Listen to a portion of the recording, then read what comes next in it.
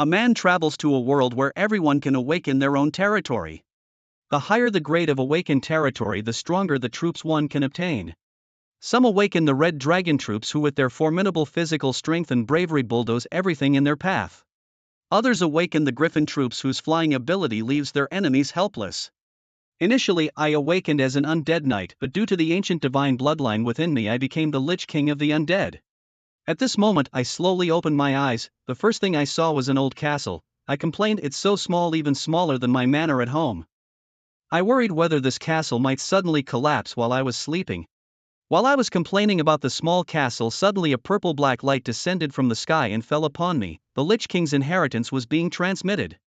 Then I slowly clenched my fist, feeling a surging power within my body. With this punch, even the world's boxing champion would have to kneel and sing in submission.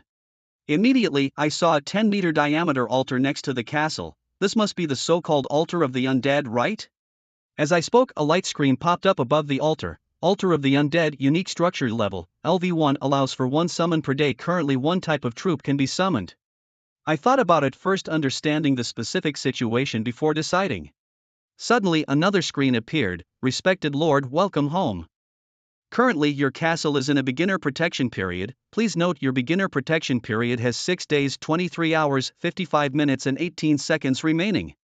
Looking at the information on the screen, I suddenly felt pressed for time. I must develop within the 7-day beginner period. Having made up my mind, I then chose to summon the skeleton dragon.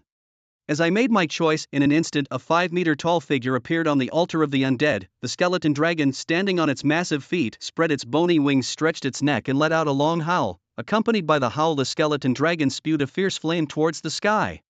After expressing its excitement, the skeleton dragon lowered its head and 2 soul fires arose from its hollow eye sockets. It respectfully looked down at Lu Jingzhong on the ground. My respected master, your loyal servant greets you here. Caesar. From now on you shall be called Caesar. I named my first subordinate. Time to level up. I'm going to the jungle. Relying on the abilities granted by the castle, a mini-map appeared before Lu Jingzhong. Quickly Lu Jingzhong found suitable prey. To the southeast, 50 meters away, there was a large group of roosters. Immediately Lu Jingzhong led the skeleton dragon over. Caesar, kill them all. Yes, master. At Lu Jingzhong's command, the skeleton dragon Caesar spread its bony wings, dived and fiercely pounced on the unsuspecting roosters. Dragon Flame. Skeleton dragon Caesar unleashes his powerful attack on the roosters. A scorching flame sweeps across, roasting any rooster too slow to dodge skeleton dragon Caesar's fiery breath alive. Some, overwhelmed by the fight, found tears streaming down uncontrollably due to the tantalizing aroma. Lu Jingzhong swallowed hard at the sight of the roasted roosters scattered around. Shaking his head, Lu Jingzhong struggled to restrain his urge to feast. He reached out towards a rooster's corpse to test his abilities. Upon activating his skill, a black formation halo appeared around the targeted corpse. A ghastly pale skeletal hand emerged from the halo. Soon after, an arm, a head, and a torso followed, and a skeletal undead crawled out. Strangely, from the corpse of a rooster he summoned a human-shaped skeletal undead. Lu Jingzhong watched, baffled by his own summon. After emerging from the summoning formation, the first thing the undead did was to prostrate before Lu Jingzhong respectfully. Greetings, master. This skeletal undead could even talk. Just as Lu Jingzhong was delighting in this, a chat window popped up. Big brother, add me as a friend. I want to show you my golden Lion King. Lu Jingzhong hurriedly added his sister Qingyao. Where are you? Are you safe? Big brother, I don't know where I am, but don't worry about my safety. The castle has a 7-day protection period for newbies. As long as I don't leave the castle, I won't be in danger. Also, big brother, I'm hungry. Lu Jingzhong immediately accessed his castle's warehouse and sent 21 units of roasted chicken to Qingyao. Big brother, I have some roasted chicken here to fill my stomach for now. If it's not enough, I'll let you know. A thought suddenly struck Lu Jingzhong. Were other lords facing the same issue with raw meat as his sister? He quickly pulled up his lord panel and saw the menu he wanted. Lu Jingzhong scanned the free auction house and found that most goods were stones, wood and freshwater. However, most lords were seeking cooked meat. Lu Jingzhong almost laughed out loud. Fortune was knocking. With that thought, Lu Jingzhong immediately pulled out the roasted chicken from his castle's warehouse and listed it all in the free auction house. Roasted chicken for sale, 20 units of wood or 20 units of stone per unit. As soon as Lu Jingzhong's listing went live, it caused an uproar around the world. Who is this? So ruthless. Others offer 1 unit of wood or stone for 1 unit of cooked meat, but this guy has doubled it right away. He's increased it 20-fold. Even capitalists aren't as ruthless as me.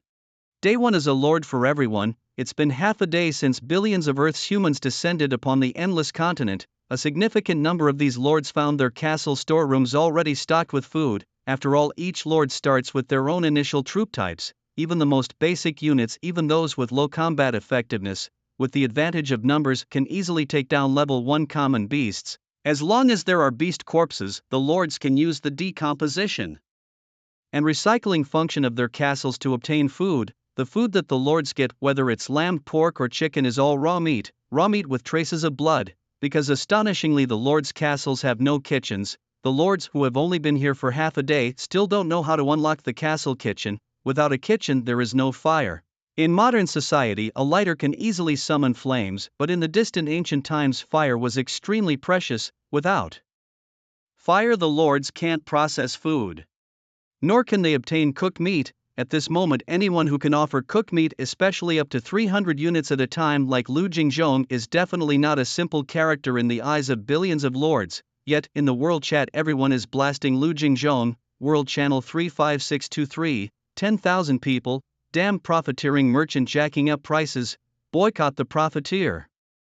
Yes, boycott the profiteer. Let's not buy from him. Let his stuff rot in his pants. Clearly, 1 unit of wood or 1 unit of stone could be exchanged for 1 unit of cooked meat, but he dares to increase the price by 20 times, taking us all for fools. Who buys is an idiot. Are you buying? I'm certainly not. There are a million world channels in the world chat menu, and each can accommodate up to 10,000 people.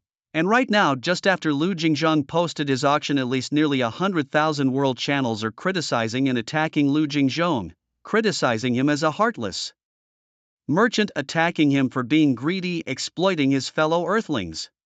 It wasn't long before Lu Jingzhong became infamous, mainly because his pricing was just too high. According to the free auction house's auction order, most lords default to the market price of 1 unit of stone or wood for 1 unit of cooked meat, but Lu Jingzhong, without a second word, he just jacked up this market price by 20 times. Who wouldn't be angry at that? Do you think chopping wood and mining stone don't take effort? But just when billions were tirelessly complaining about Lu Jingzhong in the World Channel, suddenly someone discovered something truly terrifying. World Channel 251, 10,000 people, you two-faced bastards. What happened upstairs? You're all dogs. I hesitated for just 0.1 seconds and it was gone. What? I didn't hesitate for even a second, but I still couldn't grab it. What exactly happened? Come on, speak up. The person upstairs, just take a look at the free auction site and you'll understand. No need to look further, let me tell you. The 300 units of roasted chicken listed by the big shot Lu Jingzhong were snapped up. What the heck, weren't we all agreed on boycotting such profiteers? Have you all lost your minds? You're willing to pay a price that's 20 times the market rate. Have you not eaten meat before? Whoever buys it, buys it. It's because of too many people like you that profiteers like Lu Jingzhong find a place to thrive. Boycott the profiteers, boycott foolish consumers. Boycott the profiteers, boycott the consumers. +1 +2 +9.99. Laughing to death. Whoever wants to boycott, let them boycott. I'm not playing with you guys. By the way, big shot Lu Jingzhong, do you have any more cooked meat? I want to buy some more. Are you crazy? Is it necessary to flatter such a profiteer? Can you tolerate a price 20 times the market rate? Market price? What is the market price? Person upstairs, tell me, what is the market price? 1 unit of stone or wood in exchange for 1 unit of cooked meat, that's the market price. This is a price recognized by all the lords, that's the market price. The logic of a bandit. 1 unit of stone or wood or freshwater exchanged for 1 unit of cooked meat. This is the price given by the lords seeking to buy cooked meat, a price made from their own perspective that benefits themselves. If it were up to the buyers to set the prices, I bet you'd hope to exchange 1 unit of wood for 100 units of cooked meat, only thinking of yourselves? Open your eyes wide and look. Almost all the listings in the free auction are seeking to exchange for cooked meat, and up to now, besides big shot Lu Jingzhong, there isn't another listing selling cooked meat. What does this tell us? It tells us that so far all the lords are short of cooked meat. Cooked meat is a scarce resource, and currently only Lu Jingzhong can supply it. This supply and demand situation is called a seller's market. there are billions of buying lords but only one seller, Lu Jingzhong. Therefore, the pricing of cooked meat, Lu Jingzhong can set it however he wishes. If you think you can accept big shot Lu Jingzhong's price, then buy. If not, don't buy. It's that simple, don't you understand?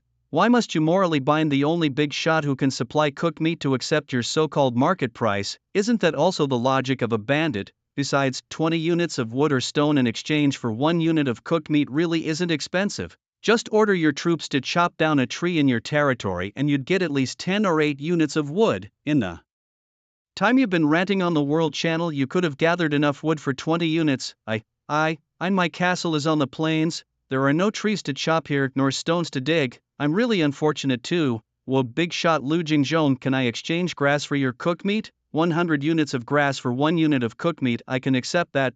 Well, why, I'm really too hungry. The style of the World Chat channel has changed too fast. Initially, there was a mad boycott against Lu Jingzhong, bombarding him as a profiteer who drives up prices. Then, in no time at all, the lords began to defect, one after another, demanding that Lu Jingzhong put more cooked meat back on the rack. This sweet maneuver Lu Jingzhong certainly didn't understand. It didn't matter that he didn't understand the World Chat, just watch the actions of the lords. Less than a minute after stocking up, Lu Jingzhong's 300 units of roasted chicken were snapped up by the crowd of lords. They said they didn't want it, but their actions spoke the truth. By selling 300 units of cooked meat, Lu Jingzhong obtained a total of 4,210 units of wood and 1,790 units of stone, all now lying in the castle's warehouse of Lu Jingzhong. The auction house amazingly charged no handling fees. Indeed, this was good news. Moreover, there was another piece of good news. Lu Jingzhong's face was full of joy. My castle can be upgraded. Upgrade requirements: 1,000 units of wood, 500 units of stone, more than enough.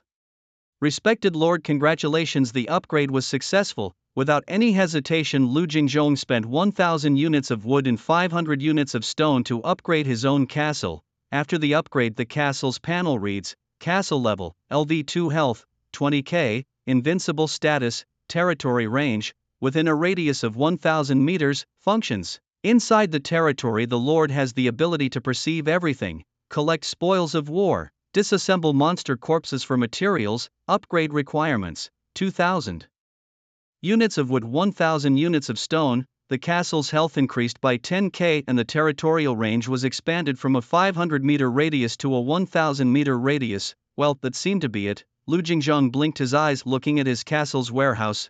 3,210 units of wood, 1,290 units of stone. The resources in Lu Jingzhong's warehouse were enough for another castle upgrade. Upgraded, would you like to use 2,000 units of wood and 1,000 units of stone to upgrade the castle, yes or no?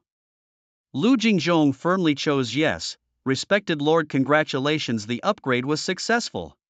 Lu Jingzhong quickly pulled up the castle's panel. Castle level, LV3 inch health, 30k, invincible status, territory range, within a radius of 1,500 meters, functions. Inside the territory, the Lord has the ability to perceive everything, collect spoils of war, disassemble monster corpses for materials. Upgrade requirements: 3,000 units of wood, 2,000 units of stone. Just. Lu Jingzhong was somewhat confused. His castle had leveled up from 1 to 3, just an increase in health from 10k to 30k and an expansion of territorial range from a 500-meter radius to a 1,500-meter radius. That was it. No special powers were added, not even an upgrade reward. If this was really all, then during the 7 days of the beginner period there was absolutely no need to upgrade the castle, because the castle during the beginner period was invincible. One could completely save the resources for other uses. As for other places, Lu Jingzhong turned his gaze to the necromancer altar next to the castle. The only building he could upgrade at the moment apart from the castle was the necromancer altar.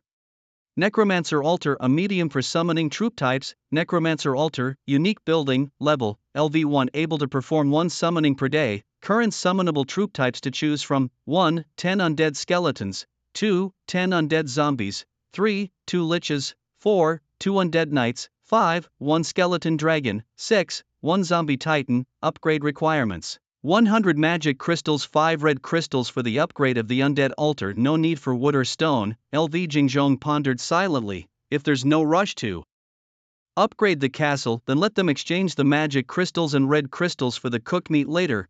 Currently, cooked meat is still in short supply. As long as the price isn't too outrageous, billions of lords will surely scramble for it. After the upgrade of the undead altar, the number of troops I can summon each day might increase, so during the 7-day beginner period I'll focus on upgrading the undead altar. I'll consider upgrading the castle level after the beginner period is over. LV Jingzhong took out his notebook and recorded his development plan for the next 7 days. But the next second LV Jingzhong changed his mind, because 10,000 meters away from his castle in the sky he saw a gigantic dragon, not a skeletal dragon like Caesar but a flesh and blood dragon, a living dragon, a cougar-like huge body, 2 massive bat wings, a long and winding dragon tail for strong and powerful limbs, a western dragon. Be it in novels or in movies, dragons are depicted as high-tier creatures, although often slain dragons basically represent the ceiling of power for a continent. Thus, when LV Jingzhong saw that dragon in the sky, his feelings were like the second emoji on your expression pack. When LV Jingzhong saw the dragon hovering and descending 10,000 meters away, his mood completely plummeted. With the dragon to the bottom of the valley, could I possibly be neighbors with a dragon? This is not good news, because no one knows what kind of temperament this dragon has. Perhaps the proud creature might not bother about the existence of LV Jingzhong.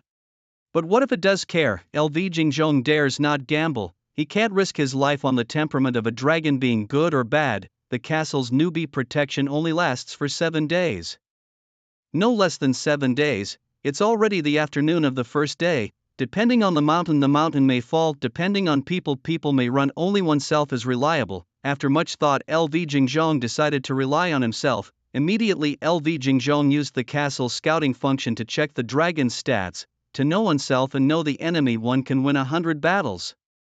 Damn it, let's see what kind of divine attributes the dragons of this world have. Beep. The target is not within the territory range, unable to view specific information. Oh, LV Jingzhong suddenly realized, so that's how it is. LV Jingzhong understood. The castle has a function. Within the territory range, the Lord has the ability to see everything. This function allows LV Jingzhong to view the specific information and 3-dimensional attributes of wild creatures like the gray wolf and the giant rooster he encountered earlier. By using the castle's insight function, LV Jingzhong knew the levels and 3-dimensional attributes of the gray wolf and the giant rooster, thus understanding their strengths. Then, comparing the strengths of the gray wolf and the giant rooster as well as his own skeletal dragon Caesar, LV Jingzhong decided to first target the weaker giant rooster. This insight skill of the castle only works on wild creatures within the territory. For those outside the territory, LV Jingzhong has to rely on his own judgment to gauge the opponent's strength.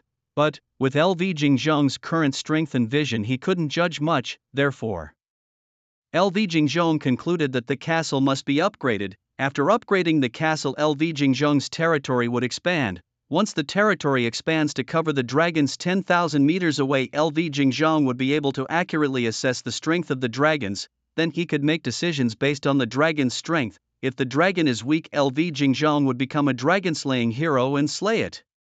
If the dragon is strong, then, time to move. What else could be done? After all, one's life is most important. Therefore, he must expand his territory beyond 10,000 meters before the 7-day newbie period ends. LV Jingzhong's eyes gradually firmed.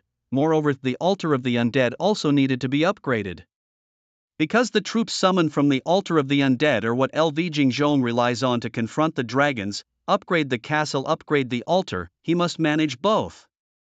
Hands firmly, thinking it over, LV Jingzhong once again took out his notebook and revised his action plan for the next 7 days.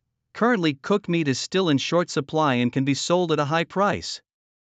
He must seize this opportunity to fully benefit from this wave, feast until full. Immediately, LV Jingzhong waved his hand grandly. Caesar, the skeleton dragon Caesar, immediately flapped over to LV Jingzhong, bowing his skeletal dragon head respectfully. Respected master, your most loyal servant is here. Nodding, LV Jingzhong continued to shout. Skeleton core, 5 level 3 skeletons, 17 level 2 skeletons, 123 level 1 skeletons, all staggered to LV Jingzhong's front. Thud, 145 undead skeletons all fell to the ground. My respected master, LV Jingzhong immediately pointed at a level 3 undead skeleton and commanded, You 145 undead skeletons are now temporarily organized into the first skeleton squad, and you will be the squad leader. At your command, my respected master. The level 3 undead skeleton respectfully accepted LV Jingzhong's appointment. LV Jingzhong then turned to the skeleton dragon Caesar and ordered, Caesar, now I command you lead the first skeleton squad, head out to hunt monsters, just handle the low-level monsters, use your dragon flame to roast their bodies, I need a large amount of cooked meat, understand? The skeleton dragon immediately flapped its huge bony wings, swearing solemnly, my respected master, leave the task to Caesar and rest assured, go, don't disappoint me, at your command, master. After speaking, the skeleton dragon Caesar turned and left with the first skeleton squad to look for prey.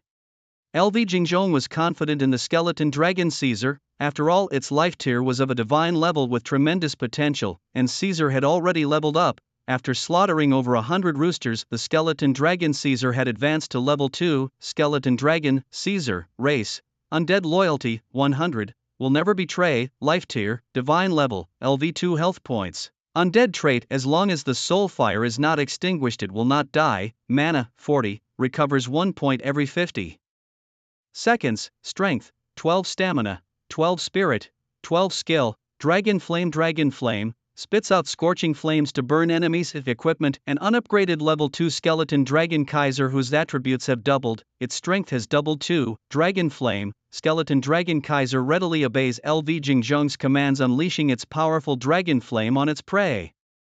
Skeleton dragon Kaiser is incredibly strong.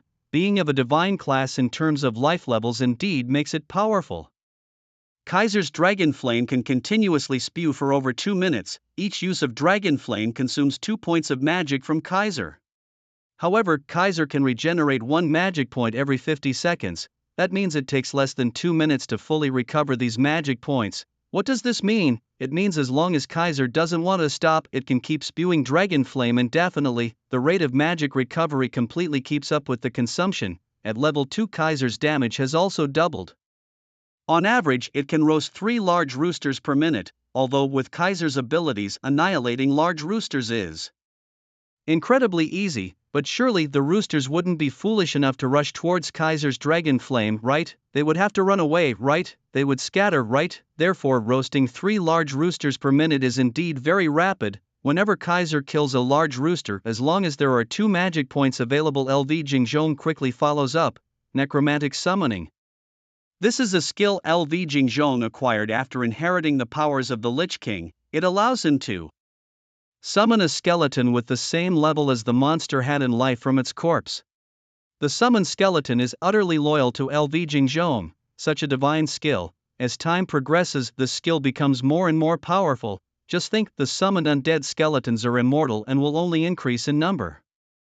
Additionally, after summoning the undead skeletons from the rooster corpses, LV Jingzhong can also use the castle's abilities to break down and recover the roasted chicken meat. Even capitalists would cry at this sight. The large roosters have fainted in the restroom, first killing the large roosters for experience and the rare magic crystals, then using the rooster corpses to summon undead skeletons, and finally breaking down the corpses to recover the cooked meat.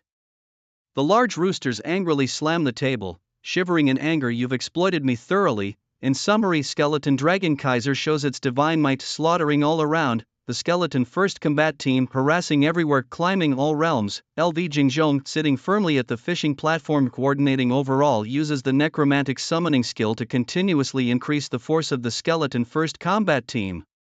The trio work together seamlessly. Before long, LV Jingzhong also levels up. Lord LV Jingzhong, human race, inheritance from the Lich King, life level class, King level, LV2 health, undying attribute of the undead, as long as the soul fire burns he will not die, magic, 40, recovery rate 1/minute, strength, 10, stamina, 10, spirit, 10, castle level, LV3 summoning altar, LV1 initial troop type, undead, including but not limited to undead skeletons, undead zombies, undead knights, liches. Skills: necromantic summoning, parasitism, contamination, enslavement of the undead. Necromantic summoning summons an undead skeleton from the target corpse. The level of the undead skeleton matches that of the deceased. Parasitism casts a curse on the target, inflicting continuous damage. If the target dies from this skill, their corpse will automatically turn into a zombie at the caster's command. Pollution casting dark waters over an area. This spell inflicts continuous corrosive damage to any targets that enter. Should a target perish within these dark waters, their corpse will automatically transform into an undead skeleton ready to be commanded by the caster.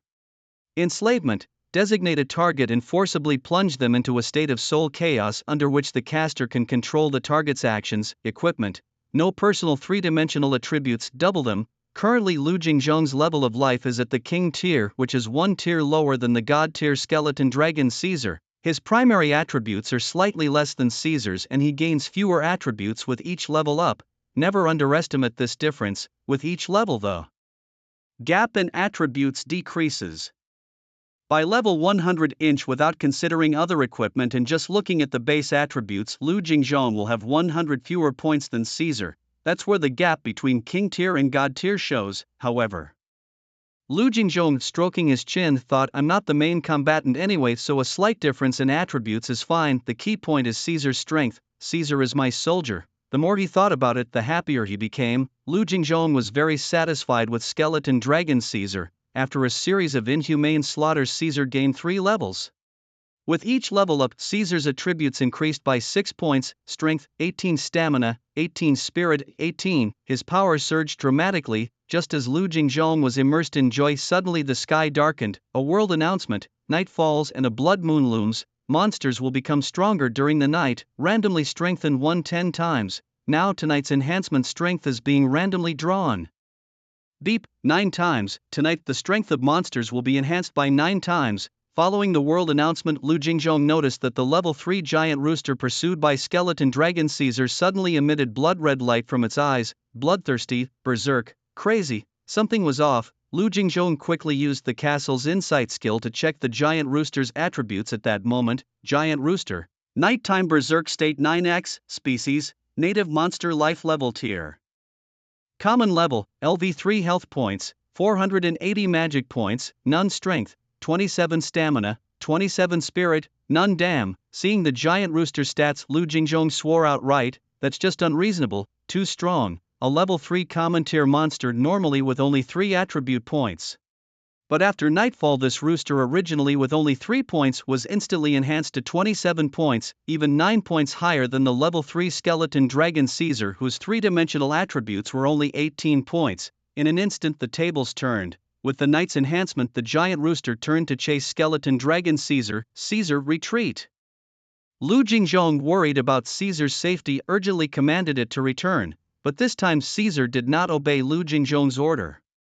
Master, you retreat to the castle first, I'll stop it. With one sentence from Caesar, Lu Jingzhong was jolted awake. I'm also within the giant rooster's attack range. Cold sweat instantly soaked Lu Jingzhong's back. Retreat, retreat quickly. Once back in the castle, it'll be safe. The castle was still under newbie protection, a shield so strong that not even gods could breach it. After sprinting a few steps, Lu Jingzhong regained his composure. As he continued his strategic retreat back to the castle, he barked out orders. Caesar, quickly retreat to the castle with me. First skeleton squad, hold off that giant rooster. At your command, my revered master. Even if the undead skeletons were lost, Lu Jingzhong could use the corpses to summon them again. But if skeleton dragon Caesar was gone, Lu Jingzhong would be helpless. However, just as Lu Jingzhong issued his commands, Caesar collided with the rooster, now empowered by the night. Bang! A dull thud echoed. The rather petite rooster amazingly knocked the 5-meter-tall skeleton dragon Caesar 10 meters away. Watching this, Lu Jingzhong was utterly shocked. The night-empowered beasts were too powerful. There was no way around it. At this moment, the rooster, boosted by the night, had attributes soaring to 27 points, far surpassing Caesar. It was inevitable for Caesar to be repelled by the rooster. But upon closer inspection, Lu Jingzhong realized that things weren't as simple as they seemed. The rooster's health points, 478 out of 480, meanwhile skeleton dragon Caesar's health points, undead. Trait, the eternal flame of the soul, never extinguished. This, the undead, immortal. Ha! Lu Jingzhong burst into ecstatic laughter. The undead, truly unkillable. Though it seemed as if Caesar was repelled by the rooster, he hadn't lost a single drop of blood. The rooster might seem to have the upper hand, but it had lost 2 drops of blood. If the fight continued, the rooster would surely be the one to perish, for skeleton dragon Caesar was truly immortal. Despite Caesar's undying nature, defeating the rooster at this moment was still a challenging task, at most. Caesar could only knock 2 health points off the rooster at a time, and the rooster currently boasted 480 health points, a robust health bar slowly regenerating. A quick decision was made: Caesar first skeleton squad retreat. Lu Jingzhong finally gave the command to retreat. There was no need to clash with a rooster in its prime. Come morning, without the knight's enhancement it would be no match for Lu Jingzhong. Revenge, even if delayed for 10 years, was still sweet. Soon Lu Jingzhong and skeleton dragon Caesar had retreated into the castle. And the first skeleton squad was still slowly moving towards the castle. Their movement speed was indeed a bit awkward. But no matter, because like Caesar, the undead skeletons also possessed the undead trait. Their soul fire never extinguished, rendering them unkillable. Lu Jingzhong then decided to ignore the slow-moving first skeleton squad. Now, the most important task was to harvest the corpses within his territory. Respected Lord, we have discovered monster corpses within your domain. Would you like to proceed with disassembling and recycling them? Yes, yes, yes, Lu Jingzhong promptly responded. Disassembly and recycling successful. Respected Lord, congratulations, you have obtained 876 crests, 34 units of cooked chicken meat and 31 magic crystals. A bountiful harvest indeed. Leaving behind 34 units of cooked meat, Lu Jingzhong placed the remaining 2,000 units up for auction in the free market. Roasted chicken meat for auction, fixed retail price, 20 units of wood or 20 units of stone or 1 magic crystal per unit remaining. 2,000 units. After posting the auction, LV Jingzhong opened the World Chat, World Channel 1, 10,000 people. I'm LV Jingzhong. I've put some cooked meat up for auction at the free market, same price as before. Friends who are interested, welcome to exchange. LV Jingzhong, the big boss, front row, making my presence known. How long have you all been single? The 2,000 units of cooked meat just disappear like that, gone in seconds. Seeing the messages on the World Channel, LV Jingzhong was taken aback. It sold out just after I listed it? Just a moment's talk in the World Channel and it's all gone, 2,000 units. Indeed, with billions of lords out there and LV Jingzhong being the only one providing cooked meat on the first day, it naturally sold out in minutes. After selling 2,000 units of cooked meat, LV Jingzhong obtained a total of 24,680 units of wood, 12,320 units of stone and 150 magic crystals. With the additional resources from the castle's warehouse, LV Jingzhong now had 25,890 units of wood and 12,610 units of stone, both breaking into 5 figures. The scarce resource, magic crystals, also reached 185, nearing the 200 mark. This wave was another huge harvest for LV Jingzhong. Without a second thought, LV Jingzhong immediately upgraded the castle. Would you like to use 3,000 units of wood and 2,000 units of stone to upgrade the castle? Yes or no? Yes. Respected Lord, congratulations on the successful upgrade. Castle level, LV4. Continue upgrading, don't stop. LV Jingzhong, without even looking, upgraded the castle again. Respected Lord, congratulations on the successful upgrade. Castle level, LV5. Respected Lord, congratulations on the successful upgrade. Castle level, LV6. Ultimately, LV Jingzhong spent a total of 12,000 units of wood and 9,000 units of stone to upgrade his castle to level 6. Castle level, LV6. Health, 60k, invincible status, territorial range, within a radius of 3,000 meters. Function, within the territorial range, the Lord has the ability to perceive everything, collect spoils of war, break down monster corpses for materials. Upgrade requirement, 6,000 units of wood, 5,000 units of stone. The territorial range expanded to a radius of 3,000 meters. Just a little more effort and it could expand to the dragon's lair. Heard that dragons like to collect treasures, its lair must be hiding many treasures. Once my territory encompasses its lair, I can monitor the dragon's movements anytime, anywhere. Once the dragon leaves, I will lead the undead army and empty its lair. Plan is set. After upgrading the castle to level 6, it's not that LV Jingzhong didn't want to continue upgrading, but he was running low on stone resources. After the upgrade to level 6, LV Jingzhong's remaining resources were 13,890 units of wood and 3,610 units of stone, while upgrading the castle to level 7 required 6,000 units of wood and 5,000 units of stone. LV Jingzhong had enough wood but not enough stone. No problem, selling a batch of cooked meat each day should suffice for resources. Plus, tomorrow Lu Jingzhong will be able to use the Necro Altar to summon troops again. Lu Jingzhong decides to summon the skeleton dragon again simply because it breathes fire. And right now, cooked meat is the hottest commodity. By tomorrow, once Lu Jingzhong summons another skeleton dragon and lets the two skeleton dragons operate together, the joy will double. With any luck, he could secure thousands of units of cooked meat by tomorrow. Imagine how many resources that could be traded for. His castle is set for a major upgrade, absolutely thrilling. However, the Necro Altar itself cannot be upgraded just yet. The upgrade requires 100 magic crystals and 5 red magic crystals. In the castle storehouse, there are 185 magic crystals, but not a single red magic crystal. Does he need to defeat higher level wild monsters to have a chance of obtaining red magic crystals? Lu Jingzhong ponders. For a moment Lu Jingzhong is torn. Defeating high-level monsters might yield red magic crystals but would surely reduce the acquisition of cooked meat. Continuing to defeat lower-level monsters, Lu Jingzhong would gather a far greater amount of cooked meat. Yet the red magic crystals might still not drop. Life is always like this, unexpectedly arriving at a crossroads of choice.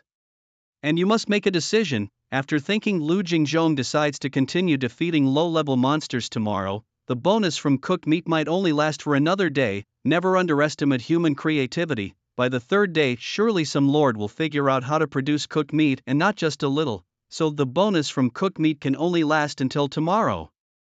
After tomorrow, he can no longer engage in the cooked meat business. Of course, it's not that it can't be done, but by the third day, the cooked meat business will definitely not be as wildly profitable as it is now. Having made up his mind, Lu Jingzhong opens his contacts. Suddenly, he sees 530 million friend requests. 530 million lords want to add Lu Jingzhong as a friend. 530 million. Lu Jingzhong has never seen so many people in his life. Lu Jingzhong, how did you manage to get the fire source?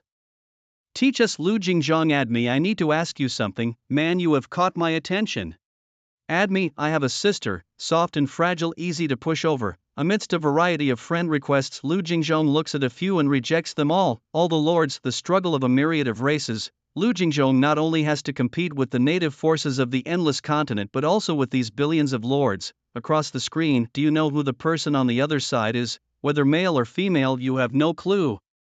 Now is not the time for Lu Jingzhong to add strangers as friends. Lu Jingzhong opened the contacts to add his own family members: mom, dad, elder brother, younger sister. Lu Jingzhong realizes a really annoying thing. Isn't there a search function among billions of lords? How can he find them? Like finding a needle in a haystack, right? Let's ask Qingyao, his younger sister, how she added me. Thinking it, he does it. Lu Jingzhong. Qingyao, are you there? Lu Jingzhong, how did you find me?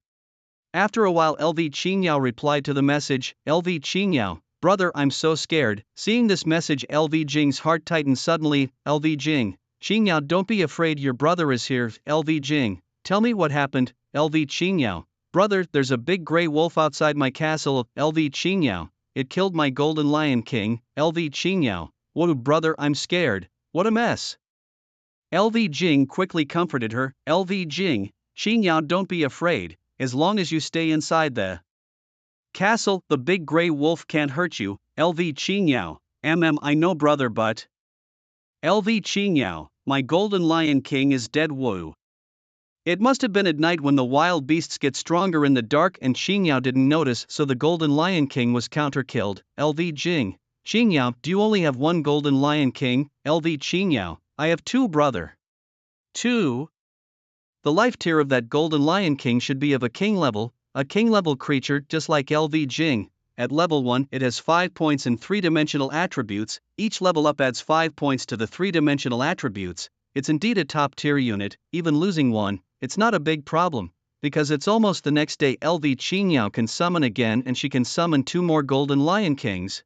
Thinking this, LV Jing felt relieved. LV Jing, Qingyao, don't be sad, it's almost the next day, and you can summon 2 more golden lion kings soon. LV Jing, remember 2 things. First, if there's danger, hide in the castle. New players are protected, no one can break through the castle's defenses. Second, be mindful of the time. Do not stray too far from the castle. Start retreating to the castle by evening and never leave the castle at night. Once it's night, the wild beasts outside the castle get stronger. LV Qingyao, got it, brother.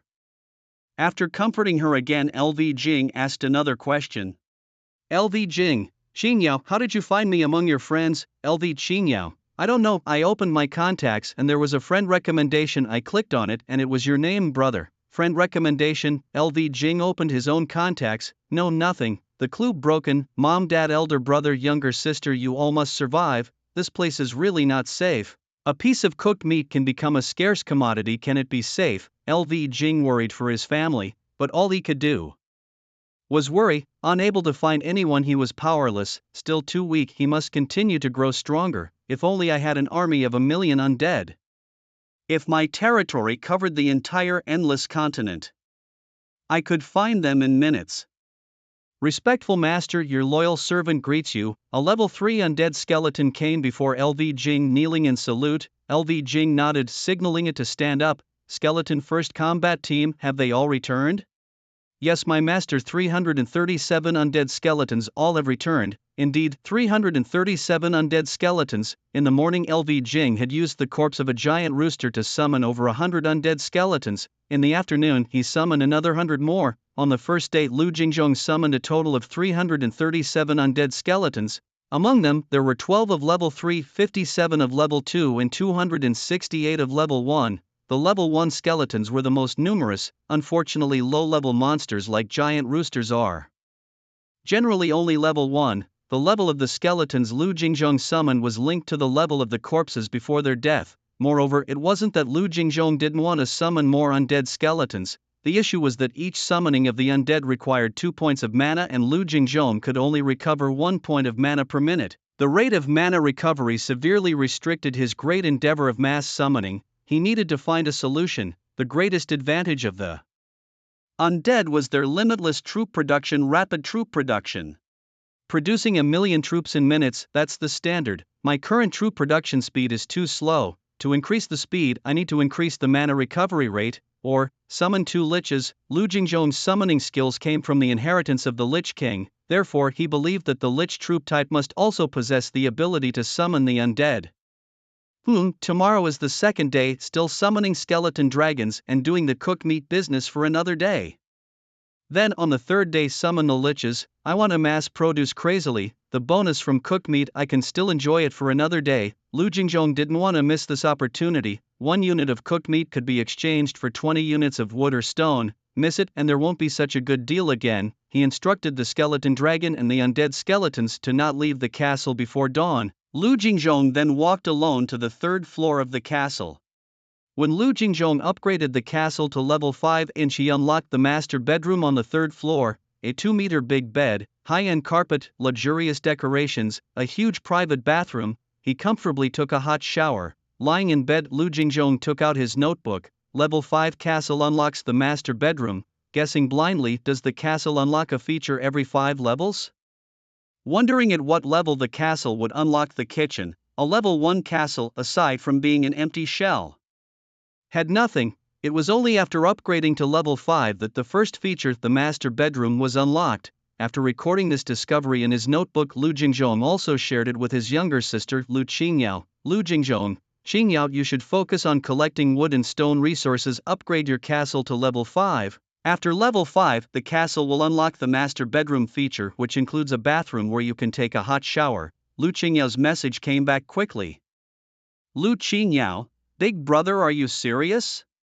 Lu Jingjong, of course, why would I lie to you? Lu Qingyao, alright, to be able to take a hot shower, I'll have the Golden Lion King chop wood tomorrow. Lu Jingjong, Golden Lion King chopping wood? With his claws or teeth? That's going to be inefficient. Besides, if I remember correctly, isn't your castle on the plains?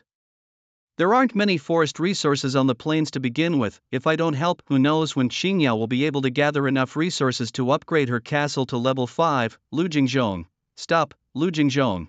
Tomorrow have your Golden Lion King hunt some low-level monsters focusing on efficiency. Lu Jingjong, try to collect more raw meat and send it to me. I can get a source of fire here and process the raw meat into cooked meat. Then you can auction off this cooked meat at the free market. Lu Jingjong, let your Golden Lion King work a bit harder. It should help you gather enough resources to upgrade the castle to level 5 by tomorrow.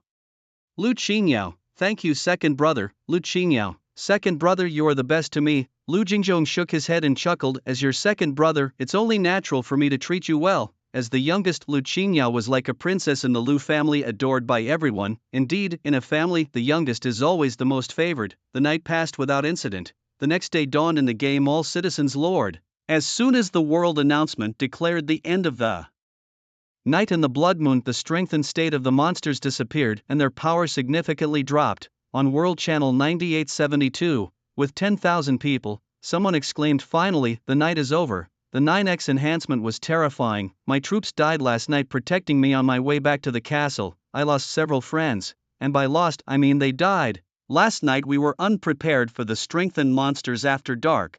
There were definitely not just a few lords who died last night. Phew, let's not talk about these unpleasant topics anymore. After being scared all night, I'm suddenly hungry. Lu Jingjong, do you still have any cooked meat left? Send some my way. Now that you mention it, I'm hungry too. I tried some raw meat yesterday and damn, it was inedible. Lu Jingjong, I'm begging for some cooked meat. Same here. Glancing at the world chat, Lu Jingjong replied with a message. Lu Jingjong, wait a moment, I'll stock up right now. Then, ignoring the other responses in the world channel, Lu Jingjong immediately got up to wash up. Having a master bedroom and a bathroom was simply refreshing. After freshening up, Lu Jingjong left the castle and approached the altar of the undead. Altar of the undead, summonable. Do you want to summon the undead race? Yes or no? Yes. Please choose the type of troops to summon. 1. 10 undead skeletons. 2. 10 undead zombies. 3. 2 liches. 4. 2 undead knights. 5. 1 skeleton dragon. 6. 1 zombie titan. I choose 5-inch summon the skeleton dragon. As Lu Jingjong made his choice, a dark purple light appeared again on the altar of the undead. Soon a skeleton dragon, not much different from Caesar, appeared above the altar. Skeleton dragon, unnamed, race, undead, loyalty, 100, will never betray, life tier, god level, LV1 health, undead trait, as long as the soul fire is not extinguished it will not die, mana, 20, recovers 1 point every 50 seconds. Strength, 6 stamina, 6 spirit, 6 skill. Dragon flame, spews scorching flames to burn enemies. Equipment, none. Its attributes were almost identical to those of Caesar, although Caesar was already level 3 while the newly summoned skeleton was only level 1. It seems my guess was correct. The newly summoned troops are all at level 1. Having confirmed his guess, LV Jingjong took out his notebook and noted it down. From now on you shall be called John, the second skeleton dragon. John. John thanked his master for bestowing upon him a name. Skeleton Dragon John also held immense respect for LV Jingjong. Nodding, LV Jingjong summoned Skeleton Dragon Caesar and over 300 undead skeletons to assign today's tasks, which were quite numerous. Caesar, you take John and act as the main force responsible for hunting the wild creatures within the territory. Remember, hunt the lower level creatures because it's more efficient. I need cooked meat, a lot of it. Skeleton Dragon Caesar's eye sockets glowed with twin souls of fire as he respectfully replied, yes my master. Nodding again, LV Jingjong continued his instructions. First skeleton squad, 12 level 3 skeletons and 57 level 2 skeletons, all follow Caesar and assist him and John in hunting. A level 3 undead skeleton stepped forward and respectfully said, as you command, my master. The remaining 268 level 1 undead skeletons were ordered to gather firewood. The more the better. I want to set up a large outdoor barbecue area outside the castle. The barbecue area will be used to process the raw meat that LV Qingyao will send over later.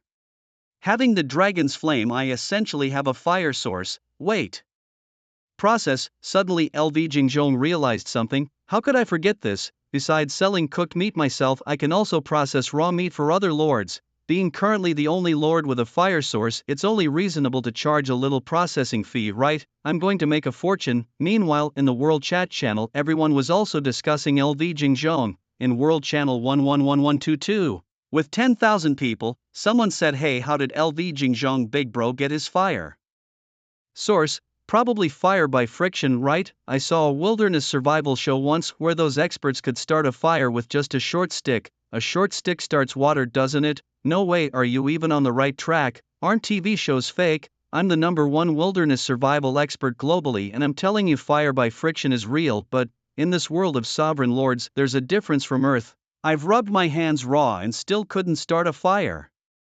See, I told you you can only get water with a short stick. Stop interrupting. If fire by friction doesn't work, then how did LV Jingjong Big Bro manage to get a fire source? Wild guess from a seer here. Maybe LV Jingjong has unlocked the kitchen function in his castle. Impossible. A castle upgrades a function at level 5. The first level 5 unlock is the master bedroom unless he's upgraded his castle to level 10. Castle level 5 unlocks a function. How do you know? Haha, because yours truly has already upgraded his castle to level 5. Big shot. My castle is still at level 1. Damn, mine too. Level 1 passing by. Resources are too hard to come by. Big shot. Any tips? Might as well tell you. I pulled out all the stops pretending to be a cute young girl and conned 1893 lords into giving me a bit of wood and stone each. Easily gathered enough resources for the upgrade. Damn, back up. Wait, if you're not lying, unlocking the master bedroom with a level 5 castle, then Mr. Lu Jingjong is even more terrifying. He upgraded his castle to level 10, that's even more horrifying. Think about it, when did Mr. Lu Jingjong start selling cooked meat at the free auction? That was around noon on the first day, right? Yes, I remember clearly, it was just yesterday noon. At that time I even bought some myself. So either Mr. Lu Jingjong managed to gather enough resources to upgrade his castle to level 10 or even 15 in just half a day, because a level 10 castle doesn't necessarily unlock the kitchen function. Gosh, terrifying indeed. Upgrading to level 10 requires tens of thousands of resources, and he got them in half a day. Is this the power of a big shot? I really want to flatter Mr. Lu Jingjong. Hold on, I'm not done analyzing yet. Besides the possibility mentioned above, there's another possibility that Mr. Lu Jingjong only took half a day to upgrade his troops to level 10, unlocking the first skill, which just happens to be able to shoot flames. What do you mean you don't quite understand, fool? Our lord's initial troops don't have any skills. It's only when they reach level 10 that they unlock the first skill. You only get a skill at level 10, yes, before level 10 there are no skills. All lord's troops lack skills, even the dragons, titans, these top tier species at the king level have no skills. What about above king level? Well, I don't know so far. The highest life tier level revealed by any lord is king level. Maybe in the setting of all lords, the highest life tier is just king level. So, you mean to say that Mr. Lu Jingjong possibly just spent half a day leveling up his troops to level 10? This is freaking more terrifying than upgrading a castle. After all, upgrading a castle you can, like the guy mentioned earlier, pretend to be a cute and soft young girl, deceiving other lords for resources, but upgrading troops you have to genuinely hunt monsters. Curious what Mr. Lu Jingjong's troops are to have such an abnormal hunting speed. The prophet blindly guesses it must be a large species. Only a large species can be this efficient. What, you look down on the small ones? Don't know the prowess of the small and mighty? You must have welded yourself to the steering wheel, ready to drive at any disagreement. As the discussion spread, more and more lords got to know the name Lu Jingjong. Mysterious, powerful, greedy, these are the labels the lords have attached to Lu Jingjong. Envious, jealous, wanting to flatter. This is how most lords feel towards Lu Jingjong. Amidst this, Lu Jingjong suddenly made a wild appearance in various world chat channels. World Channel 6376, 10,000 people. Lu Jingjong, sexy lord online taking orders for processing raw meat. Lu Jingjong, I have control over fire sources, can help lords turn raw meat into cooked meat. 1 unit of raw meat processed into 1 unit of cooked meat charges 10 units of wood or 10 units of stone or 0.5 unit of magic crystal or 0.1 unit of red crystal, along with other rare treasures. World Channel 23974, 10,000 people. Lu Jingjong, sexy lord online taking orders for raw meat processing. Lu Jingjong, I. World Channel 97364, 10,000 people. Lu Jingjong, in an instant the world channel was flooded with ads. It's so dark we have to provide our own raw meat, and they actually want to charge 10 units of wood for processing fees. This business is too easy. I don't want to be the sucker. Isn't there another big shot who can break Lu Jingjong's cooked meat monopoly? Damn, a monopoly market, and we little guys can only be slaughtered. Shivering in anger, better off not eating this cooked meat. Naturally, the World Chat channel could not avoid a wave of criticism. Of course, among the billions of lords there definitely are many smart ones. As soon as Lu Jingjong's ad came out, these people approached him. Honorable Lord, you have 7986273665 friend requests unchecked. Big shot Lu Jingjong, I'll offer 12 units of wood per processing fee, please prioritize my raw meat. Big shot, I'll raise the price to 15 units. These sharp-eyed smart folks quickly spotted the business opportunity. Lu Jingzhong charges 10 units of wood or stone to process 1 unit of raw meat. Currently, in the free auction house, cooked meat can sell for 20 units, even accounting for the cost of raw meat.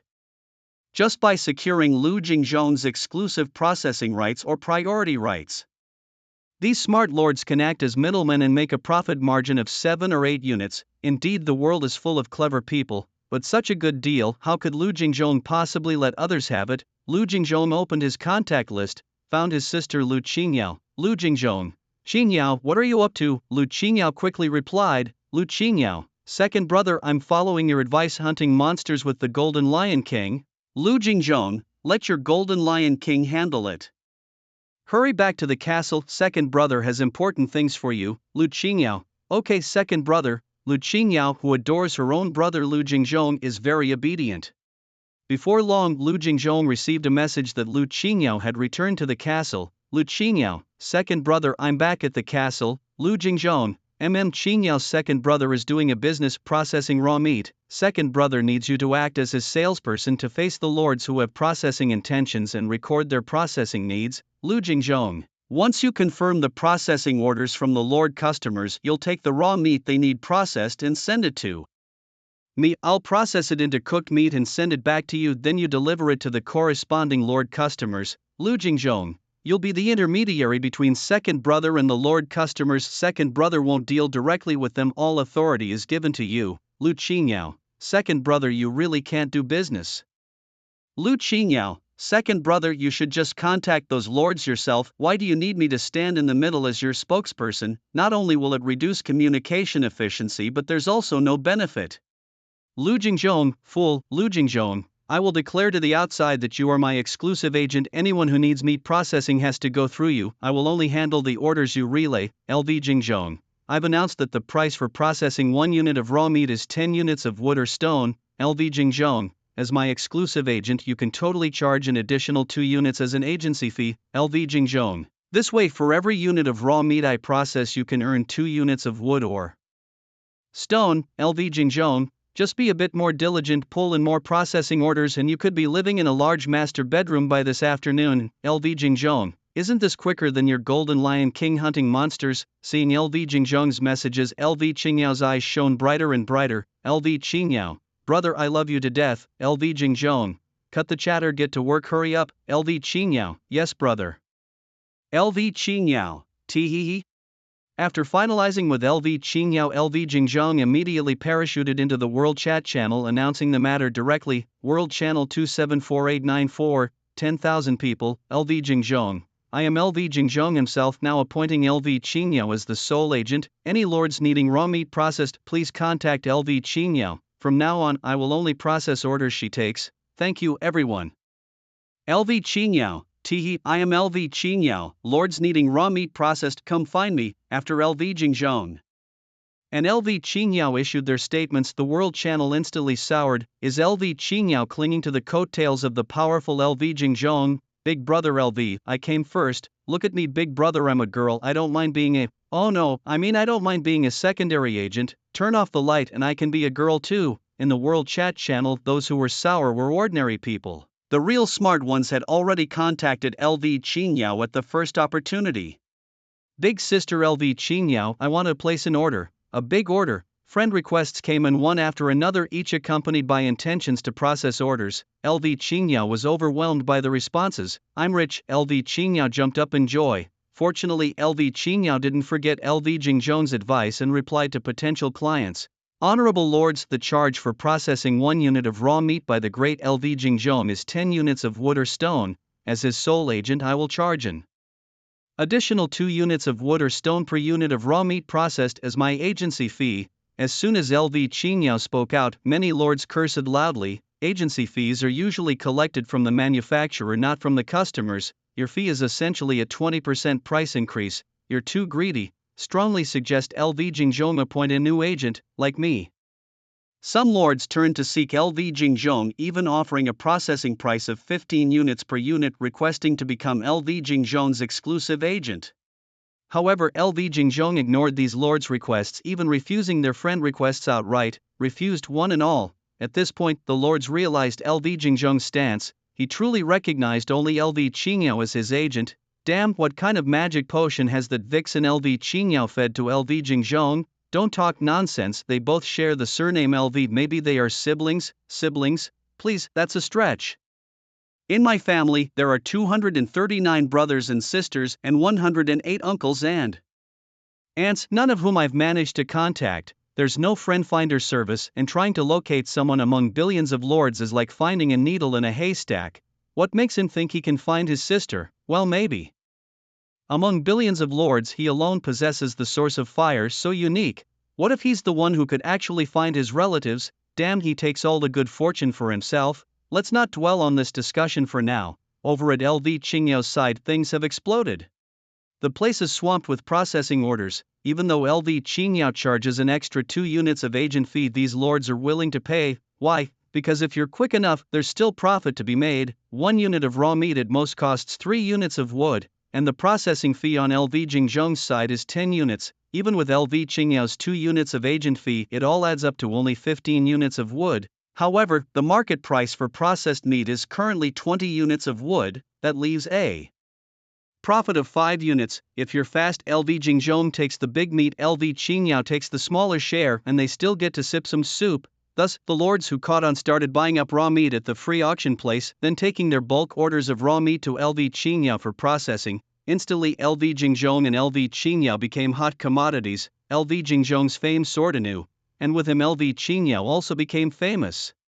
Soon LV Qingyao sorted out the first batch of processing orders and sent the raw meat to LV Jingzhong. LV Qingyao, brother, get to work now. LV Jingzhong, hey, now you're giving me orders. LV Qingyao, brother, I'm just thinking about unlocking the master bedroom of the castle sooner. LV Jingzhong, don't worry, I'll get it unlocked for you today. LV Qingyao, brother, why did you only allow me to charge 2 units of agent fee? LV Qingyao, I just calculated if someone buys raw meat and sends it here for processing, then sells your processed meat, they can make a profit of 5 units. LV Qingyao, they're earning more than me, the sole agent. LV Qingyao, I think as your only agent I could totally charge a 5 units agent fee. LV Qingyao, even then they'd still have 2 units of profit left. LV Jingzhong shook his head, explaining to LV Qingyao, LV Jingzhong, in business a win-win is the real winner. LV Jingzhong, if we leave enough profit margin for them, they'll put in all their effort to help us collect raw meat.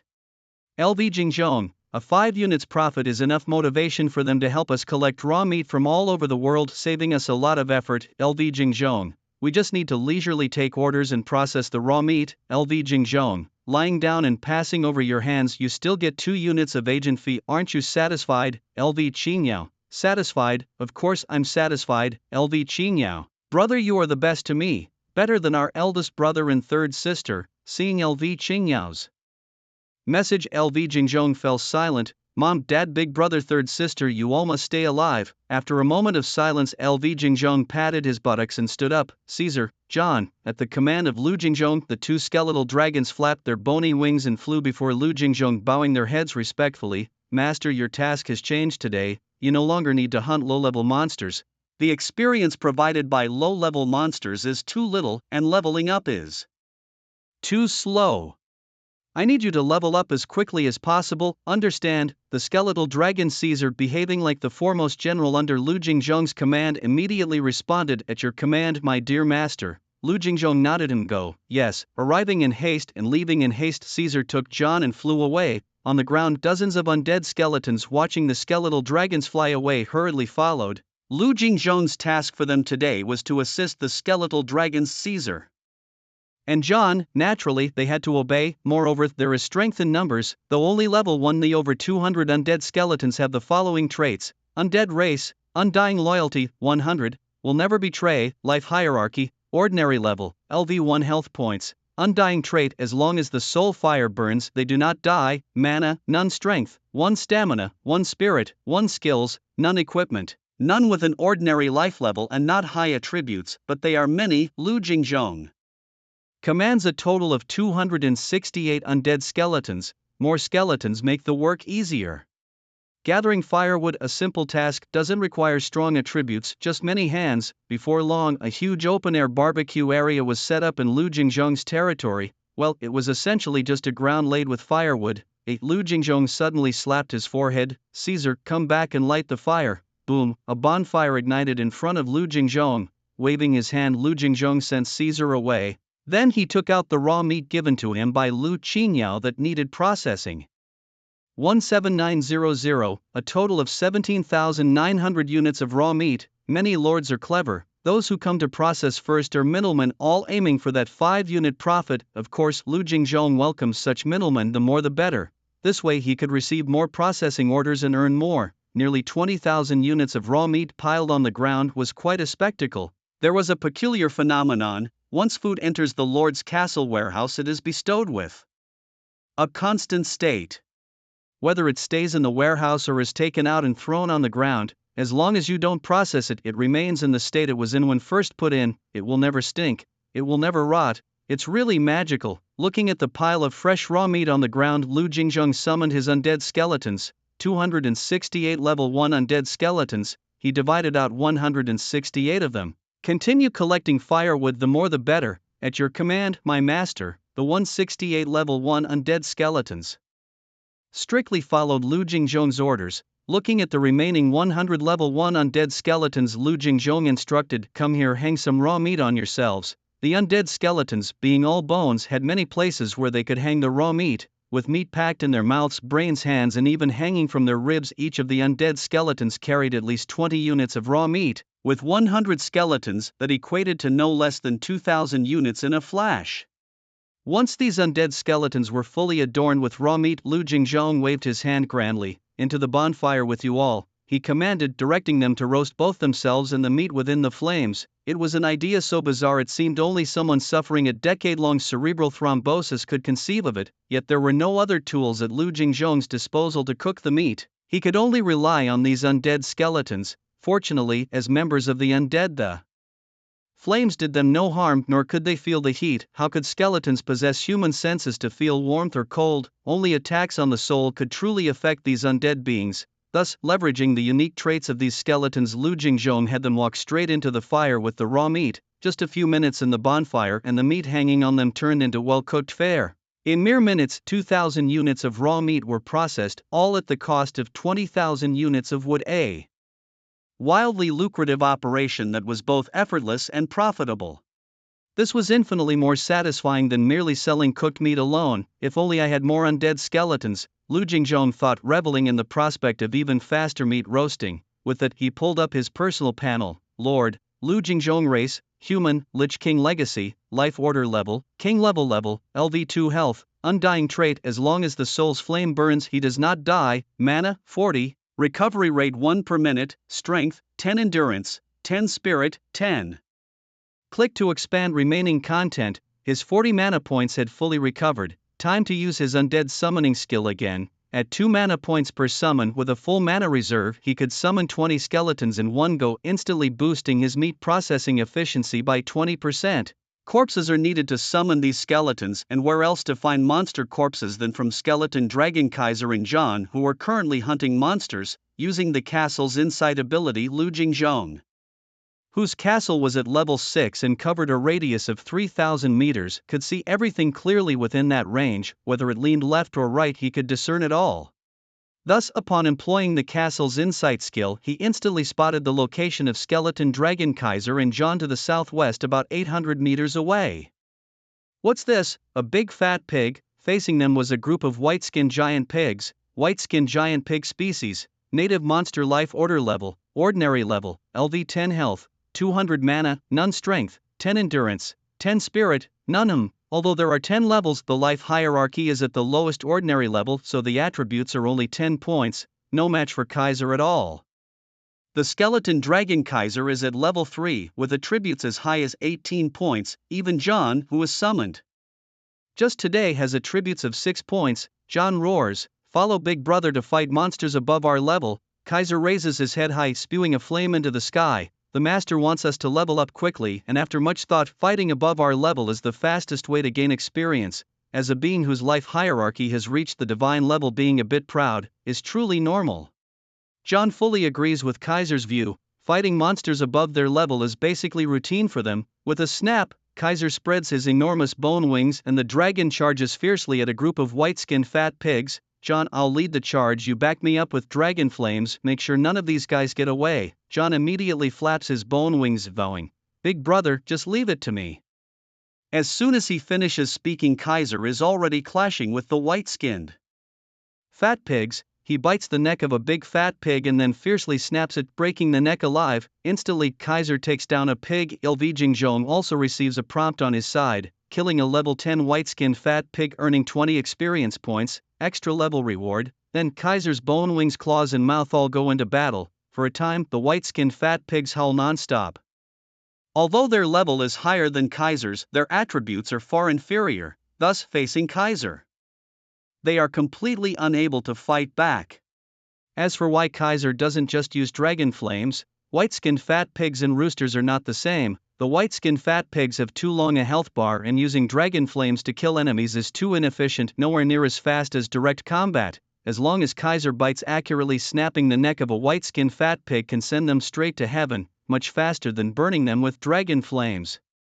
Killing a level 10 white-skinned fat pig, earning 20 experience points. Extra level reward. A series of prompts appear in succession as if recounting Kaiser's strength to Lv Jingjong. Before long, John levels up. Skeleton Dragon, John, Race, Undead Loyalty, 100, Will Never Betray, Life Hierarchy, Divine Level, LV2 Health, Undying Trait of the Undead, as long as the soul fire burns he will not die. Mana, 40, recovers 1 point every 50 seconds, Strength, 12 Stamina, 12 Spirit, 12 Skill. Dragon Flame, spews scorching flames to burn enemies. Equipment, none now at level 2. John's attributes have doubled to 12 points, enough to damage the white-skinned fat pigs.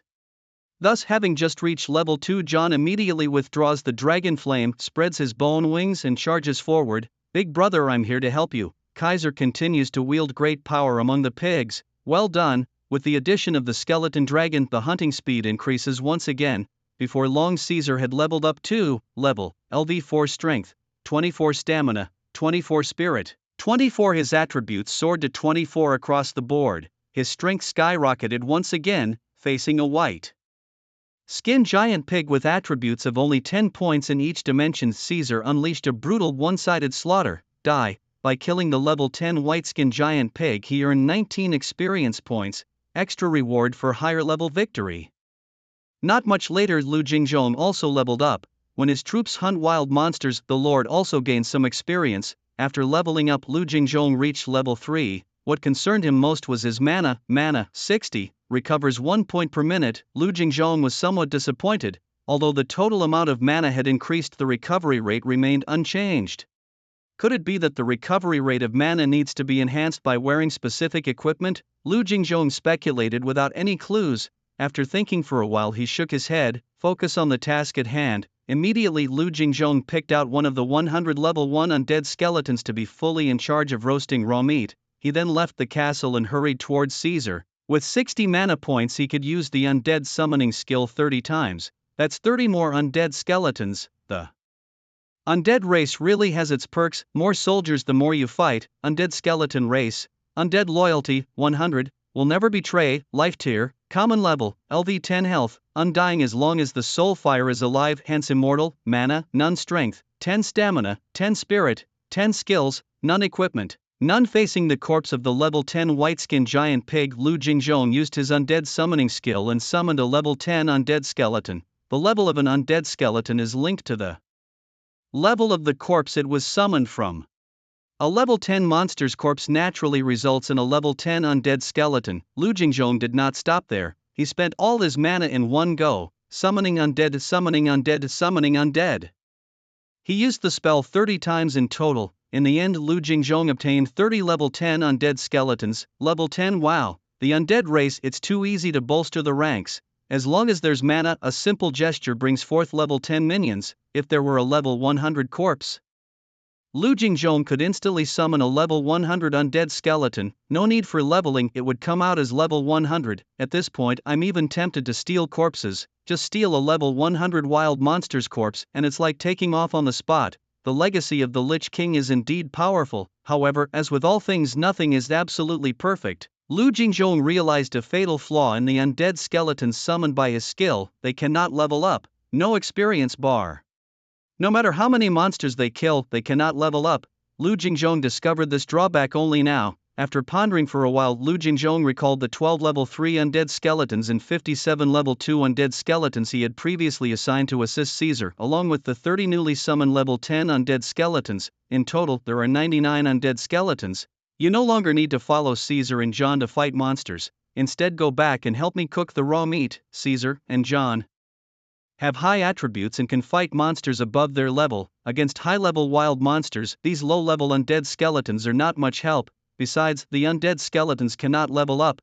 It's better to have them go back and cook the raw meat. On average, one undead skeleton can cook 20 units of raw meat in 5 to 6 minutes.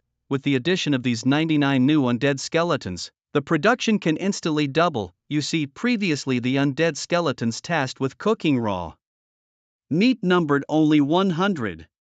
Now every 5 to 6 minutes, they can cook over 4,000 units of cooked meat. The production capacity has doubled and naturally, the income has doubled as well. At this rate, it won't be long before the first batch of raw meat sent by Liu Qingyao is processed.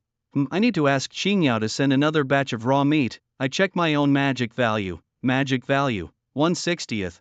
59 minutes needed for full recovery. Caesar John, you continue to level up, and in an hour I will come back to summon the undead skeletons, as you command, my master. The recovery speed of the magic value really limits Liu Jingzhong's ability to rapidly deploy troops, but there's no other way. He has not yet found a way to increase the recovery speed of magic value. Soon Liu Qingyao, according to the order, delivered the first batch of processed orders, 17,900 units of cooked meat all delivered. It took just half an hour. The lord who received the cooked meat, without time to rejoice, immediately put it up for auction at the free auction house.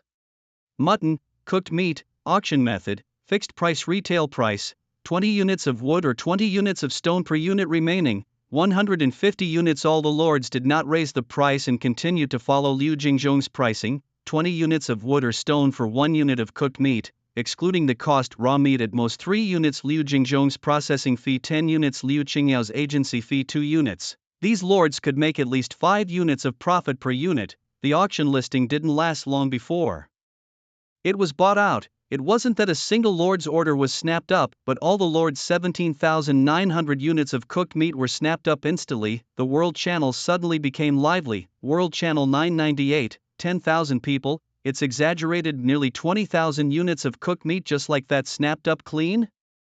20,000 units of cooked meat require 400,000 units of wood or stone. Congratulations to the free auction house for refreshing the transaction record, isn't it? Are these lords living in castles without internet? Don't they know that at Liu Jingzhong's place, processing 1 unit of raw meat only needs 10 units of wood? Exactly, the processing fee is only 10 units and the raw meat costs nothing. Just hunt some wild monsters and break them down. Even if you buy raw meat at the free auction house and then have it processed by Liu Jingzhong, it's still worth it. 1 unit of raw meat costs at most 3 units of wood. All these fools and big spenders. You trolls know nothing. Hey, just because you're foolish doesn't mean others can't talk about it. What do you know? Then tell me, what am I buying all this cooked meat for? A single unit of cooked meat is enough for a meal for the average person, but I went ahead and bought 100 units of cooked meat. Do you know why? Because it's just plain silly not to. My troops are human and feeding them raw meat decreases their loyalty. They won't betray me, but lower loyalty means less enthusiasm. They won't work as hard in battles. They might even flee at the slightest disadvantage. Did you know that? No, you didn't. Just blabbering away. Sure, it's much more cost-effective to hunt monsters for raw meat and have it processed by the great LV Jingzhong, but think about the billions of lords out there. LV Jingzhong is overwhelmed and even had to find a specialized agent to handle the processing orders. Do you really think you can get in line? Get a processing order. If your troops are human by the time your raw meat is processed, their loyalty will be gone. Then they won't even chop a tree for you. Exactly, the guy upstairs is right. My troops are also human. I'd rather spend more resources to maintain their loyalty. Lower loyalty means less active troops, and that significantly hinders my growth rate. Oh, I see. Many lords with non-human troops had a moment of realization. Turns out feeding raw meat to human troops reduces their loyalty. This reduction in loyalty greatly affects Their willingness to work leading to passive resistance. Indeed, if all the troops are passively resisting, it severely restricts a lord's development speed, so these lords with human troops really have no choice but to ensure a supply of cooked meat even if it costs more. The secret is out, and those lords who understood this suddenly saw the light. This means there's a huge market for cooked meat because there's no shortage of buyers. And currently the only one who can process raw meat in bulk is LV Jingzhong. His fame just got a boost. Many lords are pulling out all the stops, using their best tricks, flattering, trying to curry favor with LV Jingzhong. Big boss LV, I have twin sisters, beautiful girls, just give me an agency spot. You know what I mean? Brother-in-law, my sister is a big star, ranked 7th on last year's China Top 100 Beauties. Give me the exclusive agency rights and my sister's yours. Big boss, my troops are elves. Fair-skinned, beautiful and long-legged, I tested them last night. He. If you like, I can send a few your way. 178-627-0000. LV Jingzhong just received over 1.78 billion friend requests. Some are asking for agency rights, others are requesting to skip LV Qingyao for priority processing, some want to cling to his coattails, others want to play poker with him. Rejected, LV Jingzhong rejected them all. It's not that he's aloof, but the numbers are just too overwhelming. 1.78 billion, nearly 1.8 billion friend requests. Many countries don't even have that many people. Even if LV Jingzhong wanted to find a few buddies, it's just too hard. No choice but to reject them all. After rejecting them, LV Jingzhong went to the World Channel and said, LV Jingzhong, I am LV Jingzhong. If you want to process raw meat, please contact LV Qingyao. She is my only agent. I only process orders she forwards to me. Thank you all for your cooperation. As the words were spoken, Liu Qingyao's anger flared anew. The lords, understanding Liu Jingzhong's stance, quickly switched their tone. Whenever they handed Liu Qingyao their orders, they would sneak in a compliment. Naturally, where there are flatterers, there are also detractors. In a certain team channel, Edward Scissor, Liu Jingzhong is such a pretender, he just got lucky with finding the source of fire on the first day. What's there to be arrogant about? Once I find his castle, my ironclad rhinos will smash through his defenses in minutes. Tevin Luzin, count me in when you do that. My King Kong isn't just for show. Yajima Kazuma, my Flashwing Dragon can also lend a hand. Hero, Captain haven't you guys noticed the key point? Edward Scissor, what haven't we noticed? That the guy is a huge pretender. Yajima Kazuma, what do you mean Captain? Hero, Captain, really you haven't noticed? Tevin Luzin, Edward Scissor, Yajima Kazuma, Song Ying. What the captain means is this: Lord Liu Jingzhong processed nearly 20,000 units of raw meat in just half an hour. Edward Scissor, is that supposed to be impressive? Hero, Captain, yes, it is very impressive. For the common lord in the endless continent, getting a fire source on the first day might be chalked up to luck, but on the second day to process nearly 20,000 units of meat in just half an hour. This implies he either has a large number of troops, starting at least in the hundreds. Edward Scissor, how is that possible? It's only the second day, how could he possibly have hundreds of units? Hero, Captain, exactly, it's only the second day. If we rule out him having a large number of subordinates, then it must mean Lord Liu Jingzhong has come across a meat processing factory, otherwise his processing speed is inexplicable. Suddenly, there was silence in the team channel. After a while, the conversation resumed. Edward Scissor, well, that could just mean he's lucky. It doesn't mean he's really strong. Hero, Captain, luck is also a form of strength. Song Ying, try to reach out and pull him into our team. Song Ying, I already tried adding him yesterday, but he declined. Yajima Kazuma, no way, even a beauty like Song Sen got rejected. Hero, Captain, then keep trying. Everyone should try. If we can get him into our team, it would be beneficial for everyone. Also keep an eye out for other powerful lords that meet our criteria and bring them into the team. After the 7-day newbie period ends, the dawn of chaos is sure to come in this endless continent of universal lords. The battle for supremacy started the moment we entered Universal Lords. Facing the unknowns of the endless continent, we lords must stick together. Song Ying, got it, I'll try adding Liu Jingzhong again. Universal Lords, endless continent, billions of lords, various native powers. The far-sighted lords have already begun planning for the future after the newbie period ends. 1 million units, Liu Qingyao on her second batch sent to Liu Jingzhong 1 million units of raw meat. This processing fee is a whopping 10 million units of wood or stone. Liu Qingyao exclaimed, second brother, we're really getting rich. Liu Qingyao, With 1,000,000 units, my commission alone is 2 million. Lu Jingzhong sighed. Qin Yao, my production capacity here is a bit lacking. The money is right in front of you, you can just reach out and grab it, but your pockets are too small to hold it all. It's quite sad. Currently, Lu Jingzhong has a total of 367 undead skeletons.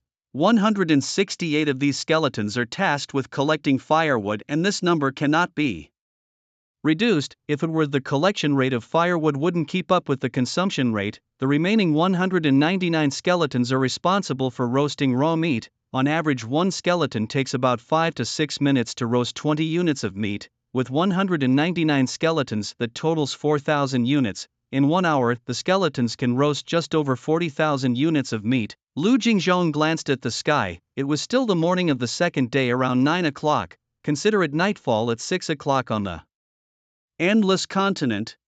After dark, the wild monsters outside the castle get a nighttime boost, entering a frenzied state with significantly enhanced strength. Therefore, after nightfall, Lu Jingzhong must return to the castle. So, calculating it out, Lu Jingzhong has less than 9 hours of work time left. In less than 9 hours, with his current production capacity, he can process at most 360,000 units of raw meat. This, when calculated, is a direct loss of 100 million. Just keep going, make as much as you can. When the mana is full later, he'll summon more undead skeletons to slightly boost the production capacity. Immediately, Lu Jingzhong placed the 1 million units of raw meat sent by Lu Qingyao in front of the castle. 1 million units, damn, it's piled up like a small mountain. He casually summoned a level 10 undead skeleton. From now on, you will serve as the captain of the first skeleton squad, managing my 367 undead skeletons. The level 10 undead skeleton respectfully replied, yes, my master. Alright, just like the current mode, hurry up and roast the meat. Yes, master. Under the leadership of this newly appointed captain, the undead skeletons began their busy self-immolation work again, hanging the raw meat wherever it could hold on their bodies, then walking into the bonfire to let the flames burn. This is known as the self-immolation work. Being undead skeletons, they aren't afraid of burning. Meanwhile, as Lu Jingzhong welcomed a huge order of 1 million units, there was also good news from Skeleton Dragon Kaiser and John. After slaughtering a group of level 10 white-skinned fat pigs, Kaiser finally advanced to level 5, and John also reached level 3, nearly level 4. As a divine tier skeletal dragon with life hierarchy, Kaiser has strong attributes, unlimited potential, and possesses immortality. The only drawback might just be that the experience bar is too long. A long experience bar means each level requires even more experience points. Even though Kaiser's level is still low, his attributes are not weak. At level 5, Kaiser's three-dimensional attributes reach a high of 30 points each: strength, 30 stamina, 30 spirit, 30. Keep in mind, for a normal tier life hierarchy creature, not considering equipment, it takes reaching level 30 to match Kaiser's attributes. In the hierarchy of life forms, elite level creatures without considering equipment need to reach level 15 to match up with Caesar in terms of three-dimensional attributes.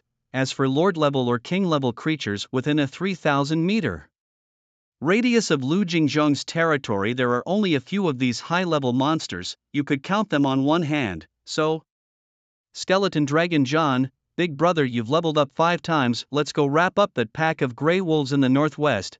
The grey wolves in the northwest were the monsters Lu Jingzhong wanted to challenge yesterday but didn't dare to. The weakest is level 7, the strongest is level 43. A level 43 grey wolf, even if it's just a common rank, has three-dimensional attributes as high as 43 points.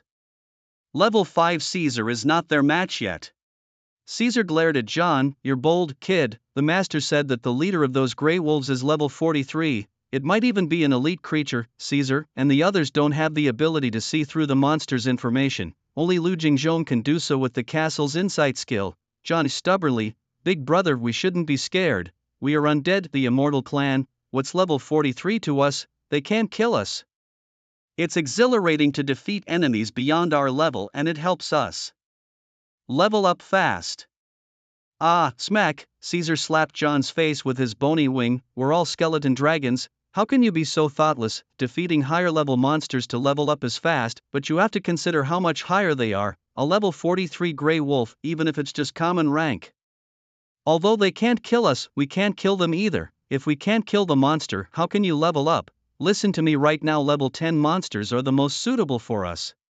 Even if they're elite, I can hunt them easily. Level 10 monsters are the most efficient. Don't get carried away, just follow your big brother and hunt monsters. If you mess up the master's big plans, you'll see how I deal with you. After being reprimanded by Caesar, John didn't dare to talk back and hung his head sheepishly. I got it, big brother. Turning around, Caesar took John and found another monster to kill. Giant crab spider species, native monster, large species, life hierarchy.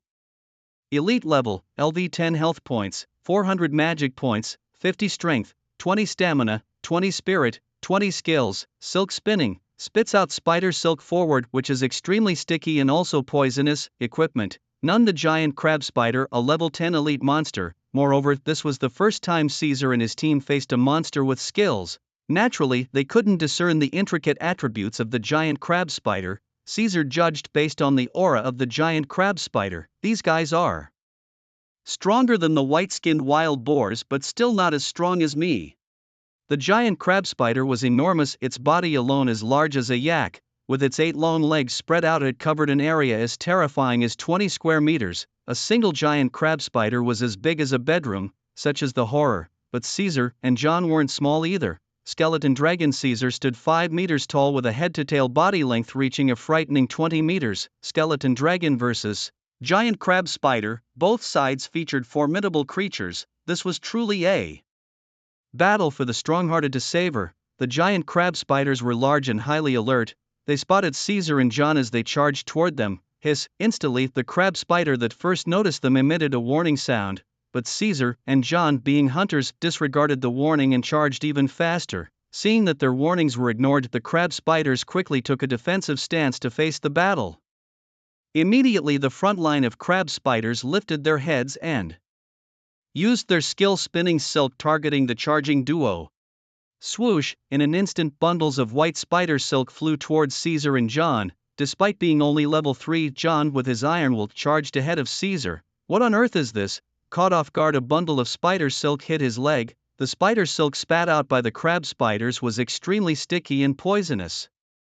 Instantly, it glued John's feet to the ground. Thump! John, charging with full force, was thrown forward face first into the mud. Thud! As John hit the ground, he spat out and was about to utter some harsh words when several more bundles of spider silk hit him. His head, bone, wings, limbs, tail, all were stuck to the ground. The strong stickiness of the spider silk made it impossible for him to move.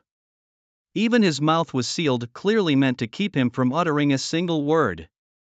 Fortunately, as a skeletal dragon, a creature of the undead, he could still make sounds without a mouth. They could simulate sounds by vibrating the spiritual energy of the world with their soul fire.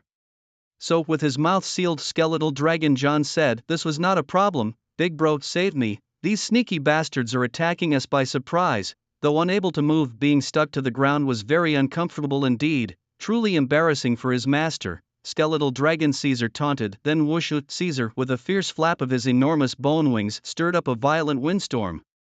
The intense windstorm unexpectedly blew the spider silk aimed at Caesar off course. Pft, pft, pft. The silk aimed at Caesar missed its target. After Caesar easily countered the first wave of attacks, the crab spiders launched a second offensive, close combat melee. Their side-like sharp giant spider legs chopped towards Caesar. From behind, several more crab spiders shot silk at Caesar, attempting to hinder his movements. Without hesitation, Caesar flapped his wings, soared into the air, and took advantage of his flying ability to outmaneuver the crab spiders. Air Force versus ground force. Dragon Flame. A fierce flame first destroyed the second wave of spider silk attacks, then fell upon the ranks of the crab spiders. Instantly, boom! The hair on the crab spiders was ignited in a flash. Spiders fear fire. Crab spiders, being spiders, shared this weakness. Thus Caesar's dragon flame inflicted tremendous damage on them. Seizing the moment of chaos among the crab spiders, Caesar used another dragon flame to burn off the silk on John, rescuing him. Just freed, John learned from Caesar and soared into the air. Hovering above, John immediately opened his mouth and sprayed scorching dragon flame down at the crab spiders. On the ground, with dominant air control and the dragon flame of the heavenly spiders, Caesar quickly incinerated a giant crab spider. Meanwhile, Lu Jingzhong was notified instantly. By killing the level 10 elite monster giant crab spider, he gained plus 40 experience, 20 magic crystals and 1 red crystal. The appearance of the term red crystal immediately brightened Lu Jingzhong's eyes. This was the material needed to upgrade the undead summoning altar. To upgrade the undead altar from level 1 To level 2 100 magic crystals and 5 red crystals were required. Lu Jingzhong had already gathered enough magic crystals, now he was only short of red crystals. Just as he was worrying about how to find red crystals, they appeared. What should this be called? This is called a dynamic light wave. How thrilling! Lu Jingzhong was extremely excited at this moment. After killing the level 10 elite monster giant crab spider, he gained plus 40 experience, 20 magic crystals, 1 red crystal, and a plus 1 iron tier treasure chest. Killing level 10. Perhaps today was a day of explosive luck for Lu Jingzhong, but to have such fortune the next day too. His character was incredibly good. After nearly 2 hours, Caesar and John finally finished off the group of giant crab spiders. Caesar directly advanced to level 8, leveling up 3 times, and John even more impressively advanced to level 7. Even Lu Jingzhong, who was just lying there gaining experience, advanced to level 6. The experience from the level 10 elite monsters was simply too substantial for them who were of lower levels. Additionally, Lu Jingzhong had also gathered the 5 red crystals needed to upgrade the Undead altar and even burst out an iron tier treasure chest. This wave of loot was incredibly rich. He casually handed over the newly summoned 30 undead skeletons to the captain of the skeleton first team. Then, with a face full of joy, Lu Jingzhong began to tally his gains from this wave. First, the skeleton dragon Caesar, race, Undead, loyalty, 100, forever unbetrayable, life tier, god level, LV 8. Health points, undying as long as the soul fire burns, magic points, 160, recovers 1 point every 50 seconds, strength, 48 stamina, 48 spirit, 48 skill, dragon flame, spews scorching flames to incinerate enemies, equipment, none. As Lu Jingzhong's top general, the level 8 skeleton dragon Caesar had terrifying stats at 48 points in 3 dimensions. As for skills, it still only had dragon flame. New skills would be unlocked when Caesar reached level 10, his second general. John, after reaching level 7, also had his 3-dimensional stats stacked to 42 points. Both skeleton dragons currently did not wear any equipment, but these 3-dimensional stats were already powerful enough, truly befitting of a god-level troop tier. Besides the 2 skeleton dragons, Lu Jingzhong himself had also reached level 5, Lord, Lu Jingzhong race, human, Lich King inheritance, life tier, king level, LV 6 health points, undying as long as the soul fire burns, magic points, 120, recovery rate 1/minute, strength, 30 stamina, 30 spirit, 30 castle level, LV 6. Summoning altar, LV 1-inch initial troop type, undead, including but not limited to undead skeletons, undead zombies, undead knights, liches. Skills, undead summoning, parasitism, corruption, enslavement of the undead. Undead summoning, summons undead skeletons on the target corpse. Translation from Chinese to English, as the undead skeletons inherit the same level as the deceased. Parasite, a curse is cast upon the target, inflicting continuous damage. If the target dies from this skill, their corpse will automatically transform into a zombie to be commanded by the caster. Contamination, a dark water is cast over an area, causing continuous corrosive damage to any who enter. Should a target perish in these dark waters, their corpse will automatically turn into an undead skeleton ready to serve the caster. Enslavement designates a target, forcing them into a state of soul chaos. While under soul chaos, the caster can control the target's actions. Equipment, having no 3-dimensional attributes is not the most important aspect, since Lu Jingzhong is a lord and does not need to fight on the front lines. The battles can be left to the skeletal dragons under his command. Of course, the lord himself can engage in hand-to-hand combat. What Lu Jingzhong values most is his own mana. Unfortunately, the recovery rate of mana has not improved, but fortunately, the total mana has increased to 120 points. Perhaps when I reach level 10, the recovery rate of mana might improve. Lu Jingzhong speculated blindly. After checking on his 2 skeletal dragons and his own attribute panel, Lu Jingzhong began to tally this expedition's loot: 1320 magic crystals, 18 red crystals, and 1 black iron level chest. Besides, there is still a heap of giant crab spider corpses yet to be collected. The magic crystals alone burst forth an account of 1320, added to the 185 crystals in Lu Jingzhong's warehouse. That makes 1505 magic crystals. Although there are only 18 red crystals, it's enough for Lu Jingzhong to upgrade the undead altar. Moreover, there's also an unseen chest. With a wave of his hand, a black iron chest appeared before him, plain and unadorned. the black iron chest seems too approachable.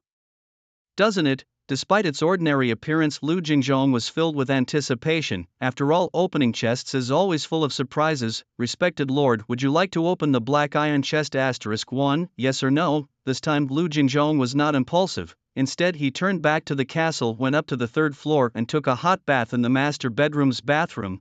After bathing, the refreshed Lu Jingzhong returned to the chest, then casually summoned back his skeletal dragon. Caesar! Dragon flame! With a swoosh, he ignited the wood. Lu Jingzhong solemnly placed the burning wood into the ground, incense burning. After completing the standard procedure of bathing and burning incense, Lu Jingzhong then devoutly reached out to open the chest. Please give me something good. With the opening of the chest, a burst of radiance shone forth. Respected Lord, congratulations on opening a black iron chest, obtaining an equipment forge blueprint *1 and a tier 1 weapon dragon sparrow. Sword blueprint *1. Looking at the contents of the chest, Lu Jingzhong's eyes were filled with surprise. Luxurious, a blueprint for an equipment forge, a blueprint for a tier 1 weapon, the dragon sparrow sword. This seems to be setting me on the path of an equipment merchant. Before traversing into a realm where everyone is a lord, I should have been called an arms dealer. In the world of global lords on the endless continent, weapons are as crucial as munitions. LV Jingzhong immediately felt a surge of excitement. Hey, just when I was wondering what to do after the cooked meat business ends, this opportunity has fallen right into my lap. LV Jingzhong couldn't help but feel that his luck was exceptionally good. At this moment, billions of lords were still bare-chested, lacking equipment. Even LV Jingzhong himself had none. Thus, the equipment market remained an unexplored blue ocean filled with immense profit potential. It was clear that the profits from the equipment market would far surpass those from the current cooked meat market. Just the thought of it made LV Jingzhong's heart swell with excitement. Time to get to work. He pulled out the blueprint. Crafting an equipment forge required 10,000 units of wood, 10,000 units of stone, 1,000 magic crystals, and 10 red crystals. Isn't this taking advantage of honest people? Such a massive amount of materials for just one equipment forge? Not only did it require common materials like wood and stone, but it also needed valuable ones like magic crystals and red crystals, and in no small quantities. Upgrading his castle to level 6 had only cost him slightly over 10,000 units of wood, yet this equipment forge alone demanded 10,000 units of wood and stone each. After some grumbling, LV Jingzhong decided to build it. The strategic and practical value of the equipment forge was immense. It was a must. Besides, LV Jingzhong wasn't short on materials. His first batch of processed orders had earned him nearly 200,000 units of wood. He had enough magic crystals, and after using 10 red crystals, there would still be enough left for upgrading the altar of the undead. So LV Jingzhong ultimately decided to build the equipment forge. After all, they had thoughtfully prepared the first equipment forging blueprint for him. Respected Lord, would you like to use one equipment forge blueprint to construct an equipment forge? Yes or no? Yes. Respected Lord, please choose a location. LV Jingzhong looked around and chose a spot to the southeast of the castle. Whoosh, a streak of golden light flashed and a double-door shop appeared in LV Jingzhong's view. Respected Lord, congratulations on the successful construction. This construction has consumed 10,000 units of wood, 10,000 units of stone, 1,000 magic crystals, and 10 red crystals. Equipment forge level, LV1, function, forge equipment. Note 1, current level can forge first tier equipment. Note 2, at the current level, the quality of first tier equipment is as follows: normal quality 90%, fine quality 9%, perfect quality 0.99%, legendary quality 0.01%. Currently forgeable equipment, none. Note, use equipment forge blueprints to unlock equipment blacksmith, none. Note 1, at least one is needed to perform forging functions. Note 2, at the current level a maximum of 2 pieces of equipment can be forged at the same time. Upgrade requirements: 10,000 units of wood, 10,000 units of stone, 1,000 magic crystals, 10 red crystals. The equipment forge was thus established. However, LV Jingzhong still needed 2 more things to begin forging equipment. Firstly, the equipment forging shop requires at least 1 blacksmith. Just as factories need workers, so does the equipment forging shop need someone to hammer the iron. Fortunately, Lu Jingzhong has looked into this carefully. This equipment blacksmith doesn't have any harsh requirements. Any type of soldier under the Lord's command will do. Isn't that simple? Lu Jingzhong may not have much of anything, but he does have plenty of people. possessing the heritage of the Lich King, Lu Jingzhong can proudly say as long as the magic power is sufficient he can instantly raise an army of 1,000,000 to show off. Take the current situation for example, on the second day as a sovereign Lu Jingzhong already had 397 undead skeletons under his command. Plus the 2 skeleton dragons summoned from the undead altar, just one short of 400. Among the billions of lords on the endless continent, no one could boast such a number of minions at this point on the second day. Moreover, with Lu Jingzhong's current magic recovery rate, 1 point per minute. Every hour as long as there are corpses, Lu Jingzhong could summon an additional 30 undead skeletons. The undead summoning skill consumes 2 points of Lu Jingzhong's magic each time. Lu Jingzhong is not short of minions, so this first condition is really not a problem. When the time comes, just randomly assign 2 undead skeletons to handle it. The image of undead skeletons hammering iron is a bit, what kind of underworld shop is this? But is there a problem? Not really a big one. As long as they can forge equipment, there's no problem. The second condition requires using equipment forging blueprints to unlock. Just like making tofu needs a mold, the forging shop needs equipment blueprints. This is also not a problem. The black iron level treasure chest earlier not only exploded with this equipment forging shop for Lu Jingzhong but also burst forth with a first tier weapon blueprint for the dragon sparrow blade, so the second condition was smoothly resolved as well. Immediately Lu Jingzhong took out the first tier weapon blueprint of the dragon sparrow blade and placed it in the forging shop. Dear Lord, congratulations, you have successfully unlocked the first tier weapon, the dragon sparrow blade. Simultaneously, the equipment forging shop also updated the current menu of equipment that can be forged. Dragon sparrow blade type, weapon tier, first success rate, ordinary quality 90%, fine quality 9%, perfect quality 0.99%, legendary quality 0.01%, forging materials, 20 units of refined iron, 2 magic crystals. Looking at the materials required to forge the dragon sparrow blade, Lu Jingzhong was vexed. He doesn't have refined iron. Without refined iron, he can't forge the dragon sparrow blade. Lu Jingzhong slowly turned his gaze to the distance where hundreds of undead skeletons diligently roasted raw meat. He murmured to himself, I wonder if these undead skeletons know how to mine and smelt iron. Undead skeletons. The lack of refined iron materials temporarily hinders Lu Jingzhong's transition to an equipment merchant. Fortunately, the current cooked meat processing business is still very booming. The second batch of 1,000,000 orders sent by Lu Jingzhong has now roasted less than 100,000. Completion is 1/10. There's a long road ahead. Lu Jingzhong, you still have to work hard. After giving himself a pep talk, Lu Jingzhong then looked towards the distant bonfires where about 200 undead skeletons stood, each skeleton hung with raw meat standing in the blazing flames. You guys also have to work hard. As he nodded, LV Jingzhong walked away satisfied, ready to tackle a significant task, the upgrade of the altar of the undead. In hindsight, LV Jingzhong felt a twinge of regret. He should have prioritized upgrading the altar of the undead. Damn it, it was all because of that little temptress at the equipment forge, too good at drawing people in and causing him to neglect the altar of the undead. After Caesar and John hunted the giant crab spider, LV Jingzhong had obtained 18 red crystals in total. He had spent 10 of these to construct the equipment forge, leaving him with 8 red crystals in his inventory, just enough for the upgrade. The altar of the undead, a unique structure, at level 1 allowed for 1 summoning per day with options including 10 undead skeletons, 10 undead zombies, 2 liches, 2 undead knights, 1 skeleton dragon or 1 zombie titan. The upgrade required 100 magic crystals and 5 red crystals. Standing before the altar of the undead, the most striking feature was still the massive throne at the center, occupied by the demon lord, who with his hands on his sword exuded a powerful and commanding aura that seemed to dominate the world.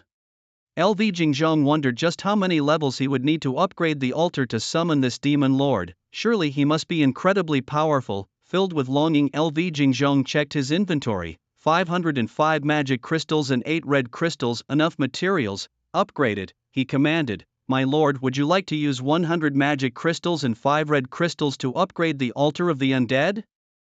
Yes or no? Yes. As his words fell, the altar flashed with light. My lord, congratulations on the successful upgrade. It took less than 3 seconds. Not that LV Jingzhong, not being a maiden, cared about these details. He quickly turned to examine the upgraded altar of the undead. Its appearance hadn't changed, but the panel properties had. The Altar of the Undead, a unique structure, at level 2 still allowed for 1 summoning per day, but now he could choose 2 types of units from the same 6 options. The key point here was that at level 2 he could choose 2 units instead of 1.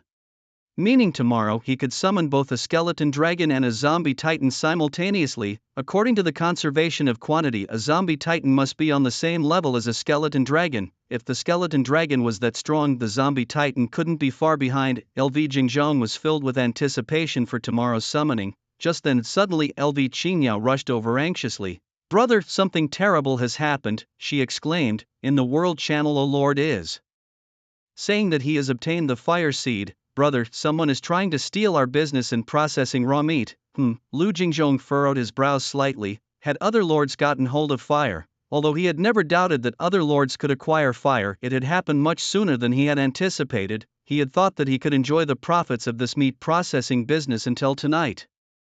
But now, just by the afternoon of the second day, competitors had already emerged. "Kid, you'd better not engage in malicious competition or deliberately underprice." After soothing Lu Qingyao, Lu Jingzhong opened the World Channel 9527, 10,000 people. "Brothers, I found a body of a native human soldier from the Endless Continent in my territory, and I found 2 pieces of flint on him. Just asking, what is flint?" Flint, also known as firestone, can be used to start a fire. Start a fire? Fire? Dude, you've struck it rich. Hey, are you selling it? I'll offer 1,000 units of wood. Damn, I feel like the comment above is a bit off. Am I being too naive? Hehe, whether you're naive or not I don't know, but I do know that the guy above, he really has a thick face. 1,000 units of wood, such a miserly price indeed. That lord above, don't sell to him, sell to me. I offer 1,200, you're also quite the character. Sell to me, I offer 1,500, 2,000, 3,000, I'll throw in my aunt is 30, married for 2 years. Whoa, young man, hold on, I chow, someone have something to say. Ahem, let's forget the aunt. I now need wood and stone to upgrade my castle. Any other brothers raising their price? Dude, flint fire, are you really selling? If it can't be eaten, of course I'll sell it. Exchange it for resources to upgrade my castle. Isn't it tempting? Identification complete. This lord's castle isn't connected to the internet. What's going on? Could it be that this flint is some kind of incredible treasure? My castle is near a market. I've been quietly searching for its location these past 2 days, so I haven't had much time to follow the World Channel's news. Can someone tell me what's happening? It's nothing big. Let's continue discussing the flint. I offer 10,000, 5,000 units of wood and 5,000 units of stone. Wow, inflating the price, huh? Damn, I have no resources. Poverty has made me so jealous I'm unrecognizable. Lord, don't sell. If you sell, you'll suffer a huge loss. Right, if you sell, you'll lose $1 billion.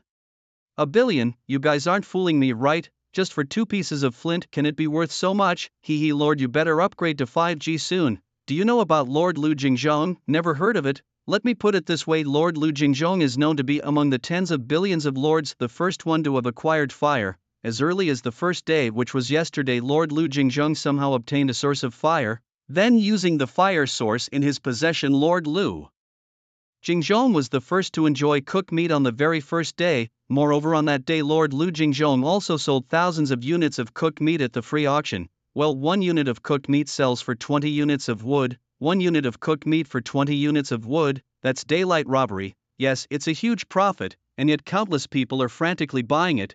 But even crazier things are happening. On the second day of the National Lords before you, the big boss made a statement. Billions of lords still had only one person, Lu Jingzhong, who controlled the fire source, so he changed his strategy, expanded the scale, and started the business of processing raw meat into cooked meat. He charges 10 units of wood as a processing fee for 1 unit of raw meat. 10 units is not a small amount either. Listen to this.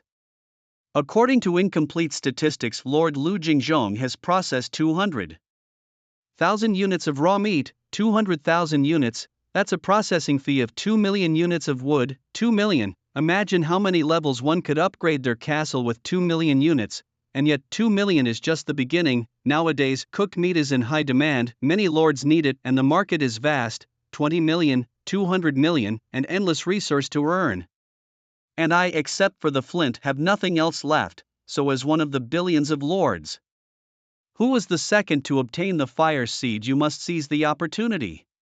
Lord Lu Jingzhong was able to earn 2 million resources by taking advantage of having the fire seat first. Now, the opportunity is handed to you, big boss. You could also earn 2 million, or even 2, 3, 4 million. It's all possible. You've got me excited now. Action speaks louder than words, boss. Let's get moving. You have the flint, you handle the processing of raw meat. I have the resources, know the channels, I'll handle the purchasing of raw meat and selling of cooked meat. Let's divide the labor, earn the resources together, and split them fairly. Our combined forces will be unstoppable. Alright, my good brother, I'll partner with you. Let's earn 2 million each, one for you, one for me, big brother. Good brother. Hey boss, don't get fooled by him. Lu Qingyao is the only designated agent of Lord Lu Jingzhong, and he only takes a 2-unit profit per transaction. What makes him deserve to share the profits equally with you, boss? The flint is yours, you are the core. Without your flint, this business wouldn't work at all, so you should take the larger share. Boss, partner with me. I'll take 2, you take 8. So you truly are my good brother. Haha, big brother. Haha, good brother. No sooner said than done. These two lords immediately agreed and began to act. He Hong Yuan was the lord who found 2 pieces of flint from a corpse. My Wan Liang was the lord who proposed the 2-to-8 split in the world channel. After deciding to partner, He Hong Yuan and my Wan Liang began to discuss pricing issues. He Hong Yuan, good brother, should we set our processing fee at 9 units of wood or stone, 1 unit cheaper to help us capture the market? My Wan Liang, big brother, there's no need. The market for cooked meat is huge. Lu Jingzhong can't handle it all. We don't need to compete with him. He Hong Yuan. Oh, alright, I trust you, big brother. So, what do we do now? My Wan Liang, big brother, you just handle roasting the raw meat, leave the rest to your little brother. I'll make sure everything is handled perfectly. He Hong Yuan. Okay, my good brother, big brother trusts you. After finishing their chat, my Wan Liang mimicked Lu Jingzhong's tone and started advertising in the global channel. Global channel 69699, 10,000 people. My Wan Liang. This is my Wan Liang, big brother, He Hong Yuan here. We have fire under control, now accepting bulk orders for processing raw meat into cooked meat. Processing fee, 10 units of wood or stone per unit of raw meat, only large orders, no small orders please. Interested parties, PM me. His words carried the grandeur of a big boss, truly letting my Wan Liang relish the feel of being a boss. After advertising in the global channel, my Wan Liang hid in his castle, happy like a 200-pound child. Ding, friend request. 39.87 million. Right after the ad, my Wan Liang received nearly 40 million. Friend requests. My goodness, when had my Wan Liang ever seen such a spectacle? He almost thought he had ascended the throne. Big boss, placing an order 100,000 units, opening the first friend request. My Wan Liang saw it was an order for raw meat processing, and it was for 100,000 units, a big order, definitely a big order. My Wan Liang was so happy he was grinning ear to ear. 100,000 units, not bad, he thought, joy bursting inside, but his response seemed almost disdainful of the 100,000 units. It can only be said that having He Hong Yuan by his side, my Wan Liang was floating on air. Big boss, I have 50,000 units here, 70,000 units, 100,000 units. My Wan Liang was picky, ignoring anything below 50,000 units. Orders above 50,000 he accepted them all. In no time my Wan Liang had accepted 1.5 million processing orders. 1.5 million orders. That's 15 million in processing fees. My Wan Liang was so excited he was having trouble breathing. Damn, the cooked meat business was too good. After calming himself down a bit, my Wan Liang sent the 1.5 million units of raw meat to He Hong Yuan. Run away with the money? Impossible. The system had protection mechanisms for that. Receiving the raw meat from my Wan Liang, He Hong Yuan wasn't doing any better. He Hong Yuan, 1.5 million orders. My good brother, we're going to be rich. My Wan Liang, yes, big brother, we're going to be rich. You better start cooking. While other lords still don't have fire, I'll go pull in more orders from the global channel. He Hong Yuan, you've worked hard, my good brother. My Wan Liang, it's hard work, big brother. Nearly 200,000 units of raw meat, 2 million units of wood in processing fees. Seeing someone in the global channel calculating their income, Lu Jingzhong's eyes bulged. You almost had me believing you. I haven't even processed 200,000 orders yet. Lu Jingzhong currently only has 200 undead skeletons. Oh. He summoned 30 more recently. Excluding those collecting firewood, Lu Jingzhong currently only has 229 working skeletons responsible for cooking the meat. The capacity has grown slightly from before. now able to process 50,000 units of meat per hour, but at this production rate for 200,000 orders Liu Jingzhong will need at least 4 hours. Damn it, all talk and no skills, claiming 200,000 orders in minutes. I wish. Fortunately for Liu Jingzhong, my Wenliang and He Hongyuan were not maliciously undercutting the price, still sticking to the price he had set.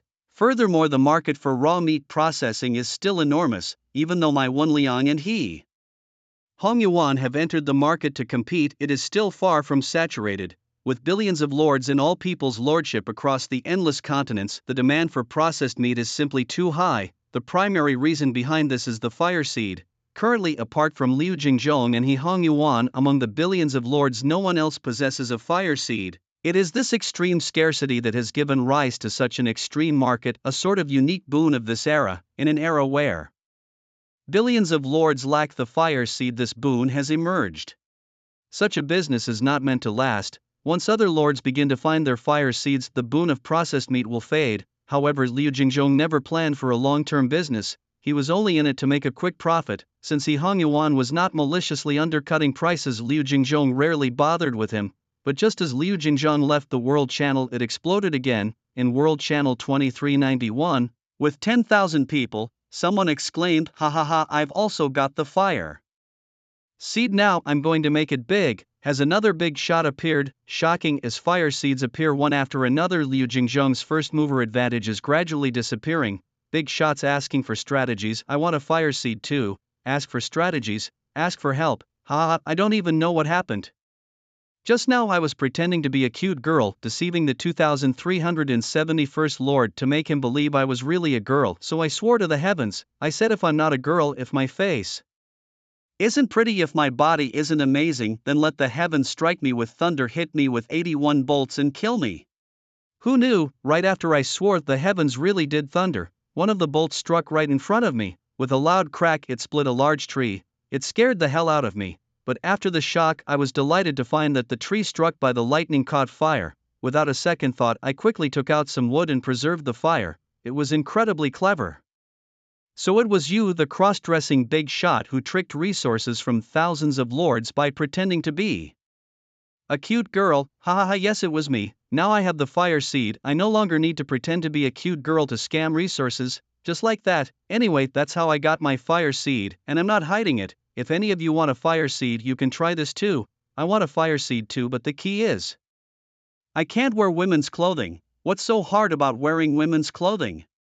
Can you fit into it? Do you have the right size? Alright, I'm done bragging, I'm going to do big business. Look here, everyone in the world of billions of lords across the endless continents, I am the third lord to possess a fire seed. Now I declare that the made raw meat processing factory is officially open. I'm not as greedy as Liu Jingzhong and He Hongyuan. I only charge 5 units of wood to process 1 unit of raw meat into cooked meat. Listen up everyone, made raw meat processing. The processing fee for 1 unit of raw meat is only 5 units of wood. My price is half of what Liu Jingzhong and He Hongyuan charge. I'm just making a little extra on your hard work. If you need to place an order, hurry up, bulk orders get a discount, and there's a special offer for big orders.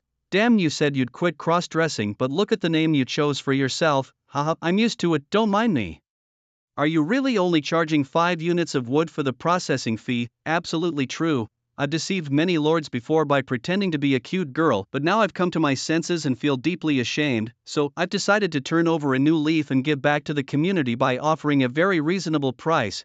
Sounds nice, but it's just to compete with big shots like Liu Jingzhong and He Hongyuan, meddling like a dog chasing mice.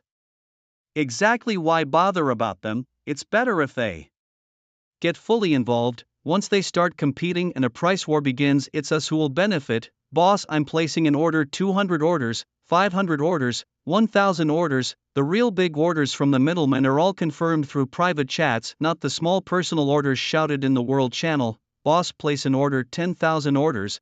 Big boss, 50,000 orders, 100,000 orders. Due to the irresistible prices offered by this cross-dressing big shot, many lords rushed to place their orders. Soon, the cross-dressing big shot received 1 million orders. He was thrilled, but as some rejoice, others mourn. Many of Liu Jingzhong and He Hongyuan's clients, seeing that the cross-dresser's processing fee was only 5 units, half of what Liu Jingzhong and He Hongyuan charged, abandoned their old suppliers and ran to the new option, cancellations. Lu Jingzhong and He Hongyuan suddenly received a wave of cancellation requests from lords. Lu Qingyao, seeing her private chat filled with consistent messages about cancellations, a few lords willing to pay a 1% breach fee, most of the lords didn't show any sign and even demanded immediate refunds of raw materials and processing fees. Lu Qingyao, a 15-year-old girl, had never seen such a scene and didn't know what to do. She almost cried. Fortunately, she could still reach out to someone. Lu Qingyao, brothers, someone in the World Channel is openly stealing our business and their processing fee is only half of ours. Our previous clients are all canceling. What should we do? They're also insulting me, demanding that I immediately refund them the raw materials and processing fees. When Lu Jingzhong saw his sister's message, he was stunned for a moment, thinking, wasn't He Hongyuan not waging a price war with me? Of course, that's not the point. The point is Lu Jingzhong, who insulted you, note them down for me and I'll avenge you. Lu Qingyao, brother, that's not the point. The point is, a million orders all need to be cancelled. What should we do? Should we also lower our prices? Lu Jingzhong, that's exactly the point. I won't let my sister be bullied. Lu Qingyao, brother, I know you care about me the most, but we still need to solve the current issue. Brother, please decide. How much should we reduce the processing fee to? Lu Jingzhong, lower the price. Impossible, not in this lifetime. Here's what you do, Qingyao, tell them they can cancel the order as long as we haven't started processing it, but once they cancel this time, I'll never take their orders again. Do you understand? Lu Qingyao said, the second brother, but if we don't lower our prices, no one will come to us for processing.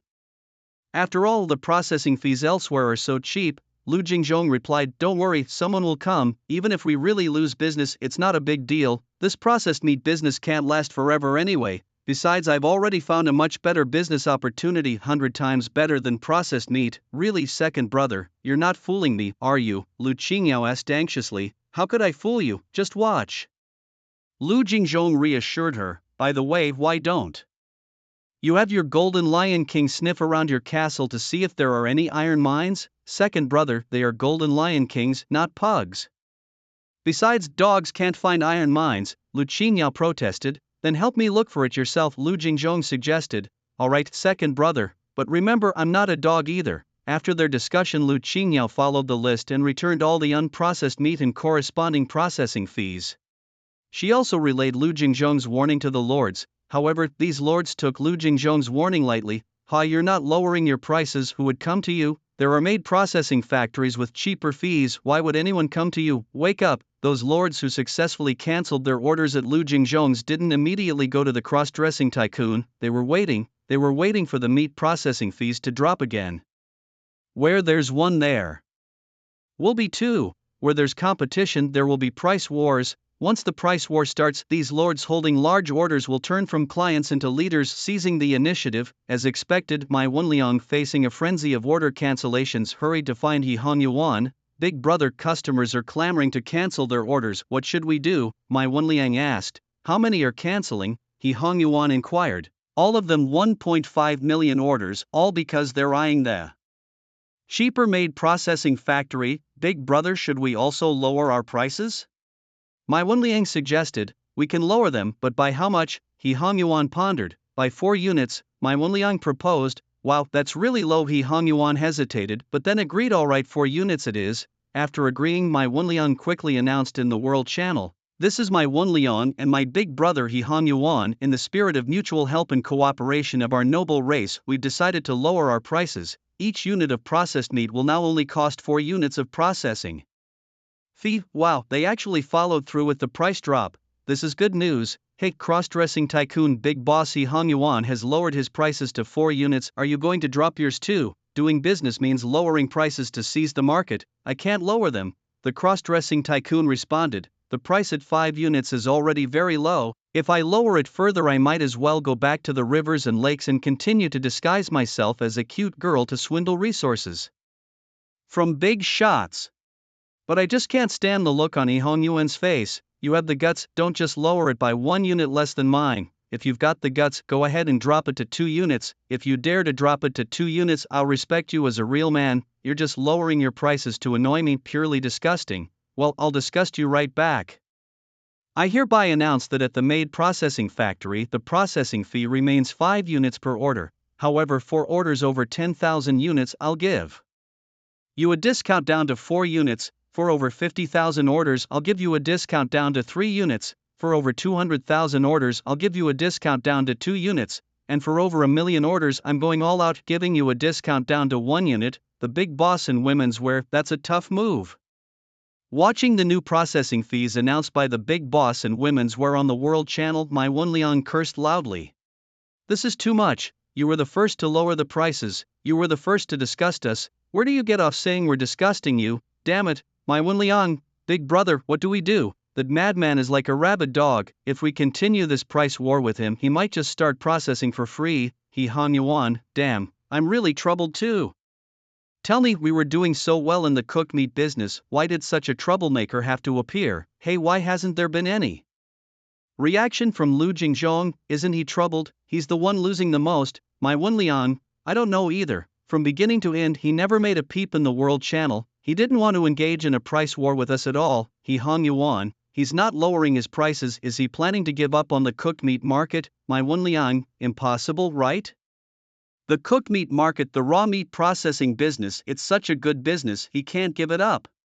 If it were me, I definitely wouldn't give up, he Hong Yuan, forget about him, let's think about how to compete with the maid processing factory, my Wenliang. What else can we do, raise the price to match his, not talking about a monopoly but we can definitely win back a lot of orders, after all the cooked meat market is still very huge, he Hong Yuan, match his price, alright, it's frustrating, my Wenliang. Big brother don't rush, let's focus on developing first, once the castle's 7-day newbie period is over we'll have plenty of chances to deal with him, he Hong Yuan, okay, you go to the World Channel and announce our pricing policy, try to pull some orders back, my Wenliang, yes, big brother. After ending the chat with He Hong Yuan, my Wenliang returned to the World Channel and announced their new pricing policy matching that of the maid processing factory. Seeing this, the lords holding large orders knew that processing fees won't be dropping any further, he Hong Yuan and his team conceded.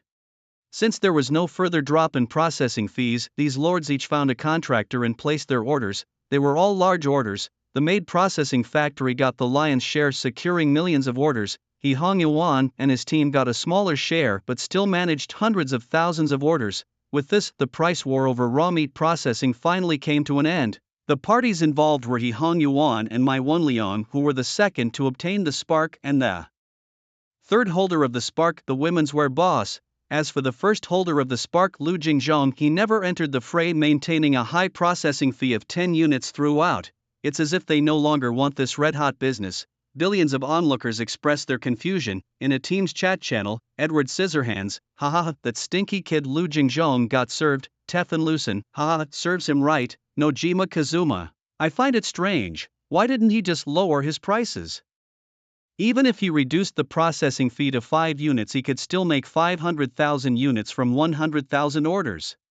Edward Scissorhands, Lord Kazuma, you don't understand, young people are temperamental, he just can't swallow his pride, Nojima Kazuma, I don't quite understand, Tefan Lucen, you don't need to understand too much, just know that this kid Lu Jingzhong tends to overthink things, Nojima Kazuma, oh that's really too bad, he had such a great advantage with the initial lead. If he had used it well he could have gained a lot of resources, he could have developed like crazy early on and left billions of lords far behind within the 7-day newbie period, all for that bit of pathetic pride. What a waste of a great opportunity, Lu Jingzhong, how foolish, Edward Scissorhands, Lord Kazuma, you've summed it up perfectly, Lu Jingzhong is such an idiot, Haojie, Team Captain Lu Jingzhong is not stupid, Edward Scissorhands, hey Captain, why do you always speak up for Lu Jingzhong?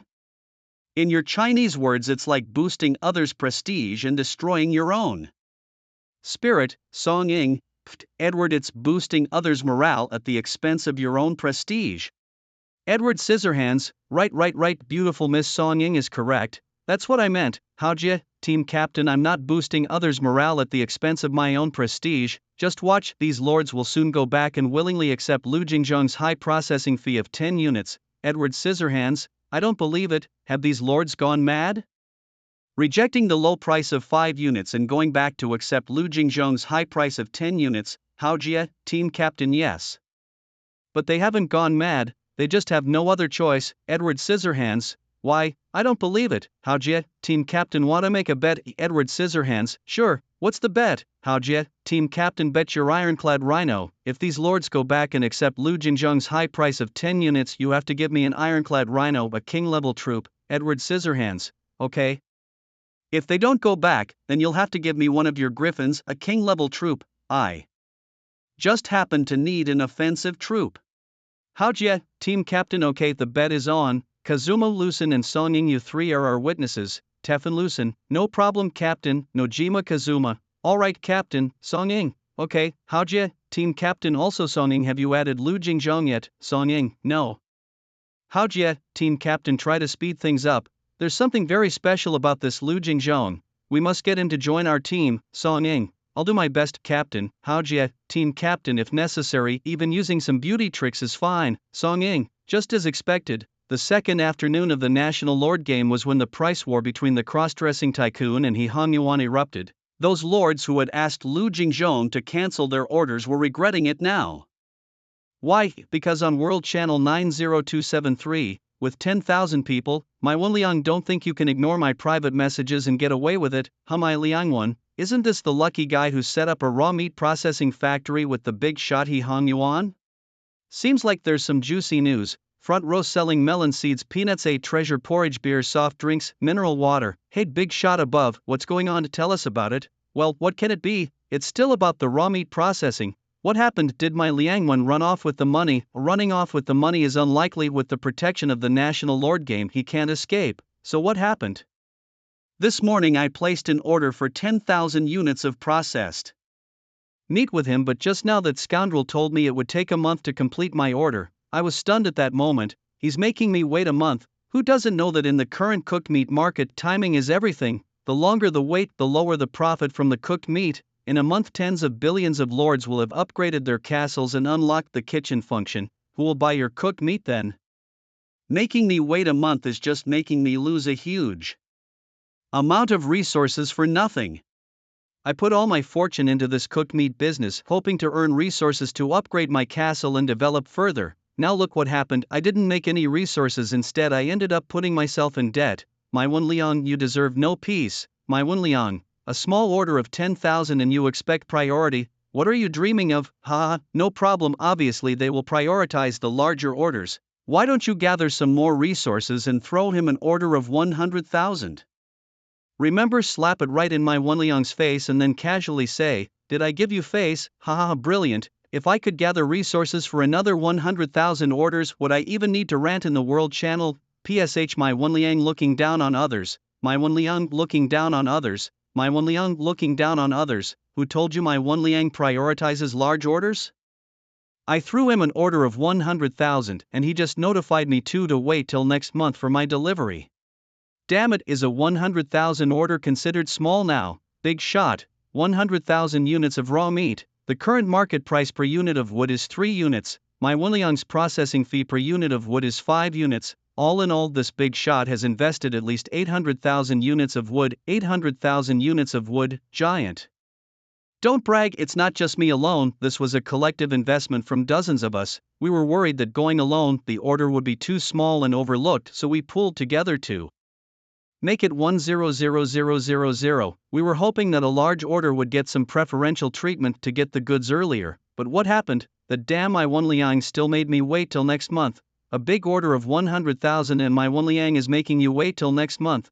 Looks like my order of 10,000 also has to wait till next month. Seems fair. My order of 20,000 is also waiting till next month. My 5,000 order too. My 1,000 order as well. You all have to wait until next month. Then what is my Wenliang doing this month? He isn't taking small orders nor large ones. I saw him fiercely competing over prices with the bigwig in women's clothing this morning. What in the world is going on? Who knows? Anyway, all of his orders, big or small, have been notified to be delivered next month. If that's really the case, then my Wenliang is somewhat conscientious. The orders we sent to the maid processing factory, regardless of size, have all been notified to be delivered at least 6 months later. Some big shots will have to wait a year to get their processed cooked meat. Edward Scissorhands, those who spread rumors will have to swallow 1,000 needles. Yoma Noma, Lord Edward, it's the liars who should swallow 1,000 needles. Edward Scissorhands, whatever, I just want to know what's going on right now. What's going on? It's simple. After this morning's price war, my Wenliang and The bigwig in women's clothing both thought the prices were too low, which was a strategy discussed by both parties. Just dragging it out for you guys, they are not in a hurry anyway, it's the middlemen who are anxious, because the middlemen all know that the profits from the cooked meat market can only last so many days. The longer the time, the lower the profit from the cooked meat, so as long as my Wenliang drags out the time, the middlemen will definitely be anxious. Once the middlemen become anxious, they will raise the price themselves.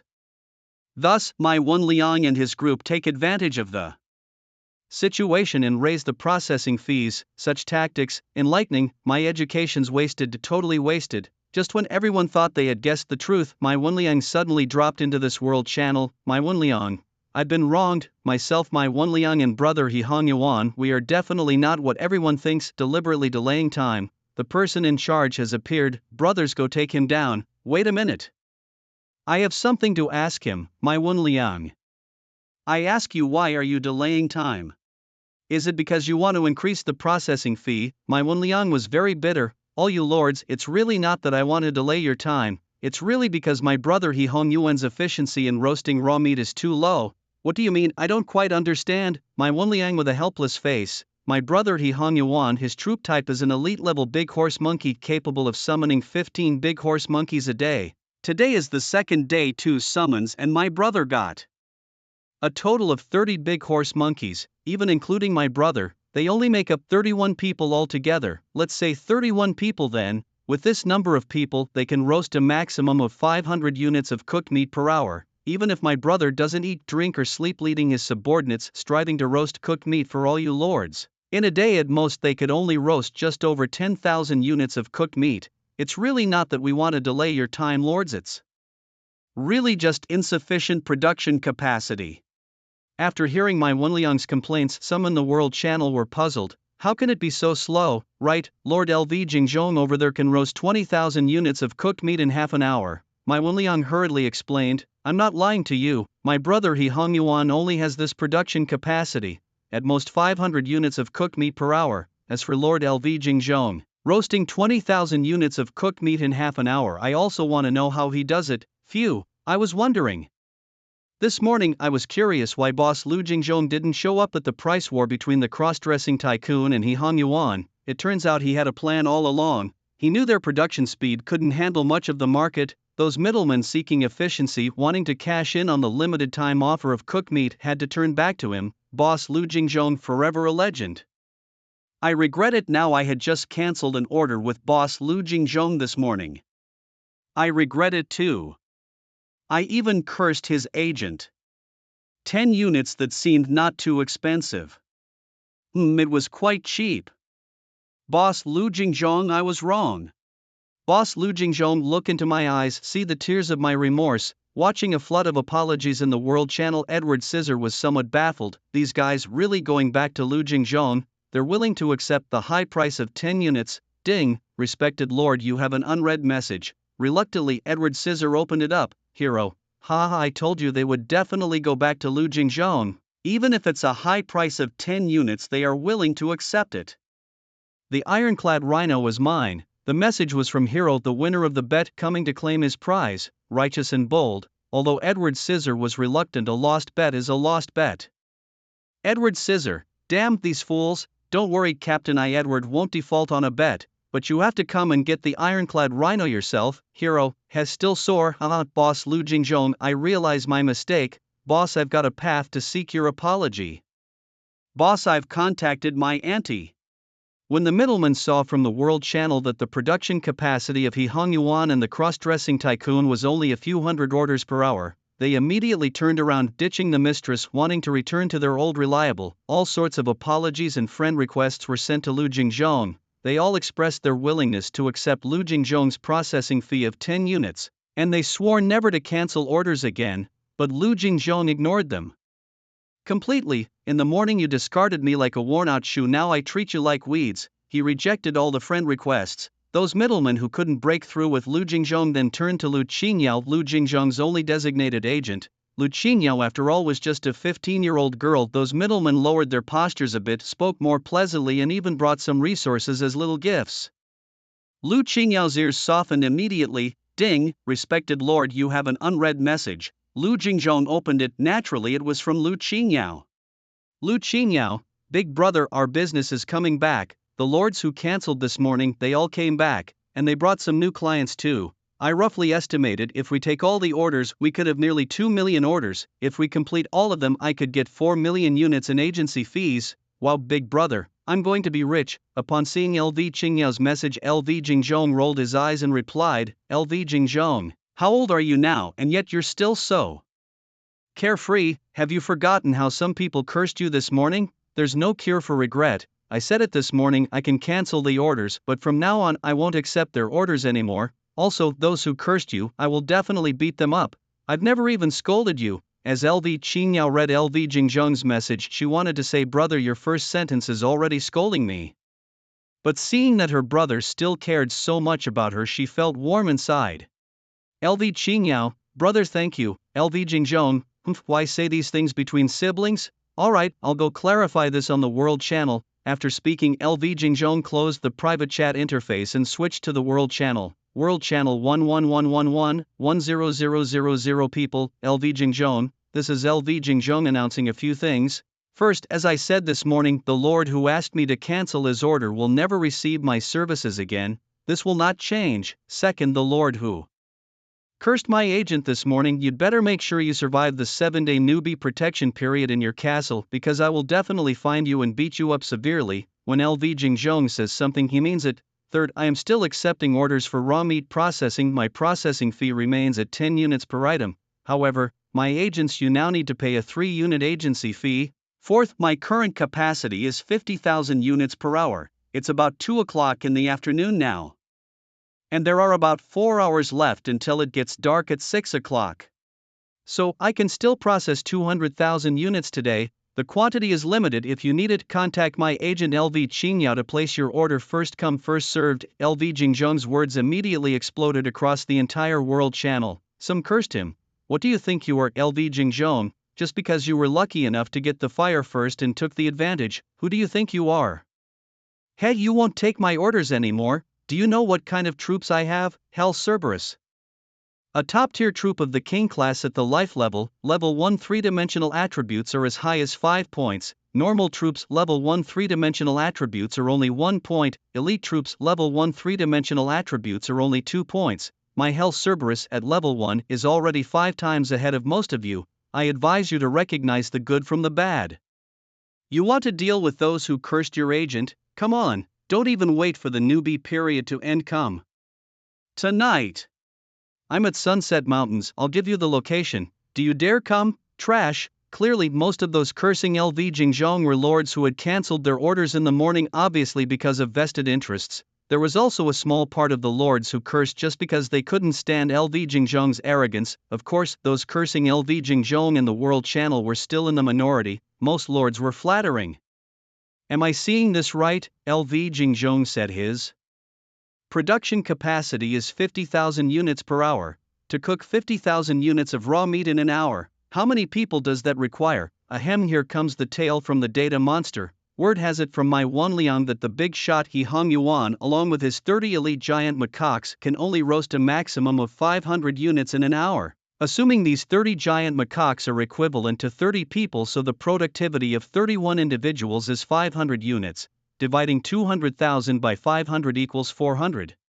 Multiplying 400 by 31 gives 12400, thus theoretically LV Jingzhong the big shot could command 12,400 troops. 12,400 troops, how could that be? What kind of ghost story are you telling me? It's only the second day of the National Lords game. Well, I also calculated roughly based on the available data. It's not ruled out that LV Jingzhong might have facilities like factories. Why do I feel that having a factory is even more awesome? What do you mean? Damn, we can't even get a piece of cooked meat and someone has already set up a factory. Isn't that more incredible? SSSH, now that you mention it.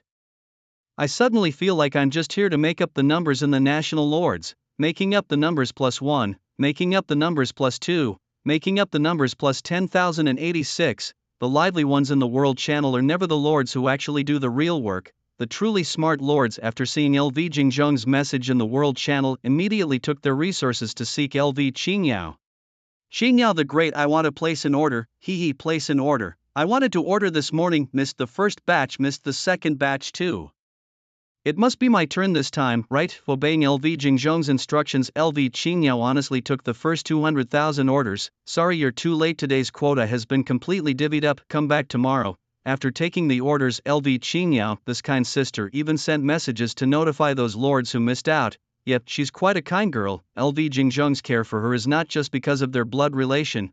Meanwhile, LV Jingzhong received the 200,000 orders of raw meat from LV Qingyao and immediately arranged for the undead skeletons to roast it. 229 undead skeletons honestly hanging the raw meat on themselves, then walked into the bonfire, letting the bonfire cook the meat, simply walking barbecue grills, and these are specially made from bones. After arranging the undead skeletons, LV Jingzhong took a glance. 2 hours later his magic was fully restored. Magic value 120, 1 point restored every minute. He could summon undead skeletons again. The skilled necromancer summoning uses 2 points of magic value per use and can summon an undead skeleton from a corpse. As for the corpse, the giant crab spider killed by skeleton dragon Kaiser and John is still lying there, bones not yet cold, ready-made materials. It would be a waste not to use them.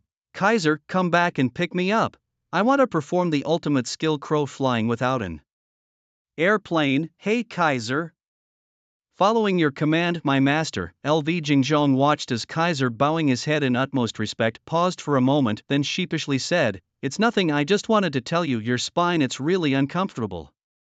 Under LV Jingzhong's command, Kaiser flew back to the castle, carrying LV Jingzhong to the body of the giant crab spider 800 meters from the castle. LV Jingzhong originally wanted to experience the feeling of soaring through the sky, but no sooner had we taken off than we landed. The feeling was just like when you excitedly open the F drive on your computer, go to folder 104, then to folder 203, then to folder 304, only to find folder 404 is missing. Where's the main point? It stops abruptly. This huge gap made Lu Jingzhong feel extremely uncomfortable. Moreover, Caesar was a skeletal dragon. It didn't have a broad and solid back for Lu Jingzhong to stand on. All it had was a dried, bumpy spine. It was so irritating, his feet hurt from the roughness. And the key issue was Lu Jingzhong couldn't even complain to Caesar. After all, that was just the type of creature it was, alas. With a wave of his hand, Lu Jingzhong had Caesar and John stay by his side. Then he approached the room-sized corpse of the giant crab spider, and with his left hand he unleashed a necromancy skill. A black array of light instantly appeared over the corpse of the giant crab spider. Boom, a ghastly pale, bald and fleshless bone hand stretched out from the array. In no time, a complete humanoid skeletal undead crawled out. Lu Jingzhong finally understood clearly that the necromancy skill, regardless of the species of the corpse it was summoned from, always produced humanoid skeletons. Lu Jingzhong's command included hundreds of undead skeletons, all looking the same, humanoid skeletons about 1.8 meters tall. Of course, although the skeletons all looked the same, there were still many differences. For instance, this time, undead skeleton race, undead loyalty, 100, will never betray, life tier, elite level, LV10, non-upgradable, health. As per the undead trait, as long as the soul fire is not extinguished, they do not die. Mana, 30 strength, 20 stamina, 20 spirit, 20 skills. Skeletal hardening. Partial or full skeletal hardening, significantly enhancing the defensive and offensive abilities of the undead skeleton. The more bones hardened, the more mana is consumed with a minimum of 2 points. Equipment. None. The level and life tier of the summoned undead skeletons are consistent with the corpse used as the medium. The giant crab spider was a level 10 elite monster before death. Therefore, the undead skeleton summoned using the giant crab spider's corpse naturally also became a level 10 elite undead skeleton. Compared to ordinary undead skeletons, the attributes of elite undead skeletons were doubled. Moreover, elite undead skeletons even possess skills. Among the hundreds of undead skeletons under Lu Jingzhong's command, only this newly summoned one had skills. Because the others were all ordinary level, only this newly summoned undead skeleton was elite. Is this the prestige of an elite undead skeleton? What about those at the commander level, lord level, king level, and even god level undead skeletons?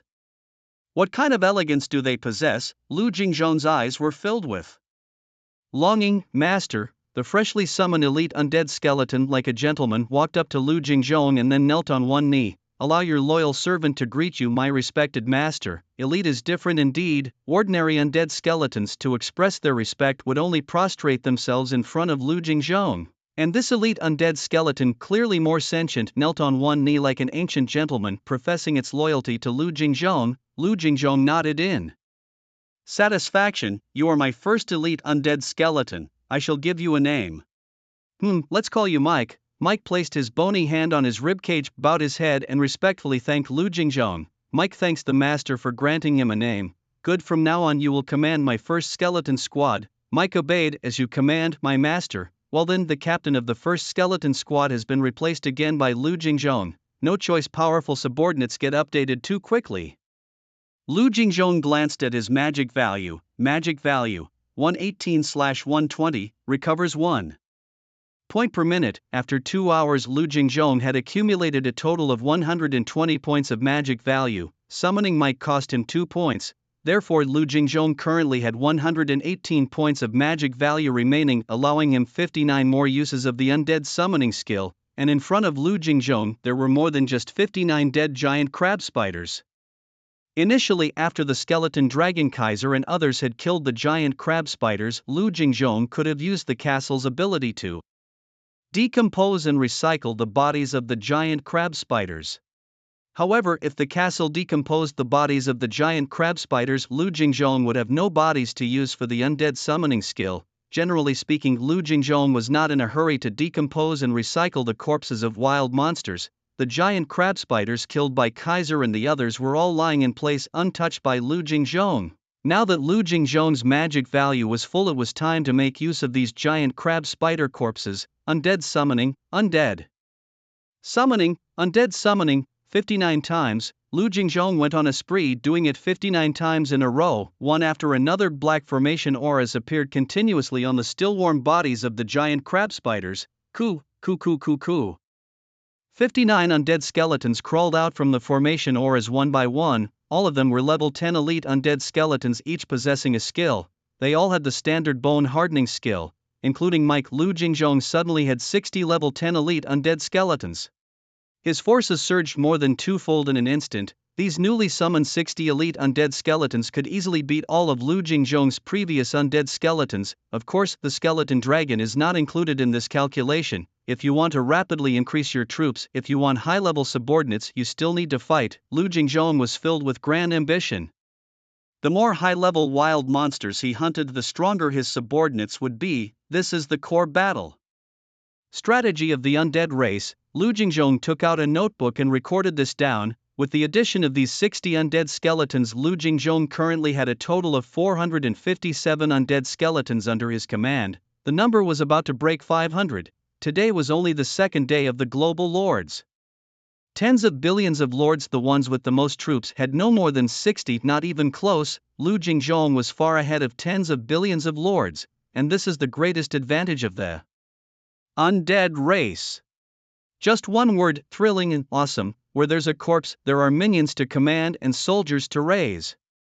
This method of raising soldiers is simply explosively exhilarating. Watching the newly summoned 60 level 10 elite undead skeletons, LV Jingzhong waved his hand grandly. His spirit soared like a tiger devouring the miles. Bursting with overwhelming enthusiasm, he declared, "Let's go back with me for a barbecue." These 60 undead skeletons could roast about 12,000 units of raw meat in an hour. The production capacity increased by another 20%. LV Jingzhong quickly had these 60 undead skeletons join the marching barbecue rack army. More orders. Immediately, LV Jingzhong had LV Qingyao take on an additional 40,000 orders. Moreover, later, with more mana, LV Jingzhong could continue to summon more undead skeletons. This production capacity could still be increased. With 4 more hours until dark, with a bit of effort, there was hope to complete 300,000 orders today. While LV Jingzhong was bustling with activity, on the other side Caesar seemed to be facing some difficulties. At the southern edge of LV Jingzhong's castle lay a vast, unending forest known as the Sunset Mountain Range. At this moment, Caesar and John were hunting not far from the Sunset Mountain Range. "Big brother," John suddenly called out to Caesar. After Caesar bit down on a wild beast, he turned his head, the hollow sockets of his eyes flickering with the light of the soul fire in a peculiar frequency. In the professional language of the skeletal dragon, it meant, "Are you slacking off?" John shook his head repeatedly. "You misunderstand me, big brother. Look over there." While speaking, John pointed with his bony claw towards the forest in the Sunset Mountain Range. Big brother, there are some green-skinned rats spying on us. Following John's bony claw, Caesar indeed saw a few green-skinned figures hiding in the trees of the Sunset Mountain range. After thinking it over, Caesar told John, they haven't entered the master's territory, so we don't need to bother with them. Once they step into the master's territory, we'll kill them. Right now, the master's assignment for us is to focus on leveling up. The sky is vast, the earth is vast, but the master's task is the greatest, understand? John looked towards the Sunset Mountain range, then turned back to look at Caesar and again turned to look at the mountain range. I understand all that you're saying, big brother, but it seems like they have some ideas about you. Caesar looked puzzledly in that direction. Good heavens, those green-skinned figures were actually aiming at him with bows and arrows. Whoosh, the next moment an arrow shot towards Caesar's head. Ding, you wouldn't believe it, but the arrow was quite accurately aimed. It hit right on Caesar's skull. However, Caesar's hard skull blocked the arrow without any damage. The impact was non-existent, but the insult was severe. Enraged, Caesar roared at the green-skinned figures in the Sunset Mountain range. Who the hell do you think I am? I am the undead skeletal dragon, Caesar, a synonym for brutal tyranny.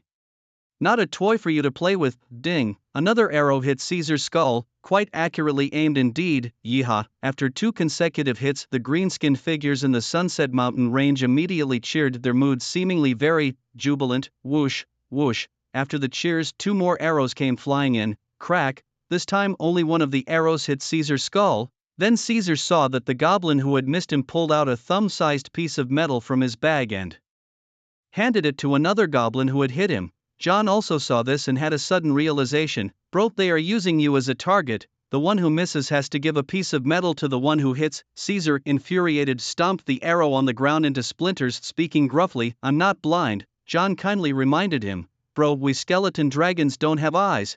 Bang, Caesar headbutted John on the head. Shut up.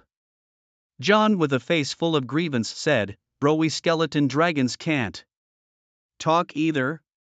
The reason we can make sounds is because we use the soul fire to vibrate the spiritual aura around us. Caesar fiercely stretched out his bone claw, instantly poking into the 2 hollow sockets of John's eyes, pressing down hard on John's soul fire. Be quiet. With his soul fire under Caesar's grip, John finally quieted down. Ding. Just as Caesar had dealt with John, another arrow shot towards him from the goblin figures in the Sunset Mountain range. This arrow too was incredibly precise. This is outrageous, Caesar exclaimed in anger. Well, he slapped John instead. Then with his bone wings flapping, Caesar flew towards the Sunset Mountain range. He was going to seek revenge on those goblin figures. When had Caesar ever suffered such an insult? He was determined to shred those green-skinned rats, those mongrels. Caesar approached with overwhelming fury, yet the goblin figures in the Sunset Mountain range seemed utterly fearless. Impressive. Only after flying into the Sunset Mountain range did Caesar see the true faces of these goblin figures. They were much shorter than his master Lu Jing, roughly only as tall as Lu Jing's waist. Their bodies shone with a bright green, their ears sharp and pointy, hunched and incredibly ugly. They wore no clothes, just a piece of cloth around their loins. Despicable. If Lu Jing were here, he would definitely recognize these goblin figures as goblins. Unfortunately, Lu Jing was not here at the moment. Although he did not know the name of the goblin species, Caesar, sensing their aura, knew none of these goblin figures were above level 15, moreover their life hierarchy was at most commander level, while Caesar at level 8, as a deity-level creature Caesar even at level 8 was not afraid. Even if they were at level 15, a commander-level creature would only have 45 points and 3-dimensional attributes, but Caesar at level 8 had a whopping 48 points. In terms of attributes, Caesar absolutely overwhelmed them. So what if you're level 15? At level 8 will still hunt you down. With a heart full of rage, Caesar charged at the goblins. These goblins didn't flinch at all, their eyes even glowing with excitement. Catch it, this bizarre-looking skeleton, if sold in the human city, will fetch a sky-high price. Those hypocritical humans love to collect these strange creatures. Catch it, and we'll be rich, rich, rich. Driven by a strong desire to get rich, these goblins showed a fierce spirit, and then, as Caesar dove in, they swarmed him. Goblins, adept at their racial skill of mobbing. Charge, let's get rich. Defeat it and I'll be rich, rich, I tell you. Damn it, it was Caesar's first time seeing anyone charging into battle while shouting about getting rich. You greedy green-skinned rats, Just how greedy can you get? Honestly, the goblins' brave momentum as they surged forward shouting about riches did put Caesar on alert for a moment, but then bam! In the blink of an eye, Caesar diving down collided with the rushing goblins. As a result, more than a dozen goblins were sent flying by Caesar's sweeping attack. What is this shoddy workmanship? Not a single capable fighter among them. This only infuriated Caesar more. With such weak strength you dare to challenge your great Caesar? Die! Dragon flame! A fierce blaze erupted from Caesar's mouth, sweeping across the land and instantly igniting the trees in the Sunset Mountains. The goblins were quickly surrounded by the roaring fire with no chance of escape. In moments, they were burned alive by Caesar's dragon flame. Just then, the skeletal Dragon John leisurely flew over, landing beside Caesar. John cocked his head, his soul fire flickering pleasingly. Caesar spared him a glance. Speak, phew, I was about to suffocate. Brother, we've already left our master's territory, let's hurry back. Caesar nodded. Just as he was about to take off, something flickered among the remains of the goblin corpses on the ground. Wait, Caesar paused, driven by curiosity. He moved closer. As a skeletal dragon, John wasn't afraid of fire, especially since it was Caesar's own dragon flame which couldn't harm him. Approaching the glowing spot, Caesar carefully pinched up a human fist-sized lump of metal from the ground with his claws. John leaned in curiously. Brother, what's this? Caesar didn't recognize it either. Go away, he snapped, giving John a kick. Caesar hadn't seen it before, but he knew that this lump of metal was the betting stake used by the green-skinned rats in a wager against him, originally the size of human thumbs but now fused into a lump by his dragon flame. Must be something valuable. If I bring it back to the master, he'll surely be pleased. Thinking this, Caesar immediately flapped his bony wings, heading back to the castle in the central city. John followed behind. Brother, wait for me, I'll talk less next time. Caesar couldn't be bothered with him. Before long, Caesar landed and was greeted by his master Lu Jingzhong. Master, Caesar has a treasure to present to you. Then cautiously he offered up the lump of metal to Lu Jingzhong. Lu Jingzhong didn't recognize the item either. Fortunately, the castle possessed an insight skill. Lu Jingzhong immediately used the insight skill on the lump of metal. His face lit up with surprise. It was fine iron. As the saying goes, find what you need without even looking. Lu Jingzhong had been worried about where to find fine iron for equipment forging. Caesar, you've done a great service. Caesar grinned broadly. Being able to help the master is Caesar's honor. Master John has also contributed. John was hurrying back and forth and only then did he manage to return. Lu Jingzhong laughed heartily. A great merit for the two of you. After the joy, Lu Jingzhong excitedly grabbed a bone from Caesar's bone wing. Caesar, where did you find this thing? Caesar replied, on the southern side of the castle in the Sunset Mountains. Then Caesar recounted the encounter with the goblin to Lu Jingzhong. Lu Jingzhong nodded after listening. His gaze drifted towards the south of the castle, muttering, the Sunset Mountains? The Sunset Mountains are beyond the boundaries of Lu Jingzhong's territory. The next day, among billions of lords, no one dared to step out of their castle's territory. The reason is simple. Once you leave the territory of your castle, the castle's inside ability cannot be used. In such situations, you wouldn't know what kind of monsters or natives you are facing, what abilities they have, or their actual strength. You can only rely on your senses to judge the difference in strength between the two sides. A wrong judgment could easily lead to a deadly outcome. Therefore, especially during the novice and early development stages, it is best not to leave the territory of the castle. This is a self-preservation awareness shared among the billions of lords and of course the most correct approach. But now Lu Jingzhong faces such a problem. The essential iron he needs appeared in the Sunset Mountains, but it is not within his castle's territory. What to do? Should he go for it? Going might lead to danger. Not going feels like a pity. What to do? Oh, Caesar. Caesar, you are here, my lord. The place where you found the goblins that you called the green-skinned rats. How far is it from our castle? Caesar reported, Master, those green-skinned rats are at the edge of the Sunset Mountains, about 5,000 meters from our castle. 5,000 meters. Lu Jingzhong bowed his head in deep thought, weighing the pros and cons in his mind. No, not weighing the pros and cons, but considering the retreat. As a leader, one must consider defeat before victory to be invincible in all battles. A distance of 5,000 meters with Caesar and John's flying speed at full throttle would take at most about 10 seconds to return. We can do it. Other lords might not dare to leave their territory, let alone venture too far from their castle, but it's not a big problem for Lu Jingzhong. Why? Because Caesar and John can fly. More importantly, Caesar, John, and even Lu Jingzhong himself are of the undead. they have infinite life points. If it were to be represented by a health bar, it would be a full screen of health bars. They possess immortal bodies. I must obtain that fine iron. Immediately Lu Jingzhong summoned his subordinates. Mike, the first elite undead skeleton of level 10 under Lu Jingzhong's command, quickly emerged from the bonfire. Compared to the sluggish ordinary undead skeletons, elite Mike moved as freely as a human. He quickly approached Lu Jingzhong and respectfully said, "Mike has come at your summons, my master." Lu Jingzhong nodded. "Mike, take all the elite undead skeletons of the first skeleton squad and follow me to battle." Mike obeyed the order. For his first venture outside the castle, LV Jingzhong decided to play it safe and gather more troops. Moments later, the battle personnel were all in place. The main combatants, 2 god-level skeletal dragons, level 8 Caesar and level 7 John. The frontline troops, Skeleton Squad 1, 60 elite level 10 undead skeletons, the Supreme Commander, LV Jingzhong. Let's move out. At LV Jingzhong's command, Mike led the elite undead skeletons to climb onto Caesar and John.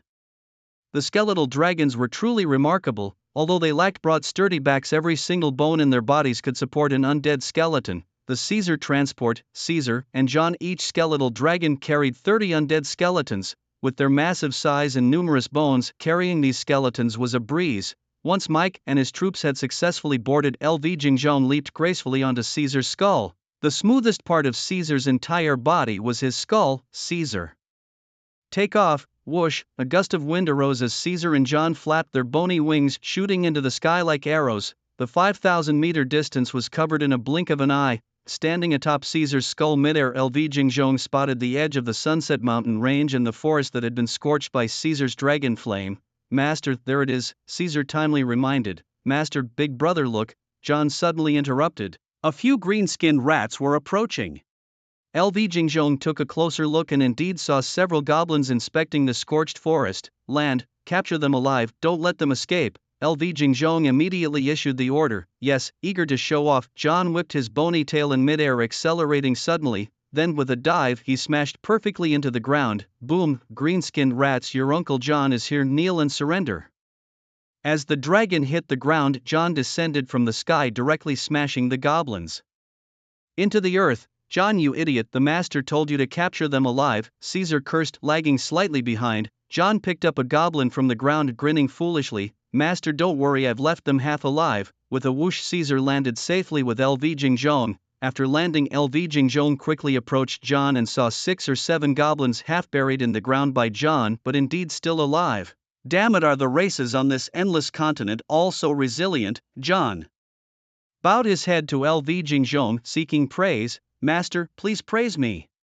Aren't you just a big dumb ironhead?" Even Caesar's soul fire was fuming with embarrassment. LV Jingzhong patted John's head. "Well done, John." Receiving praise from LV Jingzhong, John's bony tail stood erect. "Ha!" LV Jingzhong laughed loudly, then walked up to one of the goblins. He pulled out a lump of fine iron that Caesar had brought back and threw it in front of the goblin. The goblin, half buried in the soil with its shoulder pinned down by John's claw, could not resist at all. In this situation, the goblin was very honest. "I report to this lord, this thing was dug up from the ground." LV Jingzhong raised an eyebrow. "Dug up from the soil like this? Just fine iron right from the ground? Is that the setting of this boundless land?" The goblin hurriedly shook its head. "No, what we dug up were rocks, but after being forged by the dwarves, they turned into what you see in your hands." "The dwarves? You goblins actually got together with the dwarves?" The goblin shook its head again. "No, we just trade with the dwarves." Nodding, LV Jingzhong got to the point. "Where do you dig these rocks? Where is your tribe located? How many people are in your tribe? What's the highest level and what is the life tier?" The goblin hesitated for a second and John's claw immediately tightened. John's immense strength nearly crushed the goblin's entire chest. "I'll speak." "John, let him go." "Yes, master." Huffing and puffing, the goblin, having narrowly escaped death, gasped for air repeatedly. "Speak quickly or you'll be crushed," John threatened from the side. Frightened, the goblin quickly said, "Sir, the rocks are dug from the hill behind our tribe. Our tribe is in a hollow 500 meters to the south. There are a total of 520 people in our tribe. The strongest is our chieftain. The chieftain is level 18 and his life tier is elite, level 18 elite tier. Without considering equipment, the chieftain's 3-dimensional attributes are 36 points. Caesar can take him down." LV Jingzhong made his judgment. "This is doable, lead the way to your tribe." The goblin's face was full of terror. "Sir, what are you going to do?" "I want to borrow something from your chieftain." Enemy attack. When LV Jingjong arrived at the hollow with his men, the goblins first noticed the towering figures of Caesar and John. Hearing the alarm, the goblin chieftain and 18-level elite goblin came out of his house. "Is this a skeletal dragon?" The chieftain's eyes popped out. "One gold coin?" After another. Humans love to collect such creatures. They can definitely be sold for a sky-high price. "We're going to be rich. My children, come out to fight. This time we're really going to make a fortune." With that, goblins, naked except for a small loincloth, started poking their heads out. The next moment, the chieftain asked, "Are those two big fellows over there?" "Wow, they're huge." Looking at Caesar, the chieftain's face was filled with greed. "These guys must be the legendary skeletal dragons. If we capture them and sell them in Rondo City, we can make at least 1,000,000 gold coins." "A million gold coins?" The goblins immediately rushed out, their eyes blazing with fiery greed, looking at the approaching Caesar and John, who reported an enemy attack. "This is clearly a delivery of gold coins. 1,000,000 gold coins, we're really going to be rich." The goblin race is naturally greedy for huge fortunes. Moreover, goblins are incredibly arrogant. Before the fight, they felt they could slaughter gods above and suppress hell below, so now they're not afraid of Caesar at all. In their eyes, Caesar was a walking million gold coins. "Boys, grab your weapons, it's time to make a fortune." For 1,000,000 gold coins, charge to get rich. Therefore, when Lu Jingjong rode on Caesar, accompanied by John and a gang of skeleton minions, to the goblin tribe, what awaited them was a massive brawl. Goblins always fought in groups. Over 500 goblins, all warriors of the tribe. They shouted a unified slogan, "Get rich," and surged forward, the scene fiercely brave. To the unknowing, one might actually think they were strong. Caesar, having had a previous experience, immediately reassured Lu Jingjong, "Master, do not worry, these green-skinned rats are not strong, they just have courage taller than the skies." Lu Jingjong nodded in understanding. "Caesar, John might defeat them." "At your command, master." 2 skeletal dragons and 60 undead skeletons faced the charging goblin tribe. Dragon Flame. Caesar unleashed his powerful move right at the start. Scorching flames instantly engulfed dozens of goblins. John, not to be outdone, swung his bony tail fiercely, sweeping away a large group of goblins in an instant. "The Lord of Death is here, you green-skinned rats, dare not act recklessly." Mike and the other undead skeletons hadn't even made a move yet. Just Caesar and John alone, in a single encounter, had already taken care of a fifth of the goblins. The skeletal dragons were indeed powerful. The goblin chief, an 18-level elite goblin, seeing the situation, thought it was anything but profitable.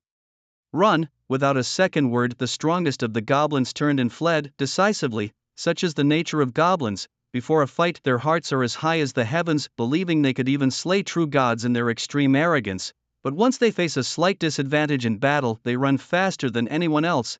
Therefore, none of the native powers on the endless continent wish to employ goblins in war. The difference before and after a fight is too great, no one can stand the bizarre racial characteristics of goblins. This was Lu Jingjong's first encounter. 1 second they're as fierce as can be, ready to trade life for life.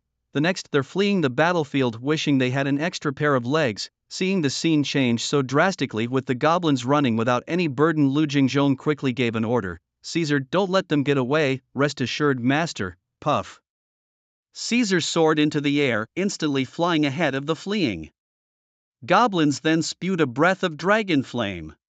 Sizzled, boom, the flames ignited the forest in front of the goblins, blocking their path forward. With the main road blocked, they turned to the secluded paths, split up and run. The goblin chief led the way to the left. The 18-level elite goblin, it turns out, didn't even have the courage to fight back. "I've realized that goblins are only good for winning when they're in a crowd. Probably not so good in a one-on-one fight." Lu Jingjong took out his notebook and recorded the racial characteristics of the goblins. He had thought about trying to subdue this goblin, but now, what use are such creatures? For hard labor. The problem is, Lu Jingjong doesn't lack hard labor. With a wave of his hand, the undead skeletons arrived, and there was his labor force. Suddenly Lu Jingjong pulled up his personal panel, looking at his skills. Undead summoning, parasitism, contamination, enslavement. Undead summoning, summon undead skeletons from target corpses. Translation from Chinese to English: the level of the undead skeletons is consistent with the deceased before their death. Parasitism: a curse is cast on the target, inflicting continuous damage. If the target dies from this skill, their corpse will automatically transform into a zombie under the caster's command. contamination. A pool of dark water is cast over an area, causing continuous corrosive damage to those who enter. If a target dies in this dark water, their corpse will automatically transform into an undead skeleton for the caster to command. Enslavement designates a target forcibly plunging their soul into chaos. Under this state of soul chaos, the caster can control the target's actions. After inheriting the powers of the Lich King, Lu Jingzhong gained 4 abilities. Contamination. Targets dying in the dark water will automatically transform into undead skeletons, a divine skill indeed. If I use the contamination ability and all these hundreds of goblins die in the dark water, wouldn't I instantly have hundreds of undead skeletons? If successful, the number of undead skeletons under Lu Jingzhong's command would double, whether it's the raw meat processing business or the upcoming iron or mining, there would be more than enough manpower. Thinking of it, just do it. Using the skill contamination, Lu Jingzhong raised his hand, shooting a splash of black slime forward. The slime hit the ground, turning into a pool of dark water as big as a 3-bedroom, 2-living-room apartment. The skill consumption information immediately appeared before Lu Jingzhong's eyes. Contamination causes continuous damage of 30 points per second to enemies within the range of the dark water, consuming 5 magic points per second. Lu Jingzhong quickly checked his own magic points. 27 out of 120, recovers 1 point per minute. His magic points were depleted by summoning Mike earlier and had barely recovered. With 27 magic points, he could only maintain the dark water for 5 seconds. Lu Jingzhong immediately withdrew the dark water, yet it still consumed 5 magic points, leaving him with only 22 magic points. Still enough for 4 seconds? For seconds, 120 points of damage should work, right? Lu Jingzhong immediately issued an order to Caesar and the others. Caesar, don't kill all the goblins, just beat them half to death. It's best to leave them barely alive. Before Caesar could reply, John suddenly interjected. Master, I know how to do this. Caesar and John, the 2 skeleton dragons, controlled the airspace. Mike, with 60 elite undead skeletons, surrounded and intercepted on the ground. Finally, after more than an hour, over 500 goblins were beaten half to death and dragged back. The chieftain of the goblin tribe, an 18th level elite goblin, was no exception. Not to mention level 8 Caesar, even level 7 John could handle him. Caesar tossed the dying goblin chieftain onto the ground. Around them, 520 goblins from the tribe lay neatly here. Caesar and John hovering in the sky, 1 to keep an eye on the surrounding forces in the Sunset Mountains, 2 to have a clear view from above, ensuring no goblin could escape. Of course, they couldn't escape at all. Mike, with 60 elite undead skeletons, encircled the perimeter of the goblins, ready to break the legs of any who dared to run. So ruthless is the goblin chieftain lay on the ground and suddenly burst into tears, lamenting the loss of a chance to earn 1,000,000 gold coins. Mercy, my lord, please spare my life. In the end, the desire to live prevailed over his greed. Spare my life, my lord, and I will give you everything. I wish to buy my life with gold coins. My eldest son has 3 gold coins hidden under his bed. My daughter has 2 gold coins stashed inside the sugar jar. My youngest son has 1 gold coin tucked away in his cover cloth. I know where everyone in the tribe hides their gold coins. Spare my life and I will find them all for you. Lu Jingzhong responded, my goodness, the gold coins you're using to buy your life aren't even yours. How greedy can you be? The gold coins aren't important. Lu Jingzhong's main purpose here is for fine iron. Where do your tribesmen dig up the stones? The chieftain was stunned for a moment. You nearly wiped out my tribe just for stones. It's not about our gold coins. Indeed, humans do fancy the strangest things. The stones you speak of are dug up from the mountains behind our tribe. If you like, you can take them all. Lu Jingzhong continued to inquire. Do you know how to smelt iron? If these goblins could produce fine iron, Lu Jingzhong might spare their lives. Smelt iron? The chieftain replied, we do not know how, my lord. Then what do you dig these stones for? The chieftain quickly said, my lord, the dwarf race buys these stones and we exchange them for gold coins with them. Oh, if you cannot smelt iron, then the goblins are of no use. Where is the dwarf tribe you trade with? The dwarf tribe is somewhat far from our tribe, about 50 kilometers to the south. 50 kilometers? That is indeed far. Lu Jingzhong felt a bit uncomfortable. How do you trade with the dwarf tribe? The chieftain, now desperate to save his life, answered honestly, the dwarfs come by once a month. When was the last time they came? Half a month ago.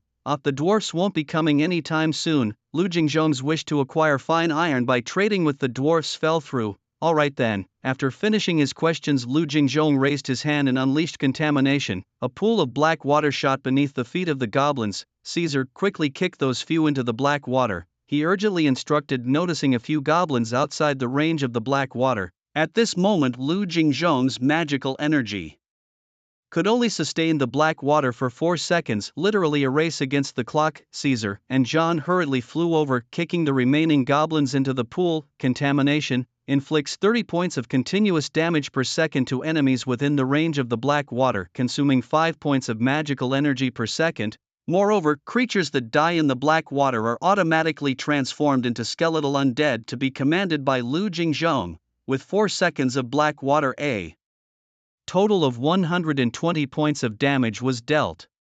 The gathered goblins, beaten half to death by Caesar and John, barely clung to life with about 20 health points each. Thus, when the black water appeared beneath the goblins, a sound of corroding flesh and blood instantly rang out. Behold, the goblin's body began to decompose under the erosion of the black water, flesh began to melt away. The scene was extremely brutal for a moment. Lu Jingzhong, seeing such a scene for the first time, quickly turned his head away. The skill, it seems a bit against the natural order, doesn't it? Killing a level 18 elite goblin, he gained plus 36 experience, 5 magic crystals and 1 red crystal. Killing a level 9 regular goblin, he gained plus 9 experience and 1 magic crystal. Killing a level 4 regular goblin, he gained plus 2 experience. Ah, delightful! It took less than 4 seconds and 520 goblins had all perished in the black water. 4 seconds later, Lu Jingzhong's mana was depleted and the black water disappeared. After the black water vanished, so did the goblins. What remained were 520 skeletal undead. These undead skeletons were different from those Lu Jingzhong had summoned before using his necromancy skills. These retained the goblin's characteristic short stature, only reaching up to Lu Jingzhong's waist, at most about 1.23 meters tall, whereas the skeletons he usually summoned were all tall, around 1.8 meters. Oh, Lu Jingzhong had an epiphany. The undead skeletons transformed from the black water directly utilized the corpses that died in the black water, so they inherited the body's sizes. If I were to throw a dying dragon into the black water, would I then get a skeletal dragon? Would a skeletal dragon created from the black water be as formidable as Caesar or John? So many questions. Thus, Lu Jingzhong wrote down these doubts in his notebook to fill in the answers once they were resolved. Now, Lu Jingzhong took a step forward, and 520 new skeletons, all lying on the ground, cried out in unison, "We greet our master." Well, since you all transformed from goblins, I shall organize you into my second skeleton squad named the Undead Goblins. Roar, Undead Goblins! We are the Undead Goblins. Thank you, master, for the name. Lu Jingzhong pointed out a skeleton transformed from the chief of the original goblin tribe, an elite level 18 undead skeleton. Yes, you. From now on you will serve as the captain of the Undead Goblins. You shall be called Poker. Poker walked up to Lu Jingzhong, knelt down and kissed the ground. Poker greets the master. May the master's fame be exalted in the heavens and spread through hell, supreme above and below. Lu Jingzhong laughed upon hearing this. You even know how to flatter, haha, amusing. Poker respectfully said, these are truly Poker's heartfelt words. Alright, lead me to where you used to mine stones. It's getting late, less than 2 hours until dark. Lu Jingzhong must hurry. Yes, my master. Poker stood up and led the way for Lu Jingzhong. The undead skeletons transformed from the black water had another feature. They retained their memories from before, thus Poker was very familiar with this area. In no time, Poker led Lu Jingzhong and the others, well, the skeletons, to the back mountain of the goblin tribe, a very rough quarry. This stone refers to iron ore. Now that we have iron ore, how far can refined iron be? LV Jingzhong couldn't help but be pleased. Poker, quickly Poker stepped forward. Poker obeys your command, my master. From now on your undead goblins will remain stationed here. Continue mining the iron ore for me. At your command, my master. Every day the iron ore mine must be delivered to my castle by dawn. As you wish, master. After making these arrangements with the undead goblins, LV Jingzhong would be able to harvest a batch of iron ore every day, if he could find a dwarf race to process it, or find a capable lord to collaborate with, or even set up his own or smelting workshop. Any of these 3 conditions once met would provide LV Jingzhong with a continuous supply of refined iron. Then he could start making equipment, and equipment is a long-term business. Right now, it is even more precious and scarce than cooked meat, absolutely priceless. In his joy, LV Jingzhong casually asked Poker, do you have refined iron in your tribe? Yes.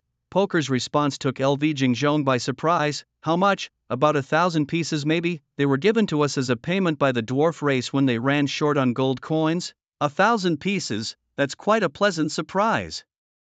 Bring them all back to my castle, yes, my master. After returning to the castle on Caesar, LV Jingzhong began to tally the spoils of this expedition. It was his first campaign. In his first campaign, LV Jingzhong led 2 skeletal dragons and 60 elite undead skeletons to conquer a goblin tribe. The result was over 520 goblins killed. LV Jingzhong emerged completely victorious, triumphant.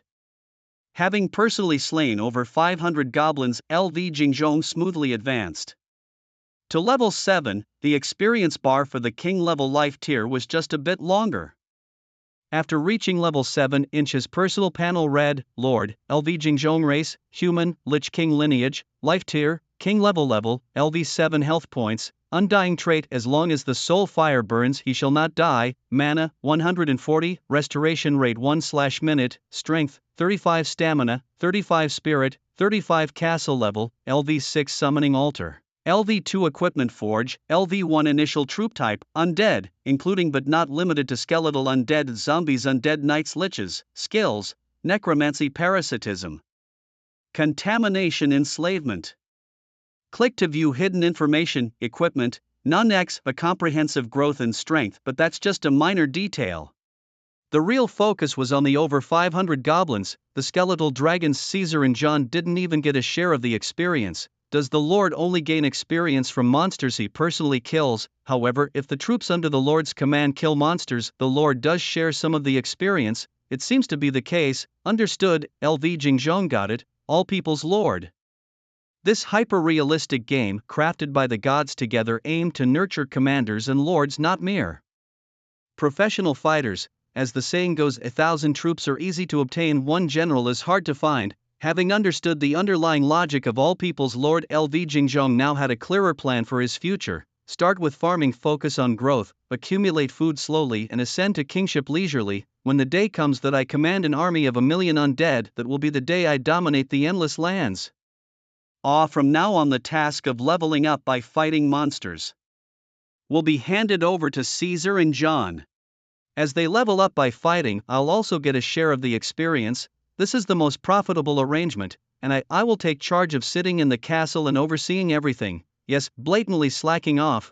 Besides leveling up, LV Jingzhong also captured quite a lot of supplies during this expedition. Wood plus 6,028 units, stone plus 9,012 units, magic crystals plus 189, red crystals plus 7, refined iron plus 1,032 units, along with a pile of other miscellaneous items. LV Jingzhong stored all of them in his castle's warehouse, adding to the raw meat processed before the cooked meat sold, and other income. LV Jingzhong's regular resources are now as follows: 89,347 units of wood, 76,248 units of stone, 1032 units of refined iron, 694 magic crystals, 15 red crystals. As for other currently useless items like rooster combs, white pig bristles, giant crab spider legs, goblin loincloths, LV Jingzhong didn't pay much attention to them. Little did I know, upon checking, I was shocked to find that I had hoarded so much material.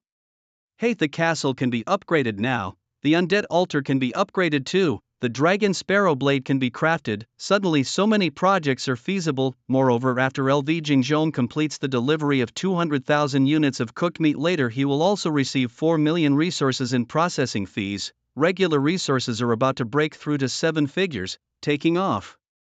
It's only the second day of being a global lord. Wait till tomorrow when the undead goblins deliver the iron ore. LV Jingzhong will soar even faster. Following this development trend, after the 7 days of the newbie period is over, LV Jingzhong will leave the other billions of lords far behind, dusting them off without a backward glance. You all are only fit to eat my dust. After dreaming for a while, LV Jingzhong first went to the undead altar. The types of troops summoned from the undead altar, in terms of quality and potential, are extremely strong, definitely the main force under LV Jingzhong's command. Thus, the undead altar is the most important building for LV Jingzhong. Priority number 1, Do you want to spend 500 magic crystals and 10 red crystals to upgrade the undead altar? Yes or no? Yes, LV Jingzhong is very affirmative. My respected lord, congratulations, the undead altar has been successfully upgraded. LV Jingzhong quickly opened the properties of the undead altar. Undead altar. Unique building, level, LV3. You can perform 1 summoning per day. Current summonable troop types 2. Choose from include 3 out of the 6. 1. 10 undead skeletons. 2. 10 undead zombies. 3. 2 liches. 4. 2 undead knights. 5. 1 skeleton dragon. 6. 1 zombie titan. Upgrade conditions: 3000 magic crystals, 50 red crystals. Even at level 3, the undead altar can still only summon once per day. The types of troops available for selection are still only 6, but after upgrading the undead altar to level 3, LV Jingzhong can choose 3 out of the 6 each day: skeleton dragon and zombie titan are must-choose options since they are the strongest among the 6.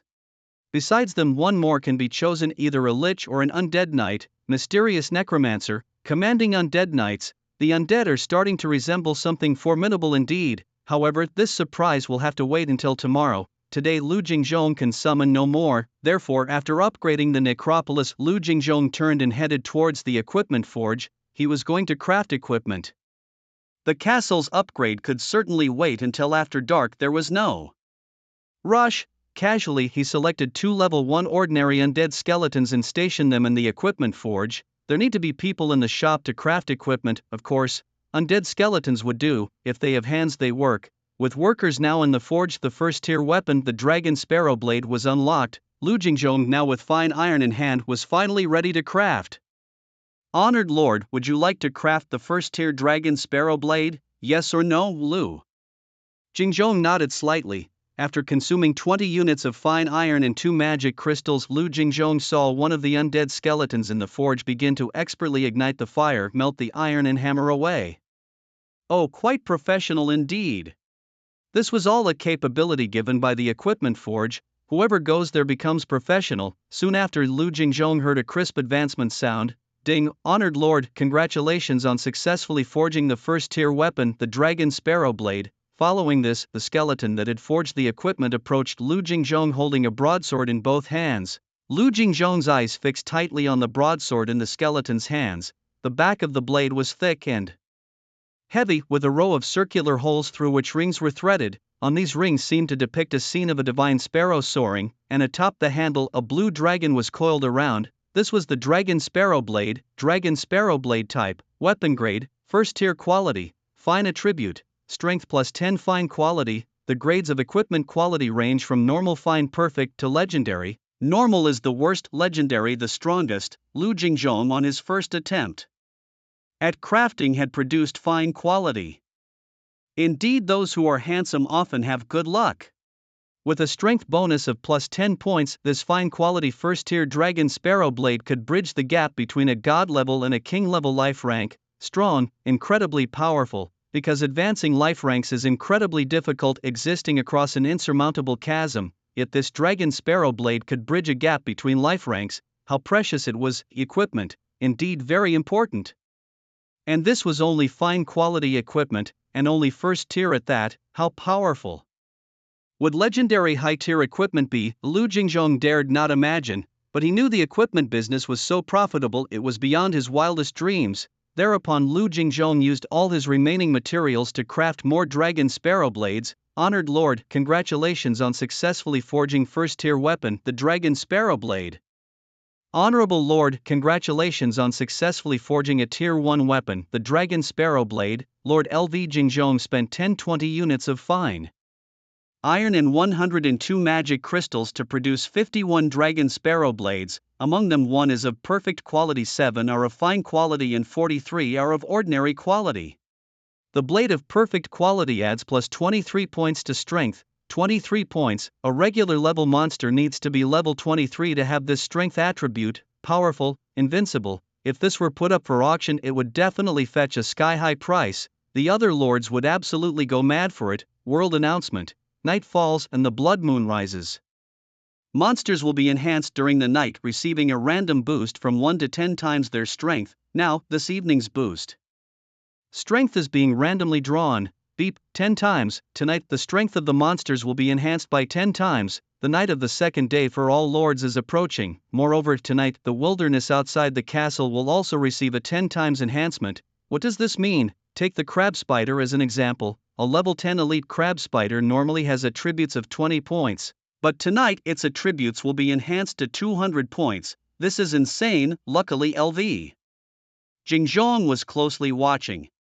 As soon as the world announcement was made, he immediately took refuge inside his castle. His 7-day newbie period has not yet expired and his castle is still in an invincible state. After entering the castle, LV Jingzhong first sent 200,000 units of cooked meat to LV Qingyao.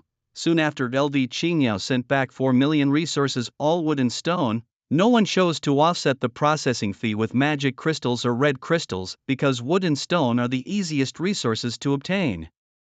While magic crystals, especially red crystals, are very hard to come by, but LV Jingzhong was still extremely excited. For million resources, indeed, there is strength in numbers. Without the multitude of undead skeletons, it would have been impossible for LV Jingzhong to process 200,000 units of meat in one afternoon. Among billions of lords, the second to obtain the fire seed was He Hong Yuan, and the third a cross-dressing boss. Their maximum production capacity is only 500 units per hour. This is because they have fewer people. Fewer people means less can be accomplished, but what LV Jingzhong doesn't lack is, well, skeletons count as labor too. For million resources divided into 1.87 million units of wood and 2.13 million units of stone, adding to what's already in LV Jingzhong's castle storehouse. Now LV Jingzhong's regular resources include 1.96 million units of wood and 2.207 million units of stone, historically breaking into 7 figures for the first time. Time to upgrade. The castle needs to be upgraded. LV Jingzhong's castle was previously upgraded to level 6, now. Ha! LV Jingzhong laughed heartily as he pulled up the castle panel. Castle level, LV 6-inch health, 60k, invincible status, territory range, within a radius of 3,000 meters functions, insight into everything within the territory range, collect spoils of war, disintegrate monster corpses for materials, upgrade requirements, 6,000 units of wood, 5,000 units of stone. He immediately clicked to upgrade. Honorable Lord, congratulations on your achievement, your castle has been elevated to level 7. Press on, go all in, continue to upgrade. To elevate your level 7 castle to level 8-inch, you will require 7,000 units of wood and 6,000 units of stone. Upgrading from level 8 to level 9 will need 8,000 units of wood and 7,000 units of stone. To move from level 9 to level 10, 9,000 units of wood and 8,000 units of stone are necessary. Upgrading from level 10 to level 11 requires 10,000 units of wood and 10,000 units of stone. For level 11 to level 12 you will need 20,000 units of wood and 20,000 units of stone. Advancing from level 12 to level 13-inch, 40,000 units of wood and 40,000 units of stone are required. From level 13 to 14, it takes 70,000 units of wood and 70,000 units of stone. To upgrade from level 14 to level 15, 110,000 units of wood and 110,000 units of stone are needed. Level 15 to 16 requires 160,000 units of wood and 160,000 units of stone. To move from level 16 to 17, you will need 220,000 units of wood and 220,000 units of stone.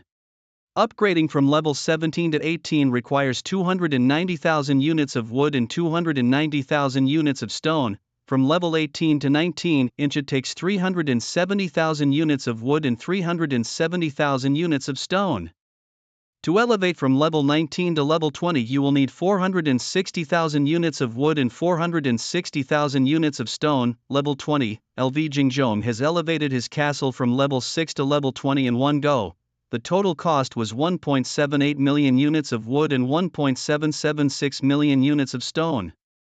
Together approximately 3.5 million resources were used to upgrade the castle by 14 levels. This massive upgrade spree has nearly depleted LV Jingzhong's resources. He is left with 180,000 units of wood and slightly more stone, 431,000 units.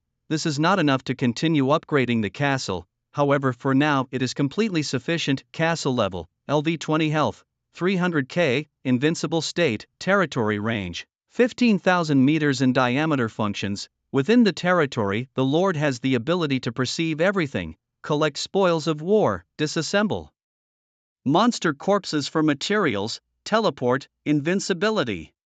Upgrade requirements: 500,000 units of wood, 500,000 units of stone, and 10,000 units of refined iron. The castle's territorial area has expanded to a radius of 15,000 meters. The Dragon's Nest, located thousands of meters away from LV Jingzhong's castle, has also been included. From now on, LV Jingzhong can use the insight skill anytime to check if the dragon is at home. If not, I shall steal from its lair. The dragon's lair must contain many treasures. Besides the significant increase in territorial range, the castle's health has also seen a notable improvement. However, the castle is still in a 7-day beginner period in an invincible state, making the increase in health temporarily insignificant. Importantly, with the castle reaching levels 10 and 20, 2 new skills were unlocked: teleport and invincibility. Teleport can be used once a day to transport oneself or one's troops to any location within the territory. Castle level 10 skill, invincibility, can be used once every 7 days and the castle will be in an invincible state for 3 hours. Castle level 20 skills, every 10 levels the castle unlocks a skill just like the troops. LV Jingzhong pulled out his notebook and recorded this clue: teleportation and invincibility are extremely useful skills that can totally turn the tide of battle at critical moments. For instance, when enemy forces are besieging your castle and launching a charge, suddenly you teleport your main army behind the enemy lines, catching them off guard. The situation could be reversed in an instant. Of course, both teleportation and invincibility are defensive skills. One can only teleport within the territory and the other only makes the castle invincible, but still, it must be said, they are great skills. All in all, this round of castle upgrades has brought LV Jingzhong great rewards. Oh, and when the castle reached level 10, a kitchen was unlocked, allowing LV Jingzhong to cook. At level 15, a training room was unlocked, a room for training physical strength. Level 20 unlocked the meditation room for honing mental strength and experimenting with magic. Kitchen, training room, meditation room, all very powerful features. Yesterday, on the first day of Sovereigns for All, when LV Jingzhong first arrived, the castle had only one hall. Now, the functions are becoming increasingly complete. LV Jingzhong is thriving in Sovereigns for All, now posting listings, selling equipment, buying refined iron. After upgrading the castle, LV Jingzhong opened the free auction house. He listed a perfect grade, first tier long case sword auction. Method: limited time auction, starting price 1 million red crystals remaining. One piece. You read that right. LV Jingzhong's starting bid is 1 million red crystals, precious red crystals. 1 million, impossible. Currently, no sovereign can come up with that many red crystals. Even if a million sovereigns pooled their resources, they likely wouldn't be able to produce a million red crystals, because many sovereigns don't even have a single red crystal. Wow, it's only the second night of Sovereigns for All. Anyone who can produce a red crystal is already among the more formidable of the billions of sovereigns.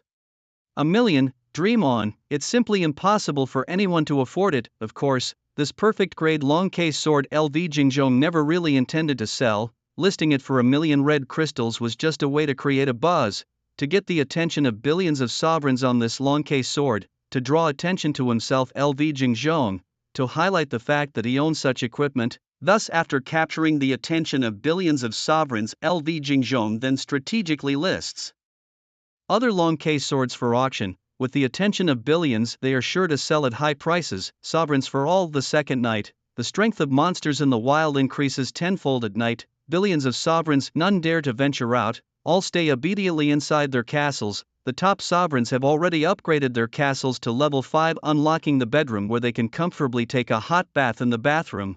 However, most sovereigns have not yet upgraded their castles to level 5. Castles below level 5 have nothing but a bare hall. Sovereigns dare not leave their castles, so they can only chat in the world channel, either bragging themselves or listening to others brag. It's essentially a way to kill time. Channel 87374 with 10,000 people. Man, I really envy those lords with level 5 castles, complete with bedrooms, big beds, and even hot showers. Oh, the envy is real. Hey, do you guys know what level Lu Jingzhong's castle has reached? Today alone, he must have made at least 4 million in resources. Level 100. I saw it with my own eyes when he upgraded. You just spout whatever, huh? But that's not the point. I really want to know what Lu Jingzhong's initial troop type was. Some big shot calculated that theoretically Lu Jingzhong has over 10,000 troops, otherwise he couldn't handle it all. Over 10,000 troops the next day, that's terrifying. I don't know, Lu Jingzhong has never revealed his troop types. Probably some kind of special king level type, right? Speaking of special king level types, do you remember that lord whose troops were elves?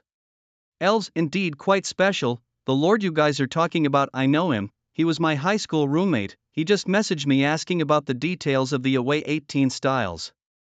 Damn, back off, jealousy really distorts people. When other lords are cuddling with their elf ladies, I glanced at the beast-eared girl in my arms. Well, seems like there's nothing to envy. You guys, how come you randomly get such beautiful top-tier initial troops? Why did I end up with the Minotaur? I'm a Minotaur too. At least Minotaurs can fight monsters, but my Grey Fortress dwarves, aside from mining and smithing, are useless.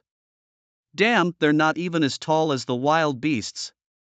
Just outrageous. Hey, enough bragging, go check out the free auction house. My god, has the world gone mad? What the hell? I'll take a look. 1 million crimson crystals. What's going on? 1 million crimson crystals. Lu Jingzhong has posted an auction in the free auction house. It's a limited time auction. The starting bid is 1 million crimson crystals.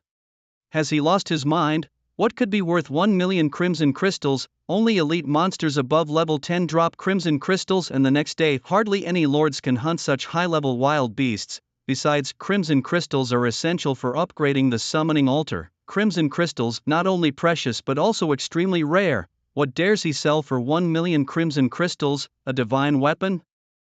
It's a weapon, a perfectly crafted tier 1 dragon sparrow knife, strength plus 23, strength plus 23, really? It's true, I took a look, it indeed is strength plus 23, that would truly be a divine artifact. My elite swift wolf at level 9 only has 18 strength, this weapon would boost my level 9 swift wolf's attributes even higher. Honestly, the equipment Lu Jingzhong has put up for the current lords, it absolutely counts as a divine artifact, but it's nowhere near worth 1 million crimson crystals.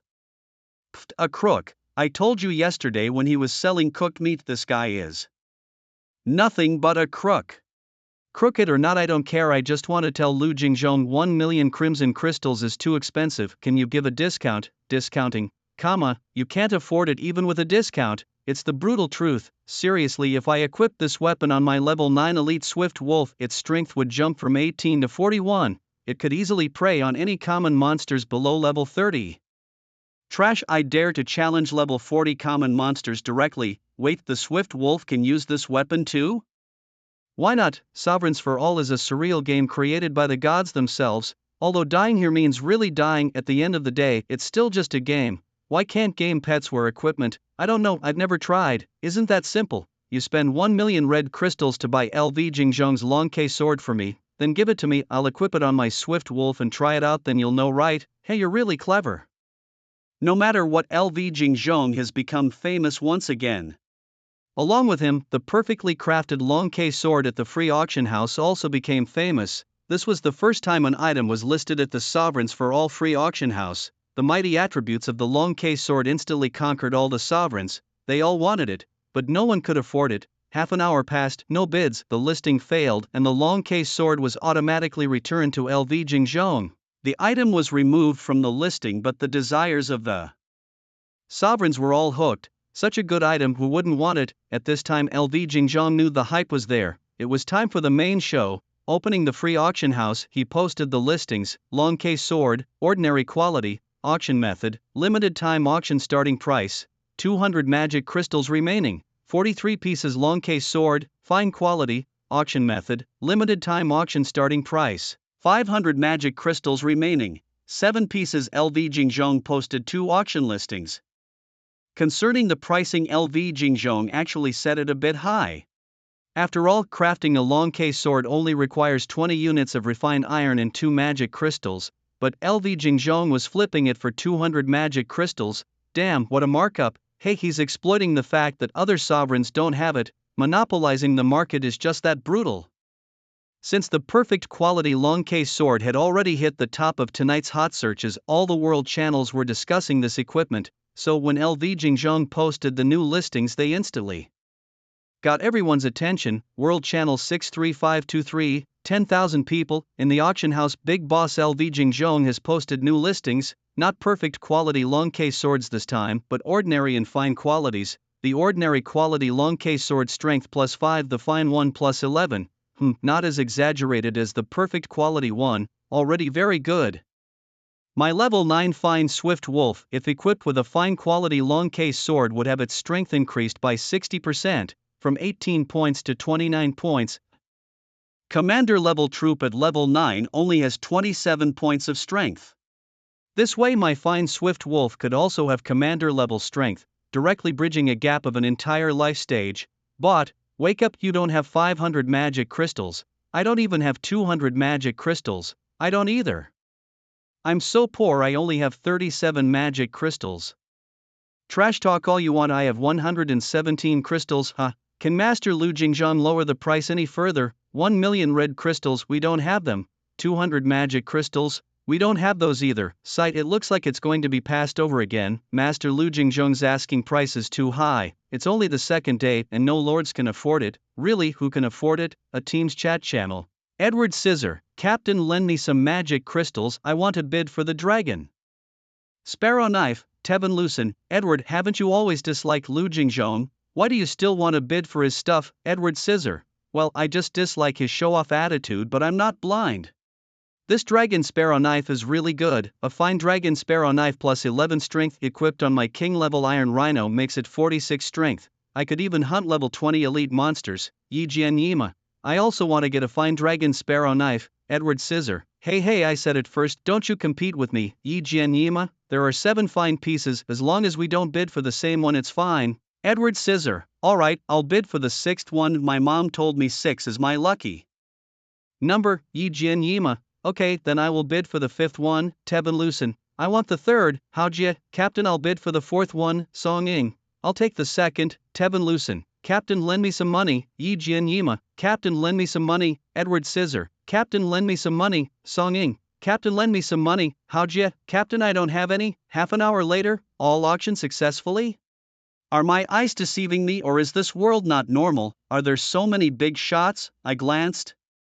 The lowest transaction price for a normal quality Dragon Sparrow Knife was 287 inch, the highest 479. For a fine quality Dragon Sparrow Knife, the lowest was 834, the highest 1198, 1198 magic crystals. In my life I've never seen so many. Don't rush, it's only the second day, you'll get there. By the time I save up 1,000 magic crystals, people like the big shot will have probably surpassed 10 million.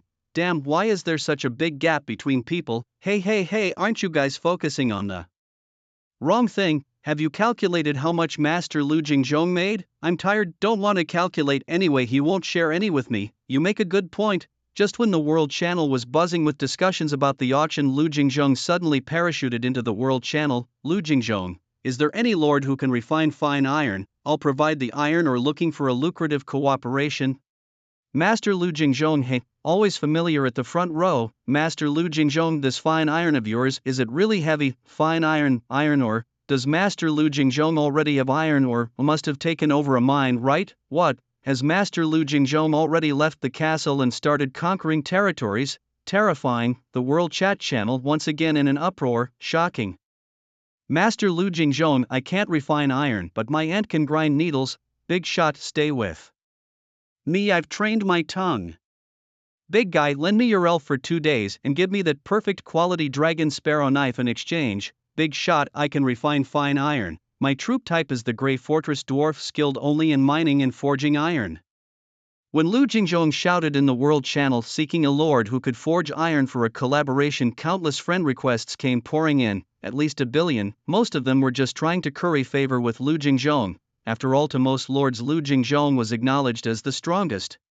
Damn, if he wasn't strong after seizing the mine on the second day, who else could be? So the lords flocked to him. After carefully filtering through them, Lu Jingzhong finally saw that one friend request: boss, I can forge fine iron. My troop type is Grey Fortress Dwarf and all we do is mine and forge iron. Look how earnest the words are, how sincere the tone. This must be the person I'm looking for. Grey Fortress Dwarf, eh?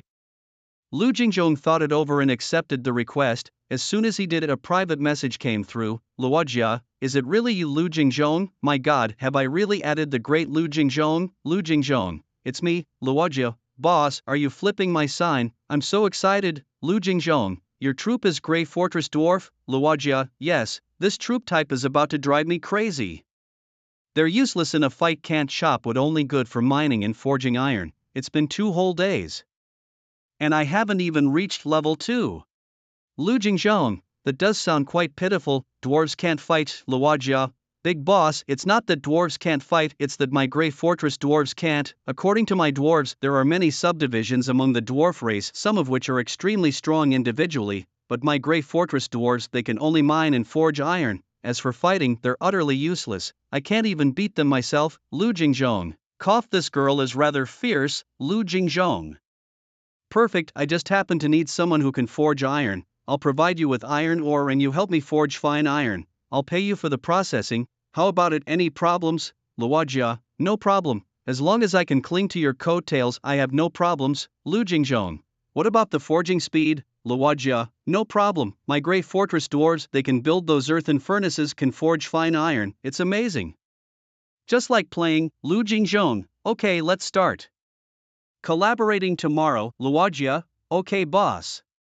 After closing the private chat interface, in an ancient castle somewhere in the endless grey ball desert, a short-haired girl jumped up excitedly. Short-haired girl aged 18 or 19, with a small face and large eyes, well-proportioned features, and a beautiful appearance. Legs a meter long, slender and fair, absolutely mesmerizing. Tall and shapely, with a bit of a blustery personality. 9 out of 10, this short-haired girl is Luojia. After her excitement, Luojia couldn't help but shed tears. I'm finally going to rise. I have the fire seed too, yet here I am ended up like this. Luojia's Grey Fortress dwarves, though only elite level in life tier, are quite special. The Grey Castle dwarves, essentially lacking any combat ability, are a lineage that has never engaged in battle. They are fond of mining, smelting and forging. Beyond these crafts, they show little interest in other endeavors.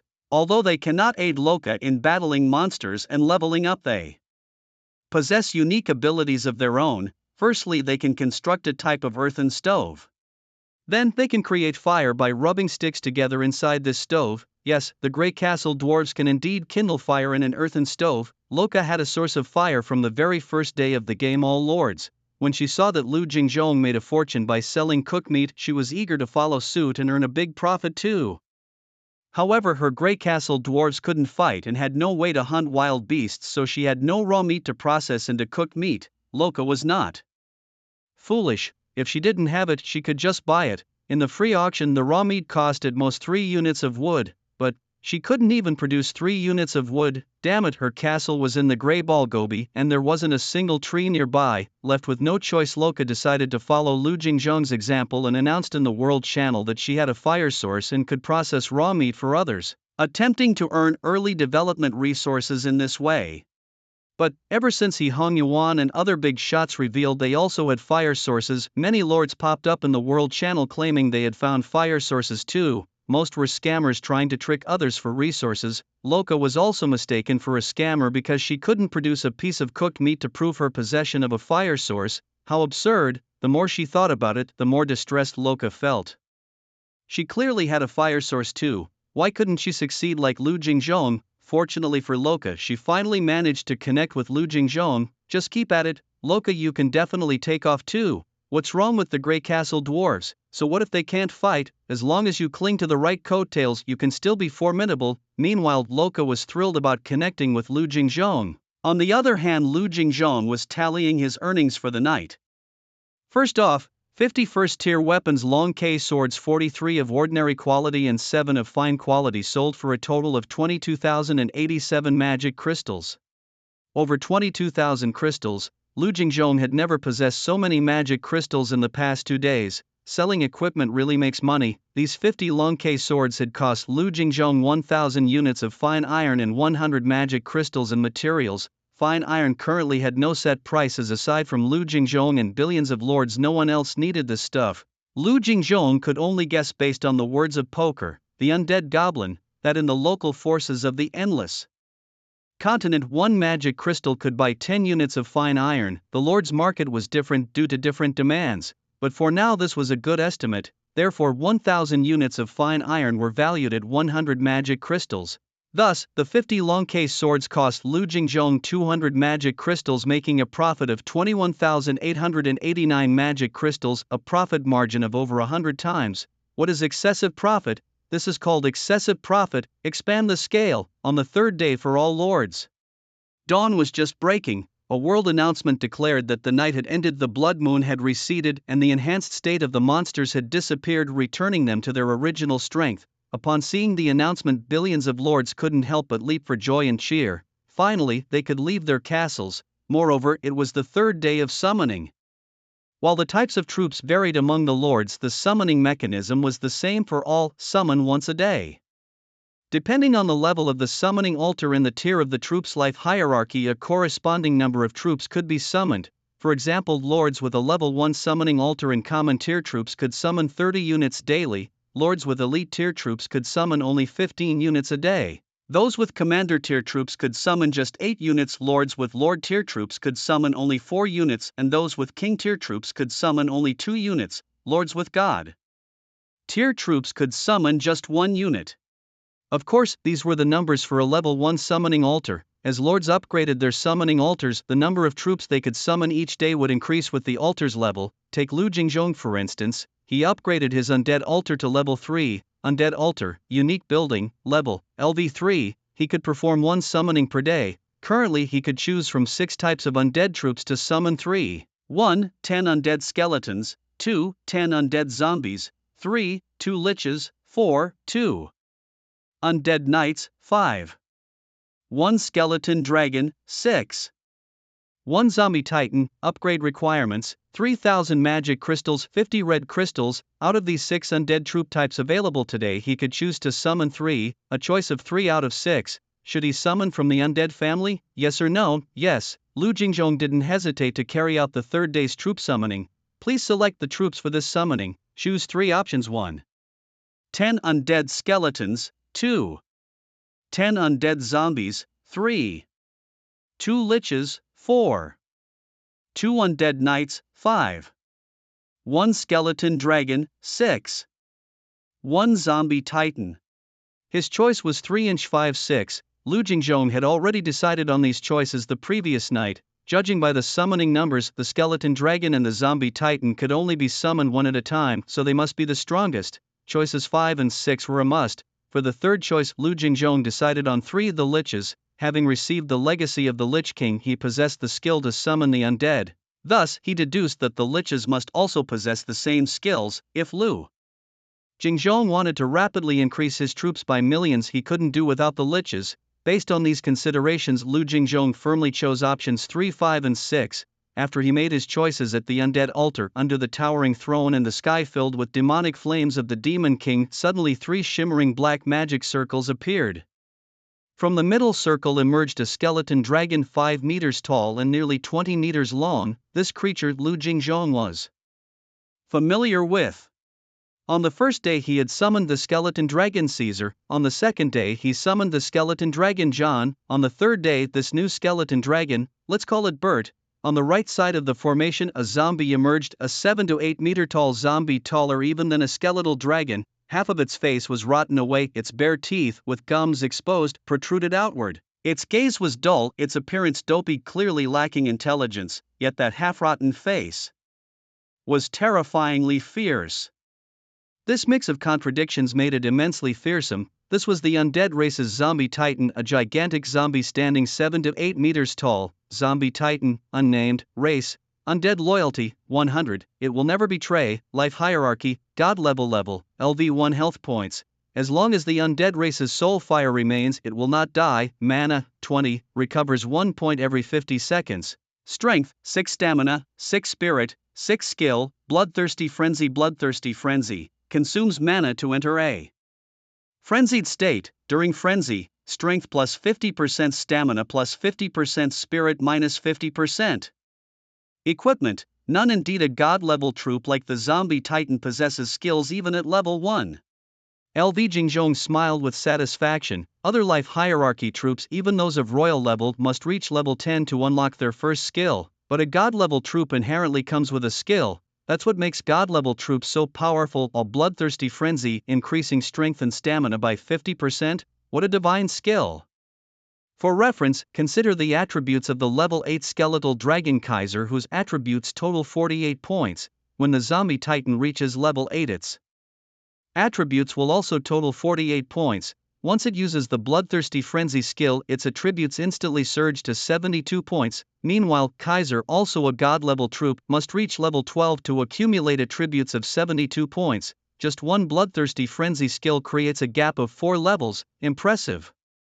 Despite the zombie titan's dopey appearance, its power is undeniable, and LV Jingzhong is very pleased. After seeing the skeletal dragon and the zombie titan, the next creatures from the left side of the undead altar's formation appeared to be 2 humans. They had a human-like stature, wore black robes and donned hoods that obscured their true faces. In their hands they held magic staffs, just like dark wizards. They exuded an air of mystery. These were the undead liches summoned by LV Jingzhong. Lich, unnamed, race, undead, loyalty, 100, they will never betray, life hierarchy, royal level, LV 1 health points. As long as the undead race's soul fire remains, they will not die. Mana, 20, recovers 1 point every 90 seconds, strength, 5 stamina, 5 spirit, 5 skill, none equipment, none. This was a slight disappointment to LV Jingzhong. The level 1 liches had no skills, but this was normal. Below god level, even royal level troops need to reach level 10 to unlock their first skill. 2 liches, 1 skeletal dragon and 1 zombie titan. LV Jingzhong's troops summoned on the 3rd day were all in place. Kaiser, John, at the command of Lu Jingzhong, Caesar and John swiftly flapped their bony wings and flew over with a flutter. Caesar and John, greetings, Master. Lu Jingzhong pointed towards the altar of the undead, where the zombie titan, skeletal dragon and 2 liches resided, and said, today I have summoned 4 new companions for you. Caesar, your task today is to lead your brothers and level up with all your might. Caesar bowed his head low to the ground in respect and said, as you command, my master. After receiving the orders, Caesar left with his group to hunt and level up. No sooner had Caesar departed than suddenly a group of hundreds of undead skeletons entered the territory of Lu Jingzhong. They were the undead goblin skeletons Lu Jingzhong had created the day before. Oh, now I remembered, Lu Jingzhong thought. They are here to deliver iron ore to you, great demon lord. Your faithful servant Poker greets you. Poker, an 18th level elite undead skeleton, was the leader of over 500 undead goblin skeletons under Lu Jingzhong, primarily responsible for mining iron ore. Lu Jingzhong had ordered him to deliver the mined iron ore to the castle at dawn each day. Today was the first time Poker had brought the iron ore, delivering a total of 16,876 units to Lu Jingzhong. Lu Jingzhong nodded in approval of Poker's work. Good, very good indeed. Poker was an undead skeleton created by Lu Jingzhong using a contamination skill the previous afternoon. Excluding the night, Poker and his group had only mined for 3 to 4 hours yesterday afternoon, managing to extract nearly 17,000 units of iron ore, a commendable feat for labor that cost nothing. Pack all the iron ore and send it to Luojia, instructed Lu Jingzhong. Hurry and refine it, I need fine iron, Luojia responded. You'll see, my lord. Lu Jingzhong felt something was off about this girl. If it weren't for her affordability, Lu Jingzhong would have considered changing his supplier. Poker, Lu Jingzhong called to Poker, who was about to return to continue his work after delivering the iron ore. Master. Poker turned around and responded respectfully. Poker, tell me in detail about the dwarven tribe with whom you used to trade. Poker obediently replied, yes, my master. This dwarven tribe resides in the Sunset Mountains to the south, approximately 55 kilometers from your castle, master. It is a large tribe home to tens of thousands of dwarves. Their strongest member is the tribe chief, a level 57 titan dwarf with all attributes in the commander tier, a very powerful being, level 57 commander tier. Normally 1 point per level for commoners, 2 points for elites and 3 points for commanders. The chief's attributes reach a total of 171 points. Currently, my lord Lu Jingzhong, you are no match for him. Best avoid conflict. But what exactly is a titan dwarf? Poker explained. To inform my respected master, there are many subdivisions among dwarves and the titan dwarves are one of them. They are warlike, love to issue challenges to the strong, and are adept in combat, making them extremely formidable in battle. For titan dwarves, life is either about fighting or traveling to a fight. And yes, their weapons are mostly hammers, a hammer taller than the people themselves. Lu Jingzhong suddenly understood. The endless continent truly had no shortage of wonders. just the dwarf race alone had so many subdivisions. For example, the one who helped him refine fine iron Luo Jia belonged to the dwarf race, specifically the Grey Fortress dwarves. They did not fight, they mined smelted iron and forged, and the titanium dwarves that Poker mentioned liked to brawl. Quite interesting indeed. Okay, you go back to work. After understanding the situation of the dwarf tribe, Lu Jingzhong concluded they were unbeatable. Thus he waved Poker off to continue mining iron ore, just as Lu Jingzhong dismissed Poker. Lu Qingyao sent him an order for 200,000 units of raw meat. Lu Qingyao, big brother, I've sent over the first order of the day. Lu Jingzhong, received. Lu Qingyao, but big brother, things are a bit tricky. Lu Jingzhong, what happened? Lu Qingyao, today is the third day of the nationwide Lord game. The top players have already upgraded their castles to level 10 and unlocked kitchens. They can cook for themselves now, no need to buy cooked meat from the free auction anymore, and other lords have gotten hold of fire sources to some extent. Just now I saw Hong Yuan, the second lord, to get a fire source, saying in the world channel that he is connected with local forces on the endless continent. He can now buy flintstones. Then he openly started selling flintstones in the world channel, asking for 10,000 units of basic resources. Note, basic resources are wood and stone. As more fire sources appear, those lords are clamoring for a drop in cooked meat prices. Big brother, once the price of cooked meat drops, our processing business is in jeopardy. Indeed, Lu Qingyao was not exaggerating. In the past few days, without fire sources, the price of cooked meat remained high. Now, as more fire sources appear, the price of cooked meat will definitely drop. And once the price of cooked meat drops, Lu Jingzhong's processing business will be in a tough spot. If he doesn't lower the processing fees, those middlemen will not have profits and won't come to Lu Jingzhong for processing. If he lowers the processing fees, how low should it go?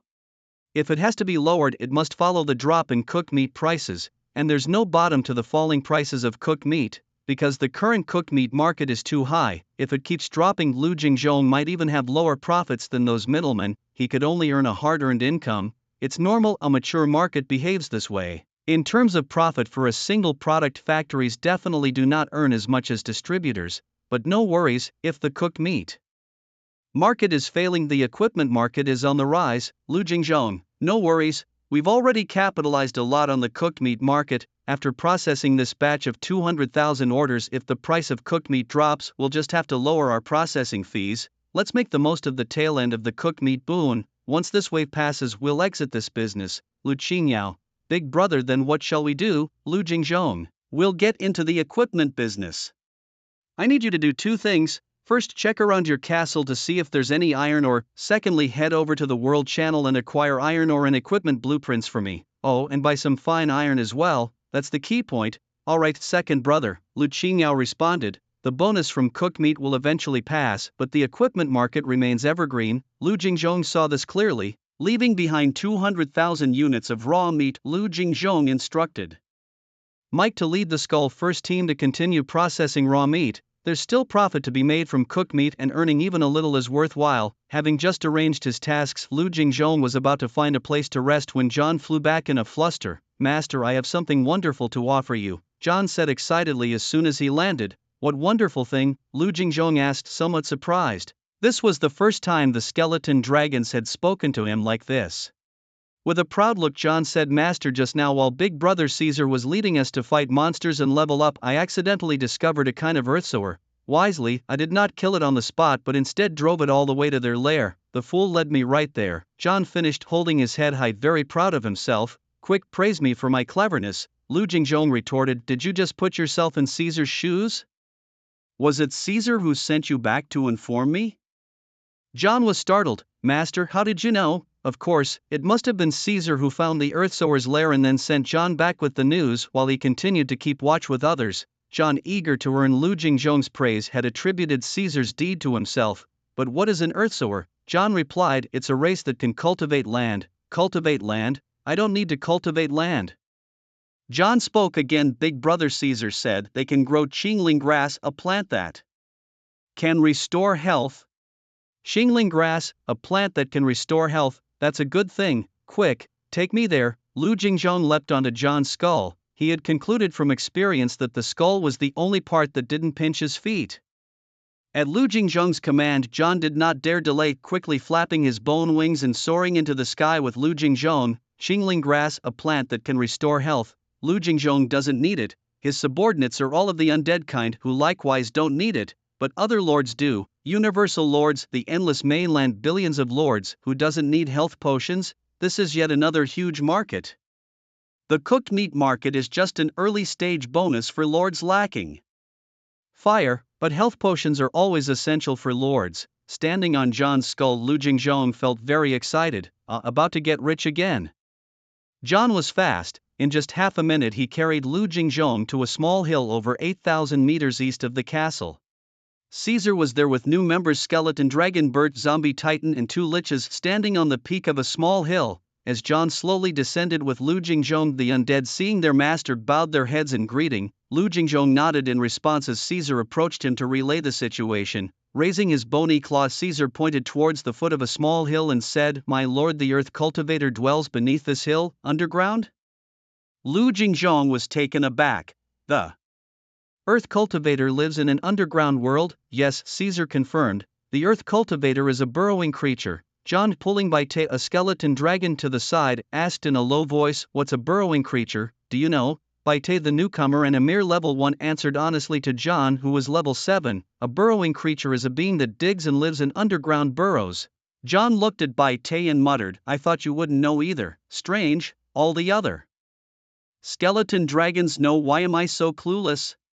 John was somewhat puzzled. Lu Jingzhong looked towards the direction Caesar was pointing and upon close inspection indeed saw several large holes in the ground. Those must be the entrances to the earth cultivator's underground world. Are these earth cultivators strong? Lu Jingzhong asked. Caesar shook his head. "I'm not sure. The one we encountered just now seemed to be around level 4 or 5. However, earth cultivators are social creatures. Without going down to take a look, it's hard to know what kind of powerhouses their tribe might have." Lu Jingzhong nodded, understanding the gist. It meant that the strength of their target was unclear. That's simple, he thought. Just yesterday Lu Jingzhong had upgraded his castle to level 20. His territory had expanded to a radius of 15,000 meters. Within his territory, Lu Jingzhong could use his insight skill to check the details of any target. Race, talents, 3-dimensional attributes, skills, all crystal clear, and here, being over 8,000 meters away from Lu Jingzhong's castle, it was still within his territory's range.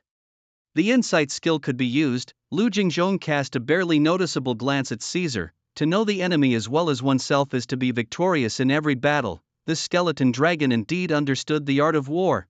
Discovering the earth cultivator, he did not rashly act, but instead sent John to call me here immediately. Clearly he wanted me to use my insight skill to probe the details about the earth cultivator. Caesar had a sense of stability, showing signs of a great general. The more Lu Jingzhong observed, the more satisfied he became. After pondering for a while, Lu Jingzhong cast an insight skill. Instantly, the situation of the earth cultivator in the underground world became crystal clear to Lu Jingzhong. Earth cultivator race, humanoid, life tier, elite, level, LV 28, health, 1120, mana, 224, recovers 1 point every 5 minutes, strength, 56, stamina, 61, spirit, 56, skills, increase yield, hasten growth, increase yield, a passive skill that increases the yield of cared for plants by 15%.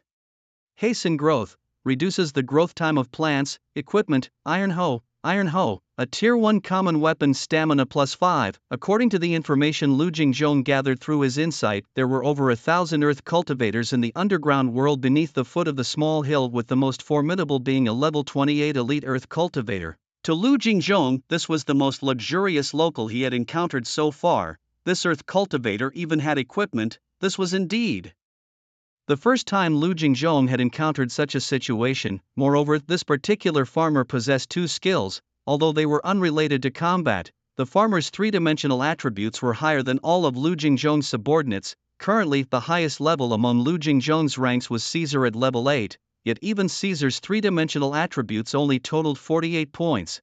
Of course, since Caesar belonged to the undead, the farmer couldn't kill him. However, Caesar also couldn't kill this level 28 farmer. Caesar lacked the strength to break through the farmer's defense.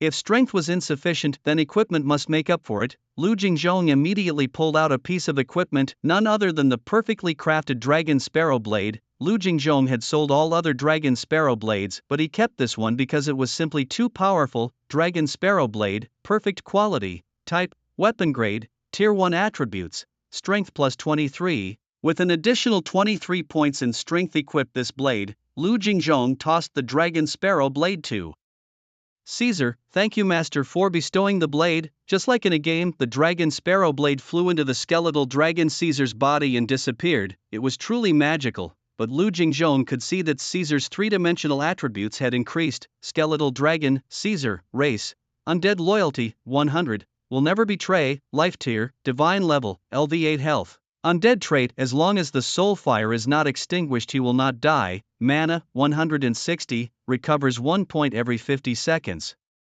Strength, 71 stamina, 48 spirit, 48 skills, dragon flame, spews scorching flames to burn enemies. Equipment, Dragon Sparrow blade, tier 1 perfect weapons, strength plus 23, strength 71, enough to inflict damage on that farmer. As for the farmer's attack, no big issue after all, a skeletal dragon cannot be killed. Everything was ready, it was time to proceed. Before the battle, Lu Jingzhong solemnly instructed Caesar, John, remember, I need the farmers alive, don't kill them all. I need them to help me cultivate the Qingling grass. Caesar responded seriously, master. Rest assured, I will capture them all alive for you. Wait, Lu Jingzhong thought for a moment and then spoke to John. John, go back and bring all the level 10 elite undead skeletons including Mike. Have Mike and his men surround the farmers, we can't let them escape. Seizing the opportunity to impress, John stood tall and proud, responding robustly, yes my master. John guarantees to complete the mission. With that, he took flight, returning at the fastest speed. Watching John surpass the speed of sound, Lu Jingzhong mused to himself.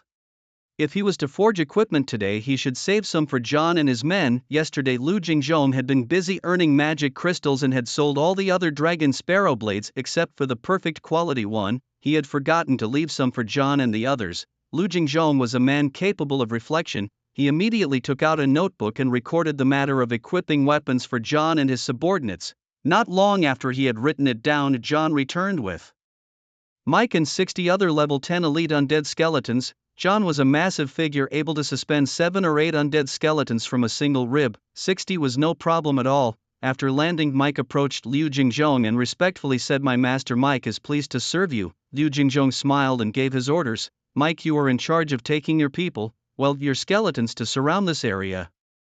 Make sure no one escapes. Lu Jingzhong pointed to the large caves at the foot of the hills.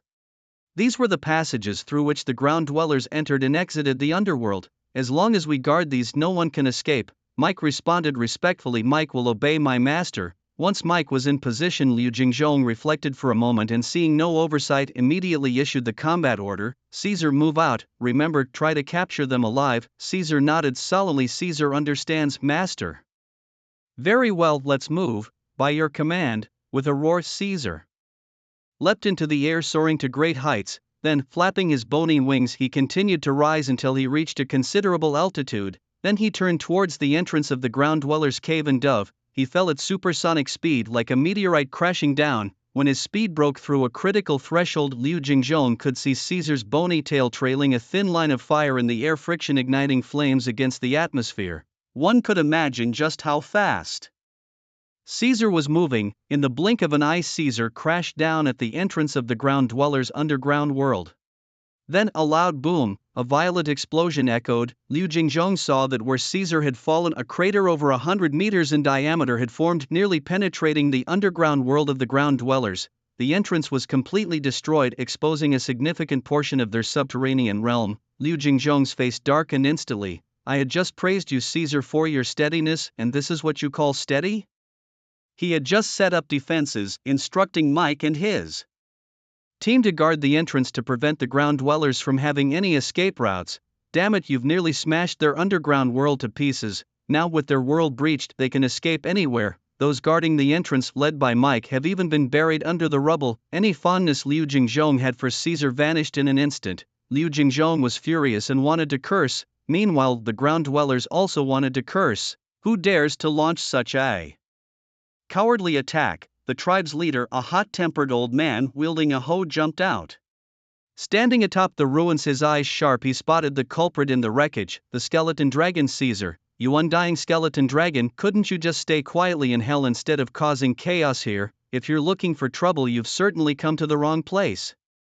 Hearing the old leader's scolding, Liu Jingzhong curiously looked over and saw a 1.2-meter tall red-skinned old man, somewhat resembling a green-skinned goblin, both with pointed ears and short statures. However, this red-skinned elder was not dressed like a goblin with only a loincloth covering him. He was neatly clad in proper clothing and trousers. This was the first time that Liu Jingzhong had laid eyes on the tiller elder of the Endless Continent. Could he be some distant cousin of the goblins? There were indeed some resemblance between them. As Liu Jingzhong scrutinized the elder, Caesar emerged from the ruins. Shaking his head, he flung off all the dust from his bones, then looking down from above, he addressed the tribal chief of the tillers. My lord, the great demon lord, out of mercy he is willing to protect your lives in this perilous endless continent in his demon lord's name. Will you not swiftly offer your loyalty to my lord? Hearing Caesar's words, the chief elder was taken aback, then picked up a hoe, cursing, I'm just a farmer. I don't need any demon lord's protection. Tell him to get lost. Caesar, enraged, shouted, how dare you? Show respect to the demon lord.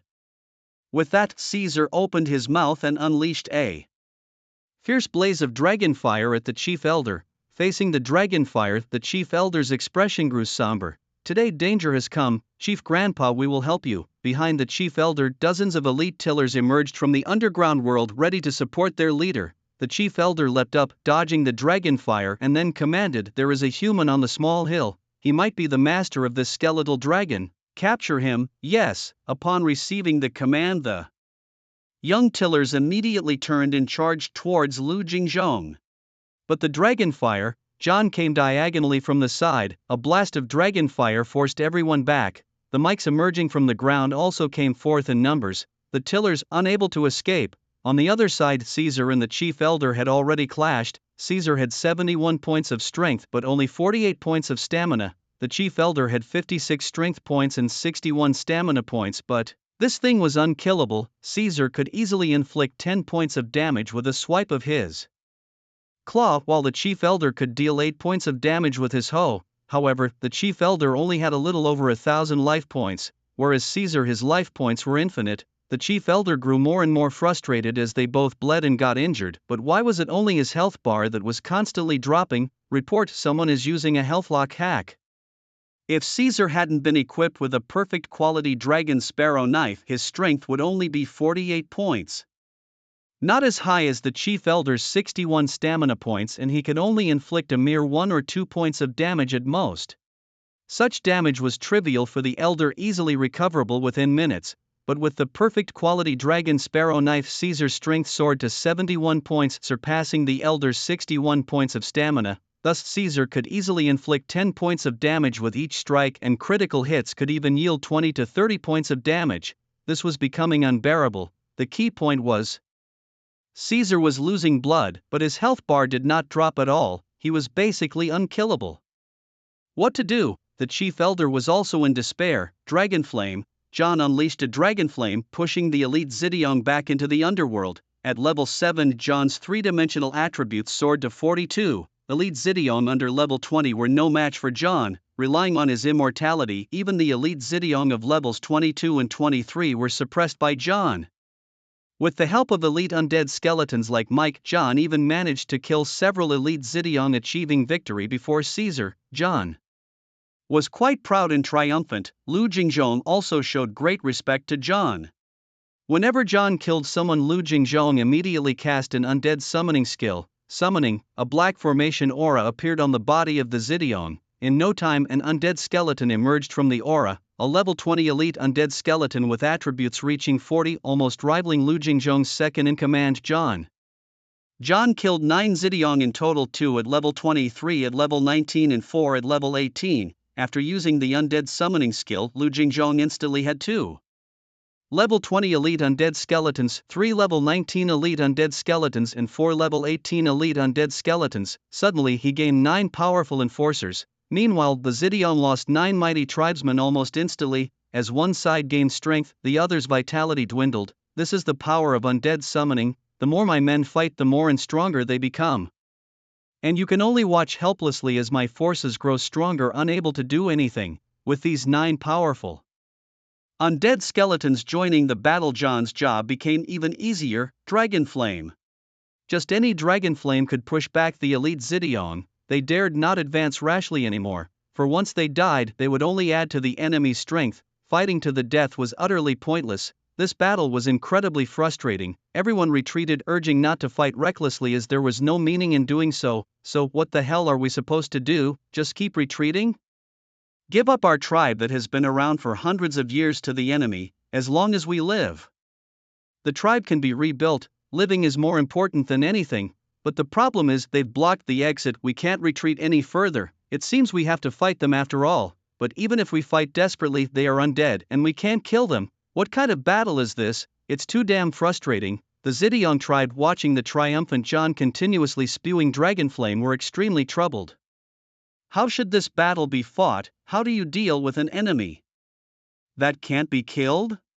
We are just a tribe that loves to farm. Why must we face such a terrifying enemy? The Zidiong wailed in despair. At that moment, John retracted his Dragonflame and flew above the heads of the Zidiong. Ahem. Recalling Caesar's lines, John mimicked them impressively. My lord, the great demon lord, in mercy he wishes to protect your lives in this perilous, endless continent under his demonic name. Remember his kindness, you all should.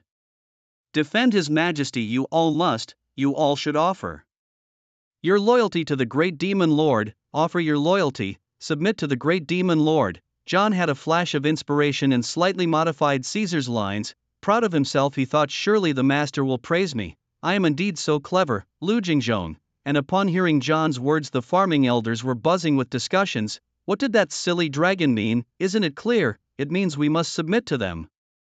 Did I hear something about a demon lord, regardless of any demon? Lord, their goal is one, to have our farming tribe submit. Does submission mean we won't have to die? Probably not, right? Then let's just submit. But what, isn't it good to live? Moreover, they can't even be killed, so what's the point in fighting? Well, the farming tribe was never a race known for their stubborn heroism. Compared to death, submission seems somewhat acceptable, but they can't decide on this matter. Those who can make decisions are still fighting. Caesar, Induce, the elder leader of the farming tribe, used his skill on a wild grass on the ground. Under the elder's skill, the wild grass grew wildly, shooting up to over 10 meters tall in an instant. With a wave of his hand, the elder leader entangled Caesar with the giant grass. Unwittingly, Caesar was dragged down from the sky. Dragonflame. Enraged, Caesar unleashed a dragon flame that completely incinerated the giant grass. The elder leader's face fell with disappointment. Heavens, his only skill that could threaten Caesar, completely ineffective under the dragon flame. They couldn't beat him, their skill was countered. The old man holding a hoe was out of options. Elder grandfather, let's surrender. Just then, the farming elders watching from behind also saw the signs. Their much hoped for leader was also unable to deal with the opposing skeleton dragon, so for the sake of survival, the only path left was to surrender. No choice, they were simply no match. Hearing the voices of his tribe behind him, the elder leader's figure trembled slightly. Had it come to this? Alas!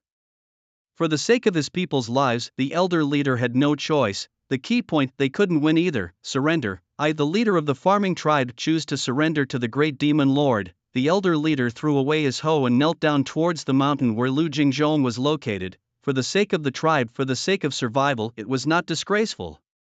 As the elder leader knelt down, over 1,000 farming elders underground also knelt down, bowing in submission towards the direction of Lu Jingzhong.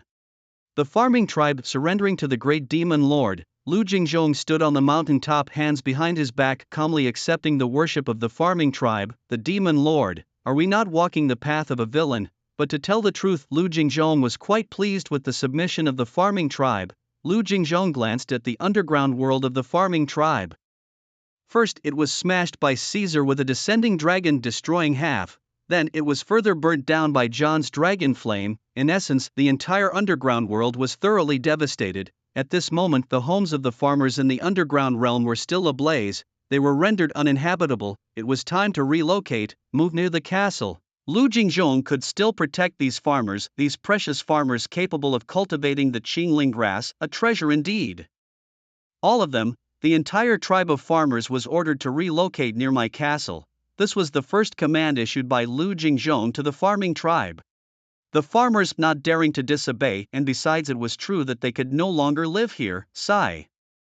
Resigned to their fate, the farmers turned back to fight the fire, hoping to salvage some of their belongings. Mike, take your skeletons and help put out the fire. A level 10 elite skeleton. Mike immediately responded, as you command, my master. Watching Mike in action, Lu Jingzhong thought to himself, the captain of the skeleton first squad would have to be replaced again. No choice, his powerful subordinates were upgrading too quickly. This campaign against the farmers was primarily aimed at conquest, yet during the battle John still ended up slaying some of the farmers. With corpses available, Lu Jingzhong certainly couldn't let them go to waste and immediately used his necromancy skills to summon undead skeletons. The weaker ones aren't worth mentioning. The powerful ones included 4 level 18 elite undead skeletons, 3 level 19 elite undead skeletons and 2 level 20 elite undead skeletons, all stronger than Mike, especially the 2 level 20 elite undead skeletons. Mike, the current captain of the Skeleton First Squad, was no longer secure in his position. Well then, Mike, to honor you, from now on the captain of the Skeleton First Squad will be named Mike. Mike asked, then what will I be called in the future? Well, only the captain of the Skeleton First Squad will be called Mike. Mike responded, so I won't have a name anymore. Is this what you call honoring me? Mike couldn't help but shed tears. Xingling Grass Effect instantly restores 20 health points, followed by a recovery of 5 health points per second over the next 10 seconds. Lu Jingzhong got his wish and acquired Qingling Grass from the elderly leader of the farmers. A single Qingling Grass could restore 70 health points. For a level 10 ordinary soldier with only 200 health points, a Qingling Grass could restore nearly half of their health in 10 seconds, making it an exceptionally useful item among beginner healing potions. Old man, do you have a name? Reporting to the Great Demon Lord, my name is Curry. Curry, the leader of the farming tribe, was a hot-tempered red-skinned old man. Of course, in the presence of Lu Jingzhong, Curry dared not show any temper. Curry, you will continue to lead the farmers and grow crops for me. What could Curry do? Curry obeys, Great Demon Lord. Besides Qingling Grass, what else can you grow? Hearing Lu Jingzhong speak about professional matters, Curry straightened up, reporting to the Great Demon Lord, as long as we have seeds, we farmers can grow anything, even the world tree. As long as the Demon Lord provides the seeds, I can grow a world tree for the Demon Lord. Damn, boasting without a draft. LV Jingzhong glanced at Curry, thinking, if I pulled out a world tree seed right now, what would you, old man, do? Hey, lucky I didn't. Then he asked, so what seeds do you all have? Curry honestly replied, wheat, rice, mint, sunflower, Qingling grass, corn, soybeans. He listed over 20 types in one breath. Indeed, the accumulation of a tribe over hundreds of years. Although there are only a little over 1,000 people, the variety of seeds they possess is quite rich. Wheat, rice, corn, soybeans, they have them all. How long does it take to grow? He asked. Not long. The longest ones like rice and wheat take about 7 to 8 days to harvest. The shorter ones like mint and sunflowers can be harvested in just a day, 7 or 8 days to mature. A day to mature. LV Jingzhong's eyes widened in shock. Although he was a kid who couldn't tell one crop from another, common sense told him that it was impossible for crops like rice and wheat to mature in just 7 to 8 days. And even more terrifying, mint planted today can be harvested tomorrow. This, the endless continent, is truly magical. It's indeed a surreal game crafted by the gods themselves. Astonished, LV Jingzhong waved his hand grandly. Plant them. Plant them all. If there aren't enough hands, I'll send you undead skeletons to help. Curry was overjoyed. Thank you, Lord Demon. A farmer really loves farming, just like a goblin loves treasure. It's a racial talent ingrained in their very bones. So hearing that LV Jingzhong let him go all out in farming and even sending undead skeletons to help, Curry was genuinely happy, truly happy from the heart. The submission, it seems, not a bad deal. After nearly an hour of firefighting efforts, everything that could be salvaged from the underground world of the farming tribe was rescued. Apart from essential seeds, LV Jingzhong harvested wheat 186,473 units, rice 159,382 units, mint 59,743 units, sunflower 268,674 units, corn 129,347 units, soybeans 345,781 units, Qingling grass 23,748 stalks. Truly a tribe with centuries of heritage. The resources are extremely abundant. Even though part of it was burned, LV Jingzhong still reaped a rich harvest. Every type of crop numbered in the tens of thousands. The Qingling grass he cared about the most totaled over 23,000 stalks. A huge profit. He stored the materials in the castle's warehouse. Within his territory, LV Jingzhong could collect spoils of war, a basic ability of the castle. After storing the materials, LV Jingzhong had Caesar, John, and Bait, the 3 skeleton dragons, serve as transport. First, they carried the farmers back. A skeleton dragon, basically at full capacity, could carry about 100 farmers. The farmers were short, the tallest around 1.2 meters. One skeleton dragon carried 100 farmers, 3 dragons carried 300. Caesar and the others made 4 trips back and forth, taking everyone. The skeleton dragons were fast, covering a distance of over 8,000 meters in just about 20 seconds. The main issue was the time it took for the farmers to board. They were too short to reach the bones of the skeleton dragons, thus another hour later. LV Jingzhong and the others finally returned to the front of the castle. This time over 1,000 D Wang returned with us. As soon as they landed, the first thing that happened. Mike!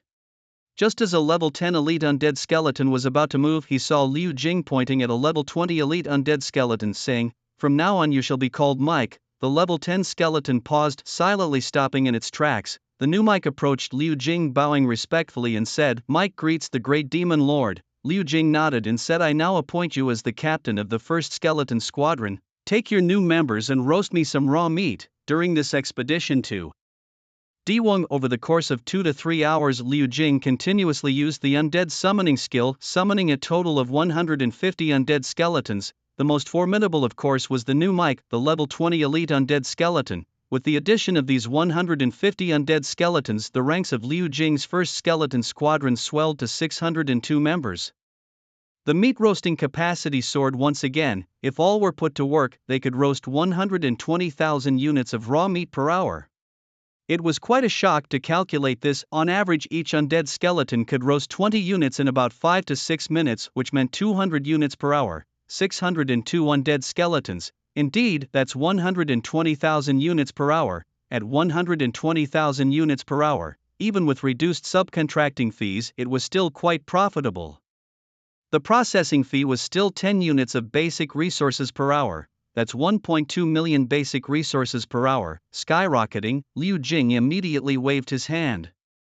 Grandly, 1st skeleton squadron, go all out in roasting the meat. After arranging the work for the 1st skeleton squadron, Liu Jing turned to address the accommodation issues for the Diwang. "Curry, must your Diwang live in the underworld?" Curry shook his head. "Above ground or underground, we Diwang can live anywhere. We used to live in the underworld because it was safer than above ground. But now that we have submitted to the great demon lord, safety surely won't be a problem, so living above ground is also possible." Hearing Curry's response, Liu Jing felt somewhat helpless. During the day, there was basically no problem. But at night it wouldn't work. At night, wild monsters receive a nighttime strengthening buff, and a slight mishap could lead to a disaster. With Liu Jing's current strength, he still couldn't afford to roam unchecked during the night. Caesar and his ilk, of course, weren't afraid. Being undead, even if they couldn't defeat the night monsters, the monsters couldn't kill them either. But the Diwang were different. They were not undead, so Liu Jing looked at Curry lightly. "You'd better stay in the underworld. This demon lord does not wish to see living people around my castle at night." "Curry, at night we just sleep. We won't appear." But Curry didn't dare to object. He could only reluctantly accept. "As you command, great demon lord." Then, under Liu Jing's direction, Curry led his people to start establishing their new underground world 800 meters east of the castle. Damn it, talking about undead skeletons and still having to dig the ground themselves. Curry expressed his indignation, but he didn't dare to complain to Liu Jing and could only swallow his grievances. Curry was devastated, having gained nothing but losing centuries of accumulation. After arranging for the farming elders, Liu Jingzhong opened the free auction market. He listed the resources he had collected for sale: wheat auction method, fixed retail price, 1 magic crystal for 5 units remaining, 186,473 units. Note: 1 unit of wheat is enough to feed an ordinary person for 1 meal. Rice auction method, fixed retail price, 1 magic crystal for 5 units remaining, 159,382 units. Note: 1 unit of rice is enough to feed an ordinary person for 1 meal. Corn auction method, fixed retail price, 1 magic crystal for 5 units remaining, 129,347 units. Note: 1 unit of corn is enough to feed an ordinary person for 1 meal. Qingling grass auction method, Fixed retail price, 5 magic crystals for 1 plant remaining, 23,748 plants. As a celebrity and the strongest lord recognized by all citizens, Lu Jingzhong's listings immediately caused a stir in the World Channel.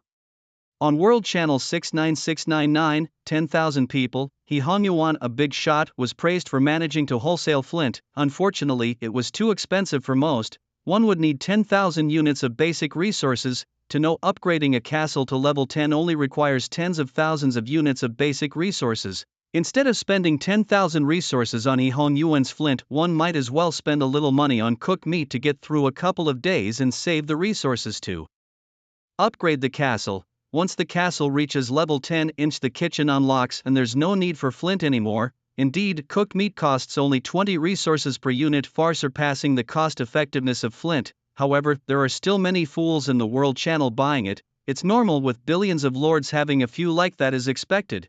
And thousands of lords have been deceived by that cross-dressing big shot. It's said that the cross-dressing big shot's castle has already been upgraded to level 11. All the resources were swindled from these lords, so much old SP, who knows? Look what's happening, the free auction market. Lu Jingzhong has posted many listings. Oh, what's so strange about that? Lu Jingzhong always has so many resources. Go and see what Lu Jingzhong has listed this time. Rice, wheat. I thought people in the endless mainland only ate meat. Surprisingly, there are these as well. Wow, corn, mint, even sunflowers. Look closely, every type is in the tens of thousands of units. What exactly did Lu Jingzhong do to see so many resources? I guess maybe he wiped out a native tribe. Makes sense. Wild monsters can't drop so many resources unless Lu Jingzhong slaughtered tens of thousands of wild monsters at once. Tens of thousands of wild monsters? Impossible, even tens of thousands of wild monsters couldn't drop so many resources. I did a count. Lu Jingzhong listed 27 types of resources this time, the least being over 20,000 units, the most close to 300,000 units. So many types, so many quantities. Tens of thousands of wild monsters simply couldn't drop them. So did Lu Jingzhong really annihilate a native tribe? I've got a local tribe here of hundreds of people that even royal class troops wouldn't dare to provoke. What kind of troops are they to be so formidable? Is he not afraid that his troops might die and slow his own development? Who knows, maybe the troops under the great Lu Jingzhong are immortal. Come on, focus on the main point here. Qingling grass. Lord Lu Jingzhong has put up something called Qingling grass for sale, a healing potion. It instantly restores 20 health points and then recovers 5 health points per second for the next 10 seconds, making it a total of 70 health points. Such a powerful effect, and Lu Jingzhong is willing to sell such a treasure. If it were me, I'd definitely keep it for my own use. Idiot, this means two things. Either Lu Jingzhong has something even better for health recovery, or his troops really are immortal. If it's the latter, like you said, and Lu Jingzhong's troops are immortal, then what's the point in us even playing? Lu Jingzhong would be invincible. Compete for what? No way to tell, but Lu Jingzhong is genuinely strong. Yesterday, on the second day of the nationwide Lords game, he forcefully took over a minefield. Today, the third day, he's already capable of wiping out a local tribe on his own. Damn, is Lu Jingzhong going to establish his own country tomorrow? We're still not even past the newbie phase. I haven't even unlocked the kitchen yet, and this guy is about to form a nation. The gap between lords, why is it so huge? If Lu Jingzhong establishes a country, someone please let me know. What, you want to enter the palace? You know you have to be purified, right? I'm not going to be a eunuch, I'm aiming to be a concubine. Oh, so confident. Let's see a photo. Not enough level, can't send photos. Besides, once Lu Jingzhong establishes his country, only he will be able to see me. You know what a concubine is, right? Yes, those who kneel. What do you know? Lord Lu Jingzhong likes me kneeling. Stop the car, turn off the engine, please show your license. Driving without a license, what of it? I just like letting Lu Jingzhong drive however he wants. If you could establish a country, I'd let you drive however you want to. No need, I have a beast-eared lady. Hey, while you guys were going off topic, the Qingling grass at the auction has been sold out. What? When all the lords returned to the free auction house, the Qingling grass was indeed gone. Over 20,000 stalks of Qingling grass, each for 5 magic crystals, and they sold out in a moment. Indeed, they were sold out. Lu Jingzhong has already received the payment. 23,748 stalks of Qingling grass, each for 5 magic crystals. Lu Jingzhong got more than 100,000 magic crystals in total. That's even more than what he earned from selling equipment last night. Last night Lu Jingzhong auctioned off 50 long K knives earning over 20,000 magic crystals. And today, after plundering a tribe of 1,001 of the over 20 types of resources seized, sold for over 100,000 magic crystals. Damn, no wonder everyone loves aggression. This being aggressive is just too exhilarating. Working hard for a year doesn't earn as much as a single raid. Lu Jingzhong's gaze grew increasingly audacious. Raid, to develop swiftly one must go out and raid. Caesar has reached level 10. Approaching noon on the third day, Lu Jingzhong received yet more good news. Not only that all the troops under his command had leveled up, John reached level 9, Bait reached level 6, the zombie titan reached level 6, both liches reached level 7. Liches, being king tier creatures, have a shorter experience bar compared to the god tier skeleton dragon and zombie titan, so they level up a bit faster. However, a level 7 lich is not as strong as a level 6 skeleton dragon or zombie titan. A level 7 lich has a tri-attribute score of 35, while the level 6 skeleton dragon and zombie titan each have a whopping 36 points. This is because king tier creatures gain only 5 points per level, whereas god tier creatures gain 6 points per level. Never underestimate this difference. As levels increase, the small gap will widen significantly. Caesar, leading his undead, slaughtered all the elite monsters near the castle, allowing everyone to jump several levels in the process. After this massacre, the area within 1,000 meters of Lu Jingzhong's castle was practically cleared of elite monsters. The only ones left were a pack of grey wolves to the northwest, dangerously close, just a few hundred meters from Lu Jingzhong's castle, a significant security risk. Lu Jingzhong had always wanted to clear out this pack of grey wolves, but they were too strong. The pack was led by a level 43 elite grey wolf species, native monster life tier, elite level, LV 43 health, 1720 mana, 387, recovers 1 point every 5 minutes, strength, 98 stamina, 86 spirit, 86 skills, Rend Swift Wolf Claw Wind Blade Shadow. Stealth Rend, inflicts continuous damage on enemies. Swift Wolf Claw, instantly enhances the speed, strength and cutting ability of the wolf's claws. Wind Blade, spits out a blade of wind to attack. Shadow Stealth, moves into the shadows to hide. The shadow can move at will and attacks can emerge from the shadows. Equipment, Wind Wolf Claw, Tier 2 ordinary quality weapon plus 12 strength. This elite grey wolf's attributes are quite impressive. With his current strength, Lu Jingzhong stood no chance. Caesar, the newly leveled up level 10 skeleton dragon, had a tri-attribute score of only 60. Even with a perfect quality dragon sparrow knife, his strength would only reach 83. The grey wolf leader's stamina was 86. Caesar simply couldn't break through its defense. But once Caesar reaches level 11, his strength would hit 89 points, enough to break through the defense. Once Caesar reaches level 11, Lu Jingzhong planned to wipe out this pack of grey wolves. No one should dare snore beside one's resting place. Lu Jingzhong had long wanted to eliminate these grey wolves. Now the opportunity was about to arise. Just wait for Caesar to reach level 11. As long as Caesar puts in more effort, by nightfall today he should be able to handle it. But as much as Lu Jingzhong felt threatened by these grey wolves, they also felt the threat from him. They were too close to each other. When the castle first appeared nearby on the first day, the grey wolves didn't pay much attention, but by the second day things had escalated drastically, with so many undead skeletons appearing.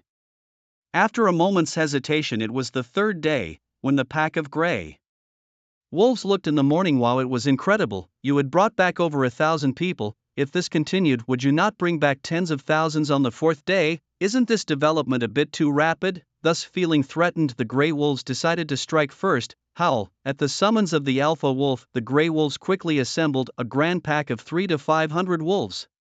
For context, a typical wolf pack has about 20 members and 50 is considered large, but here near Lu Jing's castle there were 300 to 500 grey wolves, truly formidable, worthy of a level 43 elite alpha wolf. Slightly less capable wolves wouldn't be able to manage so many. Once the grey wolves were assembled, led by the alpha, they began their advance towards Lu Jing's castle. The grey wolves were set to take the initiative. The wolves were indeed employing military tactics.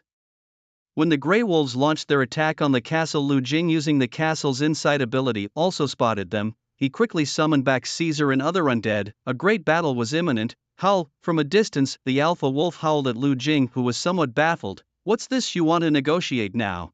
but upon hearing the Alpha's howls, Caesar and the other undead were instantly enraged. Roar! Now Lu Jing understood. Whatever the Alpha meant, it definitely was cursing him. Lu Jing's face darkened instantly. Hey, a mere beast dares to curse me. Caesar, destroy them, by your command, my master, Caesar bellowed as he unleashed his powerful skill, Flame Bomb. Flame Bomb was a new ability unlocked at level 10. Flame Bomb fires a fireball that explodes violently upon hitting an enemy or an obstacle, causing extremely high explosion damage. A very formidable skill. Windblade.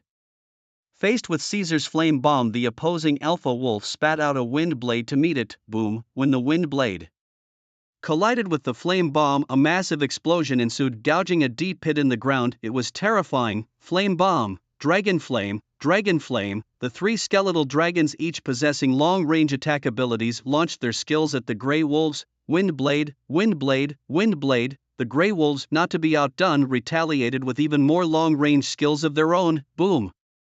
For a time, the two sides bombarded each other with long-range skills. However, the Grey Wolves always had the numerical advantage. There were too many wind blades flying over. Caesar and the three dragons couldn't block them all. Bone Harden, Mike, a level 20 elite undead skeleton leading a group of elite undead skeletons, charged forward. After using the Bone Harden skill, their bones exhibited a metallic luster, greatly enhancing their strength. With their hardened bodies, Mike and the elite skeletons blocked the residual effects of the Grey Wolves' wind blades, while the main blocking was still done by Caesar. Flame Bomb. Caesar fired another Flame Bomb. His Flame Bomb mainly caused explosive damage, while the Grey Wolves' wind blades mainly caused cutting damage. Thus Caesar's Flame Bomb, upon colliding with the Grey Wolves' wind blades, often managed to explode several nearby wind blades simultaneously. By relying on this explosive advantage, Caesar alone blocked most of the attacks from the Grey Wolves. However, compared to the pack of Grey Wolves, Lu Jingzhong's side was still lacking in high-end combat power. Aside from the level 43 Alpha Wolf, there were still two Grey Wolves above level 40. This was troublesome. The situation was quite unfavorable for Lu Jingzhong. At this moment, the only chance to turn the tables was to rely on the undead nature of his forces, eliminate the opponent's high-level combatants, and then summon undead skeletons myself. Only by doing this, through a war of attrition, could Lu Jingzhong hope to win. Thus Caesar, do not engage them head-on, use your advantage of flight, kill a few of them first. Boom! After another fireball blasted away several wind blades from the enemy, Caesar nodded and said, "As you command, Lord of Demons." Whoosh! Caesar fiercely waved his bony wings and soared into the sky in an instant. John and Bart followed suit, taking off as well. Bart thoughtfully took Lu Jingzhong with him. Once Lu Jingzhong was in the sky on Bart, the undead had no more reservations. Why defend anymore? Zombie Titan, Lich Elite Undead Skeleton, Mike each spread out and engaged the Grey Wolves in guerrilla warfare. The undead understand military tactics. Being immortal and unafraid of injury, guerrilla warfare was the most suitable tactic. After dispersing the enemy's strength, as long as they could kill one opponent, Lu Jingzhong could summon an ally from the enemy's corpse. Fireball. Caesar, flying in the air, kept looking for weaker Grey Wolves to blast with fireballs. Wind Blade. The Alpha Wolf, always keeping an eye on Caesar. As soon as Caesar fired a fireball, it immediately countered with a wind blade. For a while Caesar found no opportunity. A level 43 elite monster was indeed tough to handle. Dragonflame. John also looked for opportunities to hunt a few weaker Grey Wolves. Then the other two level 40 Grey Wolves were watching him. Windblade. A wind blade cut through John's Dragonflame. John for the time being also achieved no victories. Bart, carrying Lu Jingzhong, did not join the fight, ensuring the safety of the Lord of Demons. Bloodthirsty Frenzy. The Zombie Titan seized the opportunity. The level 6 Zombie Titan did not draw much attention from the Grey Wolves' top combat power. The attention of the Grey Wolves' elite forces was all on the level 10 Caesar and the level 9 John. Because only the two skeleton dragons had the strongest power, they posed the biggest threat. The Zombie Titan unnoticed approached a level 25 elite Grey Wolf. When they first clashed, the Zombie Titan was no match. The level 6 Zombie Titan had only 36 points and 3-dimensional attributes. In contrast, the level 25 elite Grey Wolf had a 3-dimensional attribute of 50 points. A whole 14 points difference. The Zombie Titan was merely relying on its undead nature to contend. After a while of fighting, the level 25 elite Grey Wolf gained the upper hand and the other Grey Wolves dispersed to deal with other undead. the zombie titan got the chance for a one-on-one duel he desired, then Bloodthirsty Frenzy. The zombie titan hesitated no further and activated the skill, Bloodthirsty Frenzy. Enter a frenzied state, strength plus 50%, endurance plus 50%, spirit minus 50%. In an instant, the power and stamina of the zombie titan surged to 54, exceeding the 50 points of the level 25 elite Grey Wolf. With a loud bang, it finally dealt damage. Seizing the advantage, the zombie titan with its massive size pinned down the elite Grey Wolf and unleashed a rapid series of 5 lightning-fast lashes, striking repeatedly, bang, bang, bang, bang, bang. Each punch was a critical hit to vital spots. In a moment it gruesomely finished off the level 25 elite Grey Wolf. This was Lu Jingzhong's first victory in battle, a splendid achievement. Standing atop the head of Bait, Lu Jingzhong watched the mighty display of the zombie titan and praised it greatly. After the praises, Lu Jingzhong wasted no time and cast a necromancy summoning skill, Necromancy Summon. A black magical circle appeared on the corpse of the level 25 elite Grey Wolf. Soon after, a level 25 elite undead skeleton crawled out from the circle, its attributes reaching a high of 50 points, Roar, Bone Hardening. As soon as it emerged, the elite undead skeleton activated its skill, hardened its fist, and smashed a nearby Grey Wolf. Wind Blade. A sudden gust of wind blades swept through Bone Hardening. The undead skeleton quickly hardened its entire skeletal structure. Boom! Still, it was blown away by the wind blade and 2 of its ribs were severed by the force. It was a level 40 elite Grey Wolf that had unleashed the powerful wind blade. However, after being knocked to the ground, the level 25 elite undead skeleton slowly got up again. It looked down at its broken ribs, tilted its head and thought, no big deal, it can be reattached later. Roar, Bone Hardening, with I. Fierce Roar. The undead skeleton activated its skill once more, attacking the Grey Wolves nearby. The 2 broken ribs did not hinder its movements at all, let alone cause any damage. From a distance, the Alpha Wolf watched the scene with a gloomy look in its eyes. Flame Shot. Kaiser launched a flame shot and then charged ferociously at the Alpha Wolf. What are you staring at? Your opponent is me, Kaiser. Kaiser's combat awareness was very high. As soon as the Alpha Wolf's attention shifted away from him, he charged fiercely. Shadow Stealth. The Alpha Wolf immediately dived into its own shadow, instantly moving out of Kaiser's attack range. Boom! Kaiser's flame shot hit the ground, missing its target. Little did Kaiser care. He glanced at the Alpha Wolf, who had jumped away, tauntingly calling out idiot. Then only the voice of Lu Jingzhong was heard as he used his skill in mid-air, Enslavement. Designate a target, forcing it into a state of soul confusion, under which the caster can control the target's actions. The target was a level 35 elite Grey Wolf, and this Grey Wolf was right in front of Kaiser. It turned out Kaiser's frontal attack was just a feint. He wasn't really aiming to sneak attack the Alpha Wolf, but to force it away and seize the chance to hunt the level 35 elite Grey Wolf. Alas, the Alpha Wolf finally came to its senses, realizing the danger too late. Wind Blade, Wind Blade, Wind Blade. It spat out 3 consecutive wind blades trying to stop Kaiser. But it was already too late. Under Lu Jingzhong's enslavement skill, the level 35 elite Grey Wolf fell into a state of soul confusion, unable to move at all. Although with Lu Jingzhong's current strength he could only forcibly control it for 2 seconds, but that was enough. Fireball. Caesar launched a fireball right in the face of the level 35 elite Grey Wolf, blasting it on its head. Boom! At such close range, such a critical attack. Caesar inflicted serious injuries on it. Unfortunately, the fireball didn't kill it instantly. Caesar's power was still slightly lacking. After all, he was only level 10 while the opponent was level 35. However, while Lu Jingzhong controlled it, Caesar still managed to inflict serious injuries. Fireball. Strike while the iron is hot. After inflicting serious injuries, Caesar fired another fireball before leaving. Boom! After the fireball, Caesar slapped its head with several claws. Snap! Finally, he smashed the head of that level 35 elite Grey Wolf. Phew, it happened so fast. Caesar attacked the level 35 elite Grey Wolf like lightning, smashing its head, and only then did the leader's 3 wind blades reach him. Hut! Caesar chuckled lightly. Fearless, he took on the Alpha Wolf's 3 wind blades head-on, instantly losing over 200 health points. But his health bar didn't change at all. Lock health bar. The undead are just so unreasonable. Undead summoning. Standing on Bart's head, Lu Jingzhong cast his spell. Suddenly, from the corpse of the level 35 elite Grey Wolf whose head had exploded, a level 35 elite undead skeleton slowly crawled out. Level 35 elite undead skeleton, strongest undead skeleton under Lu Jingzhong's command had appeared. Its three-dimensional attributes were as high as 70 points, bone hardening. As soon as this undead skeleton appeared, it didn't hesitate and activated its skill. Then bam, it knocked over a grey wolf nearby. Dragon Flame, Fireball. Caesar and John were also good at seizing opportunities. They immediately followed up with their skills. Poor level 30 elite grey wolf, it was killed on the spot. Undead summoning. Lu Jingzhong once again cast his summoning skill, and he gained another level 30 elite undead skeleton.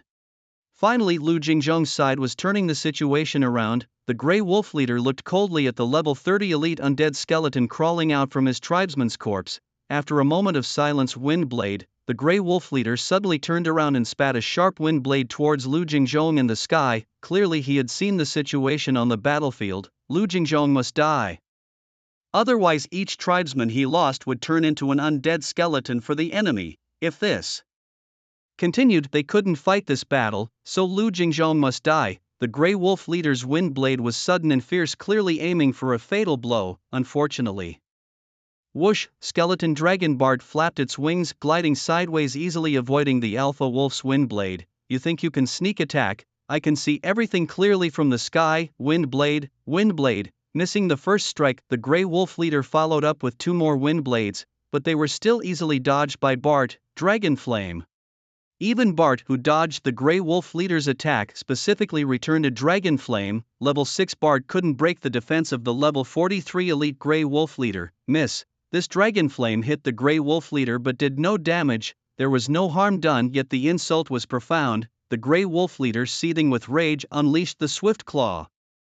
With a powerful leap, the Grey Wolf leader pounced towards the level 30 undead skeleton, tearing through its neck with his enhanced claws. The skeleton's head rolled on the ground, a deadly blow indeed. The prowess of the level 43 Grey Wolf leader was undeniable. However, the headless skeleton merely bent down, picked up its own head, clicked it back into place with astonishing fluidity, as if nothing had happened. Bone Spur Assault. Even in retaliation it could strike back, a skill unlocked at level 20 by elite undead skeletons. Bone Spur Assault consumes mana to grow sharp bone spurs that can be used as daggers for melee attacks or projected to harm enemies.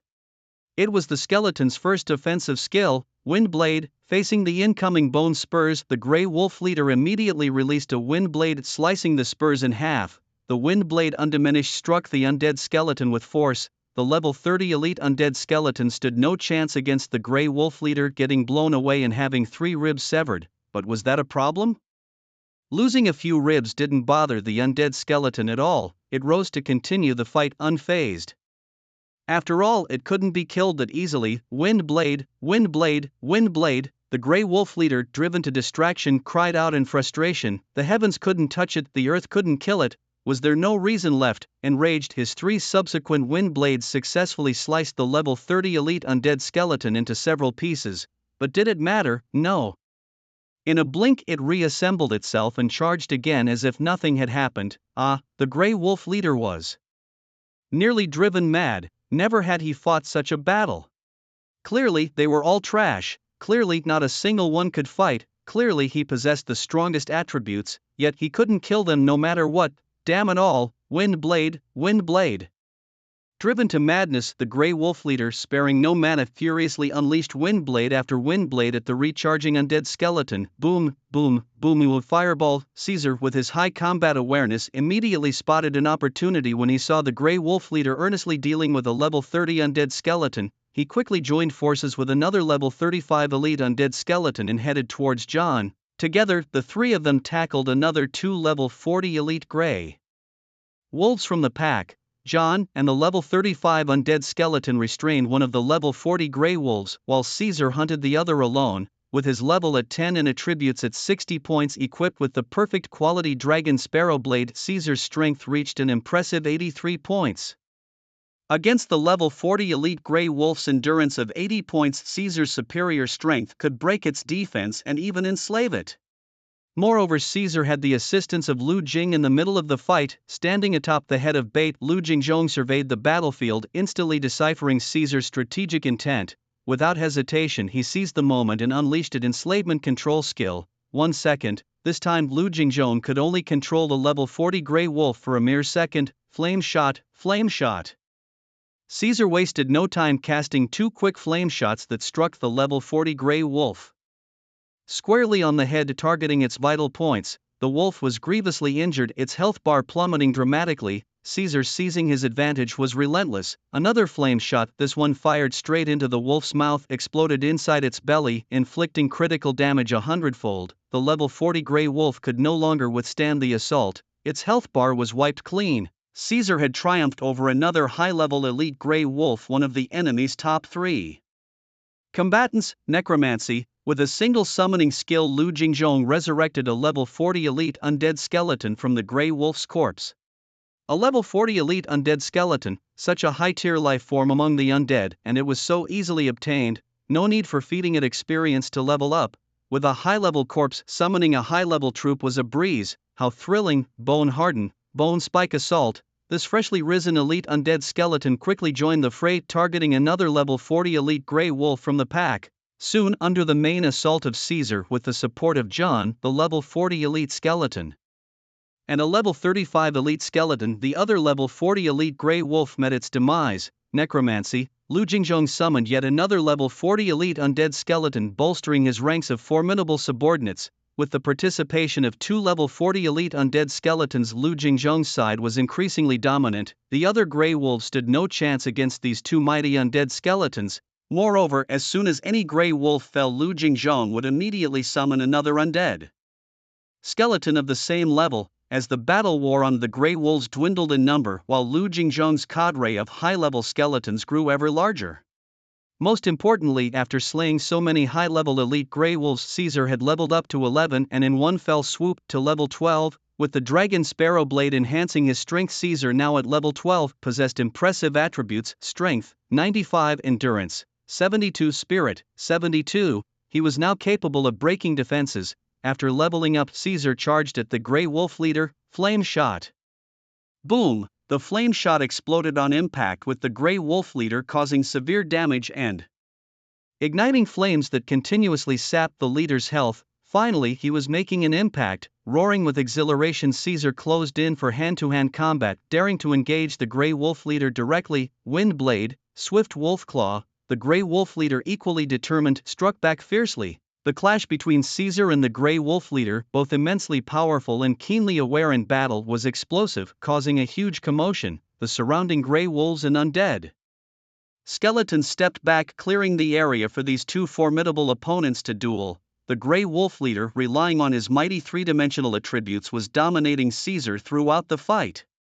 But Caesar, with his immortal body, leveraged a technique to lock the health bar, fighting even more fiercely than the Grey Wolf leader. Furthermore, Caesar's strength attribute now exceeded the endurance of the Grey Wolf leader, allowing him to inflict effective damage. Flame shot, Wind Blade, attacking the face with a barrage of skills. However, throughout the fight, only the Grey Wolf leader was losing health. Caesar's health bar didn't even budge. The Undying race's health bar is wildly robust, completely unreasonable. But flame shot. John, who has also leveled up, reached level 10 and unlocked the level 10 skill Flame Shot. Big brother, I'm here to help you. Bone Spike Assault. 2 level 40 elite skeletons also launched long-range skills from a distance to support Caesar. Roar. The Grey Wolf leader was furiously enraged. Do you have no shame? Each of you is unkillable, and now you gang up on me? Damn it, that's just shameless. Enslave. But the worst was yet to come. LV Jingzhong seized the opportunity and cast a control skill on the Grey Wolf leader. Although it controlled him for less than a second, in a battle between powerhouses, that moment was enough. Flame shot, Bone Spike Assault, Dragon Flame. LV Jingzhong's temporary mount, Bait, also joined in with a blast of Dragon Flame. Boom! Under the relentless bombardment, the Grey Wolf leader, a level 43 elite monster, died a bitter death with eyes wide open. Undead summoning. LV Jingzhong once again summoned a level 43 elite undead skeleton, the Numak, the strongest undead skeleton LV Jingzhong has yet. The Grey Wolf leader died in battle. 2 level 40 elite Grey Wolves also perished. After losing 3 major forces, the pack of Grey Wolves had no strength left to fight. The fierce battle lasted 3 to 4 hours from morning until afternoon. LV Jingzhong, despite being the underdog, finally conquered the wolf pack. 3 to 500 wolves, all defeated, none escaped, and if they did, John would catch them. and ensure their demise. After the battle, LV Jingzhong tallied up the fight. A total of 487 wolves were eliminated. Caesar leveled up twice consecutively, reaching level 14. Level 15 was not far off. It's slow to level up a god tier troop, but their strength is truly formidable. At level 14, without considering equipment, Caesar's three-dimensional attributes reached a whopping 84. With equipment, his strength attribute broke through to 107 for the first time. Truly powerful. Elite troops need to reach level 50 for their three-dimensional attributes to break 100. Besides Caesar, John also rose to level 13. Closely following, Bait reached level 10, the nameless zombie titan reached level 10, 2 liches reached level 11. Finally, the 2 liches unlocked the level 10 skill skeleton summoning. Summon skeleton soldiers from corpses, with the skeleton's level potentially exceeding the summoners by up to 10 levels.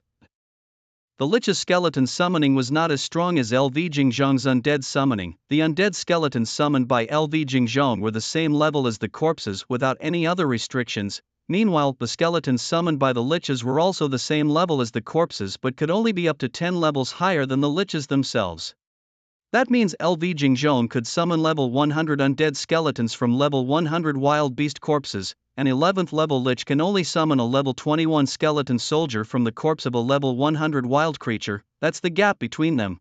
The Lich King is not something you can mold like a rice ball. All in all, Lu Jingzhong gained tremendously from this battle against the pack of grey wolves. Not only did his troops receive a major upgrade, but his undead skeletons also underwent a significant transformation. Now, the captain of the Skeleton First Squad, Mike, is a level 43 elite undead skeleton. Under his command, there are 2 level 40 elite undead skeletons and another 50 to 60 skeletons of level 30-something. The lower levels, too lazy to count. Lu Jingzhong's Skeleton First Squad now numbers over 1,000. Time for a rename. The First Squad no longer fits the scale. Let's call it the First Skeleton Corps. First Corps, Mike, you take the role of commander. The level 43 elite undead skeleton, the new Mike respectfully said, "At your command, Lord Demon." Besides these achievements, Lu Jingzhong himself also advanced to level 10. After reaching level 10, Lu Jingzhong unlocked a new feature, the ability to send pictures in chat channels, but upon closer inspection it seems not such a formidable ability. Shaking his head, Lu Jingzhong jumped off the head of Bait. He still had a pile of matters to deal with. The raw meat processing business seemed to be facing a formidable competitor. The boon of cooked meat was about to collapse. At the mining site in the Sunset Mountains, over 500 undead goblins were diligently mining iron ore for Lu Jingzhong. In the distance of the mine, hidden in the forest, a few figures dressed only in loincloths, the green-skinned goblins. "Bro, what kind of demons and monsters are these?" asked the shortest goblin, not even a meter tall. The leading goblin, frowning, replied, "Bro hasn't seen them either." "Bro, you haven't seen them either? Then they must be a very rare species. Humans will surely love them. Bro, let's capture them and sell them to the humans in Rongdu City. We'll surely make a lot of gold coins." Saying this, his eyes seemed to sparkle with gold coins jumping out. The other goblins too had shining eyes. "You're right, humans do love collecting all sorts of strange and exotic things. Big brother, let's do this." The leading goblin looked back at his 7 companions, then at the several hundred enemies across from them, and solemnly nodded. "All right, really, before the battle." Goblins are not afraid. Even if a true god stood before him, he would dare to curse him dead. That's the confidence, that's the arrogance. Whoosh, an arrow was shot, initiating this uneven battle. Ding! It hit the leader of the undead goblins, an 18-level elite undead skeleton named Poker, right on the head, unharmed. Poker stopped his work, looked up, and saw 8 green-skinned goblins with weapons charging towards him, shouting for the gold coins. "Charge!" Poker cursed. "Damn fools! 8 of you dare to charge hundreds? Goblins really have iron heads." Battle. At Poker's command, whoosh, the undead goblins dropped their work, stood up, and then Poker leaped forward, fiercely slapping the leading charging goblin to the ground. 2 seconds of hesitation, then pandemonium. The remaining 7 goblins, without a moment's delay, turned tail and fled. Not a hint of hesitation.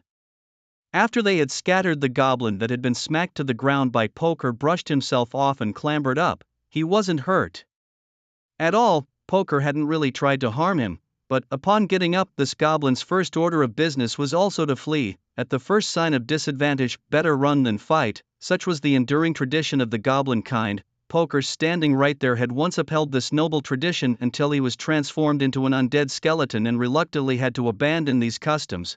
Shaking his head, those days were hard to look back on. Seeing the goblins escape, Poker didn't bother chasing them. He turned around and jumped back into the mine to continue mining iron ore for Lu Jingzhong. The master's task was the utmost priority. Meanwhile, the 8 lucky goblins who had escaped were gasping for air in the forests of the Sunset Mountain Range. Bro, we are too few, we can't beat them. Yes, too few, let's go get more people. Call the gnolls and the dwarves too. No, not the dwarves. Gnolls are easy to fool, but dwarves are too shrewd. If dwarves come, we won't make much gold. Makes sense, just call the gnolls then, right? Bro, how much do you think these races could fetch in Rondo? I've never seen such races before, but I guess one could be worth at least 200 gold coins. 200 gold coins? Really, bro, really? We're going to be rich, hundreds of them. That could be tens of thousands of gold coins. Tens of thousands of gold coins? While discussing, the 8 goblins got so excited that they actually ran back, for riches, for gold coins. Then, after Poker kicked one flying, the other 7 scattered again, each running for their lives. Just unbelievable, bro, we really can't beat them. Let's go get more people. Okay, let's get more people, riches, gold coins. On the 3rd day, in the afternoon around 3 o'clock, Lu Jingzhong utilized the castle's skills to decompose the bodies of over 400 grey wolves, obtaining a huge pile of resources. Decomposing a level 43 elite grey wolf yielded 36 units of elite grey wolf meat, 1 elite grey wolf skin, 27 magic crystals, 3 red crystals, and 1 bronze tier treasure chest. Decomposing a level 40 elite grey wolf yielded 33 units of elite grey wolf meat, 1 elite grey wolf skin, 19 magic crystals, 2 red crystals, and 1 black iron tier treasure chest. After decomposing all the grey wolf bodies, Lu Jingzhong ended up with 3 treasure chests in total, 1 bronze level and 2 black iron level.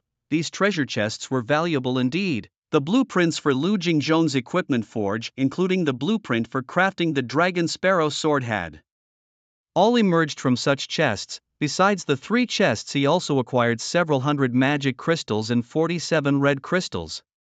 Magic crystals were something Lu Jingzhong was not short of, especially since he had just sold tens of thousands of Qingling grass. What he really needed were red crystals. Their drop rate was frustratingly low. After slaughtering a pack of nearly 500 grey wolves, including 3 level 40 plus elite monsters and dozens of level 30 something elite monsters, he had managed to obtain only 47 red crystals. However, with the inventory in Lu Jingzhong's warehouse, there are a total of 52 gems. The requirements for upgrading the next level of the Altar of the Undead need 50 gems, just enough to upgrade the Altar of the Undead by 1 level. I hope those 3 treasure chests can still give me some red crystals. It would be best if they could support upgrading the Altar of the Undead by 2 levels. Standard procedure for opening chests: take a bath, burn incense, open the chest, ding. Respected Lord, you have an unread message. It must be Lu Qingyao sending him a private message. Years of metaphysical experience in opening chests told Lu Jingzhong that at this moment you must not pretend not to see the message and forcefully open the chest. You definitely won't get anything good, because the luck has already been broken. You must start over from the first step. Sighing, Lu Jingzhong clicked on the private chat message. Sure enough, it's Lu Qingyao. Lu Qingyao, second brother, the price of cooked meat at the auction has dropped. It's too fast. It started dropping an hour ago and now it has dropped to 15 units. The bubble of cooked meat profits has burst. This is very normal. Everything is within Lu Jingzhong's expectations. What was unexpected was that the first to drop the price was actually the second-hand dealer who worked with Lu Jingzhong.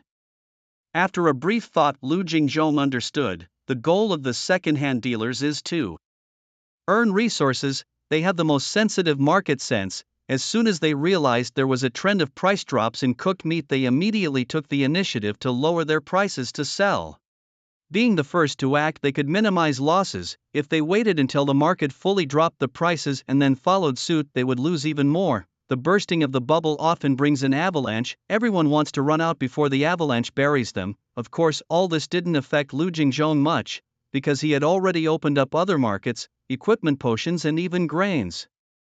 These major markets are enough for Lu Jingzhong to make a fortune, and he can eat for a long time. Moreover, he has already made enough from the cooked meat market, including today's delivery of cooked meat. Lu Jingzhong has earned nearly 10 million basic resources. Lu Qingyao's commission alone was as high as 3 million. Regarding the price drop of cooked meat for this market loss, Lu Jingzhong was not distressed. The only thing was it had a big impact on Lu Qingyao. She temporarily had no other way to earn resources. Lu Jingzhong, Qingyao, it's okay if the price of cooked meat drops, we can do other businesses.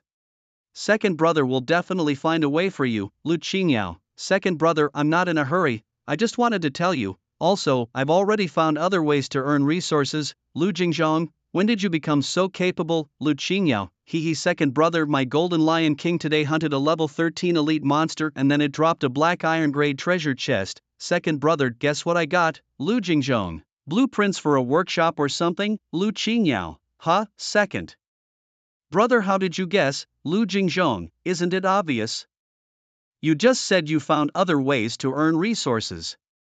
Lu Qingyao, second brother, you're so smart. Indeed, I got a blueprint from that black iron treasure chest, and it's related to you. Second brother, Lu Jingzhong, related to me? Stop keeping us in suspense. What kind of blueprint did you actually pull out? LV Qingyao, a potion workshop. Plus, I've also got a potion blueprint, a Qingling grass potion production blueprint. Second brother, it's the very Qingling grass you were selling at the auction this morning. LV Jingzhong, Qingyao, you're really lucky. LV Qingyao, once a person gets lucky, they can even find money just by walking out the door. Second brother, you can't sell the Qingling grass anymore, give it all to me. I'll process it into potions and we can sell it for a higher price. Later we can split the profits, 20% for me and 80% for you. LV Jingzhong, that's fine, but I have a question. Can your golden Lion King make potions? In Sovereign of all workshops aren't automated, they require lords to staff them with workers. Of course, skeletons can work too, but you need someone humanoid. LV Qingyao, my golden Lion King can't, so I've recruited a bunch of goblin minions. LV Jingzhong, what? I discovered a goblin tribe near the castle, about 100 strong. I checked their levels using the castle's abilities and the highest among them was a level 10 elite monster. So today I took the golden Lion King to attack them.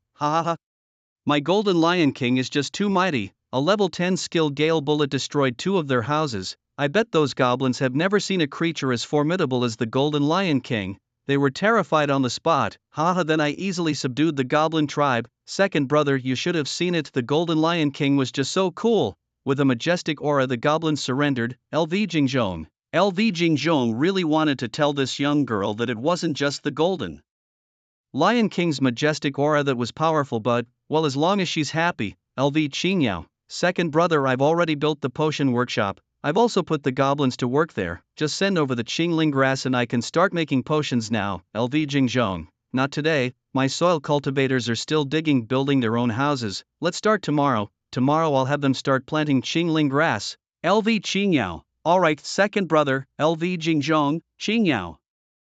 Promise second brother one thing.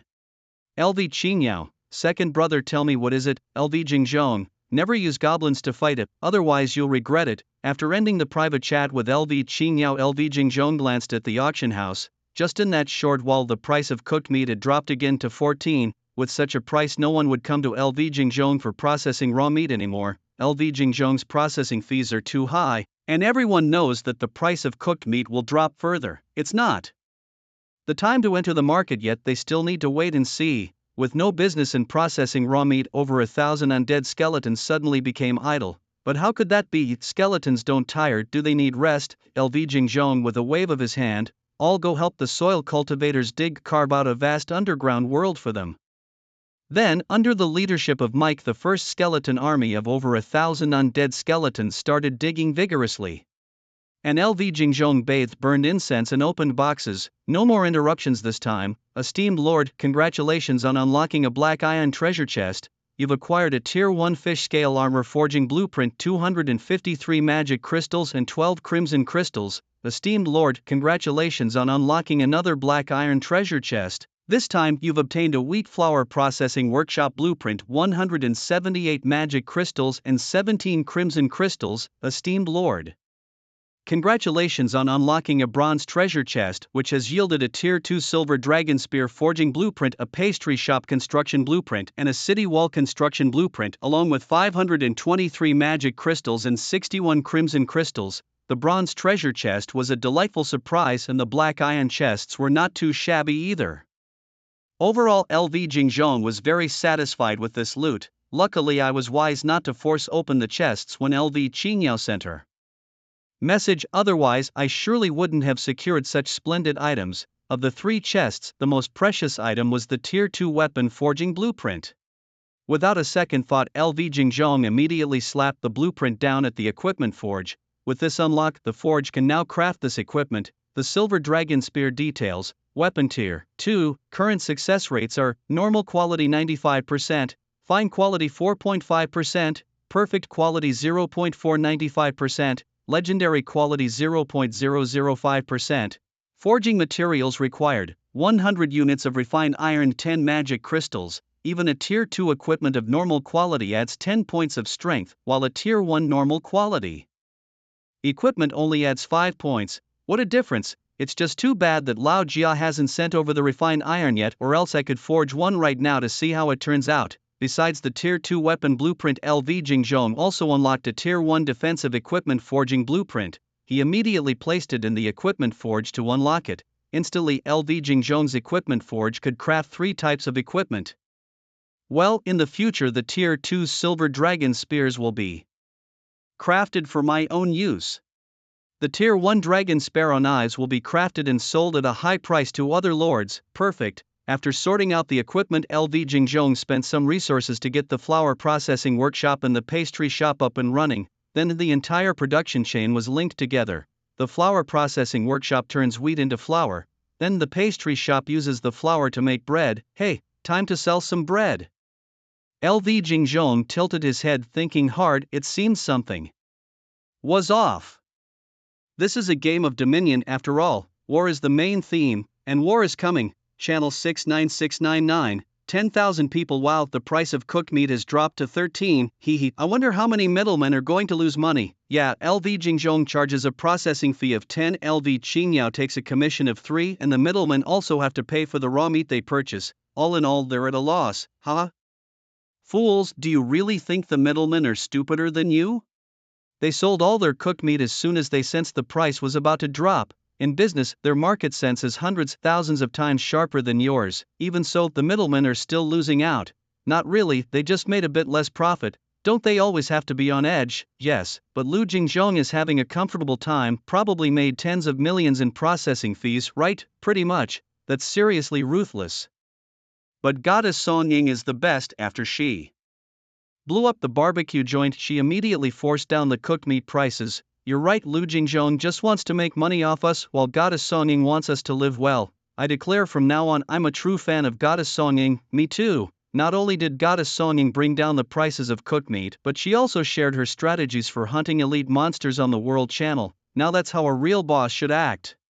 I think Lu Jingzhong should also come out and talk about how he developed to this stage. We're all from the same global village, we should be sharing information. Yes, information sharing. Call Lu Jingzhong out. I believe Lu Jingzhong must have exploited some game bugs. My Hellhound is a legit king-level troop. It wouldn't dare to mess with the Knoll tribe in the wild on the 3rd day. How the hell did Lu Jingzhong sweep a tribe today?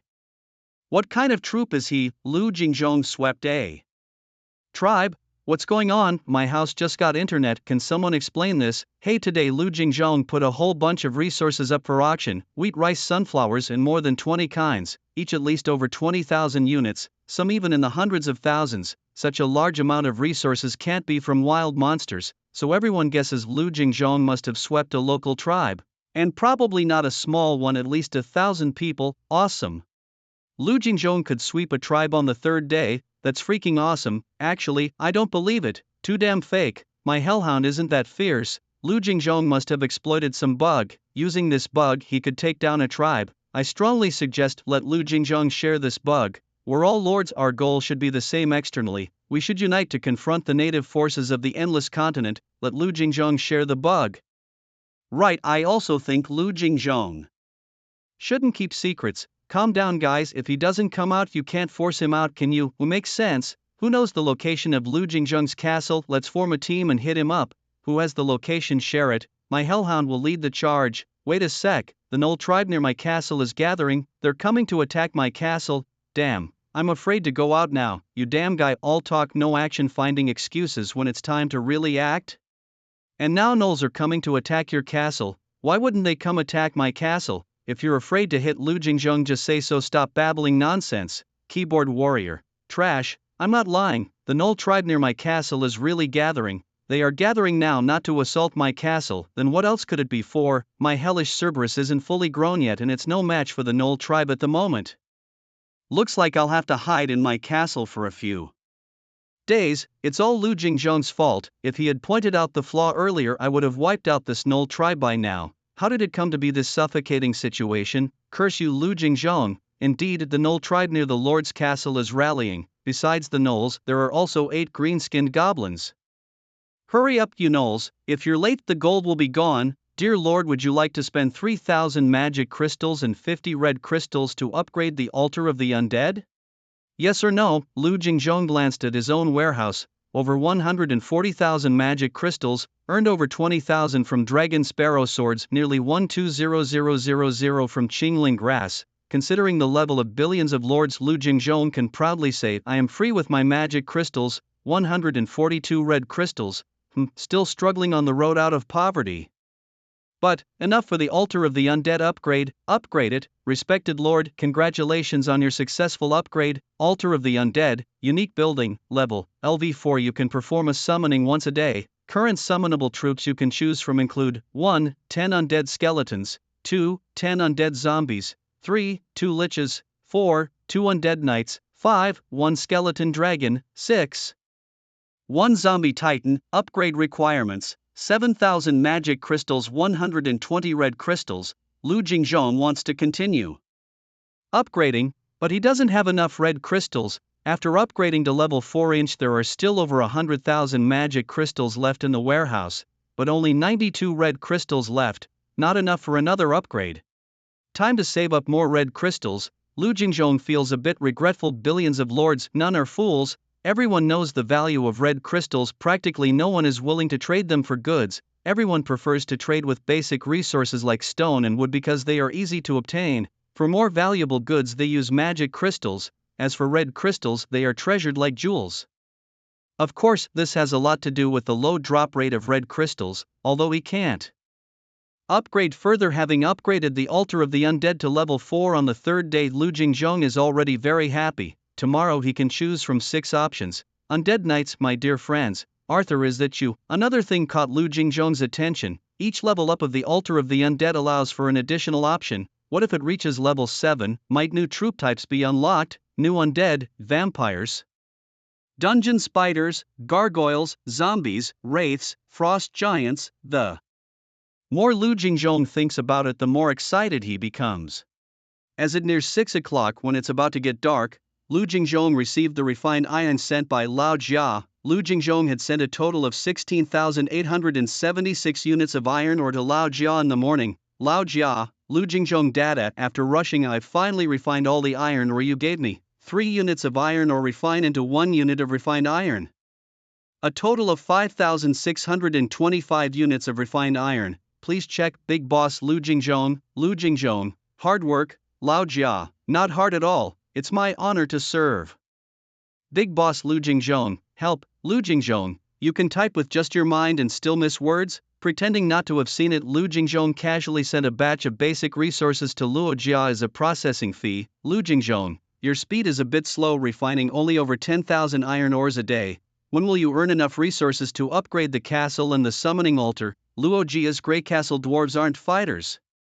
They can only earn by smelting iron. Sometimes Lu Jingzheng worries that one day the girl will be gone, then he'd have to find another partner capable of refining fine iron. It's exhausting. Luo Jia, don't worry boss, I'll be able to smelt more iron ore tomorrow. My Grey Castle dwarves got involved with a local dwarf tribe this evening. These dwarves really like me now. I'm a distinguished guest of the dwarf tribe. Tomorrow, I'll mobilize the entire dwarf tribe to help you refine fine iron. Lu Jingzheng, is that even possible? Are you using some kind of cheat? Other lords encounter local tribes and nearly lose their minds. and you become a distinguished guest of a dwarf tribe? What have I discovered? Could it be that the dwarves just like fiery women like Luo Jia? Lu Jingzhong is utterly baffled. But no matter what the outcome of the story is good, Lu Jingzhong has indirectly gained a workforce of dwarf tribes. As long as the iron ore supply is stable, there will be no shortage of fine iron in the future. What a continuous surprise. Tomorrow, I need to dispatch more undead skeletons to the mine to increase the iron ore output. Sunset Mountains, the mine Lu Jingzhong was thinking about. Poker is a diligent skeleton happily mining iron ore for Lu Jingzhong and enjoying the 007 blessings. Meanwhile, just a few hundred meters from the mine, a 1,000-man army is advancing towards it. At the forefront are 8 green-skinned goblins, followed by a gnoll clad in leather armor. The gnoll, only slightly taller than the goblins, about 1 meter 50, the leading gnoll also has spots. One goblin climbed a tree, surveyed the area, and then suddenly shouted excitedly, "Bro, we're here, the gold coins are right ahead, 1 2 3. Wow wow wow, all gold coins." The gnoll leader Newbies had a somewhat dark face. "Can you keep it down? Aren't you afraid of being discovered by the enemy?" The goblin shot Newbies a disdainful look. "If you gnolls are scared, then go back. The 8 of us brothers are enough to handle them." Newbies' face instantly turned gloomy. "If you can handle it, why did you call me here?" After taking a few deep breaths, Newbies turned to the leading goblin and asked, "Let me ask you one more time, are you sure the enemy is no higher than level 20? Definitely no higher than level 20. A level 20 punch hurts much more when it hits the face." Newbies, "Also, we had an agreement." The leading goblin patted his chest. "Don't worry, I promised you the finest bones and I won't miss a single one." Hearing about the finest bones, Newbies' dark face lightened a bit. "Well then, let me arrange the tactics. I've observed a bit. The enemy's location is in a mountain hollow with only 2 exits, front and back. As long as we split our forces into 2 and sneak up to block the passages at both ends of the valley, the enemy will have no way to escape. They will be at our mercy, just like turtles trapped in a jar."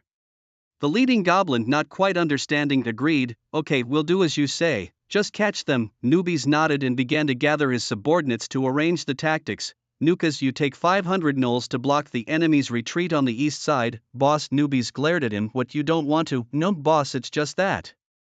"Then follow the plan." Newbies snapped. "Boss, the goblins have already charged out." "What?" Newbies turned around abruptly. He saw 8 green-skinned goblins wielding weapons and charging towards the mine like mad dogs, shouting riches, gold coins. Newbies' eyes nearly popped out. What happened to splitting into 2 groups? What happened to the planned pincer attack? Humans always call us gnolls mad dogs, but it's them who are blind. These goblins are the real mad dogs. But what can be done? By the time the goblins howled and charged, they had already alerted the mine's guards. Enemy attack. Prepare for battle. The undead goblins instantly got ready to fight. Watching this scene from afar, Newbies felt helpless and had no choice but to charge forward with the goblins. "Brothers, if we take down that tribe ahead, we'll have endless bones." For the bones, brothers, charge. Driven by the prospect of bones, 1,000 gnolls charged towards the mine in the middle of Lu Jing. The appearance of the gnolls alarmed the guards. Poker, now an undead skeleton, was much more sensible than when he was a goblin. Sensing the situation briefly, Poker knew he was no match for the gnoll chieftain. The mine can't be held. Even though the demon lord's favor had turned them from goblins into immortal undead skeletons, they still couldn't beat the gnolls. "The mine is entrusted to me by the demon lord. It must not be lost. We must defend it even if we can't win." Poker's pale skeletal head was filled with determination. "Undead Goblin Legion, follow my command. Hold the mine at all costs. Yes, stop the gnolls. Kill." Under Poker's command, the Undead Goblin Legion clashed with the gnolls.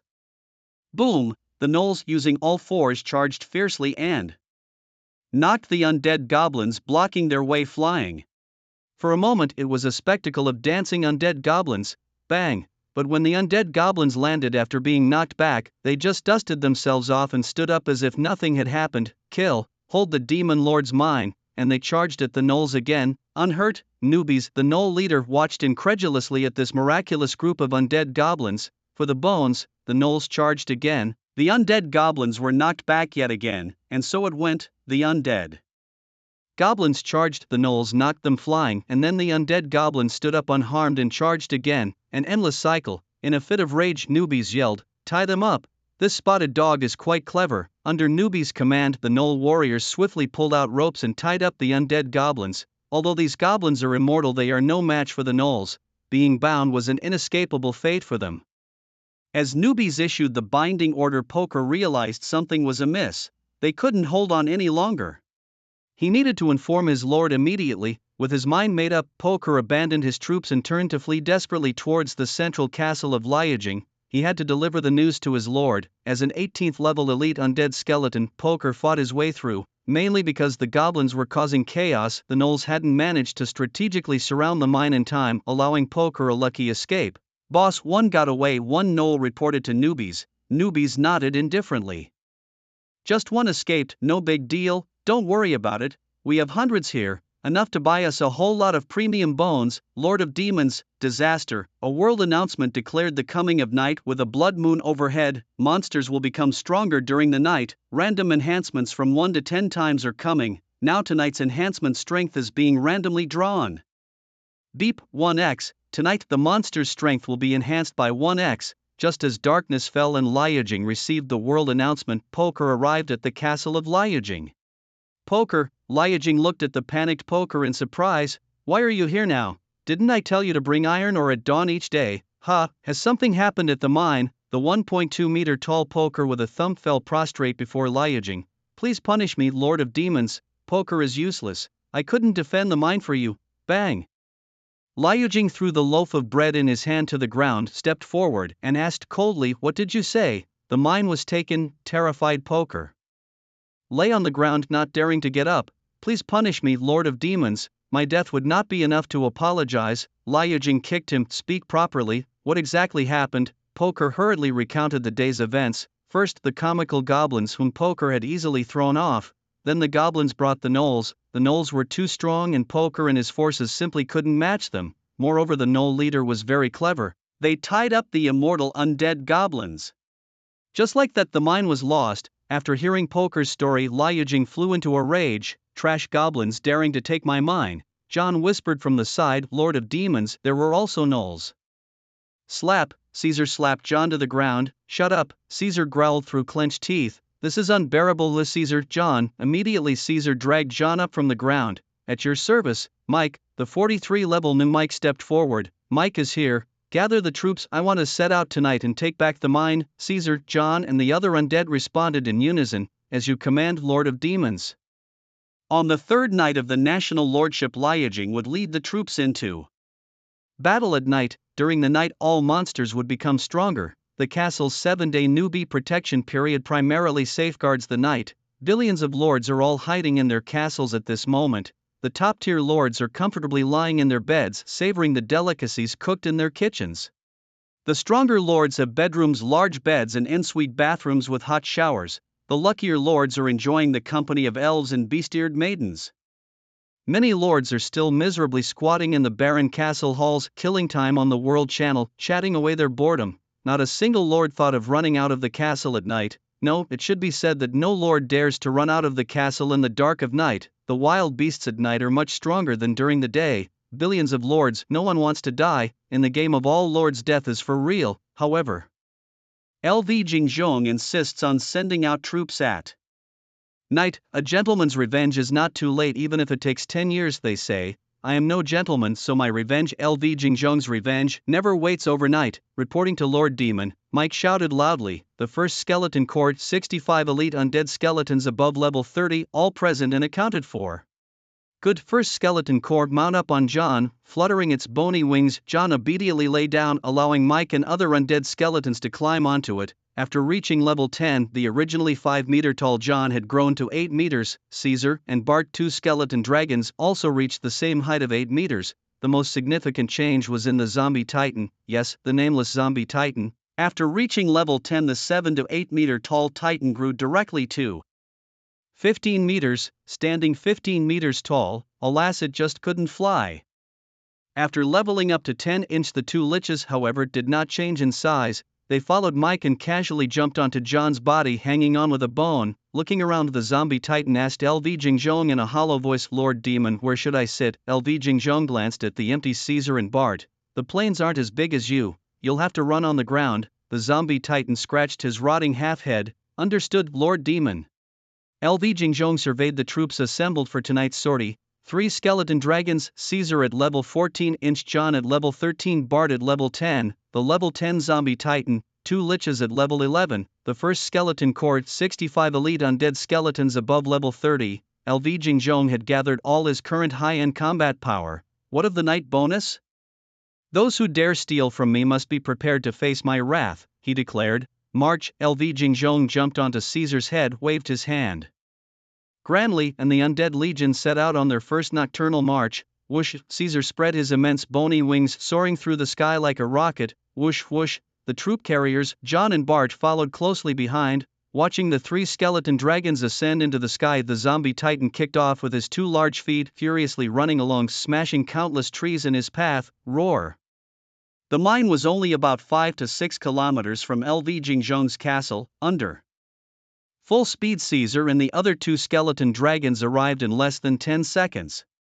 Supersonic flight, child's play. Standing atop Caesar's head, Lu Jingjong looked down to the ground below. He saw a pack of gnoll-like creatures tying up his undead goblin minions one by one into tight bundles, then tossing them onto an open space in front of the mines. The goblins were piled up there. Additionally, 8 green-skinned goblins squatted on the ground. Every time a bound undead goblin was thrown into the middle of the clearing, the gnoll creatures cheered. Gold coins, gold coins. We're going to be rich. Caesar glanced over and suddenly said, Lord Demon, I feel like they're not here for the mine.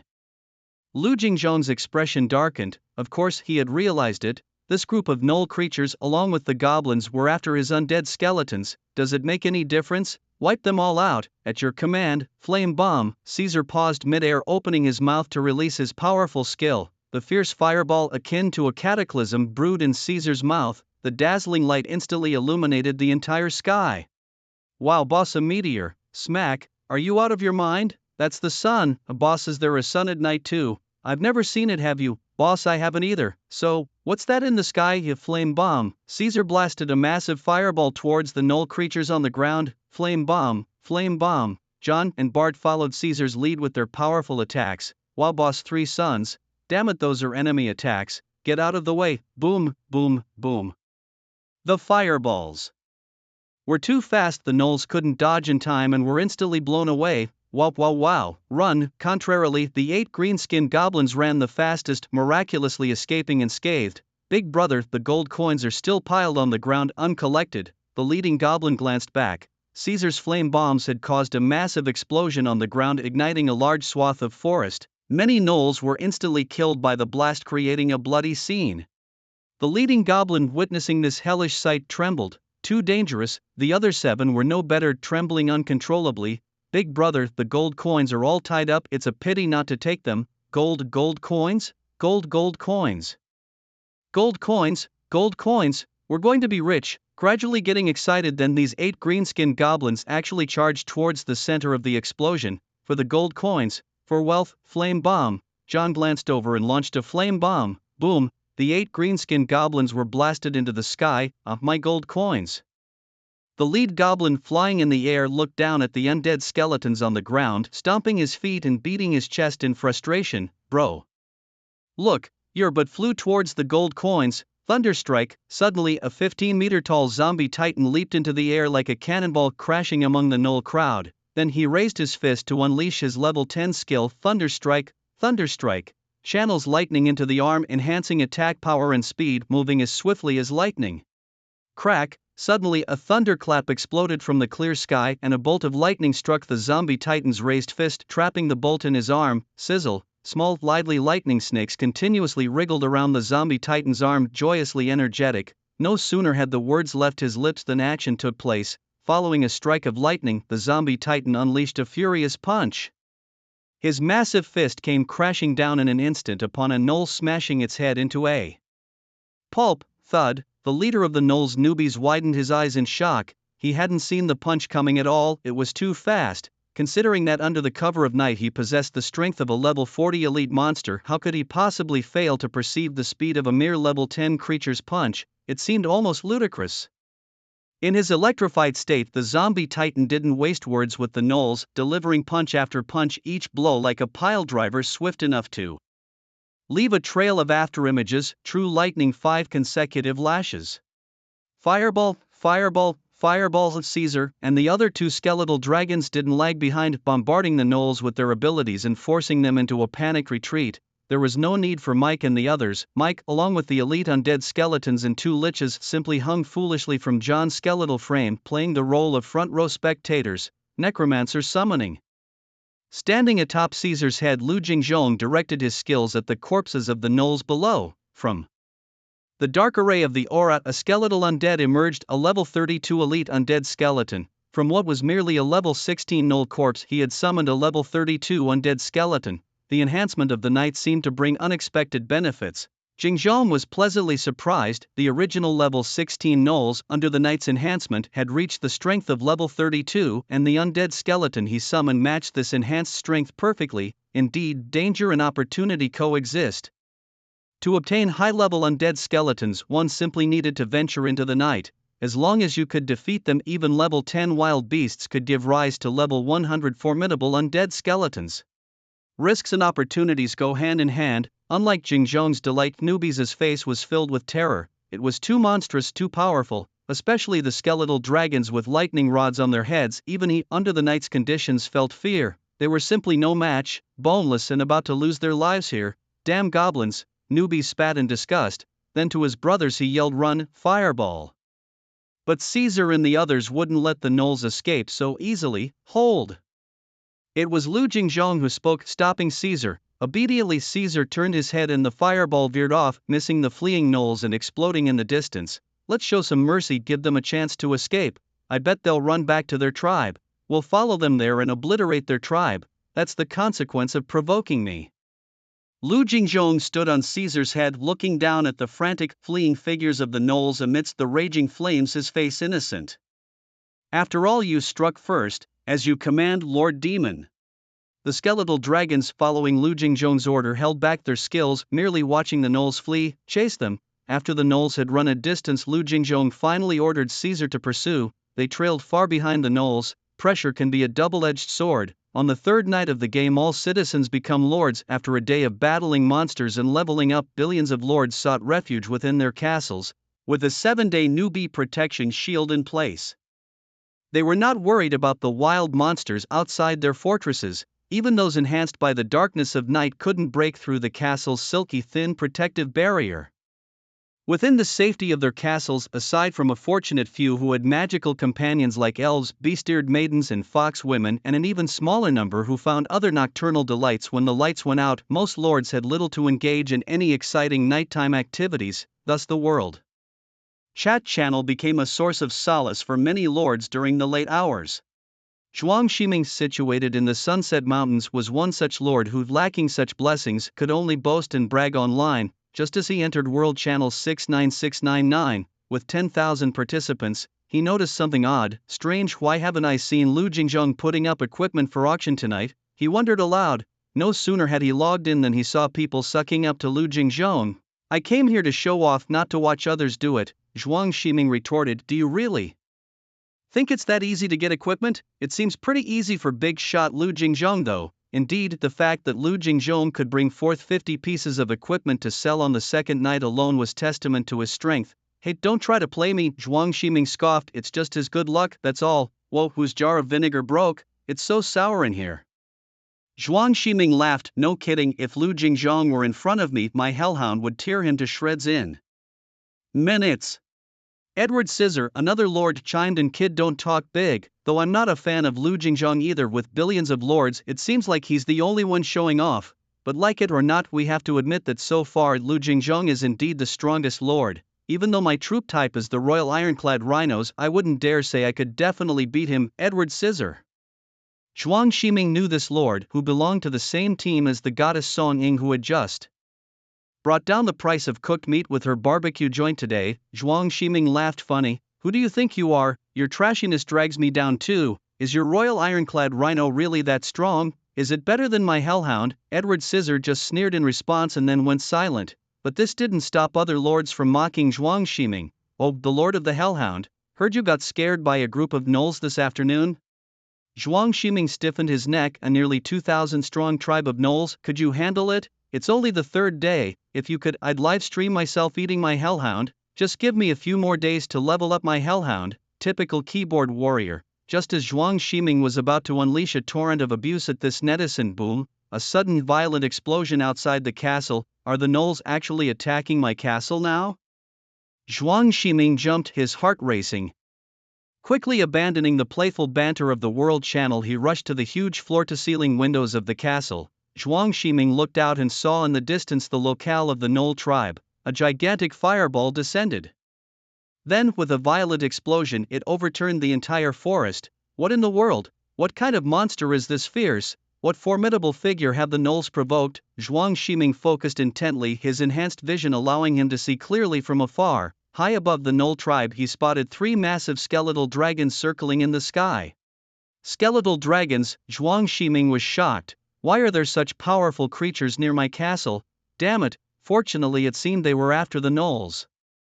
Fireballs. Zhuang Ximing watched as the 3 skeletal dragons continuously hurled fireballs at the Gnoll tribe as if they cost them nothing. The gnolls' fate seemed more grim than auspicious. Zhuang Ximing felt an odd sense of sorrow for the gnolls' plight. John, flying midair, suddenly felt as if he was being watched. Following the gaze, John saw an ancient castle in the distance. It wasn't as grand or imposing as Lord Demon's castle, but why did it resemble the castle Lord Demon once had done? Puzzled, John then noticed Zhuang Ximing, who was looking in his direction from a castle window. Who dares spy on Lord Demon? No fireball. John shot a fireball towards Zhuang Ximing. Zhuang Ximing was terrified by this sudden attack. Were the skeletal dragons targeting me? In a panic, Zhuang Ximing quickly drew the curtains, daring not to look again. Boom! John's fireball hit Zhuang Ximing's castle but was stopped by a thin protective barrier, causing no damage to Zhuang Ximing or his castle. The newbie protective shield was reliable. Zhuang Ximing finally took a deep breath of relief. However, he didn't dare to draw back the curtains again. He feared that after angering the 3 skeletal dragons, if they didn't leave, he'd be doomed. Then he would have to hide in the castle, unable to go out to fight monsters and level up, missing out on development opportunities. Damn it, just wait until my hellhound levels up. Gnolls, skeletal dragons, all will fall to me. After venting his anger, Zhuang Ximing opened the global chat channel. Global channel 69699, 10,000 people. Zhuang Ximing, the Gnoll tribe has been wiped out by me. Haha, with just a little trick, I turned the disaster toward the east and made the gnolls fight the neighboring skeletal dragons.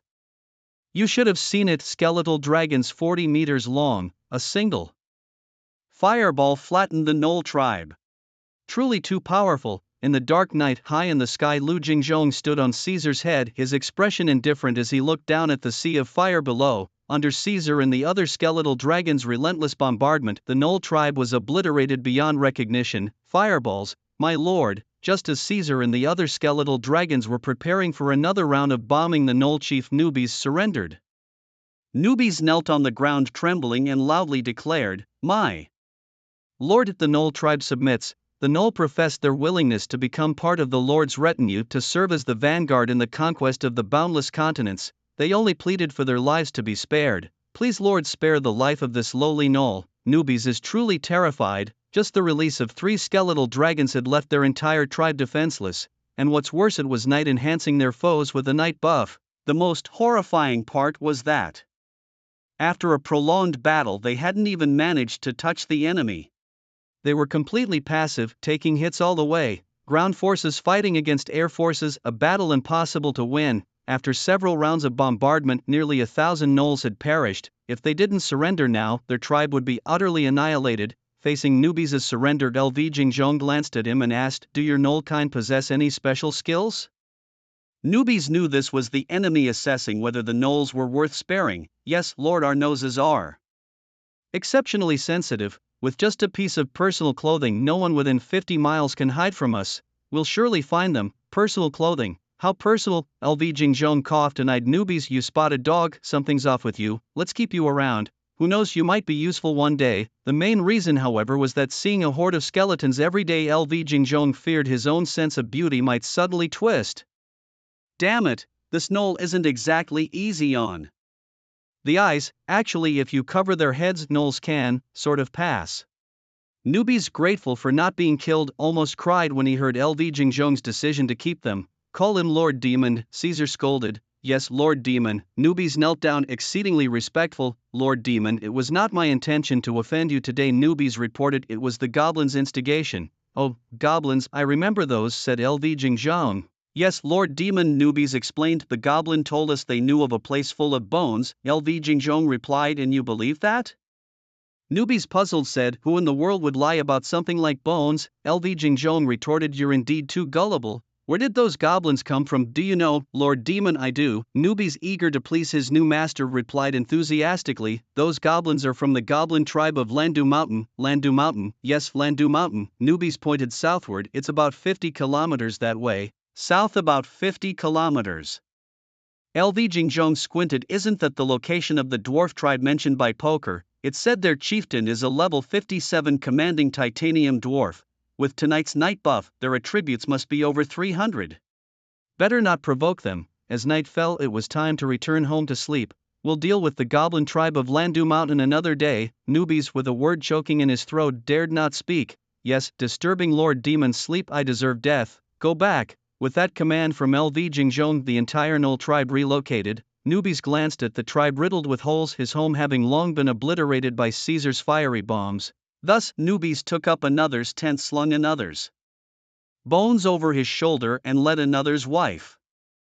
With over 1,000 Knoll survivors, they followed the zombie titan towards the direction of Lujing Castle. The night was long, as was the road ahead. Newbies cast a bewildered look at the zombie titan leading the way, that immense stature, that overwhelming oppressive force. Newbies tightened his grip around his wife and sighed, let's just survive first. Lujing had the zombie titan lead the Knoll tribe back to the castle first. He stayed behind, adhering to his principle of never letting a corpse go to waste.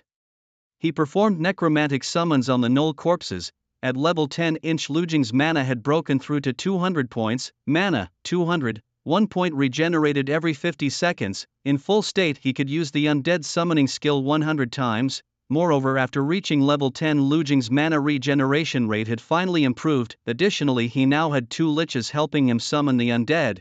Level 11 liches summoned Knoll corpses below level 21, while Lujing summoned those above level 21. The division of labor was clear. By dawn, Lujing had once again acquired nearly 1,000 undead skeletons, doubling the number of laborers. Back to the castle, nearly 1,000 undead skeletons, and Caesar's 3 skeleton dragons couldn't carry them all, thus they had to walk on their own. Bart was left by Lujing to lead the way for the undead skeletons. Meanwhile, Lujing rode Caesar, taking John and flying back to the castle first. Upon returning, the first thing was to forge equipment, a task that was already on Lujing's agenda for the evening but had been delayed by the Knoll incident. Glancing at the inventory, Lujing currently possessed 5,637 units of fine ironed magic crystals, over 100,000. The equipment forge had already unlocked 3 items, 2 of the first tier and 1 of the second tier. No need to think twice, definitely forge the second tier. The second tier weapon, the Bright Courage Silver Dragon Spear. For the time being, Lujing had no plans to sell second tier equipment, clearly prioritizing equipping his own subordinates. Forging 1 Bright Courage Silver Dragon Spear required 100 units of fine iron and 10 magic crystals. With a grand gesture, Lujing threw in 5,600 units of fine iron and 560 magic crystals to directly forge 56 pieces. Why not make defensive gear? The undead need no defense, all attack equipment please. In no time, 56 second tier Bright Courage Silver Dragon Spears were freshly forged. Lujing's luck exploded once again, as if he was cheating. Out of 56, 1 was of perfect quality, Bright Courage Silver Dragon Spear type, weapon tier, second quality, perfect attributes, strength plus 47. Oh my god, seeing the attributes of this equipment, Lujing could hardly believe it. To think a level 10 skeleton dragon Bart only had a strength of 60, 1 piece of equipment almost matched half of Bart. Besides this perfect quality Bright Courage Silver Dragon Spear, there were 9 of fine quality and 46 of ordinary quality. Even ordinary quality items must add plus 10 strength. The troops under Lu Jingzhong, such as Caesar and other undead, are about to experience a new surge in power, far more than what a level up would grant. On the 4th day of the national lordship, as dawn broke, Lu Jingzhong began to appoint his vassals, over 1,000 land-tilling elders, more than 1,000 gnolls, over 2,000 humanoid undead skeletons, and more than 500 undead goblins, along with a skeleton dragon, zombie titan, and liches. In just 3 days, Lu Jingzhong almost inadvertently amassed so many minions. with the increasing complexity of his subordinates, it became necessary to define their ranks and statuses. Even in an underworld gang, distinctions like double red club and white paper fan are made. Thus, with the increase in the number of his subordinates, Lu Jingjong had to establish rules to lay the foundation for the future nation building. Lu Jingjong stood on a high platform meticulously crafted by the undead skeletons. Below, all his subordinates gathered. In the front row were the skeleton dragon Caesar and John. In the second row were the skeleton dragon Bart and a zombie titan in Dire need of a name. The third row featured 2 seductive liches, the fourth row consisted of 4 phalanxes side by side. From left to right, the first skeleton legion phalanx managed by Mike, the undead goblin phalanx led by Poker, the land-tilling elder phalanx under Curry, and the gnoll phalanx overseen by newbies. Gazing upon the territory he had conquered, Lu Jingjong felt immense pride. Lu Jingjong nodded to Caesar. Following his master's signal, Caesar stepped forward, his soul fire burning solemnly as he spoke. Caesar greets the master of the undead, Lord Yen. As Caesar's words fell, John immediately echoed loudly, "John greets Lord Yen." The others instantly bowed in unison. "Your subordinates greet Lord Yen." Lord Yen was the honorific Lu Jingjong had chosen for himself, the master of the undead. "Stop." Lu Jingjong raised his hand, gently pressing it down in the air, and instantly there was silence below. "I declare, I, Lord Yen, master of the undead, will appoint 7 demon lords under my command. These 7 demon lords will be granted the authority to command the entire undead." "Caesar," Caesar responded loudly. "Caesar is here." Caesar, the first skeleton dragon summoned by his lord, had fought bravely in battles and leveled up, earning great military merits. "Now I appoint Caesar as the first demon lord." After saying this, Lu Jingjong took out the only perfect quality second-tier weapon, the silver dragon bright gull spear, a second-tier weapon. Strength plus 47, he solemnly handed it to Caesar. After receiving it, Caesar absorbed it into his body, well into his bones. In all people's lord, equipping items is as arbitrary as the blood oath treasures in fantasy novels. One can freely store equipment within the body or use it to harm others. Caesar, who prefers to fight unarmed, naturally stored the weapon within his body. The attribute bonus was still effective. Equipped with the new weapon, Caesar spat out his old weapon, the first-tier perfect quality dragon sparrow knife. In the vast continent, everyone can only equip one item of each type. Caesar could only equip one weapon. Handing back the dragon sparrow knife to Lu Jingjong, Caesar then knelt and said, "Caesar thanks Lord Yen for his favor." John immediately transformed into a lively presence. "Hail Lord Caesar, the Supreme Demon King." "Hail Lord Caesar, the Supreme Demon King." "John," Lu Jingjong called out the second name. John stepped forward, his soul fire suddenly flaring up, a sign of his excitement and eagerness. "John is here." Lu Jingjong pulled out a fine quality silver dragon shining gun, a second-tier weapon with plus 24 strength. "John is the second skeletal dragon I have summoned, and he has also earned great merits for me. Now I hereby appoint John as the second demon king and bestow upon him this second-tier fine weapon." John joyfully received the weapon from Lu Jingjong's hands, and then boom, dragon flame. John unleashed a column of fire into the sky. The fire pillar shot up into the high skies, instantly tearing through the clouds. "Hail Lord John, the second demon king." All his subordinates hurriedly congratulated him in unison. Bart and other undead looked eagerly at Lu Jingjong, anticipating their own ennoblement. "The positions of the 3rd to the 7th demon kings I shall keep for now until one of you shows enough strength to be appointed." After appointing Caesar and John, Lu Jingjong did not continue with appointing a 3rd demon king, but instead under the 7 demon kings he established 108 demon generals.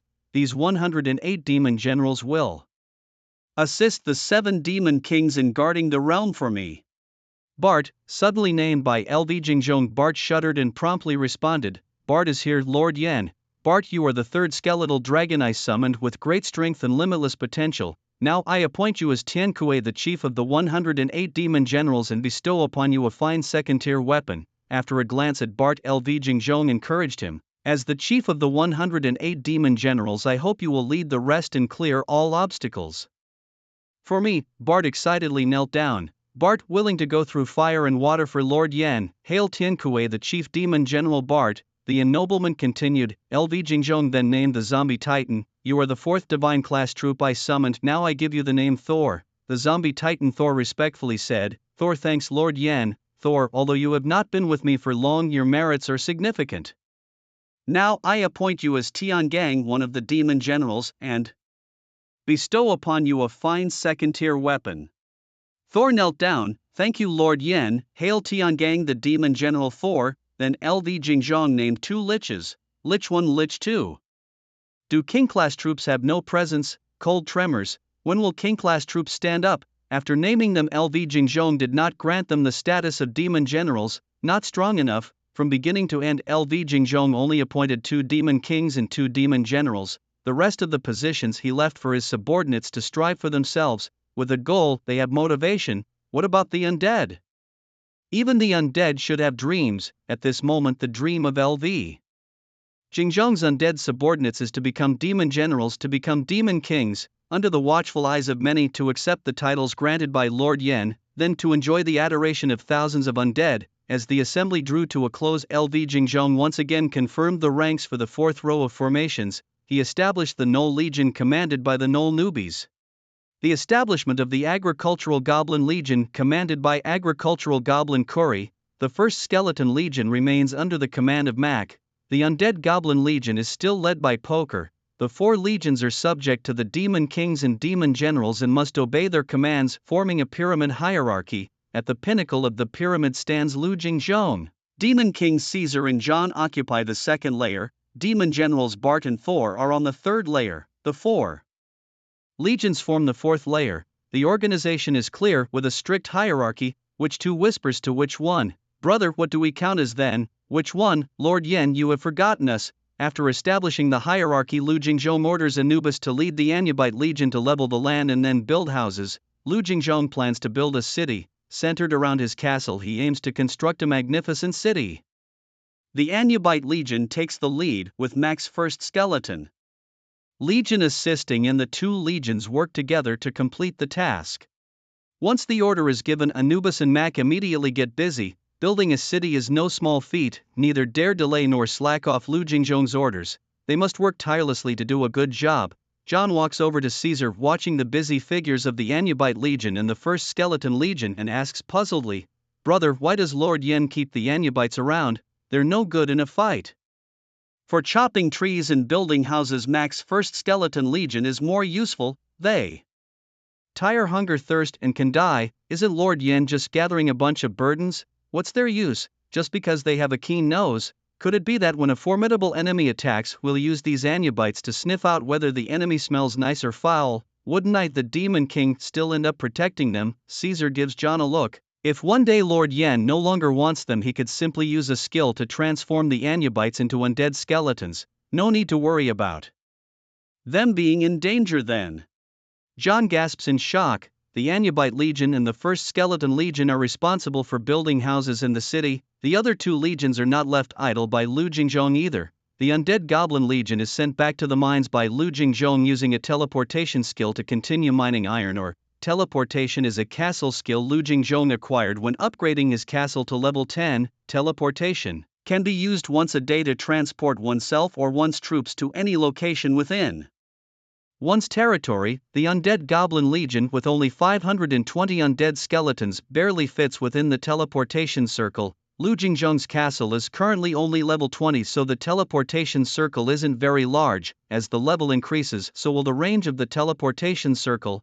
In the later stages, a single teleportation skill could instantly send 1,000,000 undead behind enemy lines. Enemy behind danger. After arranging the Undead Goblin Legion, the Agricultural Goblin Legion also has its own task. After a day and night of digging, the underground world of the agricultural goblins has a basic outline, barely suitable for habitation.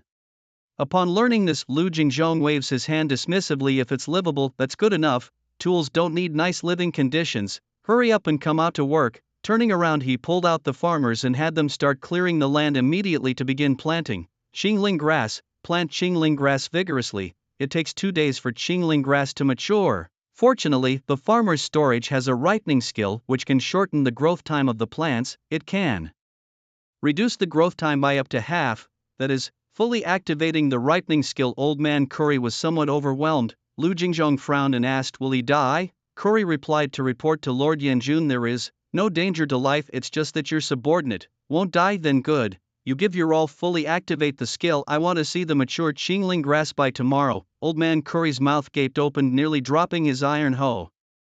We farmers like to farm, but not to farm desperately.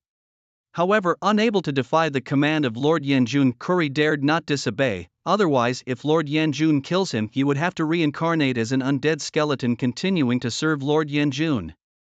Whether alive or dead, one can't escape the fate of a laborer. Curry tugged at his wrinkled face, his shoulders suddenly slumped. Resignedly he said, Curry obeys, Lord Yanjun. After arranging the work for the 4 armies, Lu Jingzhong came to the undead altar in front of the castle. He was about to perform the 4th day's summoning. Undead altar, summonable, proceed with the summoning, yes or no? Yes. Please select the type of troop for this summoning. For choices available this time: 1. 10 undead skeletons, 2 10 undead zombies, 3 2 liches, 4 2 undead knights, 5 1 skeleton dragons, 6 1 zombie titan. After upgrading the undead altar to level 4, Lu Jingzhong could now choose 4 out of 6. He chose 3 4 5 6. 4 halos immediately appeared, and the skeleton dragon, zombie titan, 2 liches and 2 undead knights appeared on the undead altar. Lu Jingzhong, bypassing the other flamboyant creatures, looked straight at his dear friend the undead knight. The undead knight, riding a frosty blue bone horse which was covered in armor constantly emitting a cold chill, appeared impenetrable. Atop the bone horse, the undead knight was clad in heavy armor covering the entire body including the head, leaving only a pair of eyes visible. Holding a frosty blue lance, he stood proudly. Undead knight, unnamed, race, undead, loyalty, 100, will never betray, life hierarchy, king level, LV1 health, undead trait, as long as the soul fire is not extinguished it will not die, mana, 18, recovers 1 point every 90 seconds, strength, 5 stamina, 5 spirit, 5 skills, none equipment, nothing too impressive. Lu Jingzhong seems to be looking down on king level troops now, not even a basic skill. Still, the skeleton dragon and zombie titan are more appealing. You will be called Rider 1 inch and you Rider 2. Lu Jingzhong casually named the 2 undead knights, quite perfunctory. As for the 2 new liches, continuing this naming style, which 3 and which 4, the names for the 2 undead knights, the liches skeleton dragon and zombie titan. Lu Jingzhong actually pondered seriously for 2 seconds. He named the skeletal dragon Jack and the zombie titan Hulk. Jack, Hulk, meet Lord Yan. Very well, I assign you under the first demon king Caesar to follow his command. We obey, Lord Yan. After the summoning ritual, Lu Jingzhong sent Caesar with various troops to go out and hunt monsters for leveling up. After last night's expedition against the Knoll tried, Caesar reached level 15, his 3-dimensional attributes soared to 90 points, equipped with the perfect quality silver dragon bright gall spear. His strength terrifyingly reached 137, with his undead body Caesar could easily sweep through any elite monsters below level 68. Besides Caesar, the other undead also leveled up last night. The gnolls, under the cover of night, still provided just enough experience. John reached level 14 inch Bait and Soul both reached level 12. Even Lu Jingzhong himself leveled up to 11 by sharing the experience, although he had no chance to participate in the combat, merely serving as a spectator. Which 1 and which 2 were also stuck at level 11 in loneliness.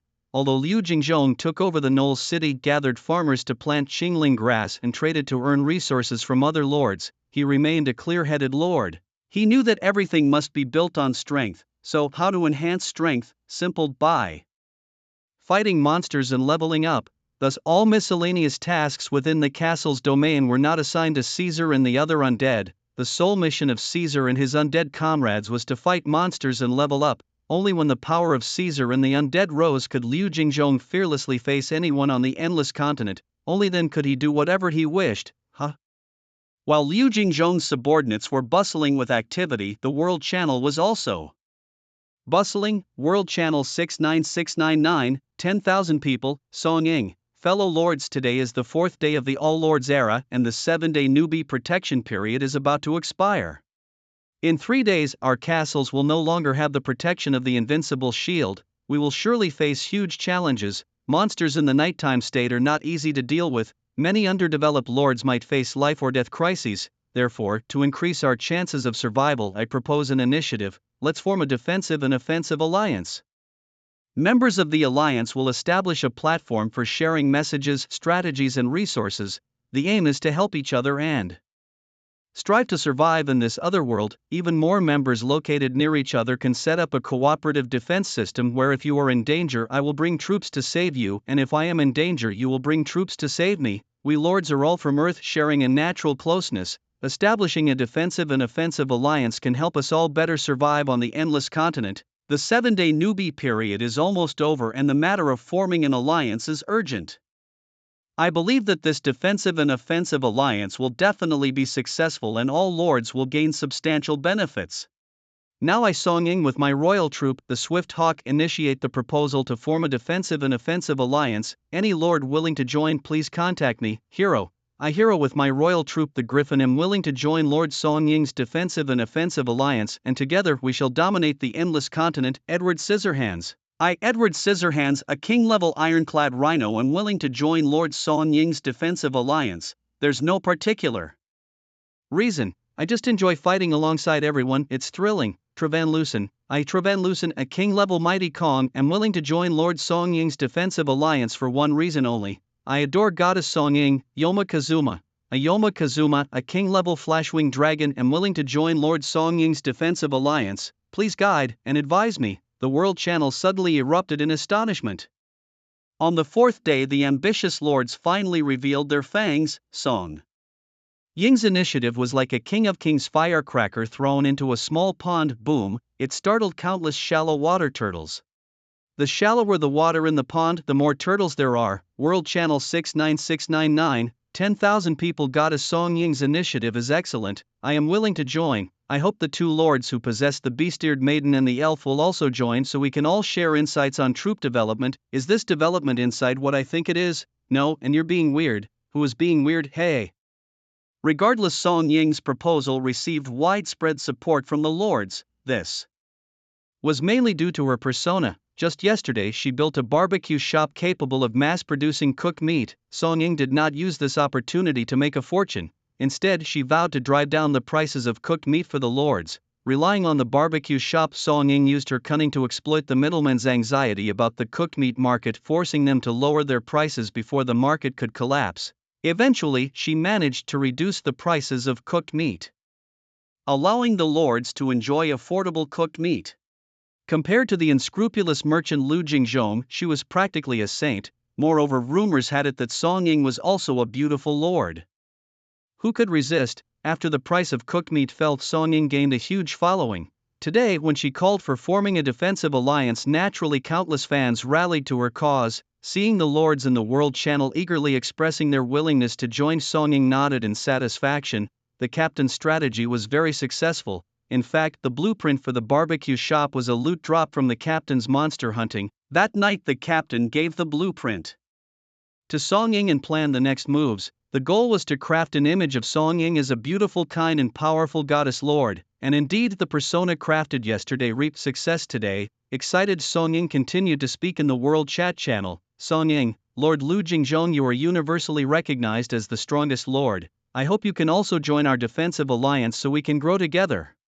If you see this message, please remember to accept my friend request. What? Lord Lu Jingzhong even rejected Goddess Song Ying's friend request? I was also rejected by Lord Lu Jingzhong, so by rounding up, am I equivalent to Goddess Song Ying? You picking your toes, big guy, or nothing? I can also whine. Damn, Song Ying. Please everyone, no off-topic chatter. I'm seriously hoping that Master Lu Jingzhong can join our alliance. It will benefit all members, and of course, it would be beneficial for Master Lu Jingzhong too. Yes, Master Lu Jingzhong could gain several beautiful lady lords to warm his bed. Several? Well, maybe too many. I'm afraid Master Lu Jingzhong might not handle it. No worries, I can help share the burden. You really dare to dream. Watching the heated discussions on the world channel, Zhuang Ximing, located in the Sunset Mountains, felt his eyes light up. Yes, an alliance. Last night, those 3 skeletal dragons bombarded the Null territory, scaring him into staying awake all night. It was only at dawn that the skeletal dragons left, but Zhuang Ximing feared they might return. Although he boasted a lot on the world channel, he knew his hellhounds, currently only 3-headed, were no match for the skeletal dragons from last night. Nonsense, he couldn't even defeat a Null tribe. How could he possibly stand against the skeletal dragons that devastated the entire Null tribe? After 3 days of careful traveling, his highest level hellhound was only level 7. Those Summoned on the first day, a king tier troop, indeed powerful, but the experience bar was long and hellhounds could get tired and injured too. When a hellhound's health dropped below 1/3, Zhuang Ximing would recall them to rest. After their health was restored, he would send them out again to level up. After all, he could only summon 2 hellhounds per day and couldn't afford to lose them. After witnessing the power of the skeletal dragons last night, especially knowing one had spotted him, he felt hesitant to leave his castle after dawn today. They say dragons hold grudges and skeletal dragons are dragons too. What if I go out and they ambush me? In the game Lords of All, death is real. Zhuang Ximing didn't want to die. He had a bright future ahead as long as his hellhounds grew stronger. Just as he was worrying about the skeletal dragons, Song Ying's suggestion in the World Chat channel provided him with a great idea. Join forces with other lords to fight the skeletal dragons. Immediately Zhuang Ximing spoke up in the World Channel. I, Zhuang Ximing, with my king tier hellhounds, am willing to join Lord Song Ying's defensive alliance, and my castle is in the Sunset Mountains. Any nearby lords in trouble can seek my help. My hellhounds are strong. As a top tier bluffer, Zhuang Ximing would never show weakness on the World Channel. Wow, a big shot with king tier troops. Big shot. I'm also in the Sunset Mountains. Big shot. Where exactly are you in the Sunset Mountains? I need rescue.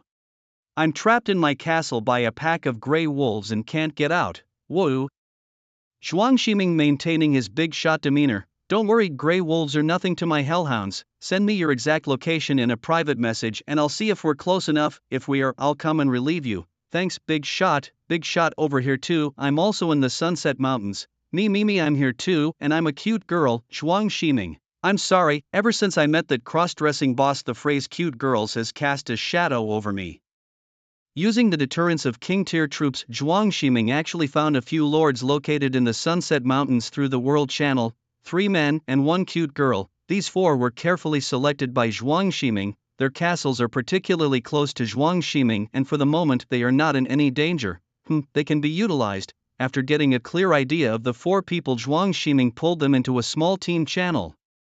Hello boss. In the team channel, the first lord to enter immediately started flattering. Zhuang Ximing enjoyed the praise and was quite proud. No need for that, let's help each other and grow together. Well said, boss, let's develop together. After everyone had finished praising him, Zhuang Ximing got to the main point. Nice to meet you all. I have a huge fortune that I want to share with you. Oh, boss, what kind of fortune?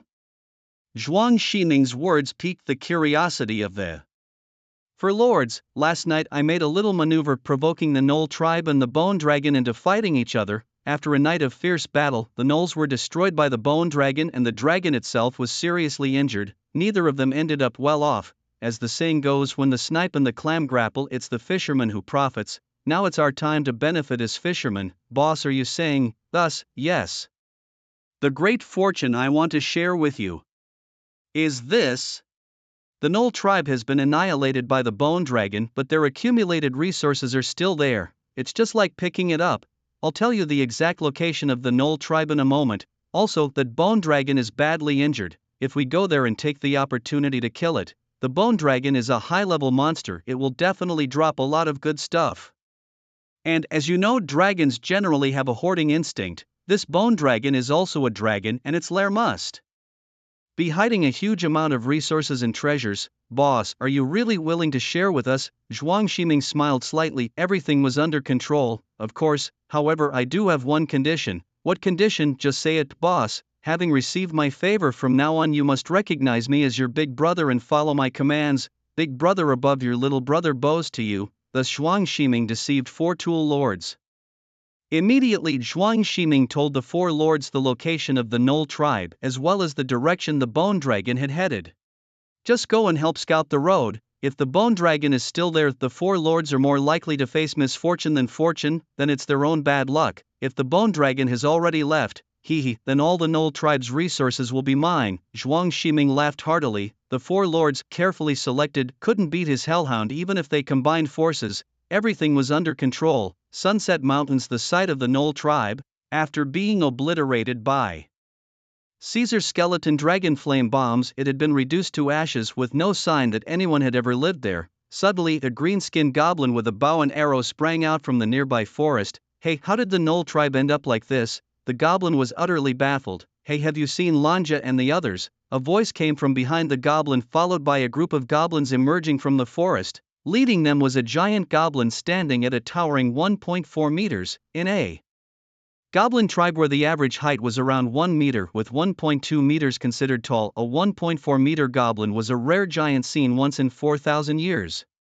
This giant goblin was named Lanquan and he was the one asking the question. The Lanja he referred to was his younger brother. The first goblin to appear was Lankan, who pointed at the ruins in front of them and said to Lanquan, "See for yourself." Lanquan's eyes widened. "Is this really the Knoll tribe?" Lankan nodded. "Don't know who destroyed it." Suddenly Lanquan had a bad feeling. Lanja just wrote last night saying he'd made a fortune and planned to lure the Knolls to work as his muscle, and now, as soon as day breaks, the Knoll tribe is gone. Lankan also looked worried. "It's more likely bad news for Lanja." Lanquan, losing control of his emotions, exclaimed, "He should have at least returned the communication bug to me first. A communication bug is worth 10 gold coins. I only lent it to him, not gave it to him." The communication bug, a peculiar insect from the Endless Continent. Generally, communication bugs are twins with a unique connection that allows them to sense each other within 1,000,000 kilometers. By using a designated cipher book, information can be exchanged between the two bugs, functioning like a simple phone that can only dial codes, not speak. Due to its affordability and long contact range, this bug was quite popular among the lower classes of the Endless Continent. The more Lanquan thought about it, the sadder he became. "A full 10 gold coins. You should have returned it to me before getting into trouble."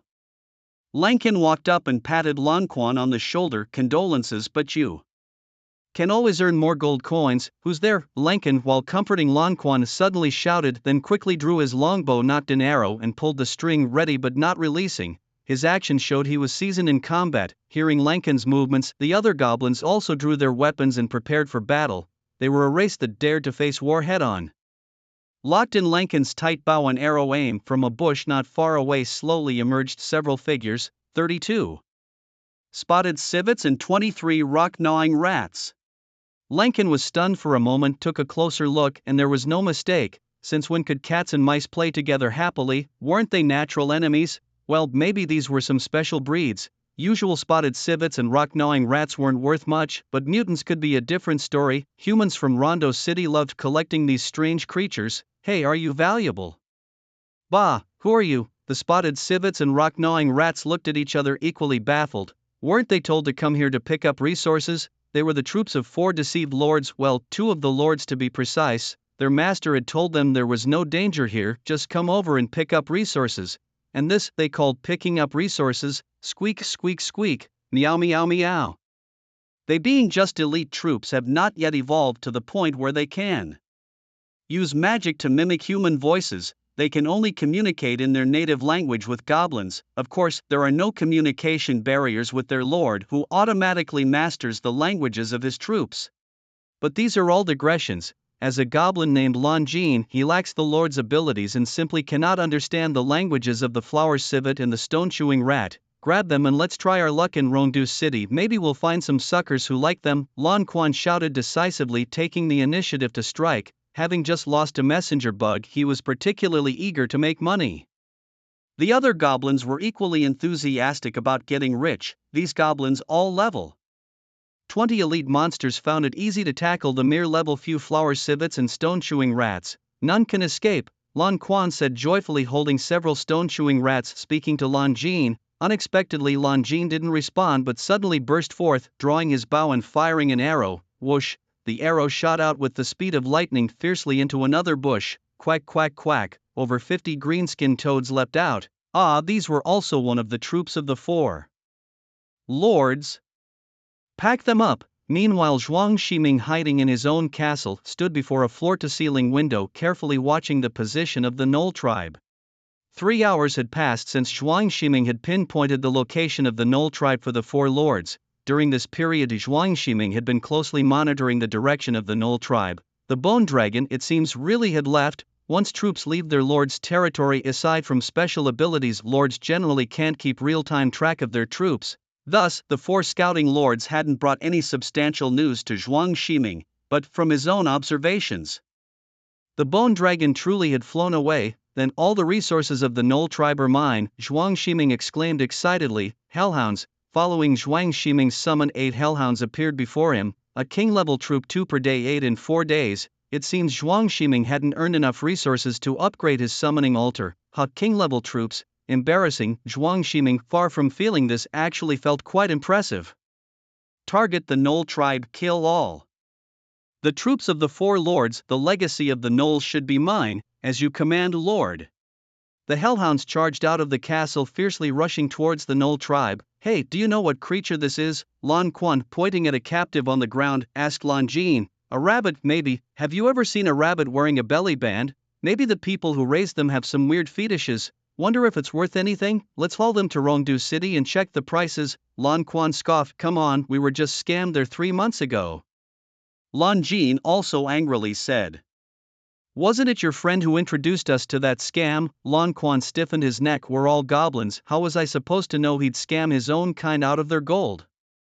Damn it, Lan Jin kicked a green-skinned toad away. All our efforts for half a year gone in one fell swoop. Lan Quan's eyes twinkled as he seemed eager to redeem his image in the eyes of his friend. I thought I saw some construction over there earlier. It might be humans planning to build a new city in the Sunset Mountains, he suggested.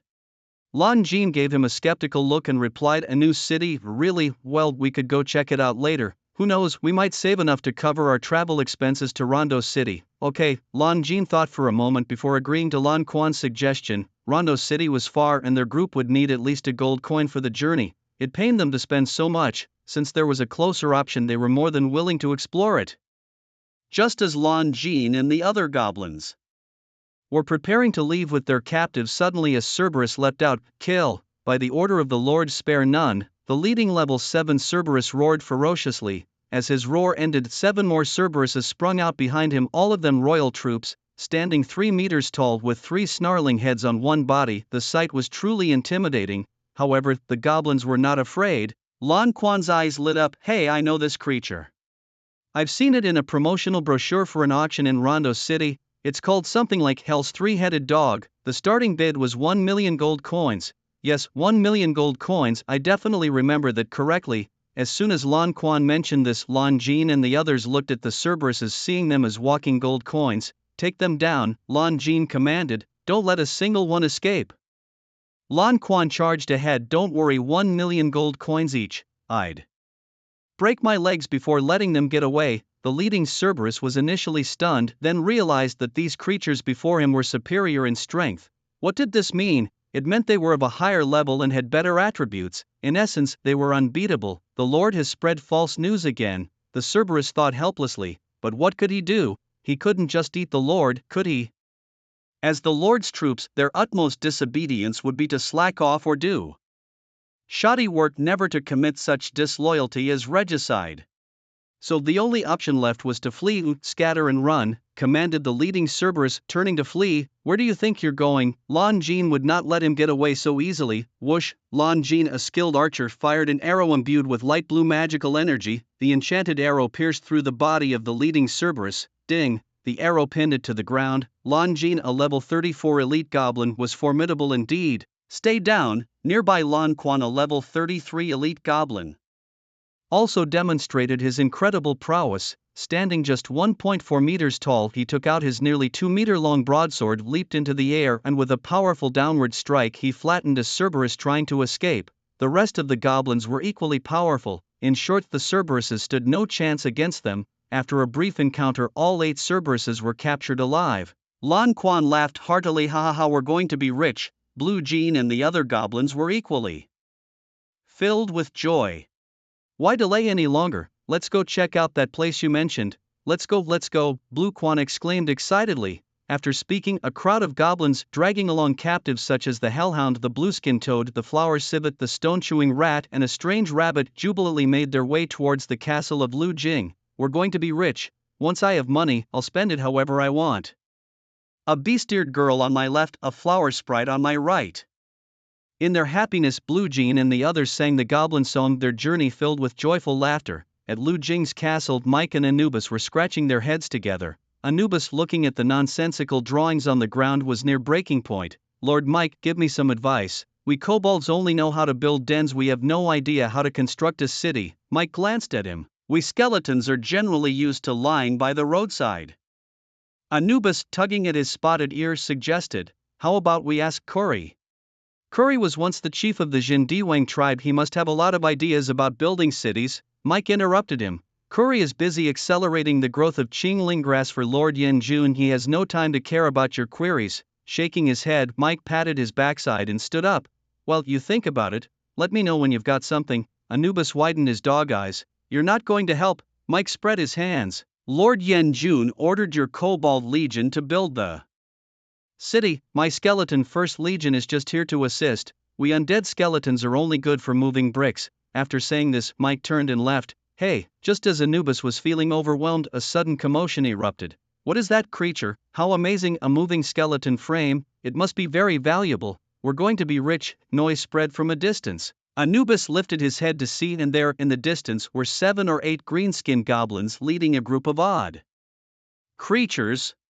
Goblins. Upon seeing the goblins, Anubis's eyes instantly turned red with rage. If it weren't for the goblins, he would still be embracing someone else's wife and enjoying his dog life back in the tribe. How did he end up in such a state? Halt. This is Lord Yanjun's territory. Entry without permission is forbidden. Anubis stepped forward to stop the goblins. Kobolds. Blue Jean looked at Anubis, also taken aback. Wasn't the Kobold tribe completely obliterated? However, Blue Quan suddenly realized something and pointed at the undead skeletons, asking Anubis, are these new types of bones bred by your kobold people? At this moment Mike approached, watching the goblins warily. What are you doing here? Hearing Mike's voice, Blue Quan's eyes shone with gold. Wow, a talking skeleton frame. The other goblins also looked at Mike eagerly, ready to try something. Mike understood, these greenskin pests simply couldn't communicate. Then it's time for ossification, the elite undead skeleton's level 10 skill, ossification, which not only enhances defense but also increases damage when used to hit someone. Mike's fist, hardened and shining with a metallic gloss, looked incredibly hard. With a fierce punch, he smashed it right into Blue Quan's face. Faced with Mac's attack, Lon Quan remained fearless. Do you think Lon Quan would be afraid of you? Before he could finish his sentence, Mac struck him with a punch that sent Lon Quan tumbling to the ground. It was too fast. Lon Quan couldn't react in time. As soon as Lon Quan was knocked down, Lon Jean and the other goblins' first instinct was to run. Running is a racial talent of the Goblin clan, but would Mac let them escape? Catch them all, Mac commanded. At his order, 2 level 40 elite undead skeletons along with dozens of level 30 plus instantly blocked the goblins' escape route. Lon Jean muttered, this is bad, there's no escape. Then thump, my lord, we were wrong. Initially defiant, their demeanor softened within seconds, showing their cowardice. Typical of goblins, Mac glanced over at the strange creatures tied up behind the goblins and demanded, speak, what exactly are you here for? Overpowered by the situation, Lon Jean could only honestly respond, we captured some unusual species in the Sunset Mountains, planning to sell them in Rondo City. We heard about the city construction here and thought it was a human city, so we came to have a look. My lord, we meant no offense, please forgive us. After listening to Lon Jean, Mac looked at their goods again. He felt that the odd 3-headed dog-like creatures might be of interest. Wait here, he said coldly, then turned to go to the castle to find Lu Jingzhong. Lord Yanjun, Mac has treasures to present to you. Soon Lu Jingzhong followed Mac back to the goblins. Frowning, Lu Jingzhong muttered, goblins again? Lord Yanjun, this is the treasure I spoke of. Following Mac's bony finger, Lu Jingzhong saw the well-bound hellhound with 3 heads. Castle skill insight, hellhound, lord species, race, demon life tier, king level, LV7 health, 650 magic, 126 strength, 35 stamina, 35 spirit, 35 skills, none equipment. None note, other lord species which can be subdued in the following 2 ways. The first is by destroying the enemy lord's castle, devouring its heart, thus owning the enemy lord's summoning altar, allowing continuous summoning of the enemy lord's species. The second way is by throwing the enemy lord's species onto your own summoning altar, enslaving them with a magic crystal. Seeing the hellhound stats, Lu Jingzhong's heart leapt. A civilian lord can actually seize other lord species? The first method was currently out of his reach. The 7-day newbie period wasn't over and no one could break a lord's castle's protective barrier. But the second method, Lu Jingzhong could do it now. Mac, bring those 8 hellhounds with me. Mac respectfully responded, yes, Lord Yanjun. Wait. Lon Jean, who had been kneeling on the ground, suddenly rushed to the hellhound, blocking Mac. "My lord, this is our merchandise." Lu Jingzhong glanced at him and said, "And, my lord, you need to pay." Lu Jingzhong looked around and dozens of elite undead skeletons menacingly surrounded Lan Jin. With just one command from Lu Jingzhong, these skeletons would pounce and tear Lan Jin apart. "Choose money or your life." Lan Jin swallowed hard, his legs trembling, obviously terrified to the extreme, yet he did not step back, firmly standing in front of the hellhound. "Sir, I want both money and my life." Lu Jingzhong was amused by the goblin's response. "All right, how much do you want?" Lan Jin shakily held up one finger. "The going rate in Rongdu City, 1 million gold coins each." "Agreed," Lu Jingzhong replied without hesitation. Then he turned to Mac. "Beat him until he sees a million stars, not one less." Newbies, the gnoll quietly reminded from the side. "Lord Yen, it should be 8 million stars, there are 8 creatures here." "Right," Lu Jingzhong nodded. "Beat each goblin until they see 8 million stars." Mac obeyed. "As you command, Lord Yen." Lan Jin and the goblins were immediately terrified, their faces pale as paper. Ignoring the goblins' screams, Lu Jingzhong walked over to the hellhound. Beside the massive beast there were various other creatures like the flower civets, gnawing rats, greenskin toads. "And what's this, a rabbit?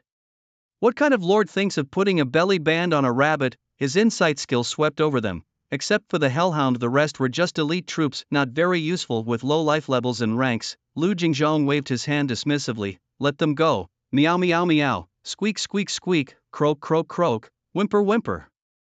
The flower civets and other creatures, mimicking human gestures, bowed continuously to Lu Jingzhong, thanking him for sparing their lives. He nodded. Then the undead skeletons made way for these creatures. Seeing this, the creatures wasted no time and fled for their lives. The flower civets, grateful for their narrow escape, harbored deep hatred for their deceitful lord Zhuang Ximing and resolved to expose his vile nature to their own masters once they returned. The gnawing rats, greenskin toads and rabbits all shared this sentiment. They couldn't speak human language, but they weren't stupid. They understood everything clearly. Lu Jingzhong, unable to comprehend the animal language or their thoughts and not having the time, commanded several undead skeletons to lift the 8 hellhounds onto the necromantic altar. Immediately a prompt appeared. Detected other lords' creatures. Use magic crystals to enslave them, converting them into your troops, yes or no?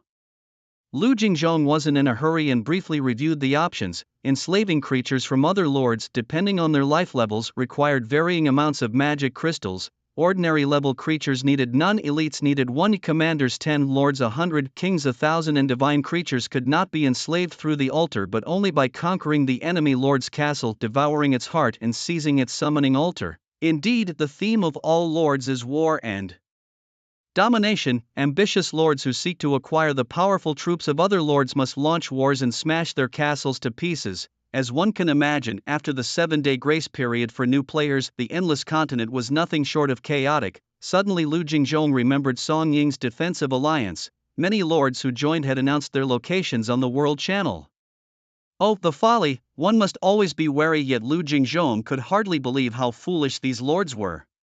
Shaking his head, he decided not to concern himself with the fates of others. Spending 8,000 magic crystals, he enslaved 8 Cerberus hounds from hell. Honored Lord, we heed your call. Lu Jingzhong's storehouse contained hundreds of thousands of magic crystals, a mere trifle for him.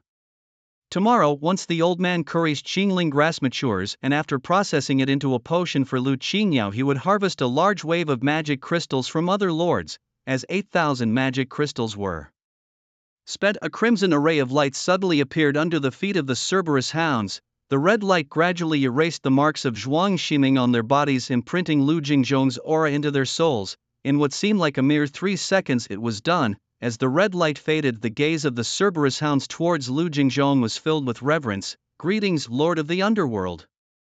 From then on, these 8 Cerberus hounds were Lu Jingzhong's troops, adding 8 king level species to his command. King level species are indeed the top troops. Among billions of lords, only a minority possess king level troops, each a paragon in their own right. Song Ying, who also owned king level troops, was even gathering lords to form a defensive alliance. Other lords with king level troops were also developing well, all except for Zhuang Ximing, the king of bravado. As was his custom, Lu Jingzhong methodically named each of the 8 Cerberus hounds: Big Doggy, Second Doggy, Third Doggy, up to 8th Doggy. Cerberus hounds, are we really that lacking in presence? If they knew that a god-level zombie titan had only just gotten its name this morning, perhaps they'd feel a bit better. Naturally, the plan for the Cerberus hounds was to follow Caesar in monster hunting and leveling up. The whole world is vast, but nothing is greater than leveling up through combat. After sorting these matters, the dog-headed Anubis suddenly approached Lu Jingzhong. Anubis greets the lord of the underworld. What is it? Anubis wagged his spotted tail somewhat sheepishly. Lord of the underworld, Anubis has a request. Let's hear it.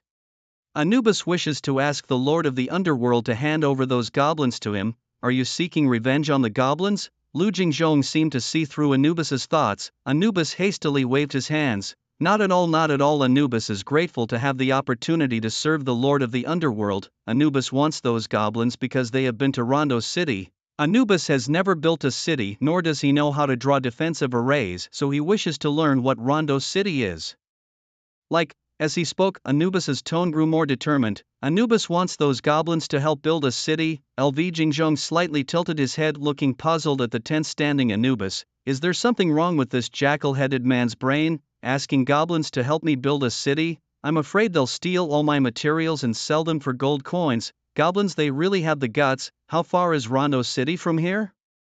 LV Jingzhong did not agree with Anubis but instead asked back. Anubis thought hard. About very, very far, LV Jingzhong said. Are you kidding me? Besides Rondo City, where else can we find talents who can build cities? I know this. Anubis immediately spoke. The dwarves of Lando Mountain can build cities. Lando Mountain? Anubis nodded and then pointed at the goblins like Longine who were getting beaten up. They seem to be from Lando Mountain too. Oh, Mike, bring one over. Yes, Lord Yen. Then Mike dragged the barely alive Longine in front of LV Jingzhong. LV Jingzhong glanced at him. How many stars did he earn? Mike, an honest man, reported. Lord Yen, 5 stars, still a long way from 8 million. My lord, Longine trembled and quickly pleaded. My lord, I don't want it anymore. I know my mistake, please spare my life, my lord. LV Jingzhong rolled his eyes. He didn't believe a word from the goblins. When they suffer, they are cowards. They do anything. As soon as it clears up, they think they can do everything. Dare to do anything. You do one thing for me, do it well, and not only will I spare your lives, but I will also give you 100 gold coins. Saying this, LV Jingzhong took out the gold coins from the castle storeroom. Gold coins from the Lanwang tribe, the jackal-headed tribe. Cling clang clatter, they piled into a small mountain. The crisp sound of the gold coins instantly attracted Longine's gaze. Gold coins. Suddenly his back wasn't sore, his face wasn't pained. At the goblin's true colors, LV Jingzhong picked up a gold coin and placed it in Longine's hand. As long as you do this well, all these gold coins are yours. Longine immediately straightened his back, full of solemn promise. My lord, just say the word.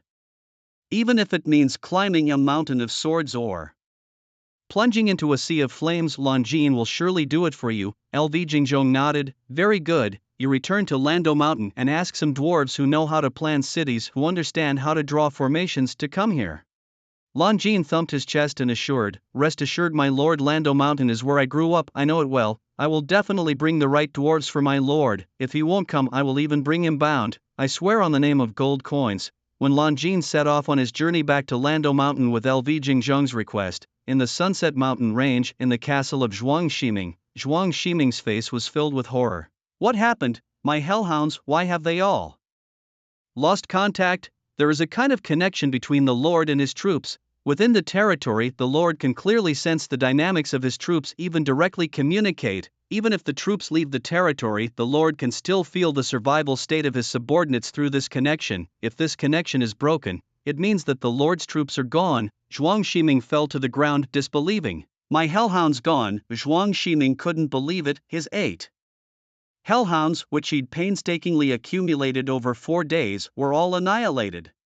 Impossible. The bone dragon had already left and the Knoll tribe had been destroyed by it. There were no powerful wild monsters left in that area, and the troops of those 4 lords were merely elite level, no match for the hellhounds at all. How could this happen? Zhuang Shiming was nearly driven mad. With only 3 days left of his 7-day beginner period, all his troops had been wiped out. He couldn't summon new troops until tomorrow, and with only 3 days left for development. How could that be enough? Zhuang Shiming felt the threat of death looming over him. Once the beginner period was over, if he couldn't defend his castle, the only fate awaiting him was death. The more Zhuang Shiming thought about it, the more terrified he became. What on earth happened? He had planned everything so carefully. How could he still have fallen? damn it must have been those 4 lords conspiring against him, they never told him the truth. Their troops must not be what they claimed. Perhaps among them, someone even possessed king-level troops, damn it all, pretending to be weak just to trap him. Even if his hellhounds were gone, he wouldn't let them get away with this. Zhuang Ximing immediately opened the World Channel, World Channel 69699, 10,000 people. Zhuang Ximing, I've discovered a natural red crystal mine. Is it real? Zhuang Ximing, absolutely genuine.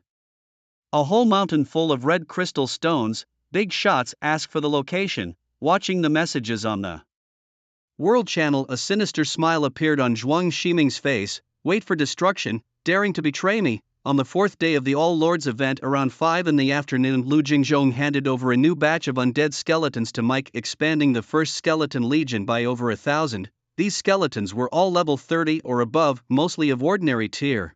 Ordinary tier skeletons were not very useful, lacking skills and only good for manual labor. However, there were also over 200 elite tier skeletons with up to 2 skills each, level 10 bone hardening and level 20 bone spur assault.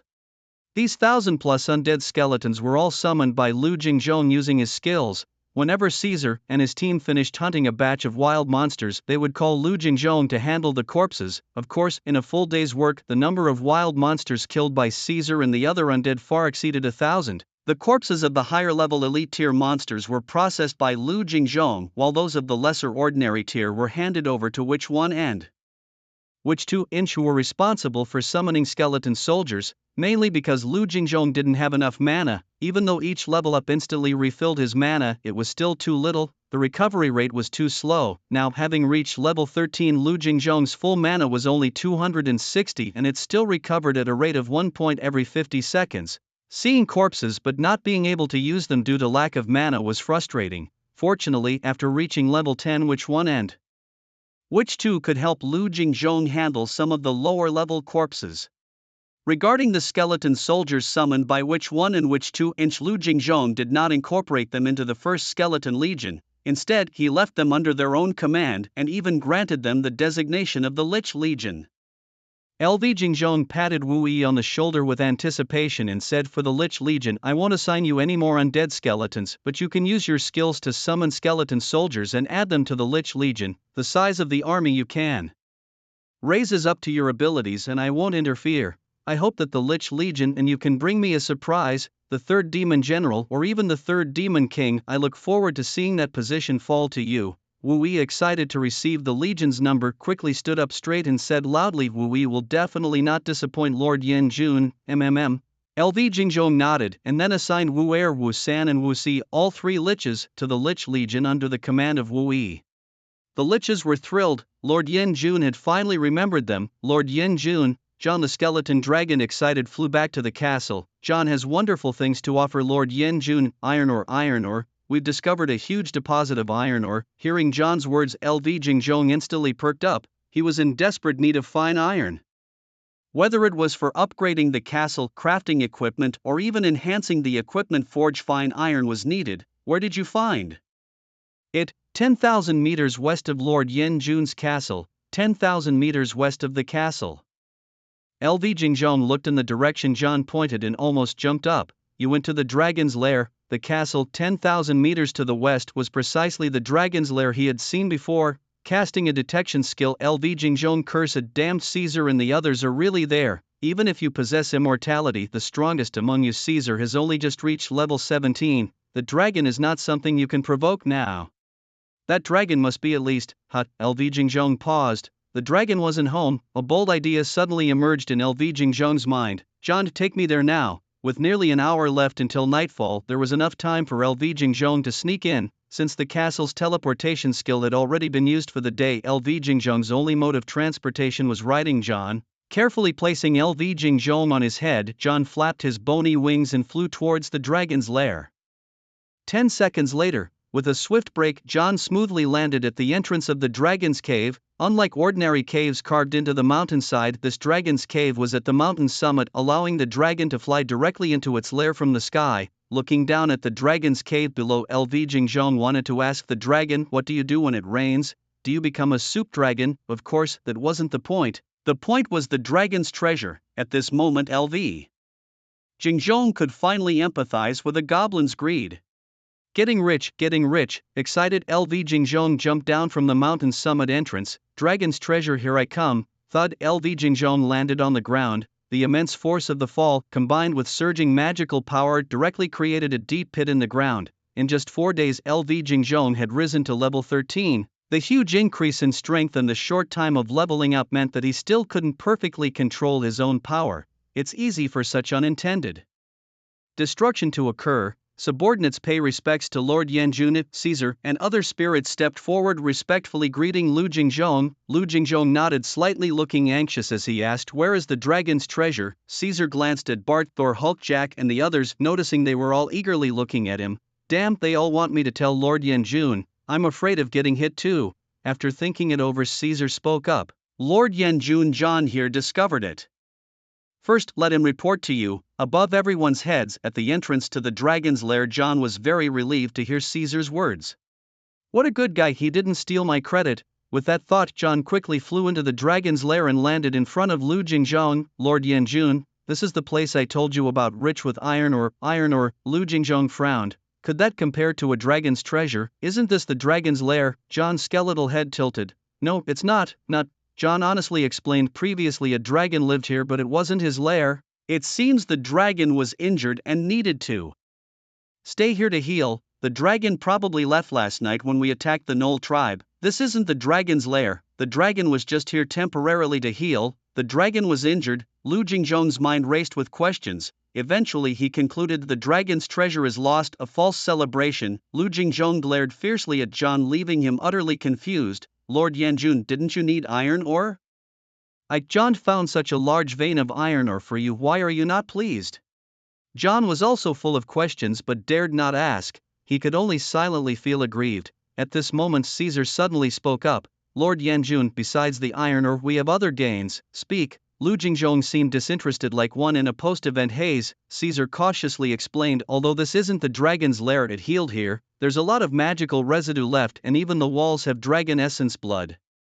Focus on the main point. So, I guess the dragon that healed here had already surpassed the common level 100, reaching the legendary royal tier. Even the essence blood it left behind and the magical residue from its healing could allow us to level up 3 times. A royal tier dragon, terrifyingly powerful. Creatures theoretically reaching the highest level beyond common level 100 to royal tier. Any creature reaching royal tier must be of a royal life tier, whether by nature or through other means later on, and a level 100 royal tier creature, its attributes are terrifyingly high at 500 points.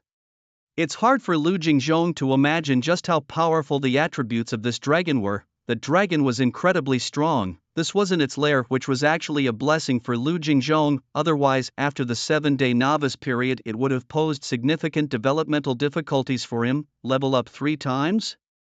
After completely shattering the fantasy of the dragon's treasure, Lu Jingzhong turned to Caesar and inquired. Yes. Caesar nodded affirmatively. "I can rise 3 levels even at level 17. Bart, Thor and the others can improve even more significantly. How long will it take?" 1 hour should be enough. 1 hour. Lu Jingzhong glanced at the sky. In 1 hour it would be dark. "Can we come back tomorrow?" Caesar explained. "The dragon's essence on the walls and the surging magic in the air are continuously dissipating. By tomorrow, the effects won't be as good. Moreover, if we delay until tomorrow, it's likely that other wild creatures nearby will beat us to it." In short, Caesar's message was clear: seize the advantage while we can. Opportunity does not come twice. Lu Jingzhong understood what Caesar meant. "Alright, then let's hurry." Lu Jingzhong decided to take the risk. After all, they were all of the undead and couldn't be killed. Just the night, no big deal. A few newly arrived Cerberuses quietly hid in the corner, not daring to speak. Evening was approaching, and with it nightfall. The leader of the 1st Skeleton Legion, a level 43 elite undead skeleton named Mike, briskly walked up to Lu Jingzhong and said gravely, "Lord Yanjun, wild beasts are attempting to approach." When Lu Jingzhong decided to take the risk, he had Mike's 1st Skeleton Legion called over to provide escort, mainly to ensure that the nearby wild beasts didn't disturb Caesar and the others during their leveling up. As expected, as night was about to fall, the dragon's aura left in the nest had almost completely dissipated. The wild creatures nearby, drawn by the scent of dragon's essence, began to slowly move towards this location. Whether it was the dragon's essence or the residual surging magic in the cave, it was fatally tempting to the wild creatures. It was like how men can't help themselves around the rock band Mayday or. Lu Jingzhong glanced at Caesar and others who were still immersed in absorbing the dragon's essence. Only half an hour had passed, they would need at least another half an hour to finish, and soon it would be dark. Kill a few to assert dominance, Mike took the order. Yes, Lord Yanjun. Without the John's horn, Lu Jingzhong could only walk and follow Mike out. Standing at the entrance of the mountaintop cave, Lu Jingzhong immediately spotted the restless wild creatures at the foot of the mountain: gray wolves, giant crab spiders, octagonal red crystal snakes, purple-eyed giant apes, snow eagles, black sun bears. Lu Jingzhong saw so many types of elite wild creatures for the first time. Clearly, the blood of a king-tier dragon was indeed a top-tier natural treasure for ordinary-tier creatures. Rooster King, white-skinned fat pig, you dare to come too? No one here ordered takeout. Both the Rooster King and the white-skinned fat pig were ordinary-tier wild creatures and at most level 10. Coming here was merely delivering themselves on a platter. Under the castle's inside ability, all information about the wild creatures was laid bare before Lu Jingzhong's eyes. The mightiest is the purple-eyed giant ape with unparalleled strength. Here's a glimpse of this formidable creature from the demon race. Species: demon life level, elite level, 51 health, 2040 mana, 380 strength, 123 endurance, 102 spirit, 102 skills. Giant ape smash, launches a powerful forward smash that can shake mountains. Purple eyes, shoots purple rays from its eyes, exploding upon contact with an enemy. Clone split, creates two clones each possessing a third of the original's attributes, lasting for 10 minutes. Thunder drop, summons thunder from the sky to strike enemies. Moon devourer, on nights of the full moon it can transform into its ultimate form, increasing its size tenfold and boosting its strength and endurance by the same factor, though its spirit drops to 0. Equipment: Iron Mace, a second-tier fine weapon adding plus 21 to strength. The stats of the purple-eyed giant ape are incredibly impressive. LV Jingzhong glanced at the darkening sky, hoping it was not a full moon night. Theoretically, the ape's strength could increase up to 100 times under the full moon, making it an invincible force. With such power, LV Jingzhong could only think of fleeing aboard Caesar. He certainly couldn't stand a chance in a fight. 100-fold increase, tens of thousands in strength? Impossible, next to the purple-eyed giant ape. The black Kuei bear is also a formidable opponent. Species: demon life level, elite level, 50 health, 2000 mana, 360 strength, 110 endurance, 100 spirit, 100 skills. Kuei bear roar, emits a sonic roar that causes dizziness and ringing in the ears of enemies within 100 meters. A control skill: black Kuei triple wave, delivers 3 sequential attacks, each stronger than the last, with the final blow having 10 times the power. Bear stomp, stomps the ground repeatedly, affecting a 100-meter radius with equal force. Giant weapon, infuses magic into the weapon, enlarging it to a 40-meter cleaver. Bloodthirst, steals attributes from enemies upon weapon or body contact, temporarily enhancing its own strength. Equipment: fine iron wolf tooth club, a second-tier standard weapon adding plus 10 to strength. The black Kuei bear with its control skills is a significant threat to the undead skeletons who fear control more than death. LV Jingzhong felt a headache coming on. Besides these two powerhouses, there are packs of gray wolves, giant crab spiders, octagonal red crystal snakes, and snow eagles, all appearing in groups. Their strongest are also elite monsters around level 40 and the weakest are at least level 20. The situation is quite grim. Moreover, it's not even night yet. If it turns to night and they get 10 times stronger, LV Jingzhong would have no choice but to run. Fortunately, as he looked back into the cave, he saw that Caesar had already leveled up to 18 and level 19 was close. John Bart and other military types had also gained at least 1 level. The Hellhound had even jumped 3 levels to level 10. This wave was certainly not a loss. LV Jingzhong was ready to retreat at any time. While it's best to reap the maximum benefits, a bit of danger was part of the game and he was not afraid. Standing at the entrance of the cave with Mike leading the first skeleton legion of over 3,000 undead skeletons, they stood guard beside LV Jingzhong. Seal off the entrance to the cave completely. Originally, Lu Jingzhong planned to let Mike slaughter a few beasts to assert their authority, but now, if the enemy doesn't move, neither do we. It's best to delay. Give Caesar and the others as much time as possible. Over 3,000 undead skeletons standing together still possess a formidable deterrent force. At least until the full strength of Mike and his team is ascertained. The wild beasts at the foot of the mountain dare not act rashly.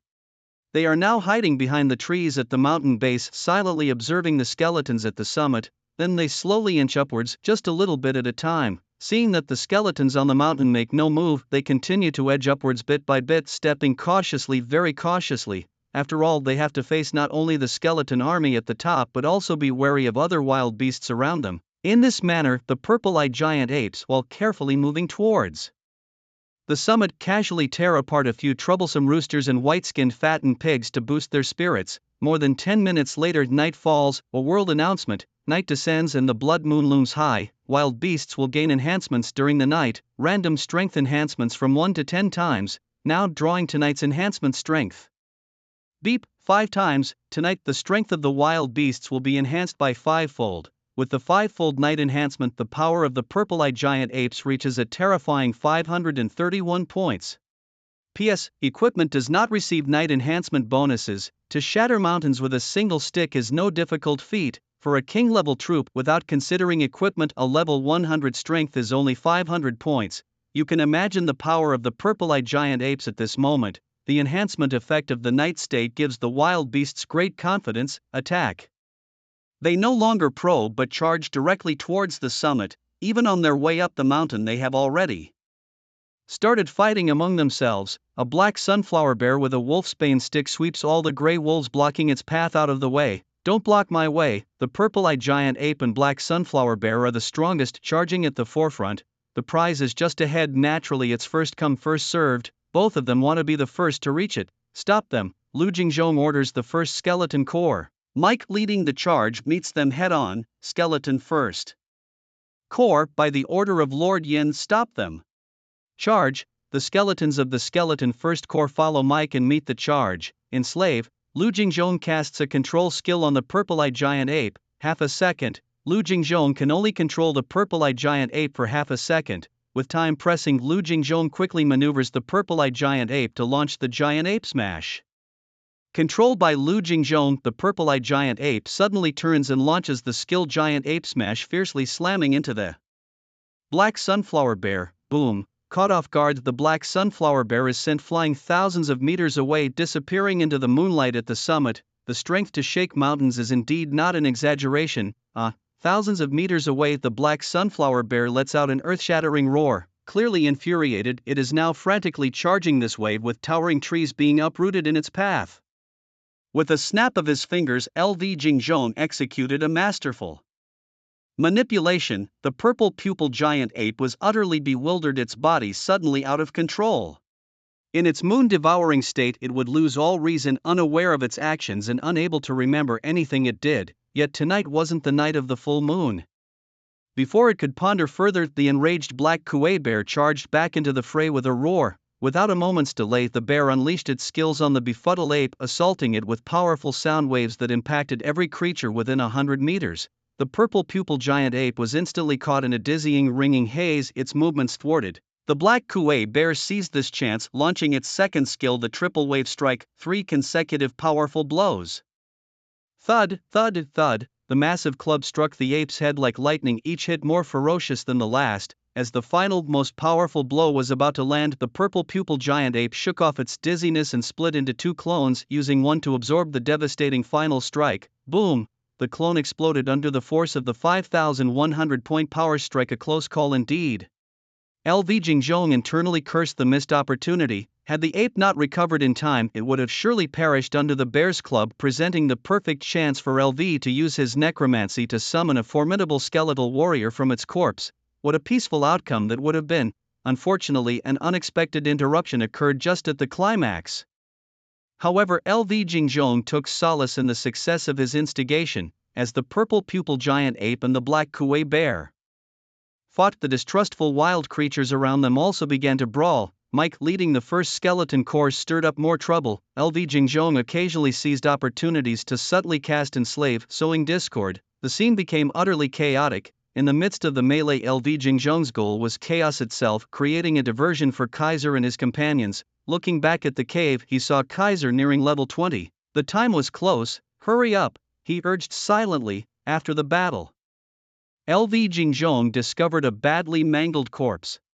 The destroyed beast was unfortunately unsuitable for his necromancy skill. A level 30 elite grey wolf, having accidentally wandered deep into the fray, was struck down by the purple pupil giant ape's beam and the black kuei bear's crushing blow, dying instantly. LV Jingzhong, quick to react, cast necromancy on the wolf's corpse. A dark halo of necromantic energy appeared, and slowly a skeletal warrior emerged, a level 150 elite undead, created from the level 30 elite grey wolf, enhanced fivefold by the darkness of the night. At level 150, it vastly surpassed the ordinary level 100 limit, though it remained in the mortal tier, not breaking into the kingly ranks due to the constraints of life hierarchy. Moreover, the undead skeletons summoned, their levels are capped with no further promotion possible, but imagine they are formidable at level 150. Each with attributes of 300 points. It seems that Mike is about to switch up his team again. Long live the spirit of Mike. Onwards, LV. Jingzhong then throws a fine second-tier weapon, the Silver Dragon Bright Gallbladder Gun, at the skeleton. The weapon adds 22 points to its strength. After equipping the weapon, its strength soars to 322, quite formidable. It seems it still can't beat most of the wild monsters present, but it possesses an immortal body. Bone Spur Assault, a sharp bone spur as lethal as a sword, grows from its right hand, then it stabs towards a grey wolf coming to its aid. The grey wolf, with a bone spur piercing through its body, has a look of confusion in its eyes. Brother, I came to save you. Bone hardening. The response is a hardened bone fist. Boom, one punch bursts her eyeballs. Better not be blind in your next life. Undead summoning. Facing the corpse of the blind level 29 elite grey wolf, LV Jingzhong unleashes a skill. Once again, he summons a level 145 elite undead skeleton. What a wild night! Where else could you summon such powerful undead skeletons during the day? The amplification of the night, far from being a devastation for the lords, is truly a blessing for LV Jingzhong. The stronger the soldier, the wilder the night. After obtaining more than a dozen elite undead skeletons over level 100, the wild monsters at the scene finally realize something is amiss. The purple-eyed giant ape and the black sunflower bear exchange glances, then both step back and cease their assaults. With these two bosses halting, the other wild monsters, as if commanded, drop their opponents and retreat from the battlefield. More than 10 undead skeletons are suddenly exposed. Hundreds of wild monsters turn their gazes upon them. They had never seen such strong skeletons before. LV Jingzhong isn't in a hurry. After all, his only task is to delay time. Waving his hand, Mike, at level 43 with the first skeleton regiment, surrounds the wild monsters. After they stop, the purple-eyed giant ape and the black sunflower bear, regaining their sanity, are shocked to discover. Up to now, these weak skeletons have not lost a single one, even the knight's fivefold amplified grey wolves. I've burst several of them. How come these skeletons, the highest only level 43, haven't died? Level 43 is one thing, but why haven't the level ones died either? Logically, any minor aftermath of the battle should have shaken them to death, just like the big rooster and the white-skinned fat pig who were killed by the aftershocks under fivefold amplification. How could these skeletons, clearly without any amplified state, have remained unscathed? This isn't how you cheat in games. The purple-eyed giant ape trembles with anger. The black sunflower bear furiously slams the table.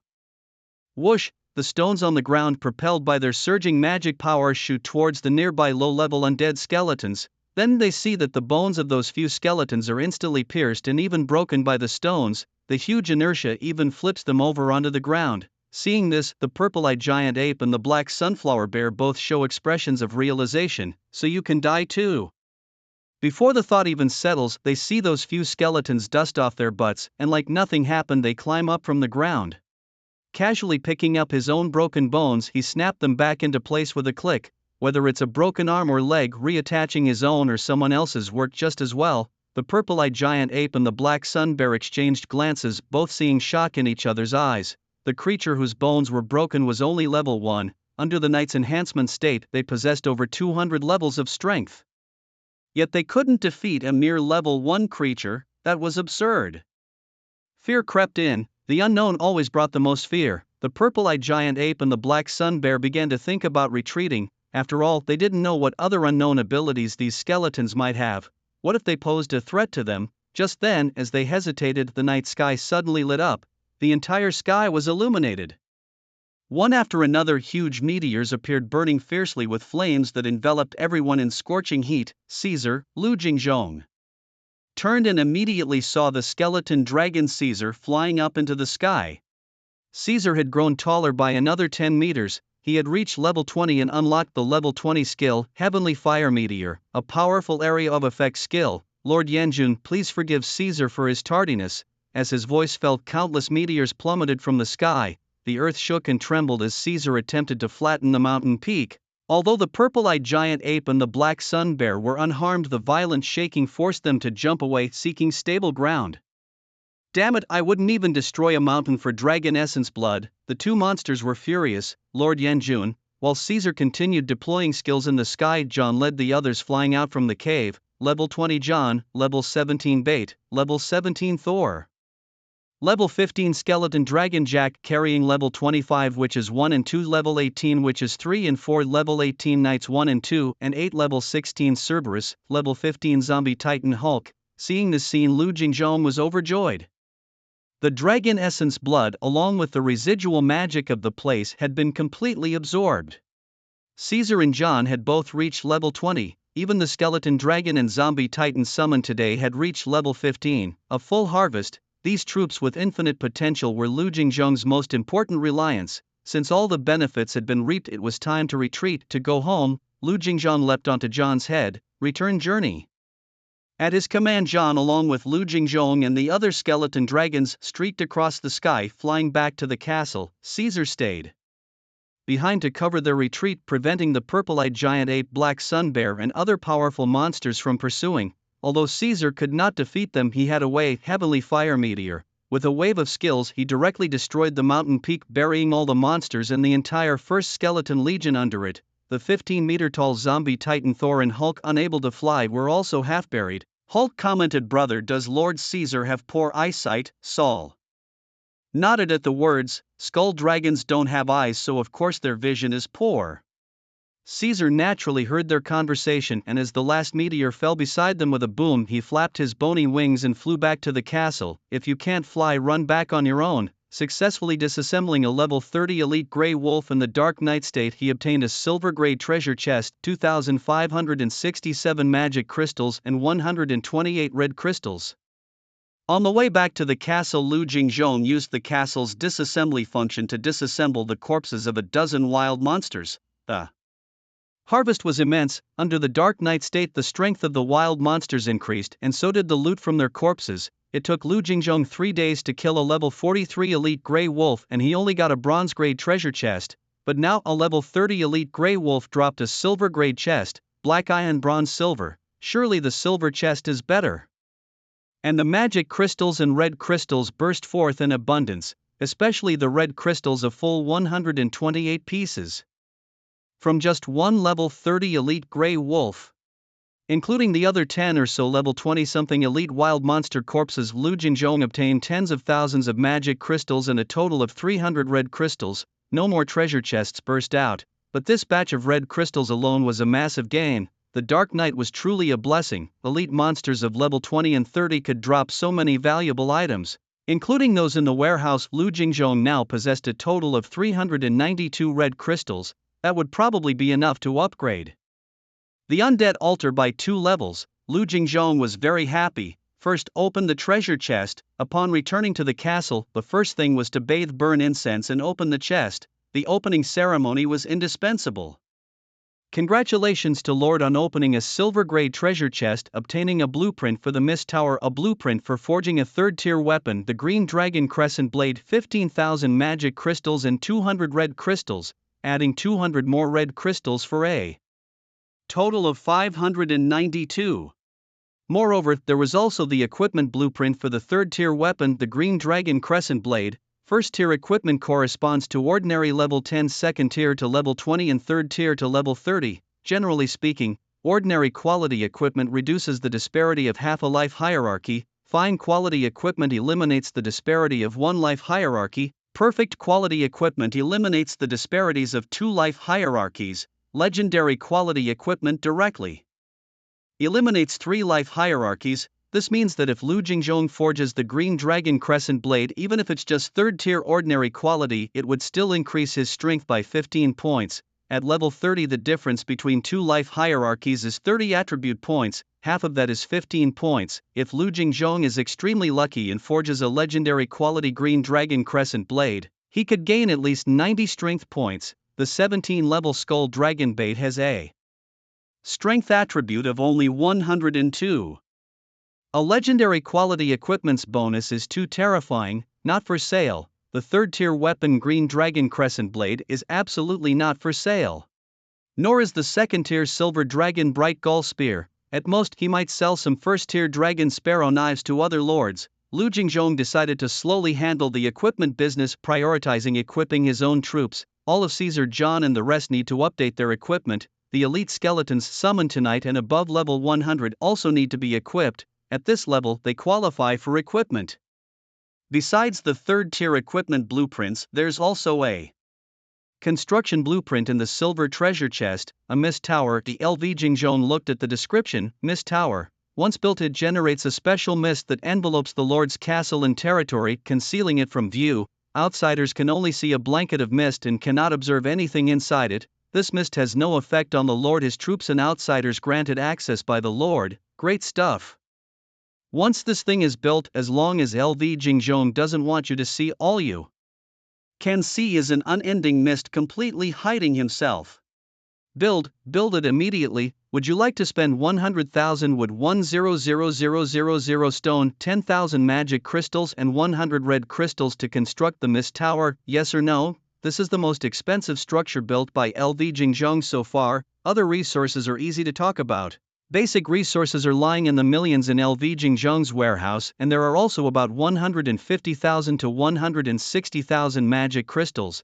But these red crystals really hurt. Wait, let's first upgrade the Necromancer altar. The scarcity of red crystals means LV Jingzhong must be very careful with his calculations. Would you like to spend 7,000 magic crystals and 120 red crystals to upgrade the Necromancer altar? Yes or no? Yes. Congratulations, my lord, the upgrade was successful. Necromancer altar LV5. After upgrading the Necromancer altar to level 5, LV Jingzhong immediately checked the conditions for upgrading to level 6. Upgrade conditions: 20,000 magic crystals, 300 red crystals, enough. After upgrading to level 5, LV Jingzhong still has 472 red crystals left. Upgrade. Congratulations, my lord, the upgrade was successful. Necromancer altar LV6. At level 6, LV Jingzhong can summon 6 types of troops at once, all 6 in one go. 666. Thinking of upgrading to level 7. Resources are not enough. Upgrade conditions: 50,000 magic crystals, 1,000 red crystals, 10 orange crystals. Orange crystals. Not only are red crystals insufficient, but a material LV Jingzhong has never seen before. Orange crystals appears. The level 7 Necromancer altar must bring huge changes. Perhaps new types of troops will be available. Unfortunately, LV Jingzhong is temporarily unable to upgrade. He only has 172 red crystals left, and as for orange crystals, he has never seen them before. With no other options, LV Jingzhong turned to invest in the mist tower. Build the tower. As resources were poured in, a 7-story tower rose next to the castle. Mist tower function: releases mist to hide the Lord's castle and territory. Note: the range of the mist can be controlled and it can envelop the entire territory. Mist rise. As LV Jingzhong activated the mist tower, it released a special mist that shrouded his castle and territory. An area of 15,000 kilometers was immediately enveloped in mist, invisible, intangible, but for LV Jingzhong and his troops it had no effect. Only the outside world without LV Jingzhong's permission could no longer peek in. People who don't know might not even realize there's a castle here and a lord. Very well, Lu Jingzhong was quite pleased with the outcome. His only regret was that the development time was too short, resulting in a scarce amount of red crystal ore and also too little fine iron. The newly opened Tier 3 equipment couldn't even be forged. The Undead Goblin Legion would not deliver the iron or mine today until tomorrow morning. The mining at the Dragon's Lair vein would also have to wait until tomorrow. The first Skeleton Legion, along with the 2 zombie titans Thor and Hulk, were still buried in the ground. Well, that could wait until tomorrow too, since they weren't going anywhere. Lu Jingzhong turned and returned to his castle, comfortably lying on his large bed and opening the World Channel. Oh, someone was already cursing as soon as he logged on. World Channel 69699, 10,000 people. Zhuang Siming, you really have no shame. Yes, nobody should believe Zhuang Siming, he is nothing but a complete hypocrite. I thought he had the pride of a king-level troop leader, but it turns out he just wanted us 4 lords to help him clear minds.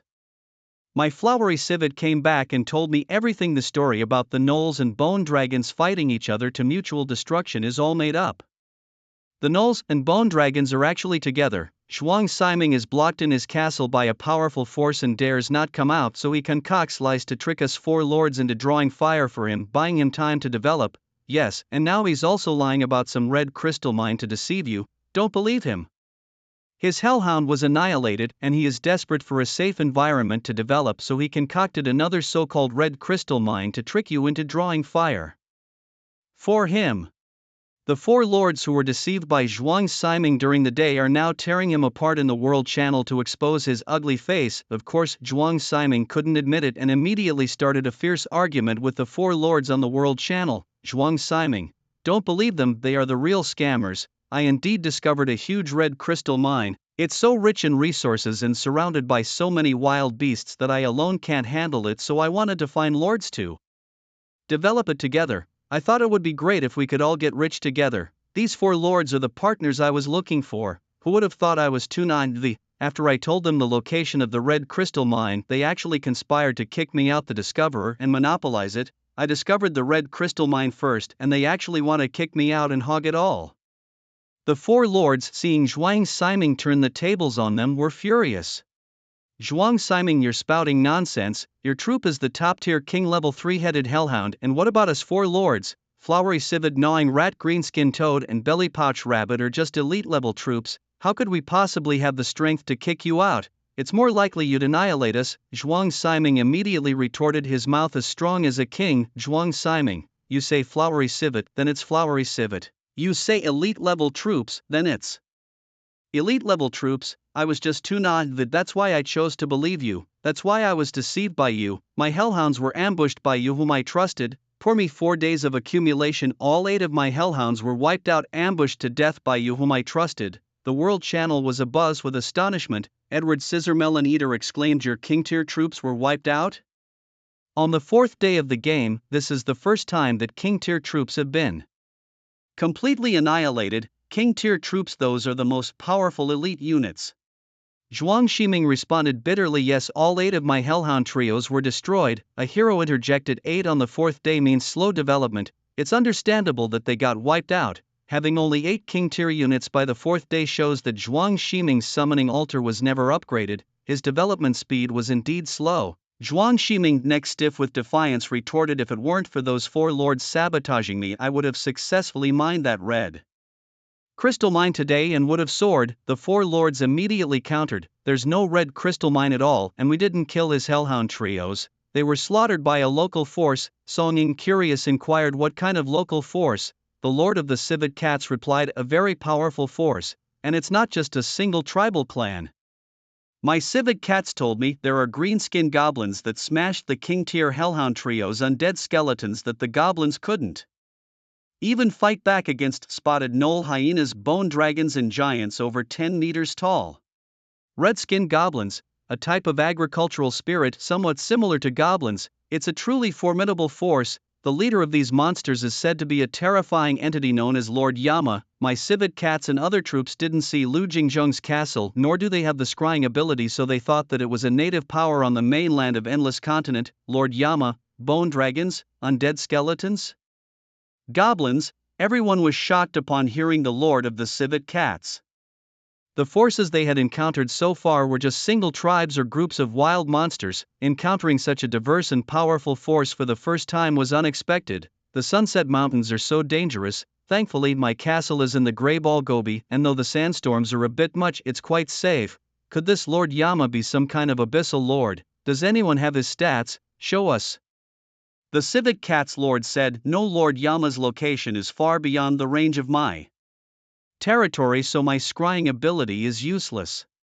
Everything I know is from my civet cats. I believe they wouldn't lie to me. Zhuang Siming jumped in, you're spouting nonsense. there's no Lord Yama, you made it all up, don't believe him. His aim is to scare everyone away so no one dares to go to the Sunset Mountains. If you're too scared to go, no one will compete with them for the red crystal mine that I discovered. They want to monopolize it. The Lord of the Civet Cats became frantic. I'm not lying to anyone, there really is no red crystal mine, only a very strong force. Zhuang Shiming seized on his slip, then explain why this force only slaughtered my hellhound trios and let your troops go. According to you, your civet cats are just elite troops. How can it be that all my royal troops have perished, yet your elite troops have escaped disaster? Are your elites stronger than my royal troops? The flower civet lord hurriedly explained. I truly did not deceive everyone. My flower civets survived purely because that Yan Jun showed great mercy, or perhaps in his eyes, my flower civets, these insignificant creatures, weren't worth his effort. Zhuang Shiming sneered, what a forced argument. Think about it, a lord who commands bone dragons and countless undead skeletons, could he possibly be a good person? And to be merciful, such a pure evil force?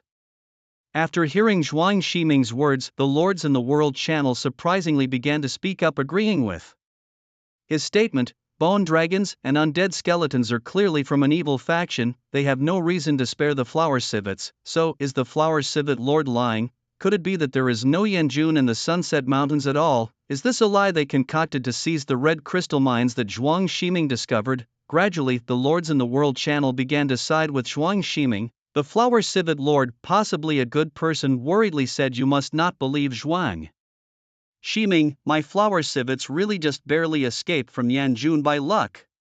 If a large army provokes Yanjun, the consequences are unimaginable. However, the gnawing rat lord saw through it all and said, flower civet lord, why do you care about their fate? These people are clearly blinded by the huge red crystal mines Zhuang Shiming mentioned. No matter what you say, they won't believe you. They would rather believe that there is a huge resource mine waiting for them to exploit than believe your words.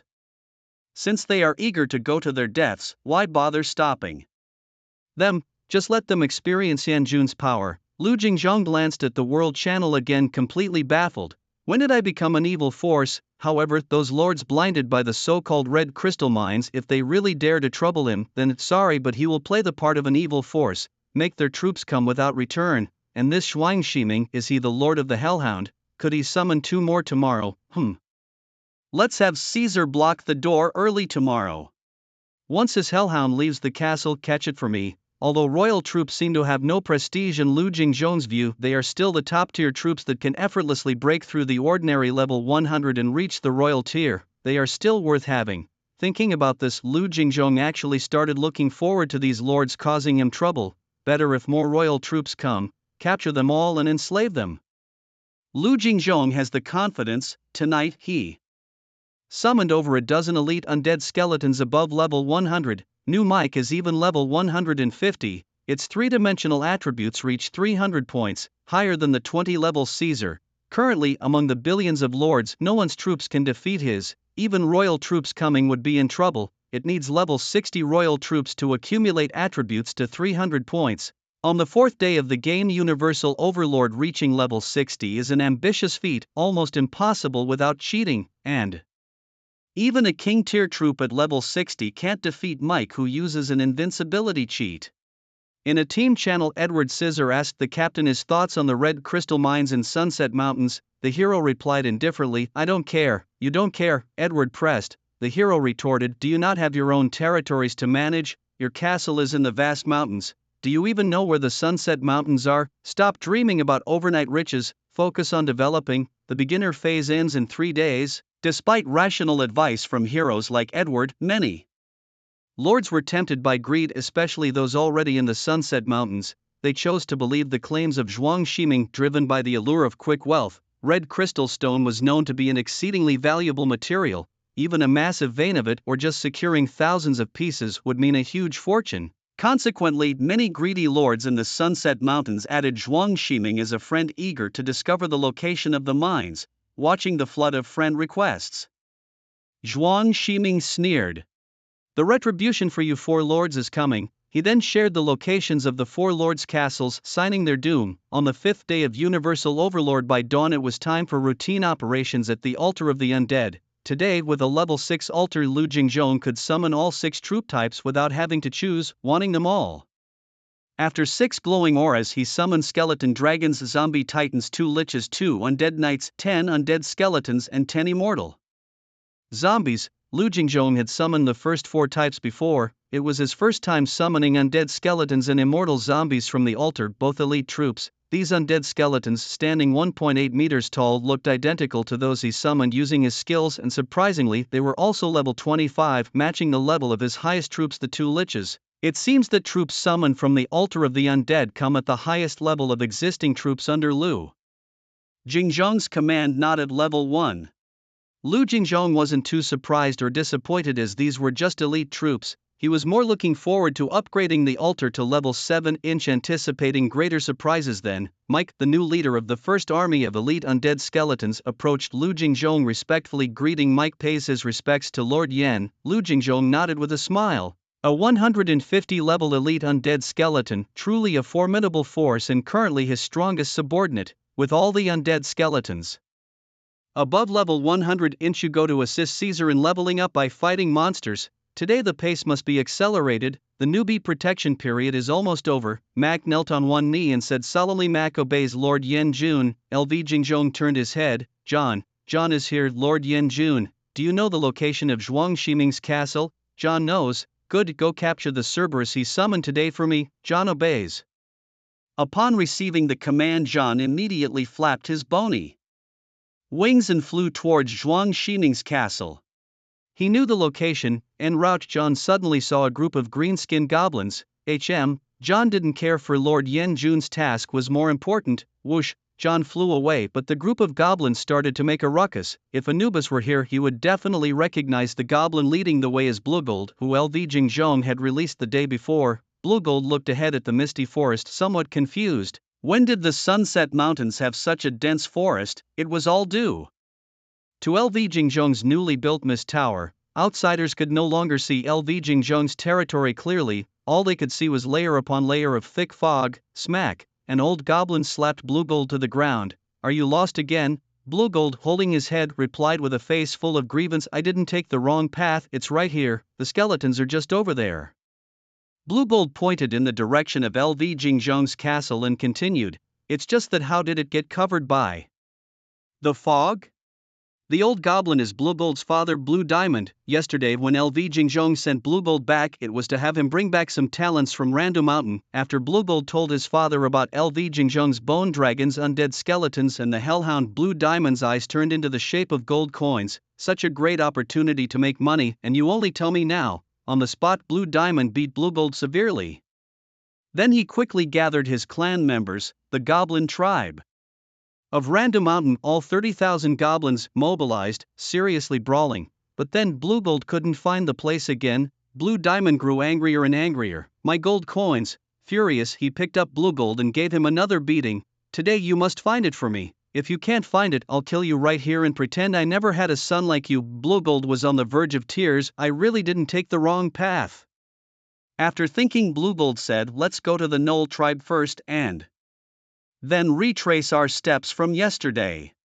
This way we definitely won't make a mistake again. Blue Diamond glared at him. You'd better not mess up again. At his command, Blue Diamond led the goblin army, following Bluegold towards the original Knoll tribe. Meanwhile, lords who had been deceived by Zhuang Ximing and their troops were also heading in this direction. The construction of the city was temporarily halted by LV Jingjong for 2 reasons. First, Bluegold had not yet brought back the required talents, and the Knoll Anubis could only build dog kennels. The second reason was more important. He wanted to mine the iron ore beneath the dragon's nest first. Fine iron was what Lu Jingjong needed, and he tasked the Knoll Legion and the 1st Skeleton Legion, over 3,000 strong, to mine the iron ore. The portal was too small to transport such a crowd, so Lu Jingjong had them march there instead. It wasn't far, merely about 10,000 meters. Early in the morning, 2 other legions brought good news to Lu Jingjong as well. The Undead Goblin Legion returned with yesterday's haul of iron ore, totaling 32,432 units. Lu Jingjong immediately handed it off to Luojia. Refine this for me as quickly as possible. Luojia replied, understood, boss. Lu Jingjong, with the support of the Greyford dwarf tribe, Luojia was brimming with confidence. As for the farmer Wang Cooley, when Lu Jingjong saw Cooley, he was taken aback. The once vigorous old man seemed to have aged 20 years in an instant. His once bright red skin had turned a dark, dusky red. Leaning on his iron hoe, he trembled as he approached Lu Jingzhong. Lord Yin Cooley has not failed his mission. All 23,000 Qingling grasses have matured. Originally, the Qingling grass required a 2-day growth cycle, but under the full force of Old Man Cooley's ripening skills, they matured in just 1 day, much to the delight of Lu Jingzhong. However, it seemed to have taken a toll on the old man, who could barely stand steady. Feeling a mix of guilt and concern, Lu Jingzhong suggested, "Seeing you so exhausted, how about I use my skills to transform you into an undead skeleton?" "What use would that be?" Cooley straightened up instantly, his spirit revitalized. "No need for that, Lord Yan. I think I can keep going for another 500 years. With these words, Cooley, hoisting his hoe, quickly made his retreat. "Lord Yan, the newly planted Qingling grass still needs me, so I'll leave you be." And with that, he vanished faster than Anubis could run. Lu Jingzhong was indeed taken aback by this sudden change of spirit. Of course, his mention of transforming Cooley into an undead skeleton was merely a jest. Indeed, if he used his corruption skills to transform Old Man Cooley into an undead skeleton, he would retain Cooley's physique and memory, creating an undying, tireless farmer. But then, the skills would be lost, and to Lu Jingzhong, Old Man Cooley's skills were essential: a passive skill that increased yield by 15% and an active ripening skill that could have the growth period of crops. These were invaluable skills indeed. Lu Jingzhong didn't lack undead skeletons, but a Cooley with farming skills that he needed. The 23,000 Qingling grasses were all packed up and sent to Lu Qingyao, who would process them into Qingling grass potions and then sell them at a high price to other lords. "Qingyao, I've sent the Qingling grass your way," said Lu Jingzhong. "Received, second brother. I'll get the goblins started on the potions right away." The potion factory, where any troop type could automatically learn the operating methods and procedures, a thoughtful design for the lords. However, Lu Jingzhong advised Qingyao, "Listen to your second brother and try to subdue another tribe. Just make sure it's not goblins." Lu Qingyao inquired, "Second brother, what's wrong with the goblin race?" Lu Jingzhong: "There's nothing wrong with him. He's just that very magical race. You know what I mean?" Lu Qingyao: "Lu Jingzhong, if you really have no other choice and must use goblins, then you have to keep an eye on them the whole time. Otherwise, I'm afraid they'll tear down your castle and sell it for gold coins when you're not looking." Lu Qingyao: "Okay, then I'll just go and kill them." Lu Jingzhong: "Huh, if you kill them, do you have any other minions to make potions?" Lu Qingyao: "I can stuff the Golden Lion Kings into the potion workshop. I upgraded the summoning altar to level 3 last night, and just today I summoned 4 Golden Lion Kings. I now have a total of 14 Golden Lion Kings. Stuffing 2 into the potion workshop won't be a problem." Lu Jingzhong: "Using royal tier troops to make potions, that's too extravagant. Let the Golden Lion Kings continue to go out and level up by fighting monsters. As for the potion workshop, just temporarily use the goblins. But you must watch them closely." Lu Qingyao: "No problem." Lu Jingzhong: "If you get a chance, capture another small tribe. Gnolls are better than goblins." Lu Qingyao: "Got it, second brother." Lu Jingzhong really wanted to send some undead skeletons for Lu Qingyao to use, but Lu Qingyao was in the Kolmar Plains and Lu Jingzhong was in the Sunset Mountains. Who knows how far apart these two places are? On the 5th day of the lordship, everyone was developing near their castles, not daring to venture too far to level up, lacking the strength to explore the vastness of the endless continent. So Lu Jingzhong only knew that Lu Qingyao's castle was on the Kolmar Plains, but exactly where the Kolmar Plains were he had no idea. On one side, Lu Jingzhong was developing regularly. On the other side, a grand army of 30,000 goblins arrived at the ruins of the Gnoll tribe. Lan Jin quickly reached the place where the Hellhounds were captured yesterday, and after careful identification he pointed in the direction of Lu Jingzhong's castle. But then Lan Jin looked at the vast misty forest and fell into self-doubt. "But I remember there wasn't a misty forest over there." Just then in the sky, a skeletal dragon with 2 hellhounds soared past. It was John. It had completed Lu Jingzhong's task and was passing by here on its way back.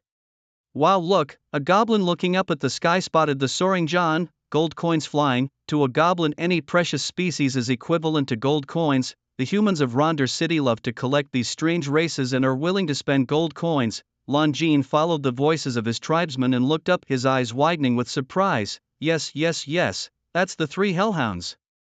Lan Quan had seen them in the Rondor City auction catalog, each worth 1,000,000 gold coins. Wow, 1,000,000 gold coins! Hearing this, the eyes of the 30,000 goblin army all turned into the shape of gold coins. Goblin chief Lanzuin immediately drew his weapon and shouted at the gradually distant John, "Hey, don't run away, gold coins, boys, chase." Just after a couple of steps, John plunged into the misty forest and disappeared from sight. Facing the unknown misty forest, the goblins were fearless. Even if mountains of blades and seas of flames blocked their way, they wouldn't let it stop them from making a fortune.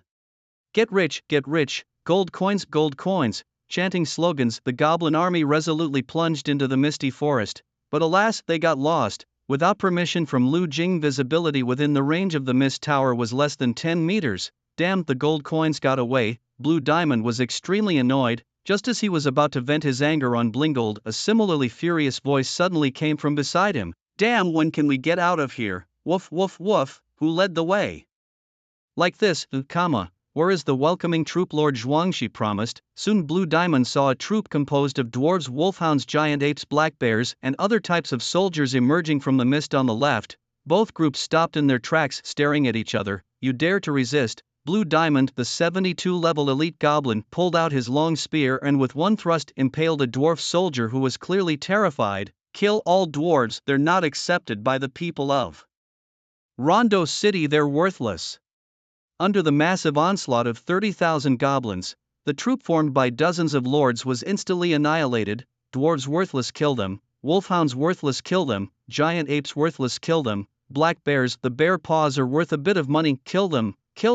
After the slaughter, the goblins found that these guys were hardly worth any money at all.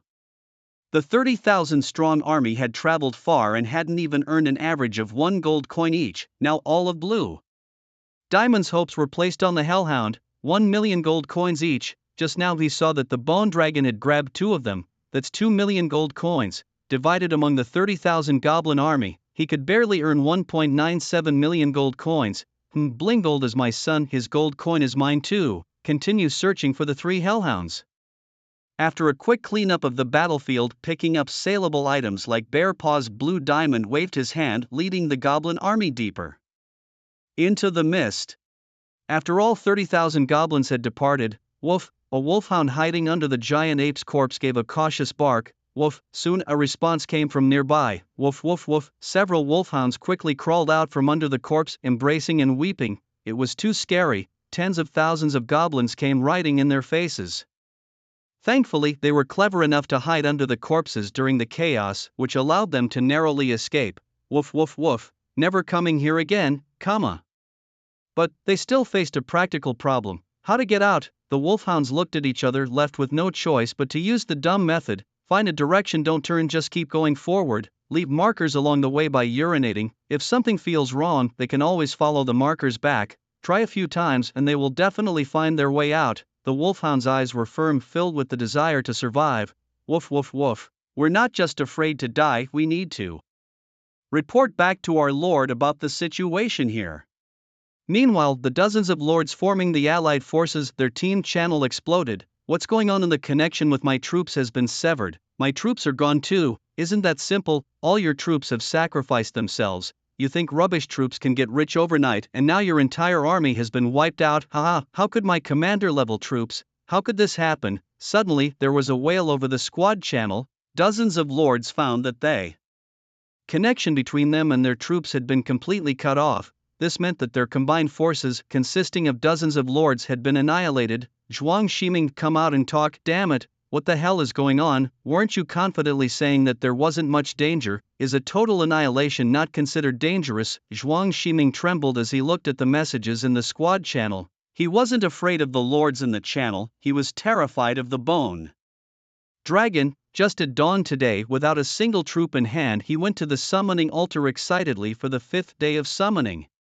He had just summoned 2 Cerberus, and a smile had just begun to blossom at the corner of his mouth, not yet fully spread across his face, when his swoosh, the Bone Dragon from the 3rd night, swooped down from the sky and snatched away his 2 Cerberus. Once again he was left alone without a single troop. What scared him even more was that if the Bone Dragon had turned around and shot a fireball at him, he would have been dead on the spot. John, honest to goodness Han, this wasn't included in the Master's mission. When the Bone Dragon arrived, he wasn't in the castle. Having lost his troops again, he immediately hid back inside the castle. Only the silky thin protective shield of the castle could bring him a bit of warmth in this cold, indifferent realm of all lords. Seeing that everyone in the squad channel was saying that the connection with their troops was completely cut off, Zhuang Ximing felt a sick sense of satisfaction. If I'm not doing well, none of you should either. With a fierce face, Zhuang Ximing replied in the squad channel, I told you before, the wild beasts near the red crystal mine are not strong and there isn't much danger, but you must be careful of the 4 lords who set traps for me. Your troops are gone and even the Cerberus I sent to meet you have lost contact with me. Even your king-level troops were. Yes, what kind of troops do those 4 lords have that they are so powerful, able to confront dozens of us at once? Zhuang Ximing continued to sow discord. They are lucky to draw strong troops, that's understandable, but they clearly have super strong troops, yet they pretended to be weak to ambush us. That's utterly disgraceful. It's downright despicable. I'm going to go to the World Channel and expose their ugly faces. Wait. It seems a few of my hounds are still alive. Let's wait for them to return, then we'll know exactly what happened to our forces. Let's wait, then we can speak in the World Channel with justification. Dogs seem to have a magical ability. No matter how far from home, they can always find their way back. Hounds are also dogs. When they gave up searching for the red crystal mine and only wanted to return to their lord, a miracle happened. They successfully made their way out of the misty forest and then rapidly returned to their lord's castle. My lords, my dogs, my hounds have returned. Stop beating around the bush. What's going on? Asked the hounds. Speaking of which, it just infuriates me. Zhuang Ximing, you are inhuman. Everyone, we've been deceived by Zhuang Ximing, this scoundrel. There's no such thing as red crystal mines. What's the matter? Spit it out directly. My hounds told me after our troops converged following the coordinates provided by Zhuang Ximing. It wasn't long before they accidentally entered a mystic foggy forest, and then they encountered a goblin army, a whole 1,000,000-strong goblin army, 1,000,000 goblins. How could the Sunset Mountains possibly harbor so many goblins? This is what my hounds told me. Faced with 1,000,000 goblins, they had no capacity to resist and were wiped out in a wave. In the chaos, my hound hid under bodies and by luck escaped this disaster. 1,000,000 goblins can't possibly belong to a lord's army. Today is only the 5th day of the Universal Lords. Indeed, the 4 lords Zhuang Ximing talked about, even with top-tier troops, couldn't possibly subdue 1,000,000 goblins. Thus, the truth is clear. Damn, Zhuang Ximing is lying. Those 4 lords were telling the truth. There truly exists a terrifying abyssal force in the Sunset Mountains, and its lord is a powerful entity known as Lord Yin of the Abyss. Bone dragons, undead skeletons, giants, no 1,000,000 goblins. My heavens, the biggest boss of the Sunset Mountains has been right beside me. I'm torn apart. 1,000,000 goblin army. Zhuang Ximing doesn't believe it. Impossible. All these tales of an abyssal lord are made up, all fabricated by those 4 wretched people. They just can't stand to see me prosper. It's all their conspiracy. My Cerberus has too much potential. It will sooner or later threaten those residing in the Sunset Mountains, so they've banded together to concoct this abyssal lord, aiming to wipe me out. All to target me. Zhuang Ximing, hiding in his castle, is fuming madly, feeling like the whole world is conspiring against him. In the team channel, dozens of lords still affectionately call out to Zhuang Ximing. It's nothing major, just everyone sharing some passionate poems and songs, wishing to share them with Zhuang Ximing's family. Zhuang Ximing, harboring hostility towards the entire world, directly closes the chat channel. The dozens of lords unable to achieve their wish in the team channel turn to private messages. After venting in private messages and seeing Zhuang Ximing still not replying, they prepare to turn to the World Channel. I must expose Zhuang Ximing's ugly face in front of all the lords. Together, let us do it. In this moment, dozens of lords unite in their enmity. World Channel 9527, 10,000 people. Sigh, how boring. While my troops fight monsters and level up outside, I, hiding in the castle, don't even have a browser. If only I had a browser. Even Taobao would do. What can Taobao do? Yes, you can search for a blood drop. His JD works too, brother, a fellow spirit. Search what hammer? There's no such thing as Taobao here. Hey, do you guys have nothing else to do all day, constantly flooding the World Channel? Well, what else could we do? We don't have any beast-eared girls here, so what could we possibly achieve by just chatting on the World Channel? Speaking of which, haha, I'm about to hit level 10 and then I'll share some beast-eared girl pictures with you all. Let's enjoy our blessings together. May the big boss live a peaceful life. What time do you think it is to still be discussing beast-eared girls? The Sunset Mountains are almost completely dominated by the Abyssal Lord. What's going on, boss? Give us the details. My castle is right in the Sunset Mountains. Ah, damn the Zhuang Shiming. There are no red crystal mines in the Sunset Mountains at all, just a powerful Abyssal Lord. He commands an army of 1,000,000 green-skinned goblins alone, and there are countless bone dragons, undead skeletons, giants.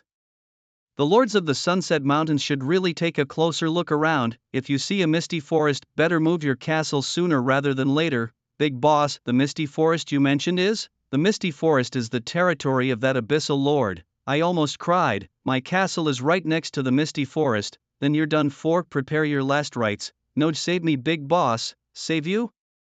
My troops have already been completely wiped out in the misty forest. We didn't even see the Abyssal Lord's face before 1,000,000 goblins just steamrolled over us. Who's going to save me now? Soon news of the big boss, the Abyssal Lord, spread wildly across various world channels. The lords of the Sunset Mountains were trembling with fear, weak and scared, especially those whose castles are next to the misty forest. It's only the 5th day and such a powerful boss has appeared. Is this really fair? The game planners must have lost their minds. They don't even consider whether we can beat him or not. Enough, I've already started looking into how to move. All lords can move their castles, of course, but you have to wait until the beginner period is over. Upon hearing this news, the lords of the Sunset Mountains instantly began to wail in despair. Goddess Song Ying, we are in danger, we need your support.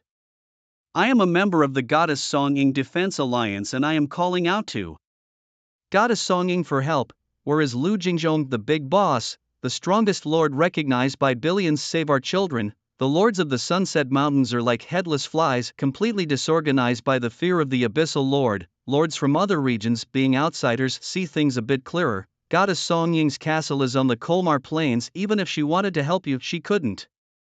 Even though Lu Jingzhong is recognized as the strongest lord, he has only been developing for 5 days?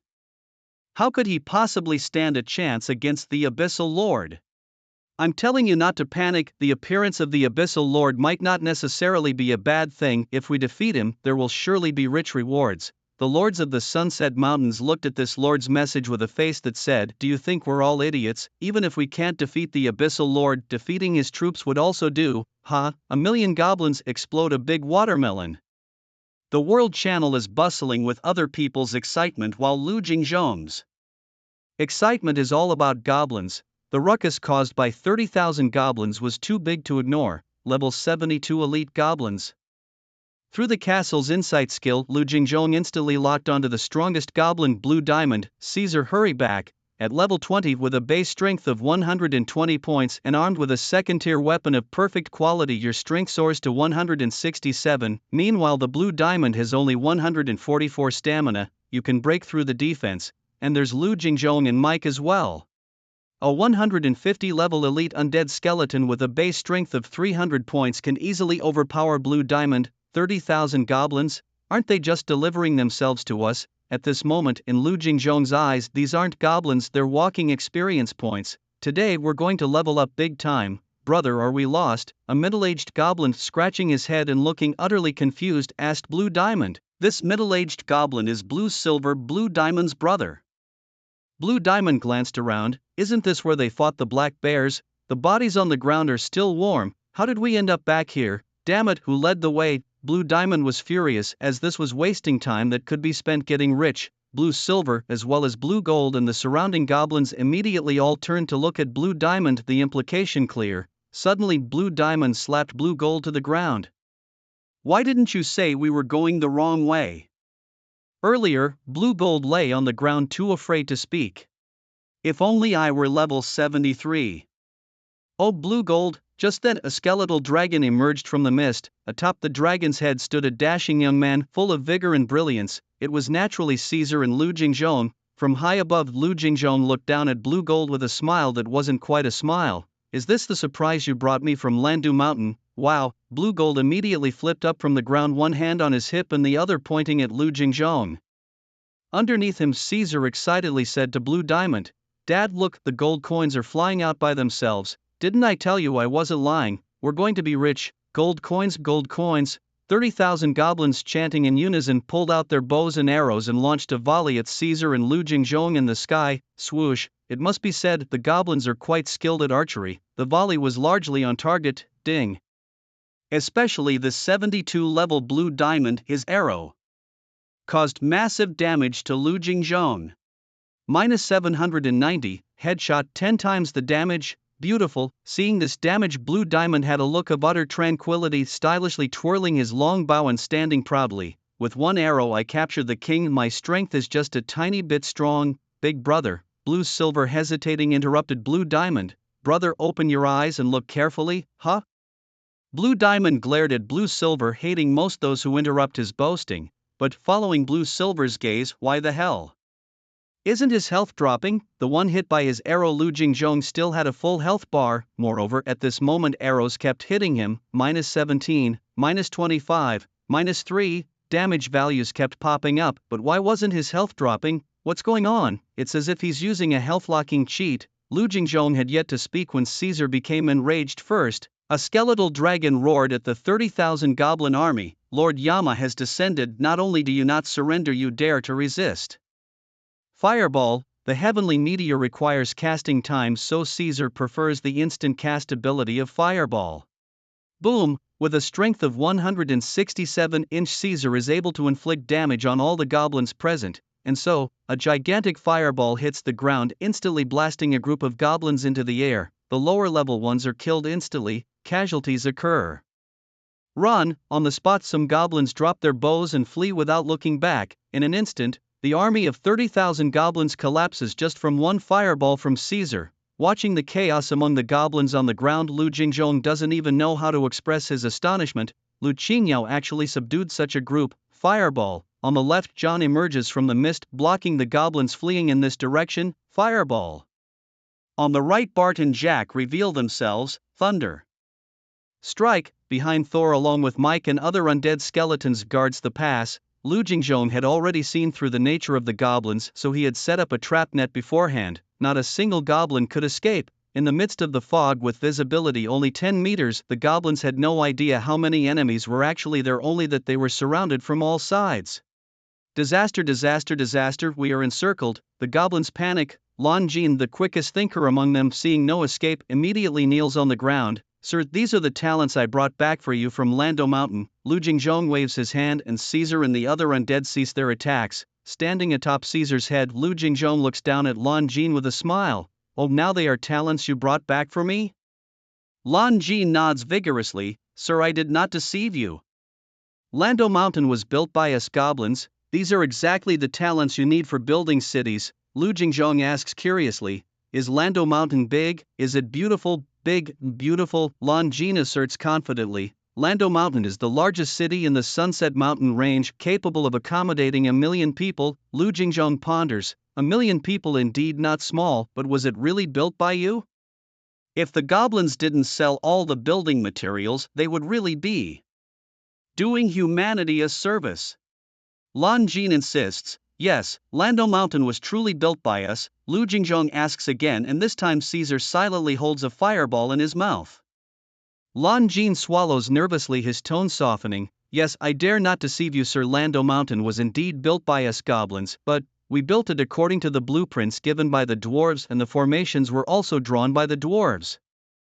Lu Jingzhong is very impressed by the dwarves, really gutsy to let goblins help them build cities. Dwarves truly rich fools indeed. Sir, rest assured we still have the blueprints designed by the dwarf tribe ready to help you build a city grander than Lando Mountain at any time. Lu Jingzhong rolls his eyes. Haha, I trust you not. Seeing Lu Jingzhong's silent, Lon Jin thinks he is considering it. His eyes darting around, he starts to smile obsequiously at Lu Jingzhong. Sir, you said before, as long as I bring back the needed talents you would reward me. Lu Jingzhong is suddenly shocked. You barely saved your own life and you still want to ask me for money?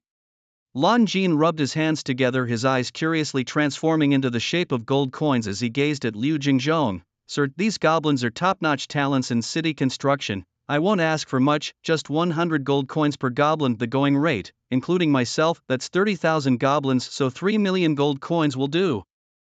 Of course, if you don't have that many coins, sir, you could also settle the account with 3 hellhounds or 2 of the skeletal dragons at your feet. As Lon Jin was speaking earnestly, his father Lon Diamond suddenly rushed forward and slapped him to the ground. "You little rascal, do you want to become the traitor of the goblin race? Daring to sell out our kind, I would never forgive you, even in death." Then he raised his head, looking defiantly at Liu Jingzhong in the air. "The goblin race will never submit to you. You think you can make us goblins sell our lives for a mere 3 million gold coins?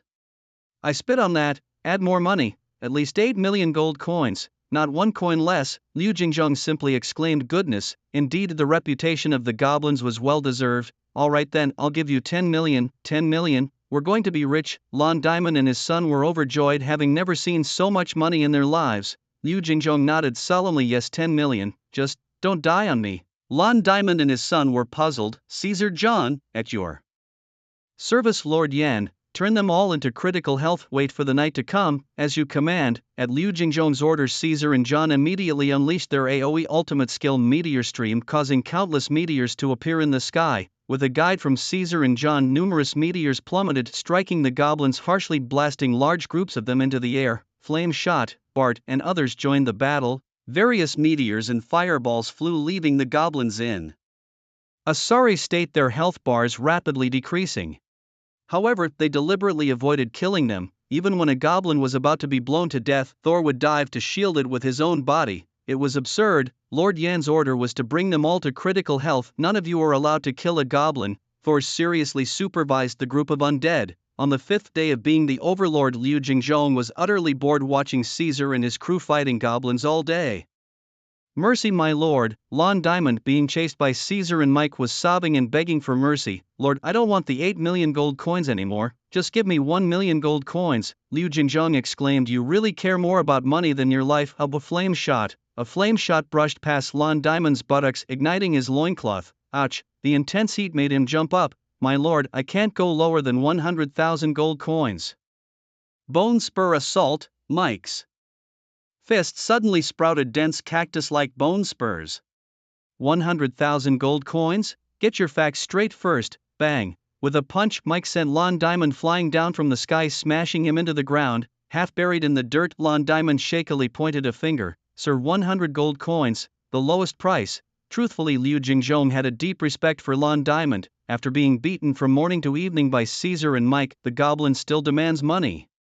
If not 8 million gold coins, then at least 100, since the goblins have ventured out, they must reap some rewards. The goblin kin never return empty-handed. Look, what a precious spirit they possess. Even Liu Jingzhong is moved. Just then, on the 5th day of the All-People's Lordship, night falls. World announcement: night descends and the blood moon looms overhead. Monsters will become stronger during the night. A random strength enhancement from 1 to 10 times. Now tonight's enhancement strength is being randomly drawn. Beep, 7 times. Tonight the strength of the monsters will be enhanced 7 times.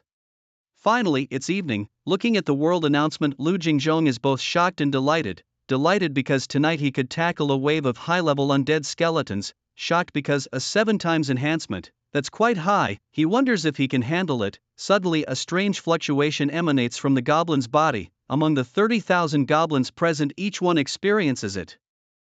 Among them, the fluctuation from Blue Diamond is the most intense, with a 7 times enhancement. The originally level 72 Blue Diamond instantly possesses the strength of level 504. Its three-dimensional attributes break through: 1000, strength, 1008, stamina, 1008, spirit, 1008. This is absolutely the most powerful attribute Liu Jingzhong has ever seen. A life form at the godly tier of soldiers, where the full level at the mortal tier is 100, only reaches 600 points across the 3 attributes, unless one breaks through the mortal tier to enter the king tier. Otherwise, even godly tier soldiers at the mortal level are no match for the current Blue Diamond. At least in this scene, no one can defeat Blue Diamond. Liu Jingzhong's strongest subordinate Mike is only level 150 elite. His 3 foundational attributes barely reach 300 points. Far from enough. Flame Bullet, level 20 Caesar. A flame bullet hits Blue Diamond on the head -1. Caesar, who was originally handily tormenting Blue Diamond, could only cause 1 point of damage with this skill. Including equipment, Caesar has 167 points of strength, against Blue Diamond's 1008 points of stamina. Most attacks can only miss. Only skills can forcibly cause 1 point of damage, even a critical hit would at most deal 2 points of damage, and with Blue Diamond's stamina now breaking 1000 the damage Caesar causes is instantly recovered. Stamina here doesn't mean physical strength, it essentially represents a combination of defense, recovery ability and other attributes. The higher the stamina, the higher the defense and the faster the recovery rate, generally of strength. Is less than stamina, normal attacks can't cause damage, so now with stamina breaking 1000 Blue Diamond proudly defies the masses. Standing there taking hits, no one on the scene can kill him. What is this? This is called the tables turning. 30 years on the east bank of the river, 30 years on the west. Now it's time for Blue Diamond to flex his muscles. Feeling the surging power within, Blue Diamond knows he has risen. Boom, half buried in the ground, Blue Diamond's kick bursts the earth. Suddenly dirt flies everywhere. With one kick, Blue Diamond creates a huge crater hundreds of meters in diameter. The charging Caesar and Mike are like being hit by a bullet train, the terrifying force knocking them flying back. They arrived swiftly and were sent flying back even quicker. In a flash, Caesar and Mac were blasted thousands of meters away. Wow, the power of the Blue Diamond, boasting a strength of 1008 points, was terrifying indeed. Nearly the aftermath was enough for LV Jingzhong's two top generals to be instantly defeated without even making contact. Haha, success with one strike. Blue Diamond burst into wild laughter, his arrogance uncontained. Now 8 million gold coins would not suffice. Indeed, he was focused. Apart from the Blue Diamond, the remaining 30,000 goblins all received the enhancement effect of the night, multiplying their power by 7. A level 20 elite goblin could now match the strength of a level 140 creature. In an instant, the misty forest was filled with 30,000 goblins, each with the strength of over 100 levels, some even reaching 300 to 400 levels, initially beaten down to just a sliver of health by Caesar and his team. They were now crazily regenerating thanks to their high endurance at this moment. LV Jingzhong, you haven't messed this up, have you? Boy, surrender. Blue Diamond casually kicked Thor over his eyes, sweeping over LV Jingzhong with a look of disdain. Hand over 10 million gold coins and the Bone Dragon's skeleton soldiers and the 3 hellhounds. Blue Diamond scanned around and realized that every creature present was extremely valuable. Are these enemies? No, they were clearly walking gold coins. Fortune, catch them all. Blue Diamond himself turned into the shape of a gold coin, and then he suddenly pointed at LV Jingzhong. And him, this kid has a healthlock cheat, selling him to Rondo City will fetch a pretty penny. Catch him, catch everyone for me. With the arrival of night, the situation reversed dramatically. The goblin army, initially dominated by LV Jingzhong's side, finally got their chance to turn the tables, and now they overwhelmed LV Jingzhong's forces.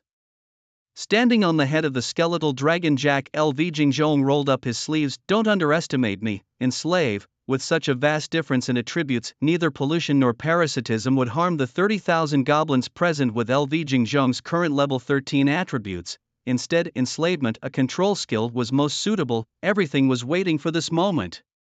Regardless of how much the knight's enhancement was, LV Jingzhong was prepared. Caesar and Mac were never LV Jingzhong's trump cards. Enslavement was his real ace. In a critical moment, he cast the skill directly at Blue Diamond, the strongest among them.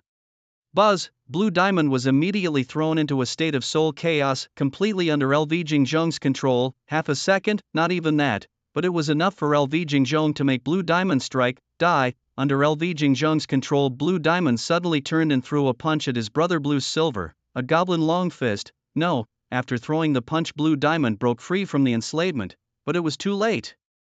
The skill had been unleashed and couldn't be taken back. Boom! In the blink of an eye, as Blue Diamond's word no still echoed, his fist had already landed on Blue Silver's head, a punch with the strength of 1008 points and with the goblin long fist skill added.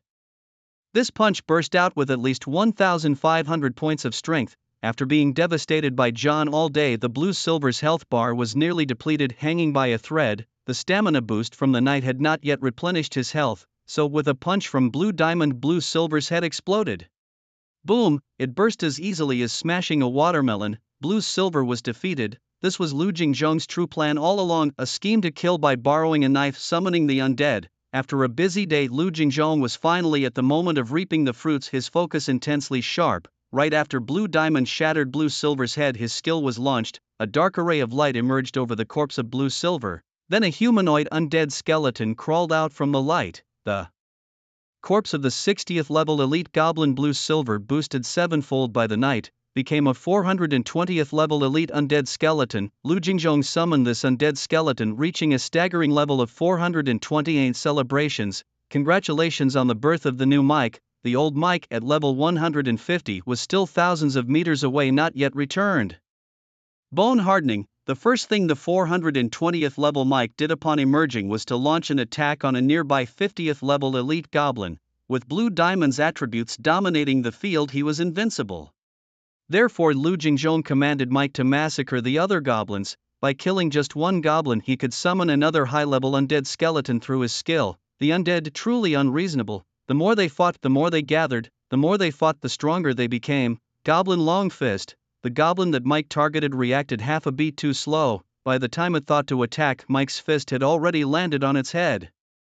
Just aiming for the head, this 50th level goblin, just like Blue Silver before him, or rather like every one of the 30,000 goblins present, all worn down after a whole day under Lu Jingjong's command, their health bars nearly empty, and having only just received the night's boost, they had no time to recover their health. Thus Mike's punch, with a devastating force, exploded the goblin's head. Undead summoning. Lu Jingjong launched a skill. Another 350th level elite undead skeleton was obtained. Undead summoning the Eternal God. With the appearance of Mike and the 350th level skeleton, the situation of suppressing the goblins changed once again. Bone hardening. Bone spike assault. Mike and the two undead skeletons ignored Blue Diamond, directly hunting down weaker goblins. The scene was filled with critically injured goblins. They would catch one and burst its head with a punch as easy as slicing through vegetables, and for every goblin that didn't die, Lu Jingjong would immediately launch another undead summoning skill. In no time Lu Jingjong had gathered 30 to 50 elite undead skeletons. The highest was Mike at level 420, the lowest were also close to level 300, invincible. Lu Jingjong was ecstatic. A whole day of hard work was not in vain. This wave was a direct takeoff. Tomorrow he could even establish a nation. The 420th level elite undead skeleton with three-dimensional attributes reaching up to 840 points, who else could stand against them? Watching Mike chase and kill goblins everywhere, a wave of fear suddenly surged in Blue Diamond's heart. It's not the inherent goblin trait of running away when the going gets tough, it's real fear. Who are you exactly? Lon Diamond pointed at Lu Jingjong and asked, a lock-on health cheat, controlling others, and even summoning powerful undead skeletons from corpses. Have you no shame? I, the Great One, have never seen such a shameless person. Standing atop Jack's head, Lu Jingjong opened his arms wide and answered Lon Diamond's question. Some call me the Abyssal Lord, some call me the Great Demon Lord, others call me Lord Yan. Or you can also call me the Cheater. Laughing heartily, Lu Jingjong felt extremely pleased as tonight's gains were substantial. At this moment, the summoned high-level undead skeletons had already surpassed 100. His mana was nearly depleted. Demon. Lon Diamond, looking at the laughing Lu Jingjong, trembled with fear. Dad, let's run. Level 34 blue gold did not interest Mike at all. At this moment, Mike only wanted to quickly hunt down those level 50 or so goblins, so seizing the opportunity, Blue Gold moved to Lon Diamond's side. Grabbing Lon Diamond, Blue Gold said anxiously, Dad, the situation is lost, let's save our lives first. 30,000 goblins, under the pursuit of Mike and 100 or so undead skeletons, ran frantically in all directions, and in the misty forest where visibility was less than 10 meters, where could they run? They could only crash around like headless flies, and then be pursued and have their heads burst by Mike and the undead skeletons. Spare our lives, Great One. While running, the goblins cried out for mercy. Watching this one-sided situation, Lon Diamond's supremely confident gaze quickly dimmed. Thump. Lon Diamond actually knelt down before Lu Jingjong. My lord, keep the gold, please spare my people. Lu Jingjong, do you even understand the situation? Originally, Lu Jingjong saw that Lon Diamond did not immediately turn to flee and wanted to commend him for being different, but then the talk turned back to gold. Impossible. From the moment you led people to invade my territory, there was no possibility of forgiveness. Goblins accept the judgment of fate. Hearing this, Lon Diamond went silent, then he slowly stood up. His gaze suddenly became sharp and unmatched, his surging magical power exploded. Then let's fight. Goblins fear nothing. Lon Diamond suddenly burst with a high fighting spirit, his aura exploding dramatically. This sudden change made Lu Jingjong take a new look at Lon Diamond. this goblin Lon Diamond was indeed something. Ordinary goblins seeing the situation turn bad would have long since fled, yet he dared to call for battle. But was there a problem? Yes, currently Lon Diamond was the strongest on the field and Lu Jingzhong had no one who could match him, but it wasn't a big problem, because Lu Jingzhong had activated a healthlock cheat. Lon Diamond couldn't kill anyone, well except the three-headed hellhound isn't a person. Lon Diamond took out his great spear, standing proudly, once again adopting a superior stance. Boy, take my spear. Then raising his great spear, Lon Diamond thrust it violently towards Lu Jingzhong. Whoosh! The swift great spear tore through the air, instantly shooting towards Lu Jingzhong's face. Boom! The long spear pierced directly through Lu Jingzhong's chest, causing a whopping 130,000 damage. Terrifying indeed, yet despite such a formidable attack, Lu Jingzhong's health bar showed no sign of decrease. What's more, with a squirming of flesh and blood, the blasted chest cavity healed in the blink of an eye, leaving not even a scar behind. The Lich King's immortal body was truly invincible. Unscathed, Lu Jingzhong looked up just in time to see the fearless goblin Lon Diamond, who had boldly declared his intent to fight to the end. Right after firing that shot, Lon Diamond grabbed his son Lon Gold and without looking back, they ran. Son, throw the coins you're hiding in your loincloth to distract the enemy and buy us some time to escape. Dad, why don't you throw yours? Nonsense, your dad cherishes his too much. Dad, I cherish mine too. After breaking through a layer of bouncy fog, Lon Diamond and Lon Gold finally escaped from Lu Jingzhong's territory. Clearing the fog, they saw daylight again. Having narrowly escaped death, Lon Gold looked around and realized they were back where they had entered the foggy forest that morning. They had made it out. Excited, Lon Gold gave his father a thumbs up, praising him. Dad, you're amazing. Through such a huge foggy forest and you didn't lose your way even once. Hearing his son's praise, Lon Diamond proudly planted his long spear into the ground. Ha! Your old man is indeed the fierce blue beast of Lando Mountain. Lon Gold looked at his father and then at himself, slightly puzzled. Dad, but our goblin's skin is green. He didn't dare to ask more, fearing a beating. Just then Lon Diamond stooped to pick up a gold coin from the ground. A gold coin? Lon Gold exclaimed in surprise. They say fortune follows after a narrow escape, and it's true. Dad, we should share. Lon Diamond, clutching the coin tightly, kicked Lon Gold away disdainfully. Go on, get. This coin was always mine. Lon Gold, wide-eyed, pointed at the ground. Dad, how can you lie with your eyes wide open? I saw you pick it up from the ground. Carefully, Lon Diamond tucked the gold coin into his loincloth, then shot Lon Gold a look. Do you think we just randomly ran out of the foggy forest? It was me, following the scent of this gold coin. I left it this morning just in case. Shocked, Lon Gold looked at Lon Diamond, unsure whether to believe his old father or to curse him for his shamelessness. Lon Diamond patted Lon Gold on the shoulder, adopting the tone of someone who's been through it all.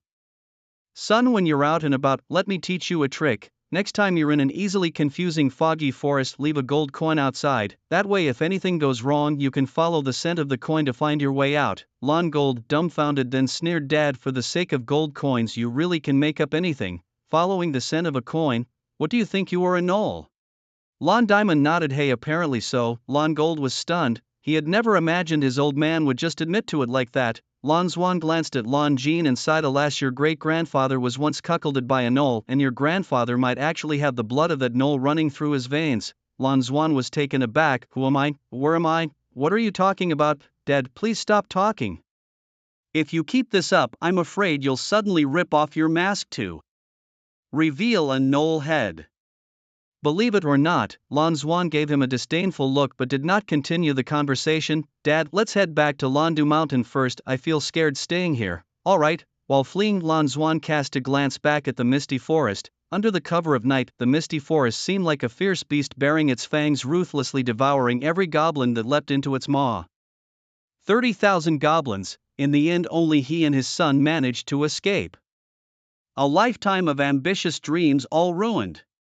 If only he had known, he would never have demanded so much gold in the first place. Lon Zwan was extremely vexed. In the misty forest, Lu Jingzhong stood atop Jack's head, watching the direction in which Lon Zwan fled. When Lon Zwan ran, he did not stop him, because he couldn't. Even if he had, he couldn't have killed Lon Zwan. Among the 30,000 goblin army, Lon Zwan was the highest level at 72. Aside from him, his brother Lon Ian was the next highest at level 60. Thus, the summoned Mac from the corpse of Lan Yin under the night state at level 420 was the strongest existence on Lu Jingzhong's side. Even Mac was unable to inflict damage on Lan Xuan tonight. Instead of trying to stop an unkillable Lan Xuan, Lu Jingzhong preferred to command Mac to slaughter the other goblins. Facing Mac's pursuit, the 30,000 goblins could only flee in terror. If they ran too slowly and were caught, it meant death. Bone Spike Assault. Mac swung his hand, throwing out a 1-meter-long bone spike. The spike struck a goblin on the back, instantly piercing through his body, killing him instantly. Necromancer Summoning. The next second, Lu Jingzhong's skill would land on the goblin's corpse. High-level Elite Necromancer Skeleton +1. After using this skill, Lu Jingzhong found his mana depleted. At level 13, Lu Jingzhong had a total of 260 mana points. He had spent 20 mana points using the Enslave skill on Lan Xuan, and after over 100 uses of Necromancer Summoning, his mana was finally exhausted. Meanwhile, Mac continued his massacre of the goblins. Under the 7x Night amplification, these goblin corpses were treasures. Each goblin corpse meant a higher level minion. Of course, necromancers above level 10 could also perform Necromancer Summoning on corpses, thus obtaining skeleton soldiers. Lu Jingzhong's 4 necromancers were all above level 10, however, using these goblin corpses for the necromancers to summon was simply a waste. The highest level necromancer, Wu Yi at level 25, could at most summon level 35 skeleton soldiers from these goblin corpses. A necromancer's summoning skill can only summon skeletons up to 10 levels higher than themselves, even if the material is a king tier monster's corpse. But Lu Jingzhong, who had inherited the Necromancer King's legacy, could summon level 100 plus undead skeletons from these 30,000 goblin corpses under tonight's 7x amplification. So how should one choose? There's no need to say much about that. But the problem still arises. LV Jingzhong alone finds the mana too short. There he was. After summoning more than 100 skeletal undead, his mana was gone. What to do? LV Jingzhong looked up to the heavens and sighed heavily. Jungle Dad, I need a blue buff. Bone Spur Assault. Like a god of war, Mike charged ahead, leaving behind his 100 minions, chasing the tails of 30,000 goblins and killing relentlessly. The elite skeletal undead only have 2 skills at levels 10 and 20. However, Mike's methods of attack were anything but monotonous. You could never guess where he might suddenly launch a sharp bone spur, sending a goblin to meet its maker. From head to toe, inside and out, at any moment it could happen. Puff. Another unfortunate goblin died at the hands of Mike. Such a pity. Watching this, LV Jingzhong felt a bit regretful. He had no mana. Without mana, even seeing a corpse was no fun. However, just then, he killed a level 43 elite goblin, 7 times night boost state, gaining XP plus 86. The night state of the wild monsters did not provide extra XP, but it was still enough for LV Jingzhong to level up, level 14 now. After leveling up, LV Jingzhong's mana and health were instantly full. Mana, 280, 1 point recovered every 50 seconds. Summon Undead. With mana, LV Jingzhong immediately used his skill. The Summon Undead skill cost 2 mana points per use. With 280 mana points, he could use it 140 times.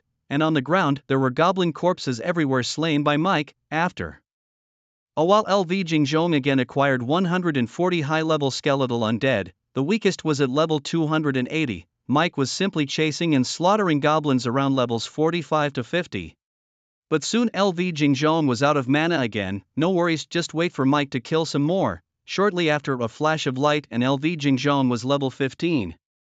His mana and health were replenished again. Of course, for LV Jingzhong, replenishing health was the same either way. Well, it's not like he would lose any. For him, the most important was still the mana. At level 15, his mana was 300 points. This time, LV Jingzhong acquired 150 high-level skeletal undead. After using up his mana, LV Jingzhong simply sat on Jack's head and waited to level up. After some time, LV Jingzhong reached level 16. 320 mana points. Again, he acquired 160 high-level skeletal undead, and he continued to wait. Level 17. 170 skeletal undead, level 18. By dawn, LV Jingzhong had shockingly reached level 30. Like riding a rocket, 30,000 goblins had propelled LV Jingzhong from level 13 straight to level 30. All in all, LV Jingzhong summoned a total of 4,220 high-level skeletal undead. Throughout his leveling, the replenished mana allowed him to summon 3,860, and the slow recovery of mana at night, 50 seconds for 1 point over 10 hours, allowed him to summon 360. a total of 4,220 skeletal undead. Among them, the strongest was still Mike, a level 420 elite skeletal undead. The weakest was a level 210 elite skeletal undead. The worst ones are all at level 210. Standing atop Jack's head, Lu Jingzhong looked down at the over 4,000 undead skeletons, feeling an inevitable surge of ambition. It seems him invincible. The morning sun of the sixth day as the Lord had just begun to light up the endless continent. By then Lu Jingzhong already commanded such a powerful undead legion. To the other lords, you might as well not play, I am invincible. Regrettably, last night's 30,000 goblins were all slain by the undead skeletons summoned by Mike and Caesar, and other undeads got no experience from it. There was no helping it. At level 20 Caesar simply couldn't harm the goblins who were under a 7x amplification status. Additionally, after dawn as the night status faded, Lu Jingzhong could no longer summon powerful undead skeletons from the remaining goblin corpses. He could only tearfully use the castle's disassembly skill to recycle the goblin corpses. All in all, after a busy day and night, Lu Jingzhong had gathered 4,220 high-level undead skeletons. He himself had reached level 30, seemingly unlocking the recording function, allowing him to record short videos to send on the world or private channels. He also amassed piles of magic crystals, red crystals, gold, and other resources. The 30,000 goblins had exploded into 1,000,000 magic crystals, over 50,000 red crystals. As for gold, hardly worth mentioning, the haul of magic and red crystals alone was incredibly rich. Lu Jingzhong had never been so wealthy. The only pity was that not a single orange crystal had burst out. Now, to upgrade the undead altar, not only did he need magic crystals and red crystals but also orange crystals. Missing just 1 inch and the undead altar couldn't be upgraded to level 7. Orange crystals, where could he go to obtain this orange crystal? Lu Jingzhong was completely clueless. Besides these resources, Lu Jingzhong also collected a bunch of treasure chests. A level 60 blue silver yielded a golden treasure chest. Additionally, there were about 20 large and small silver treasure chests, 150 bronze chests, and over 1,000 black iron chests, a fat loot. Resources so abundant they were almost unspendable. Goblins, truly a kind-hearted race, Lu Jingzhong sincerely remarked. After tallying his gains, Lu Jingzhong was in no rush to open the chests. Opening chests was not a trivial matter, especially with a golden level chest among them. It required careful consideration. Lu Jingzhong checked his contact list, noticing unread messages. Both Lu Qingyao and Luo Jia had reached out to him. Luo Jia had contacted him because the fine iron was ready. Lu Jingzhong had given Luo Jia over 30,000 iron ores, and Luo Jia had forged over 10,000 fine iron for Lu Jingzhong, 3 units of iron ore for 1 unit of fine iron. 10,000 fine iron, enough to upgrade the castle to level 21. Of course, after upgrading the castle, there would be no fine iron left for forging equipment, unless waiting for the iron ore from the dragon's lair to be mined. According to the agreement, Lu Jingzhong paid Luo Jia his due. Freebies were out of the question. It's not like he didn't have the money. Lu wealthy Jing bold Zhong. As for Lu Qingyao, big brother, I'm so mad. There wasn't a shipment of Qingling grass potion, just this message. Lu Jingzhong, what happened? Qingyao, Lu Qingyao, big brother, it's good that you reminded me, otherwise we would have suffered a great loss. Lu Jingzhong, goblins, huh? Lu Qingyao, yes, I've killed them all. From now on, I'm not taking goblins as underlings anymore. Second brother, you don't know, the goblins have become too arrogant. Just yesterday, right in front of me, they were discussing how they would kill me in the evening and then steal the Qingling grass potion I made. Yes, they even planned to tie up all my golden lions and sell them to merchants in Rondu City. Second brother, you know, they discussed all this right in front of my face. Lu Jingzhong, that does sound like something goblins would do. Lu Qingyao, I was so angry that I let the golden lions kill them all. Not one was spared. Lu Jingzhong, as long as you're okay, that's all that matters. Lu Qingyao, so second brother, the Qingling potion will have to wait. After killing all the goblins, I stuffed the 2 golden lions into the potion workshop. It's a bit slow. Lu Jingzhong tilted his head, unable to figure out how golden lions could possibly make potions. How mystical, O Lord of the Realm. Giving up on thinking, Lu Jingzhong replied to Lu Qingyao, Lu Jingzhong, don't worry, I fought some monsters yesterday and got some resources. I'll send some to you first. Upgrade the summoning altar first. The newbie period is almost over. You need to level up the golden lions quickly. After saying this, Lu Jingzhong sent Lu Qingyao 100,000 magic crystals and 10,000 red crystals. Seconds later, Lu Qingyao, second brother, you call this a little resource? 100,000 magic crystals, 10,000 red crystals, my heavens, what kind of monsters did you fight to burst so many resources? It's not that Lu Qingyao was inexperienced. It's really that upgrading from level 1 to level 2 of the summoning altar only takes 100 magic crystals and 5 red crystals, and Lu Jingzhong sent her 100,000 magic crystals and 10,000 red crystals in one breath. Lu Qingyao, second brother, did you hook up with a rich widow? Does the endless continent also have happy balls for rich widows? Lu Jingzhong, don't be silly, just focus on developing. Lu Qingyao, yes, second brother, Lu Jingzhong. If you're short on resources, just tell second brother, I can't provide much else, but I can provide enough resources, well, except for fine iron and orange crystals. Lu Qingyao, second brother, does love disappear, right? Lu Jingzhong, magic crystals and red crystals are already enough for your early development, don't bite off more than you can chew. Lu Qingyao, he got it, second brother. By the way, second brother, do you know the goddess Song Ying? Lu Jingzhong, Song Ying, I seem to recall, is she the one who organized the Attack and Defense Alliance in the World Channel? Lu Qingyao, yes, that's her. She posted a picture last night on the World Channel, so beautiful. Lords can send pictures after reaching level 10, both tough and majestic, truly a peerless beauty. Second brother, do you like her? If you do, speak up, I'll tie her to your bed someday, otherwise holding onto your resources I feel uneasy. Lu Jingzhong, don't make enemies carelessly, I'm not by your side, you need to learn to sneakily develop. Lu Qingyao, got it, second brother, my golden lions can protect me. Lu Jingzhong, be careful in all things. After disconnecting from the private chat, Lu Qingyao gazed at the resources in the warehouse. 100,000 magic crystals, 10,000 red crystals. Upgrade, upgrade, upgrade. In one go, Lu Qingyao upgraded her summoning altar to level 10. Unlike Lu Jingzhong's altar of the undead, Lu Qingyao's summoning altar only required orange crystals after reaching level 10. Moreover, with each level upgrade, her summoning altar would summon an additional golden lion king. At level 10, Lu Qingyao's summoning altar could summon 11 golden lion kings each day. After upgrading her summoning altar to level 10, Lu Qingyao immediately proceeded with the summoning on the 6th day, beholding the 11 majestic golden lion kings before her. Lu Qingyao firmed up a thought, dear second brother, I am your true sister, and the idea of marrying you is impossible in this lifetime, so let me catch a beauty for you. I remember Song Ying's castle is right here on the Kolmar Prairie, in the same place as mine, no need to thank me, this is what a sister should do. Meanwhile, Song Ying the hero and other high-ranking lords of the Attack and Defense Alliance were discussing the appearance of a major boss in the Sunset Mountains. Countless lords from the Sunset Mountains who had joined the alliance were frantically sending out distress calls. The newly formed Attack and Defense Alliance was facing such a tricky situation right after its establishment, which was really bad luck. Although the hero was frustrated, they had to come up with a plan, otherwise the newly established alliance would crumble in an instant. On the contrary, if they handled this matter well, the prestige of the alliance could reach an unimaginable peak.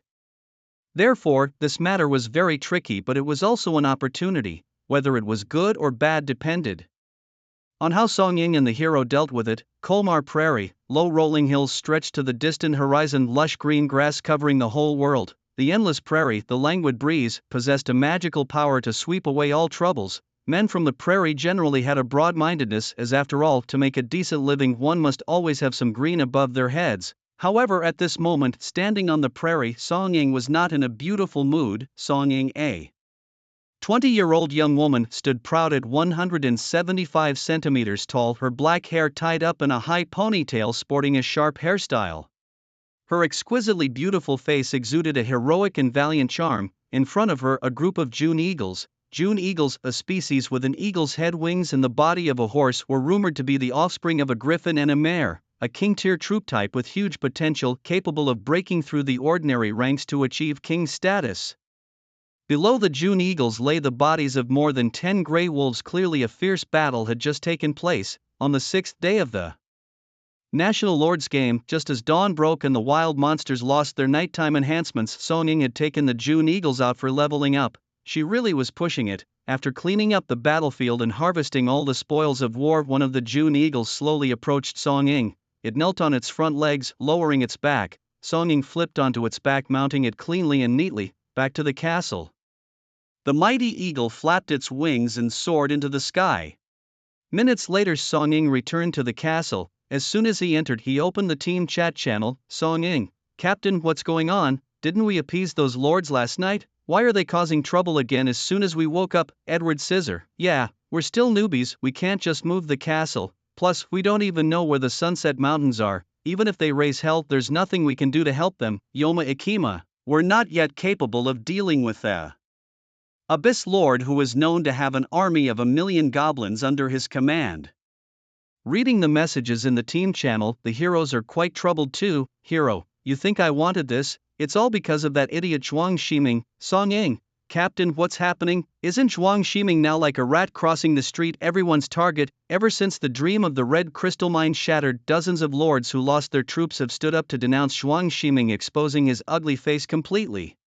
For a time, Zhuang Ximing angered both gods and men, with countless lords even adding him as a friend just to scold him. It was a sensational cyberbullying event in another realm, but all of this was rightfully deserved by Zhuang Ximing. No one pities him. Song Ying is somewhat puzzled. This guy's reputation is down the drain. How can he still stir up trouble? Hero, tired at heart, responds. This morning, right after Zhuang Ximing summoned the three-headed dog of hell on the 6th day, a bone dragon suddenly flew down from the sky and snatched away all his troops. For 2 consecutive days, his summoned troops were taken away as soon as they appeared. Zhuang Ximing completely broke down, constantly talking in the world channel, asking our alliance to rescue him. Trevor Lucen, he's really got some nerve. He's not even a member of our alliance, yet he wants us to rescue him. Edward Scissor, right, that's exactly how I scolded him in the world channel. Trevor Lucen, well done, brother.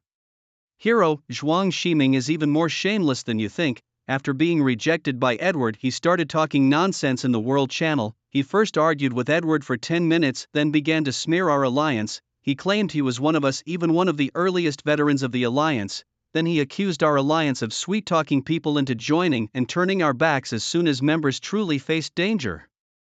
Trevor Lucen, truly shameless. Hero, but unfortunately some believed him. Yoma Ikima, what does Zhuang Ximing smell like now? And yet people believe him. Hero, what can I do? They think Zhuang Ximing has king-level troops. Our alliance surely wouldn't give up on such a potential member. Trevor Lucen, it's a real mess. Song Ying, they probably don't believe in Zhuang Ximing, but the existence of the Abyss Lord makes them feel very insecure. They need a tangible sense of real security. Hero, Song Ying's analysis is very accurate. After Zhuang Ximing made a fuss in the world channel, those lords from the Sunset Mountains in our alliance came to ask me, will the alliance really take care of them?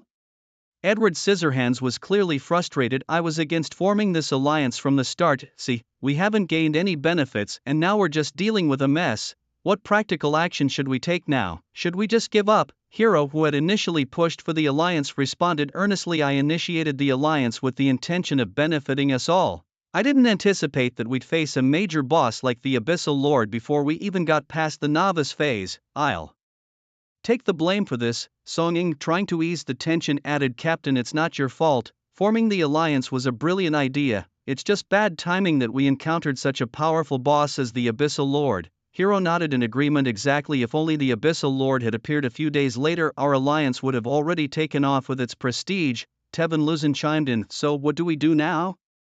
Edward Scissorhands sarcastically suggested, what can we do? Let the lords of the Sunset Mountains fend for themselves. Surely we can't be expected to fight the Abyssal Lord to the death. If it comes to it, we'll just dissolve the alliance and start a new one. Song Ying countered, that would ruin our reputations and we would never be able to form an alliance as large as this one again. We must uphold the credibility of the alliance. If we can overcome this obstacle, our alliance will surely become the #1 organization among all the lords. Tevin Luzin asked, but how do we get past this hurdle? The Abyssal Lord isn't exactly listening to us. Yajian Yima suggested, I think we should adopt a pacifying strategy. Song, maybe you could send another set of your photos to the members of the alliance. Edward Scissorhands agreed, using beauty as a strategy might work. Tevin Luzin, half-joking, admitted, honestly I wouldn't mind seeing those pictures too. Song Ying clarified, I used that strategy last night and using it again today won't be as effective. The lords of the Sunset Mountains need a sense of security now, not just pretty faces. Hero confidently stated only strong power can provide them with the security they need. Song Ying affirmed right now it's our time to show our strength. Edward Scissorhands asked how do we show it? Should we go to the Sunset Mountains and defeat the Abyssal Lord? If you have the strength to do so, by all means, Song Ying retorted. Edward Scissorhands scoffed. I'm not that delusional, Hero suggested. We just need to convince the lords of the Sunset Mountains that the Alliance has the power to help them. Tevin Luzin questioned, but how do we prove it? None of us has the kind of authority that could settle this matter decisively. Song Ying mentioned there is one lord who does possess that authority. Edward Scissorhands curiously asked who. Hero revealed Lu Jingzhong, recognized by billions of lords as the strongest. Song Ying added, indeed, if Lu Jingzhong could reassure the lords of the Sunset Mountains, he could definitely provide them with the security they need. A strong reputation is very useful everywhere. Ye Jian Yima agreed, you're right, but will Lu Jingzhong help us? He hasn't responded to us before. Edward Scissorhands teased Song, haven't you captivated him yet? Song Ying replied, he hasn't even accepted my friend request yet. Edward Scissorhands suggested, why don't you send him your pictures? You should have done that after reaching level 10. Don't send those cool and commanding types of messages in the World Channel, send something refreshing, for the men. Song Ying, Hero, ahem, let's split up into two groups. Edward Lucin Yima and I will go to the Alliance to try to pacify the lords of the Sunset Mountains. Song Ying, you go contact Lu Jingzhong. I don't care what method you use, you must get him to represent the Alliance. Reading the messages in the team chats, Song Ying was stunned. How did she end up getting involved in this? It wasn't long before Lu Jingzhong received a friend request from Song Ying. Lu Jingzhong, I know this is very presumptuous, but could you please do me a small favor? It's very simple. I just want you to represent the Alliance and pacify the lords of the Sunset Mountains, telling them to hold on and wait for rescue. You will definitely lead the Alliance's army to attack the Abyssal Lord and rescue them. It's just a word for you, very simple. Please help me out. Thank you very much. Attached. A photo was also included. Of course, it wasn't the kind of refreshing photo Edward mentioned, but it still had a very strong attraction for men. Beautiful, Song Ying was indeed very beautiful, but Sunset Mountains, Misty Forest, you're talking about the Abyssal Lord, that's me, you're asking me to attack myself? Are you brainless, or am I brainless? Lu Jingzhong immediately clicked reject, then Lu Jingzhong passed on Song Ying's photo to the World Channel. You want to use beauty to manipulate me, then I'll let you face social death on the spot. Seeing the photo Lu Jingzhong posted, the World Channel exploded. Wow, is this the goddess Song Ying? Such seductive eyes from the goddess. I didn't expect you to be like this. The always cool and commanding goddess Song Ying in front of big boss Lu Jingzhong turns out to be like this, a gentle bow of the head like a water lily too delicate to stand a breeze. Woohoo Bungbu, get ready to charge, brothers, charge. Ha, now I understand you and I can only taste the sweetness of the goddess, but big boss Lu Jingzhong gets to taste her saltiness. Even in another world it's still so realistic. My defenses are broken, brother. Soon Song Ying, who hadn't received a response from Lu Jingzhong, learned from Hero and the others what had happened on the World Channel. Social death on the spot. Her carefully crafted goddess image was completely destroyed in an instant. Lu Jingzhong, you will not die a good death. Song Ying was furious to the point of explosion.